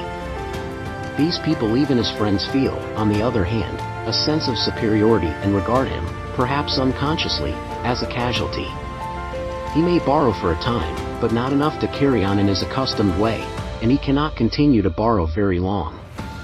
But borrowing in itself, when a man is borrowing merely to live, is a depressing experience, and the money lacks the power of earned money to revive his spirits. Of course, none of this applies to bums or habitual ne'er-do-wells, but only to men of normal ambitions and self-respect. Women conceal despair. Women in the same predicament must be different. We somehow do not think of women at all in considering the down-and-outers. They are scarce in the breadlines, they rarely are seen begging on the streets, and they are not recognizable in crowds by the same plain signs which identify busted men. Of course, I do not mean the shuffling hags of the city streets who are the opposite number of the confirmed male bums. I mean reasonably young, decent, and intelligent women.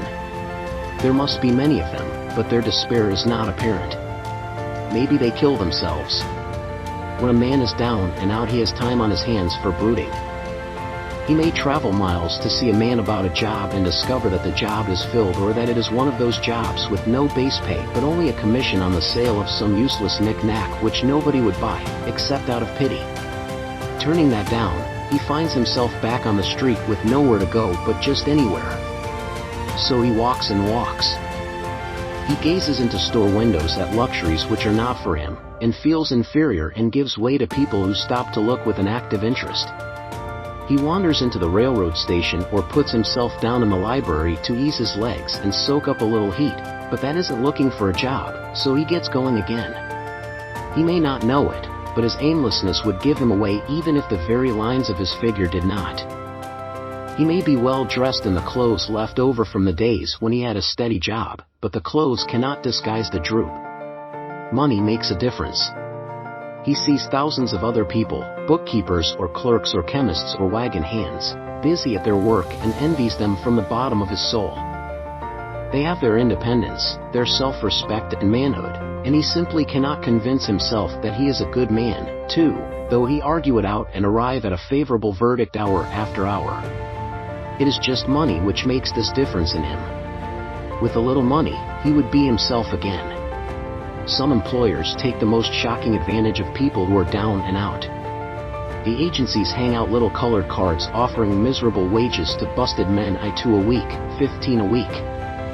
An $18 a week job is a plum, and anyone with $25 a week to offer does not hang the job in front of an agency on a colored card. I have a one-ad clip from a local paper demanding a clerk, a good, clean penman, to take telephone orders for a sandwich shop from 11 a.m. to 2 p.m. for $8 a month, not $8 a week, but $8 a month. The ad says also, state religion. Can you imagine the brutal effrontery of anyone who demands a good, clean penman for 11 cents an hour inquiring into the victim's religion? But that is what busted people are offered. The fear of criticism. Just how man originally came by this fear, no one can state definitely, but one thing is certain: he has it in a highly developed form. Some believe that this fear made its appearance about the time that politics became a profession. Others believe it can be traced to the age when women first began to concern themselves with styles and wearing apparel. This author, being neither a humorist nor a prophet, is inclined to attribute the basic fear of criticism to that part of man's inherited nature which prompts him not only to take away his fellow man's goods and wares, but to justify his action by criticism of his fellow man's character. It is a well-known fact that a thief will criticize the man from whom he steals, that politicians seek office, not by displaying their own virtues and qualifications, but by attempting to besmirch their opponents. The fear of criticism takes on many forms, the majority of which are petty and trivial. Bald-headed men, for example, are bald for no other reason than their fear of criticism. Heads become bald because of the tight-fitting bands of hats which cut off the circulation from the roots of the hair. Men wear hats, not because they actually need them, but mainly because everyone is doing it. The individual falls into line and does likewise, lest some other individual criticize him. Women seldom have bald heads, or even thin hair, because they wear hats which fit their heads loosely, the only purpose of the hats being adornment. But it must not be supposed that women are free from the fear of criticism. If any woman claims to be superior to man with reference to this fear, ask her to walk down the street wearing a hat of the vintage of 1890. the astute manufacturers of clothing have not been slow to capitalize this basic fear of criticism, with which all mankind has been cursed. Every season the styles in many articles of wearing apparel change. Who establishes the styles? Certainly not the purchaser of clothing, but the manufacturer. Why does he change the styles so often? The answer is obvious. He changes the styles so he can sell more clothes. For the same reason, the manufacturers of automobiles, with a few rare and very sensible exceptions, change styles of models every season. No man wants to drive an automobile which is not of the latest style, although the older model may actually be the better car. We have been describing the manner in which people behave under the influence of fear of criticism as applied to the small and petty things of life. Let us now examine human behavior when this fear affects people in connection with the more important events of human relationship. Take, for example, practically any person who has reached the age of mental maturity from 35 to 40 years of age, as a general average, and if you could read the secret thoughts of his mind, you would find a very decided disbelief in most of the fables taught by the majority of the dogmatists and theologians a few decades back. Not often, however, will you find a person who has the courage to openly state his belief on this subject. Most people will, if pressed far enough, tell a lie rather than admit that they do not believe the stories associated with that form of religion which held people in bondage prior to the age of scientific discovery and education. Why does the average person, even in this day of enlightenment, shy away from denying his belief in the fables which were the basis of most of the religions a few decades ago? The answer is, because of the fear of criticism. Men and women have been burned at the stake for daring to express disbelief in ghosts. It is no wonder we have inherited a consciousness which makes us fear criticism. The time was, and not so far in the past, when criticism carried severe punishments. It still does in some countries. The fear of criticism robs man of his initiative, destroys his power of imagination, limits his individuality, takes away his self-reliance, and does him damage in 100 other ways. Parents often do their children irreparable injury by criticizing them. The mother of one of my boyhood chums used to punish him with a switch almost daily, always completing the job with the statement, "You'll land in the penitentiary before you are 20." He was sent to a reformatory at the age of 17. Criticism is the one form of service, of which everyone has too much. Everyone has a stock of it which is handed out, gratis, whether called for or not. One's nearest relatives often are the worst offenders. It should be recognized as a crime. In reality, it is a crime of the worst nature for any parent to build inferiority complexes in the mind of a child through unnecessary criticism. Employers who understand human nature get the best there is in men, not by criticism, but by constructive suggestion. Parents may accomplish the same results with their children. Criticism will plant fear in the human heart, or resentment, but it will not build love or affection. Symptoms of the fear of criticism. This fear is almost as universal as the fear of poverty, and its effects are just as fatal to personal achievement, mainly because this fear destroys initiative, and discourages the use of imagination. The major symptoms of the fear are self-consciousness, generally expressed through nervousness, timidity in conversation and in meeting strangers, awkward movement of the hands and limbs, shifting of the eyes. Lack of poise, expressed through lack of voice control, nervousness in the presence of others, poor posture of body, poor memory. Personality, lacking in firmness of decision, personal charm, and ability to express opinions definitely. The habit of sidestepping issues instead of meeting them squarely. Agreeing with others without careful examination of their opinions. Inferiority complex, the habit of expressing self-approval by word of mouth and by actions, as a means of covering up a feeling of inferiority. Using big words to impress others, often without knowing the real meaning of the words. Imitating others in dress, speech, and manners. Boasting of imaginary achievements. This sometimes gives a surface appearance of a feeling of superiority. Extravagance, the habit of trying to keep up with the Joneses, spending beyond one's income. Lack of initiative, failure to embrace opportunities for self-advancement, fear to express opinions, lack of confidence in one's own ideas, giving evasive answers to questions asked by superiors, hesitancy of manner and speech, deceit in both words and deeds. Lack of ambition. Mental and physical laziness, lack of self-assertion, slowness in reaching decisions, easily influenced by others, the habit of criticizing others behind their backs and flattering them to their faces, the habit of accepting defeat without protest, quitting an undertaking when opposed by others, suspicious of other people without cause, lacking in tactfulness of manner and speech, unwillingness to accept the blame for mistakes. The fear of ill health. This fear may be traced to both physical and social heredity. It is closely associated, as to its origin, with the causes of fear of old age and the fear of death, because it leads one closely to the border of terrible worlds of which man knows not, but concerning which he has been taught some discomforting stories. The opinion is somewhat general, also, that certain unethical people engaged in the business of selling health have had not a little to do with keeping alive the fear of ill health. In the main, man fears ill health because of the terrible pictures which have been planted in his mind of what may happen if death should overtake him. He also fears it because of the economic toll which it may claim. A reputable physician estimated that 75% of all people who visit physicians for professional service are suffering with hypochondria, imaginary illness. It has been shown most convincingly that the fear of disease, even where there is not the slightest cause for fear, often produces the physical symptoms of the disease feared. Powerful and mighty is the human mind. It builds or it destroys. Playing upon this common weakness of fear of ill health, dispensers of patent medicines have reaped fortunes.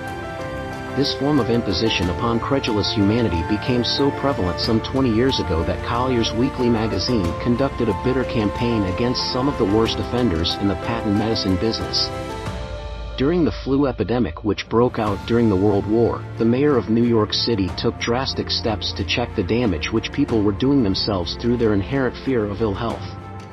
He called in the newspaper men and said to them, "Gentlemen, I feel it necessary to ask you not to publish any scare headlines concerning the flu epidemic.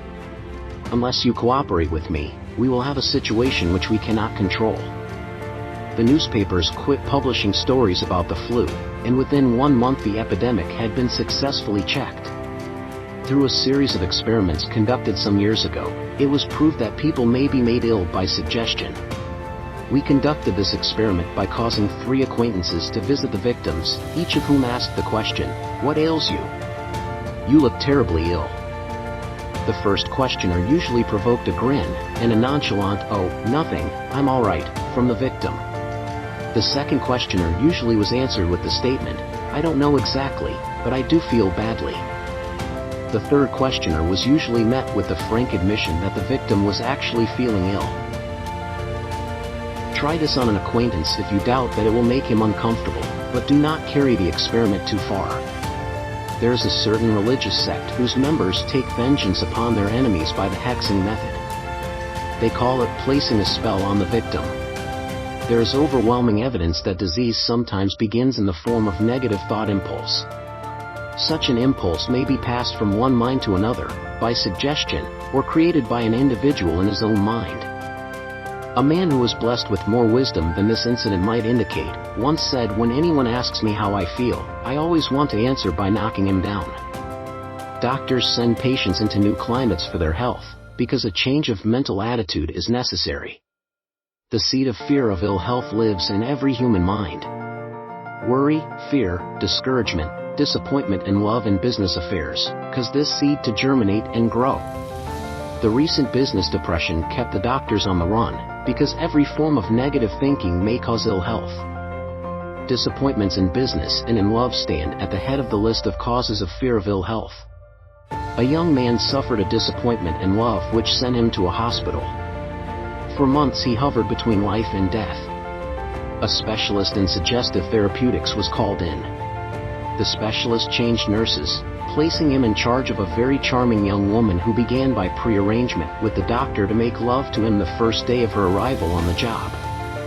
Within 3 weeks the patient was discharged from the hospital, still suffering, but with an entirely different malady.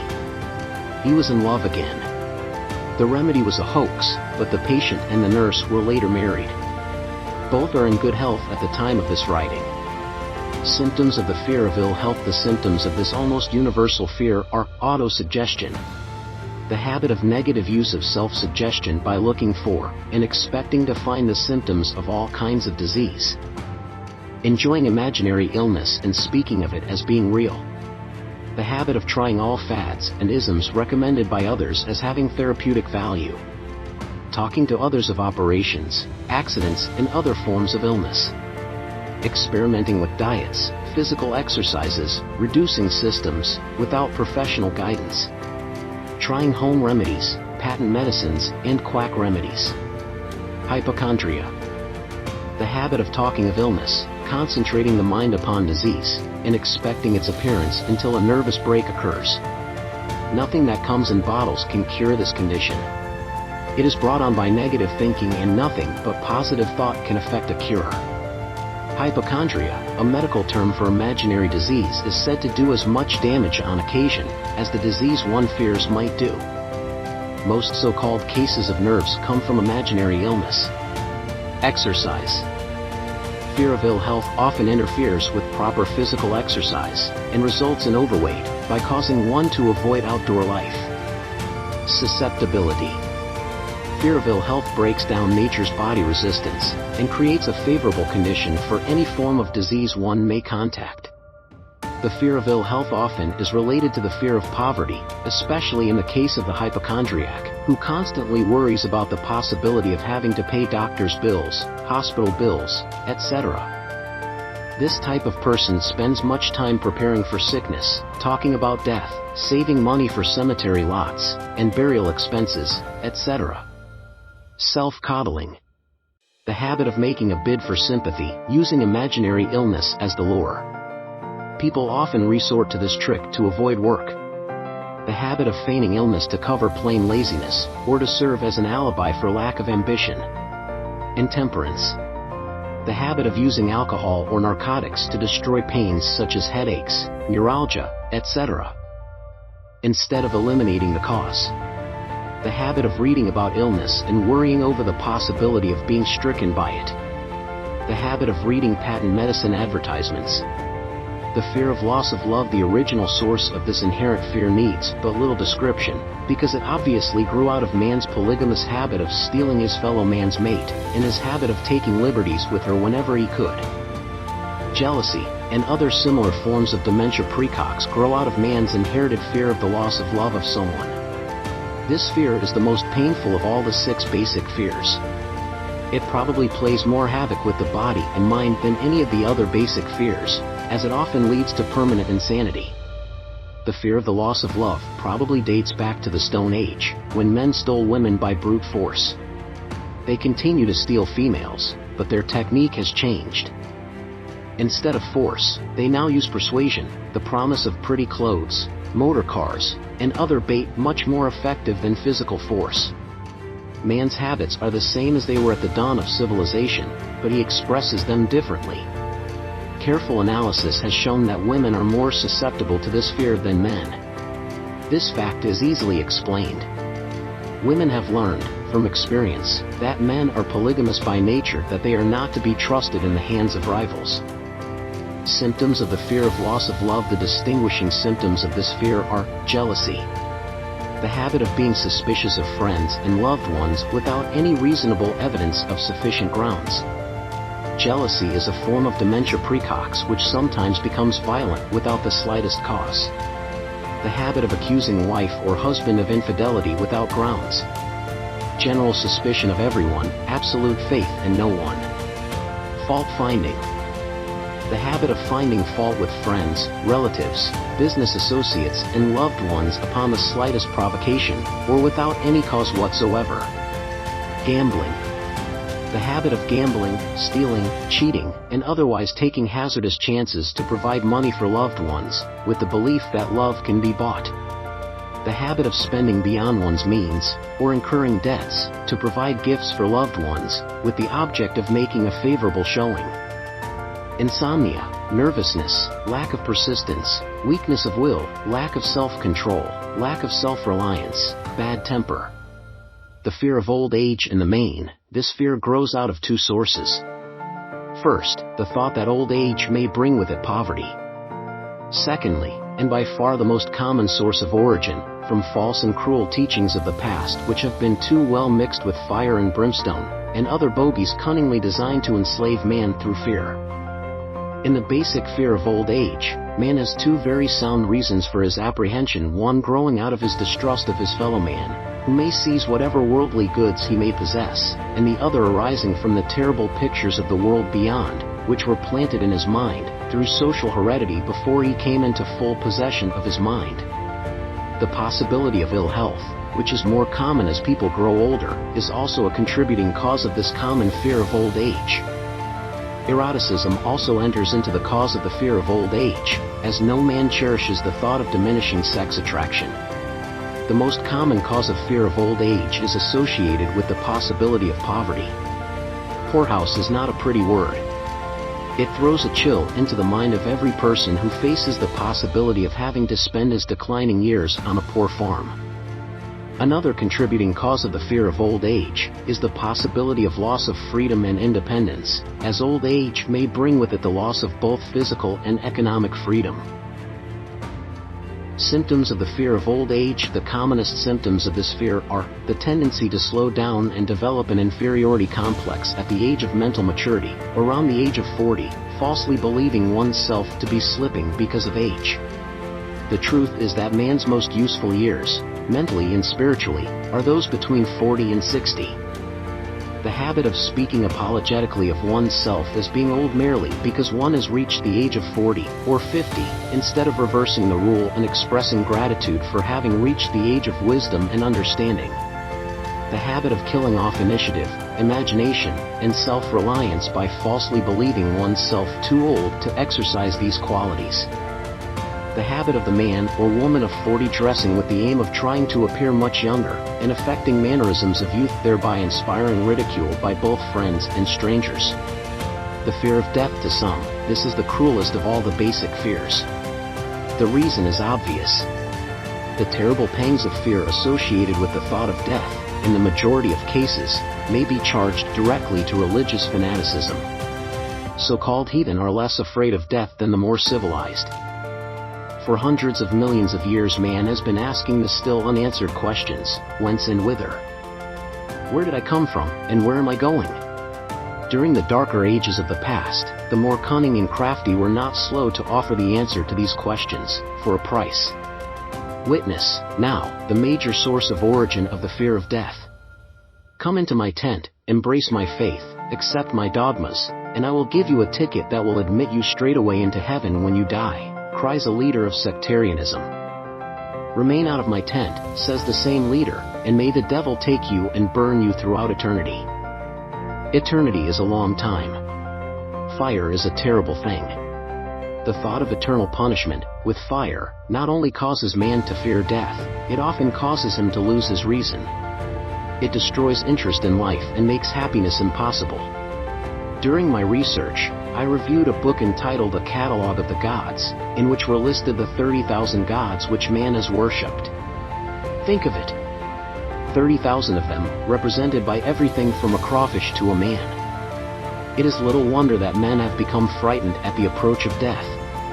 While the religious leader may not be able to provide safe conduct into heaven, nor, by lack of such provision, allow the unfortunate to descend into hell, the possibility of the latter seems so terrible that the very thought of it lays hold of the imagination in such a realistic way that it paralyzes reason, and sets up the fear of death. In truth, no man knows, and no man has ever known, what heaven or hell is like, nor does any man know if either place actually exists. This very lack of positive knowledge opens the door of the human mind to the charlatan, so he may enter and control that mind with his stock of legerdemain and various brands of pious fraud and trickery. The fear of death is not as common now as it was during the age when there were no great colleges and universities. Men of science have turned the spotlight of truth upon the world, and this truth is rapidly freeing men and women from this terrible fear of death. The young men and young women who attend the colleges and universities are not easily impressed by fire and brimstone. Through the aid of biology, astronomy, geology, and other related sciences, the fears of the Dark Ages which gripped the minds of men and destroyed their reason have been dispelled. Insane asylums are filled with men and women who have gone mad because of the fear of death. This fear is useless. Death will come, no matter what anyone may think about it. Accept it as a necessity, and pass the thought out of your mind. It must be a necessity, or it would not come at all. Perhaps it is not as bad as it has been pictured. The entire world is made up of only two things, energy and matter. In elementary physics, we learn that neither matter nor energy, the only two realities known to man, can be created nor destroyed. Both matter and energy can be transformed, but neither can be destroyed. Life is energy, if it is anything. If neither energy nor matter can be destroyed, of course life cannot be destroyed.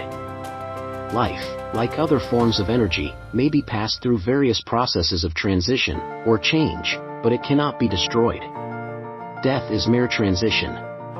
If death is not mere change or transition, then nothing comes after death except a long, eternal, peaceful sleep, and sleep is nothing to be feared.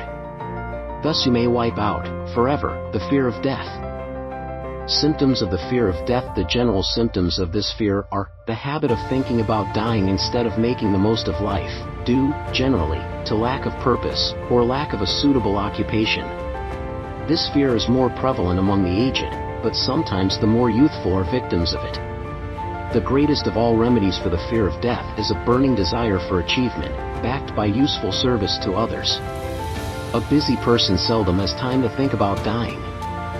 He finds life too thrilling to worry about death. Sometimes the fear of death is closely associated with the fear of poverty, where one's death would leave loved ones poverty-stricken. In other cases, the fear of death is caused by illness and the consequent breaking down of physical body resistance. The commonest causes of the fear of death are ill health, poverty, lack of appropriate occupation, disappointment over love, insanity, and religious fanaticism. Old man worry. Worry is a state of mind based upon fear. It works slowly, but persistently. It is insidious and subtle. Step by step it digs itself in until it paralyzes one's reasoning faculty, destroys self-confidence and initiative. Worry is a form of sustained fear caused by indecision. Therefore it is a state of mind which can be controlled. An unsettled mind is helpless. Indecision makes an unsettled mind. Most individuals lack the willpower to reach decisions promptly, and to stand by them after they have been made, even during normal business conditions. During periods of economic unrest such as the world recently experienced, the individual is handicapped, not alone by his inherent nature to be slow at reaching decisions, but he is influenced by the indecision of others around him who have created a state of mass indecision. During the Depression, the whole atmosphere, all over the world, was filled with ferenza and worryitis, the two mental disease germs which began to spread themselves after the Wall Street frenzy in 1929. There's only one known antidote for these germs. It is the habit of prompt and firm decision. Moreover, it is an antidote which every individual must apply for himself. We do not worry over conditions, once we have reached a decision to follow a definite line of action. I once interviewed a man who was to be electrocuted 2 hours later. The condemned man was the calmest of some 8 men who were in the death cell with him. His calmness prompted me to ask him how it felt to know that he was going into eternity in a short while. With a smile of confidence on his face, he said, "It feels fine. Just think, brother, my troubles will soon be over. I have had nothing but trouble all my life. It has been a hardship to get food and clothing. Soon I will not need these things. I have felt fine ever since I learned for certain that I must die. I made up my mind then, to accept my fate in good spirit." As he spoke, he devoured a dinner of proportions sufficient for 3 men, eating every mouthful of the food brought to him, and apparently enjoying it as much as if no disaster awaited him. Decision gave this man resignation to his fate. Decision can also prevent one's acceptance of undesired circumstances. The 6 basic fears become translated into a state of worry through indecision. Relieve yourself, forever, of the fear of death, by reaching a decision to accept death as an inescapable event. With the fear of poverty by reaching a decision to get along with whatever wealth you can accumulate without worry. Put your foot upon the neck of the fear of criticism by reaching a decision not to worry about what other people think, do, or say. Eliminate the fear of old age by reaching a decision to accept it, not as a handicap, but as a great blessing which carries with it wisdom, self-control, and understanding not known to youth. Acquit yourself of the fear of ill health by the decision to forget symptoms. Master the fear of loss of love by reaching a decision to get along without love, if that is necessary. Kill the habit of worry, in all its forms, by reaching a general, blanket decision that nothing which life has to offer is worth the price of worry. With this decision will come poise, peace of mind, and calmness of thought which will bring happiness. A man whose mind is filled with fear not only destroys his own chances of intelligent action, but he transmits these destructive vibrations to the minds of all who come into contact with him, and destroys, also their chances. Even a dog or a horse knows when its master lacks courage. Moreover, a dog or a horse will pick up the vibrations of fear thrown off by its master, and behave accordingly. Lower down the line of intelligence in the animal kingdom, one finds this same capacity to pick up the vibrations of fear. A honeybee immediately senses fear in the mind of a person. For reasons unknown, a bee will sting the person whose mind is releasing vibrations of fear, much more readily than it will molest the person whose mind registers no fear. The vibrations of fear pass from one mind to another just as quickly and as surely as the sound of the human voice passes from the broadcasting station to the receiving set of a radio, and by the self-same medium. Mental telepathy is a reality. Thoughts pass from one mind to another, voluntarily, whether or not this fact is recognized by either the person releasing the thoughts, or the persons who pick up those thoughts. The person who gives expression, by word of mouth, to negative or destructive thoughts is practically certain to experience the results of those words in the form of a destructive kickback. The release of destructive thought impulses, alone, without the aid of words, produces also a kickback in more ways than one. First of all, and perhaps most important to be remembered, the person who releases thoughts of a destructive nature must suffer damage through the breaking down of the faculty of creative imagination. Secondly, the presence in the mind of any destructive emotion develops a negative personality which repels people, and often converts them into antagonists. The third source of damage to the person who entertains or releases negative thoughts lies in this significant fact: these thought impulses are not only damaging to others, but they embed themselves in the subconscious mind of the person releasing them, and they become a part of his character. One is never through with a thought, merely by releasing it. When a thought is released, it spreads in every direction, through the medium of the ether, but it also plants itself permanently in the subconscious mind of the person releasing it. Your business in life is presumably to achieve success. To be successful, you must find peace of mind, acquire the material needs of life, and above all, attain happiness. All of these evidences of success begin in the form of thought impulses. You may control your own mind. You have the power to feed it whatever thought impulses you choose. With this privilege goes also the responsibility of using it constructively. You are the master of your own earthly destiny just as surely as you have the power to control your own thoughts. You may influence, direct, and eventually control your own environment, making your life what you want it to be, or you may neglect to exercise the privilege which is yours, to make your life to order, thus casting yourself upon the broad sea of circumstance where you will be tossed hither and yon, like a chip on the waves of the ocean. The devil's workshop, the seventh basic evil. In addition to the 6 basic fears, there is another evil by which people suffer. It constitutes a rich soil in which the seeds of failure grow abundantly.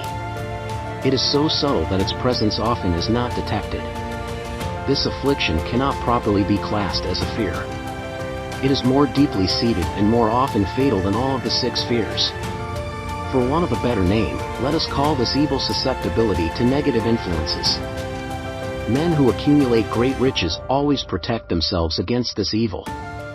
The poverty-stricken never do. Those who succeed in any calling must prepare their minds to resist the evil. If you are reading this philosophy for the purpose of accumulating riches, you should examine yourself very carefully to determine whether you are susceptible to negative influences. If you neglect this self-analysis, you will forfeit your right to attain the object of your desires. Make the analysis searching. After you read the questions prepared for this self-analysis, hold yourself to a strict accounting in your answers. Go at the task as carefully as you would search for any other enemy you knew to be awaiting you in ambush, and deal with your own faults as you would with a more tangible enemy. You can easily protect yourself against highway robbers, because the law provides organized cooperation for your benefit, but the seventh basic evil is more difficult to master, because it strikes when you are not aware of its presence, when you are asleep, and while you are awake. Moreover, its weapon is intangible, because it consists of merely a state of mind. This evil is also dangerous because it strikes in as many different forms as there are human experiences. Sometimes it enters the mind through the well-meant words of one's own relatives. At other times, it bores from within, through one's own mental attitude. Always it is as deadly as poison, even though it may not kill as quickly. How to protect yourself against negative influences? To protect yourself against negative influences, whether of your own making, or the result of the activities of negative people around you, recognize that you have a willpower, and put it into constant use, until it builds a wall of immunity against negative influences in your own mind. Recognize the fact that you, and every other human being, are, by nature, lazy, indifferent, and susceptible to all suggestions which harmonize with your weaknesses. Recognize that you are, by nature, susceptible to all the 6 basic fears, and set up habits for the purpose of counteracting all these fears. Recognize that negative influences often work on you through your subconscious mind, therefore they are difficult to detect, and keep your mind closed against all people who depress or discourage you in any way. Clean out your medicine chest, throw away all pill bottles, and stop pandering to colds, aches, pains, and imaginary illness. Deliberately seek the company of people who influence you to think and act for yourself. Do not expect troubles, as they have a tendency not to disappoint. Without doubt, the most common weakness of all human beings is the habit of leaving their minds open to the negative influence of other people. This weakness is all the more damaging, because most people do not recognize that they are cursed by it, and many who acknowledge it, neglect or refuse to correct the evil until it becomes an uncontrollable part of their daily habits. To aid those who wish to see themselves as they really are, the following list of questions has been prepared. Read the questions and state your answers aloud, so you can hear your own voice. This will make it easier for you to be truthful with yourself. Self-analysis test questions. Do you complain often of feeling bad? And if so, what is the cause? Do you find fault with other people at the slightest provocation? Do you frequently make mistakes in your work, and if so, why? Are you sarcastic and offensive in your conversation? Do you deliberately avoid the association of anyone, and if so, why? Do you suffer frequently with indigestion? If so, what is the cause? Does life seem futile and the future hopeless to you?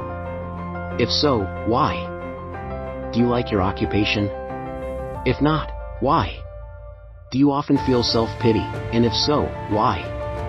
Are you envious of those who excel you? To which do you devote most time, thinking of success, or of failure? Are you gaining or losing self-confidence as you grow older? Do you learn something of value from all mistakes? Are you permitting some relative or acquaintance to worry you? If so, why? Are you sometimes in the clouds and at other times in the depths of despondency? Who has the most inspiring influence upon you? What is the cause? Do you tolerate negative or discouraging influences which you can avoid? Are you careless of your personal appearance? If so, when and why? Have you learned how to drown your troubles by being too busy to be annoyed by them? Would you call yourself a spineless weakling if you permitted others to do your thinking for you? Do you neglect internal bathing until auto-intoxication makes you ill-tempered and irritable? How many preventable disturbances annoy you, and why do you tolerate them? Do you resort to liquor, narcotics, or cigarettes to quiet your nerves? If so, why do you not try willpower instead? Does anyone nag you, and if so, for what reason? Do you have a definite major purpose, and if so, what is it, and what plan have you for achieving it? Do you suffer from any of the 6 basic fears? If so, which ones? Have you a method by which you can shield yourself against the negative influence of others? Do you make deliberate use of auto-suggestion to make your mind positive? Which do you value most, your material possessions, or your privilege of controlling your own thoughts? Are you easily influenced by others, against your own judgment? Has today added anything of value to your stock of knowledge or state of mind? Do you face squarely the circumstances which make you unhappy, or sidestep the responsibility? Do you analyze all mistakes and failures and try to profit by them, or do you take the attitude that this is not your duty? Can you name 3 of your most damaging weaknesses? What are you doing to correct them? Do you encourage other people to bring their worries to you for sympathy? Do you choose, from your daily experiences, lessons or influences which aid in your personal advancement? Does your presence have a negative influence on other people as a rule? What habits of other people annoy you most? Do you form your own opinions or permit yourself to be influenced by other people? Have you learned how to create a mental state of mind with which you can shield yourself against all discouraging influences? Does your occupation inspire you with faith and hope? Are you conscious of possessing spiritual forces of sufficient power to enable you to keep your mind free from all forms of fear? Does your religion help you to keep your own mind positive? Do you feel it your duty to share other people's worries? If so, why? If you believe that birds of a feather flock together, what have you learned about yourself by studying the friends whom you attract? What connection, if any, do you see between the people with whom you associate most closely, and any unhappiness you may experience? Could it be possible that some person whom you consider to be a friend is, in reality, your worst enemy, because of his negative influence on your mind? By what rules do you judge who is helpful and who is damaging to you? Are your intimate associates mentally superior or inferior to you? How much time out of every 24 hours do you devote to A. Your occupation, B. Sleep, C. Play and relaxation, D. Acquiring useful knowledge, E. Plain waste, who among your acquaintances A. Encourages you most, B. Cautions you most, C. Discourages you most, D. Helps you most in other ways, what is your greatest worry? Why do you tolerate it? When others offer you free, unsolicited advice, do you accept it without question, or analyze their motive? What, above all else, do you most desire? Do you intend to acquire it? Are you willing to subordinate all other desires for this one? How much time daily do you devote to acquiring it? Do you change your mind often? If so, why? Do you usually finish everything you begin? Are you easily impressed by other people's business or professional titles, college degrees, or wealth? Are you easily influenced by what other people think or say of you? Do you cater to people because of their social or financial status? Whom do you believe to be the greatest person living? In what respect is this person superior to yourself? How much time have you devoted to studying and answering these questions? At least one day is necessary for the analysis and the answering of the entire list. If you have answered all these questions truthfully, you know more about yourself than the majority of people. Study the questions carefully, come back to them once each week for several months, and be astounded at the amount of additional knowledge of great value to yourself you will have gained by the simple method of answering the questions truthfully. If you are not certain concerning the answers to some of the questions, seek the counsel of those who know you well, especially those who have no motive in flattering you, and see yourself through their eyes. The experience will be astonishing. You have absolute control over but one thing, and that is your thoughts. This is the most significant and inspiring of all facts known to man. It reflects man's divine nature. This divine prerogative is the sole means by which you may control your own destiny. If you fail to control your own mind, you may be sure you will control nothing else. If you must be careless with your possessions, let it be in connection with material things. Your mind is your spiritual estate. Protect and use it with the care to which divine royalty is entitled. You were given all power for this purpose. Unfortunately, there is no legal protection against those who, either by design or ignorance, poison the minds of others by negative suggestion. This form of destruction should be punishable by heavy legal penalties because it may and often does destroy one's chances of acquiring material things which are protected by law. Men with negative minds tried to convince Thomas A. Edison that he could not build a machine that would record and reproduce the human voice, because they said, no one else had ever produced such a machine. Edison did not believe them. He knew that the mind could produce anything the mind could conceive and believe, and that knowledge was the thing that lifted the great Edison above the common herd. Men with negative minds told F. W. Woolworth he would go broke trying to run a store on 5 and 10 cent sales. He did not believe them. He knew that he could do anything, within reason, if he backed his plans with faith. Exercising his right to keep other men's negative suggestions out of his mind, he piled up a fortune of more than $100 million. Men with negative minds told George Washington he could not hope to win against the vastly superior forces of the British, but he exercised his divine right to believe. Therefore, this book was published under the protection of the Stars and Stripes, while the name of Lord Cornwallis has been all but forgotten. Doubting Thomases scoffed scornfully when Henry Ford tried out his first crudely built automobile on the streets of Detroit. Some said the thing never would become practical. Others said no one would pay money for such a contraption. Ford said, "I'll belt the earth with dependable motor cars," and he did. His decision to trust his own judgment has already piled up a fortune far greater than the next 5 generations of his descendants can squander. For the benefit of those seeking vast riches, let it be remembered that practically the sole difference between Henry Ford and a majority of the more than 100,000 men who work for him is this: Ford has a mind and controls it, the others have minds which they do not try to control. Henry Ford has been repeatedly mentioned because he is an astounding example of what a man with a mind of his own, and a will to control it, can accomplish. His record knocks the foundation from under that time-worn alibi: "I never had a chance." Ford never had a chance either, but he created an opportunity and backed it with persistence until it made him richer than Croesus. Mind control is the result of self-discipline and habit. You either control your mind or it controls you. There is no halfway compromise. The most practical of all methods for controlling the mind is the habit of keeping it busy with a definite purpose, backed by a definite plan. Study the record of any man who achieves noteworthy success, and you will observe that he has control over his own mind, moreover, that he exercises that control and directs it toward the attainment of definite objectives. Without this control, success is not possible. 57 famous alibis by old man. If people who do not succeed have one distinguishing trait in common, they know all the reasons for failure and have what they believe to be airtight alibis to explain away their own lack of achievement.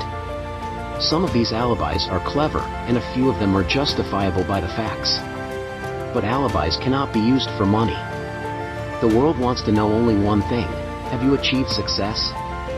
A character analyst compiled a list of the most commonly used alibis. As you read the list, examine yourself carefully, and determine how many of these alibis, if any, are your own property. Remember, too, the philosophy presented in this book makes every one of these alibis obsolete. If I didn't have a wife and family, if I had enough pull, if I had money, if I had a good education, if I could get a job, if I had good health, if I only had time, if times were better, if other people understood me, if conditions around me were only different, if I could live my life over again, if I did not fear what they would say, if I had been given a chance, if I now had a chance, if other people didn't have it in for me, if nothing happens to stop me, if I were only younger, if I could only do what I want, if I had been born rich, if I could meet the right people, if I had the talent that some people have, if I dared assert myself, if I only had embraced past opportunities, if people didn't get on my nerves, if I didn't have to keep house and look after the children, if I could save some money, if the boss only appreciated me, if I only had somebody to help me, if my family understood me, if I lived in a big city, if I could just get started, if I were only free, if I had the personality of some people, if I were not so fat, if my talents were known, if I could just get a break, If I could only get out of debt. If I hadn't failed. If I only knew how. If everybody didn't oppose me. If I didn't have so many worries. If I could marry the right person. If people weren't so dumb. If my family were not so extravagant. If I were sure of myself. If luck were not against me. If I had not been born under the wrong star. If it were not true that what is to be will be. If I did not have to work so hard. If I hadn't lost my money. If I lived in a different neighborhood. If I didn't have a past. If I only had a business of my own. If other people would only listen to me. If, and this is the greatest of them all, I had the courage to see myself as I really am, I would find out what is wrong with me and correct it. Then I might have a chance to profit by my mistakes and learn something from the experience of others, for I know that there is something wrong with me, or I would now be where I would have been if I had spent more time analyzing my weaknesses, and less time building alibis to cover them.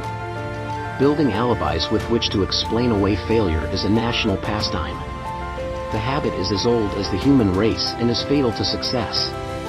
Why do people cling to their pet alibis? The answer is obvious. They defend their alibis because they create them.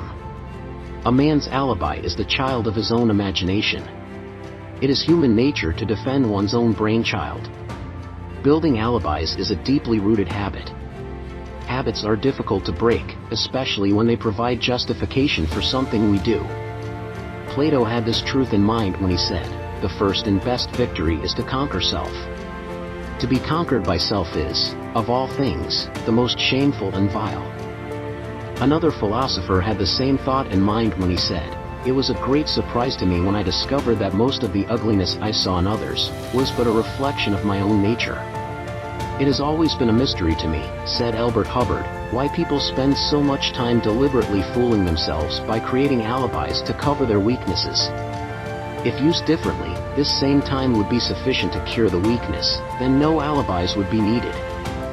In parting, I would remind you that life is a checkerboard, and the player opposite you is time. If you hesitate before moving, or neglect to move promptly, your men will be wiped off the board by time. You are playing against a partner who will not tolerate indecision. Previously you may have had a logical excuse for not having forced life to come through with whatever you asked, but that alibi is now obsolete because you are in possession of the master key that unlocks the door to life's bountiful riches. The master key is intangible, but it is powerful. It is the privilege of creating, in your own mind, a burning desire for a definite form of riches. There is no penalty for the use of the key, but there is a price you must pay if you do not use it. The price is failure. There is a reward of stupendous proportions if you put the key to use. It is the satisfaction that comes to all who conquer self and force life to pay whatever is asked. The reward is worthy of your effort. Will you make the start and be convinced? If we are related, said the immortal Emerson, we shall meet. In closing, may I borrow his thought, and say, if we are related, we have, through these pages, met. The end.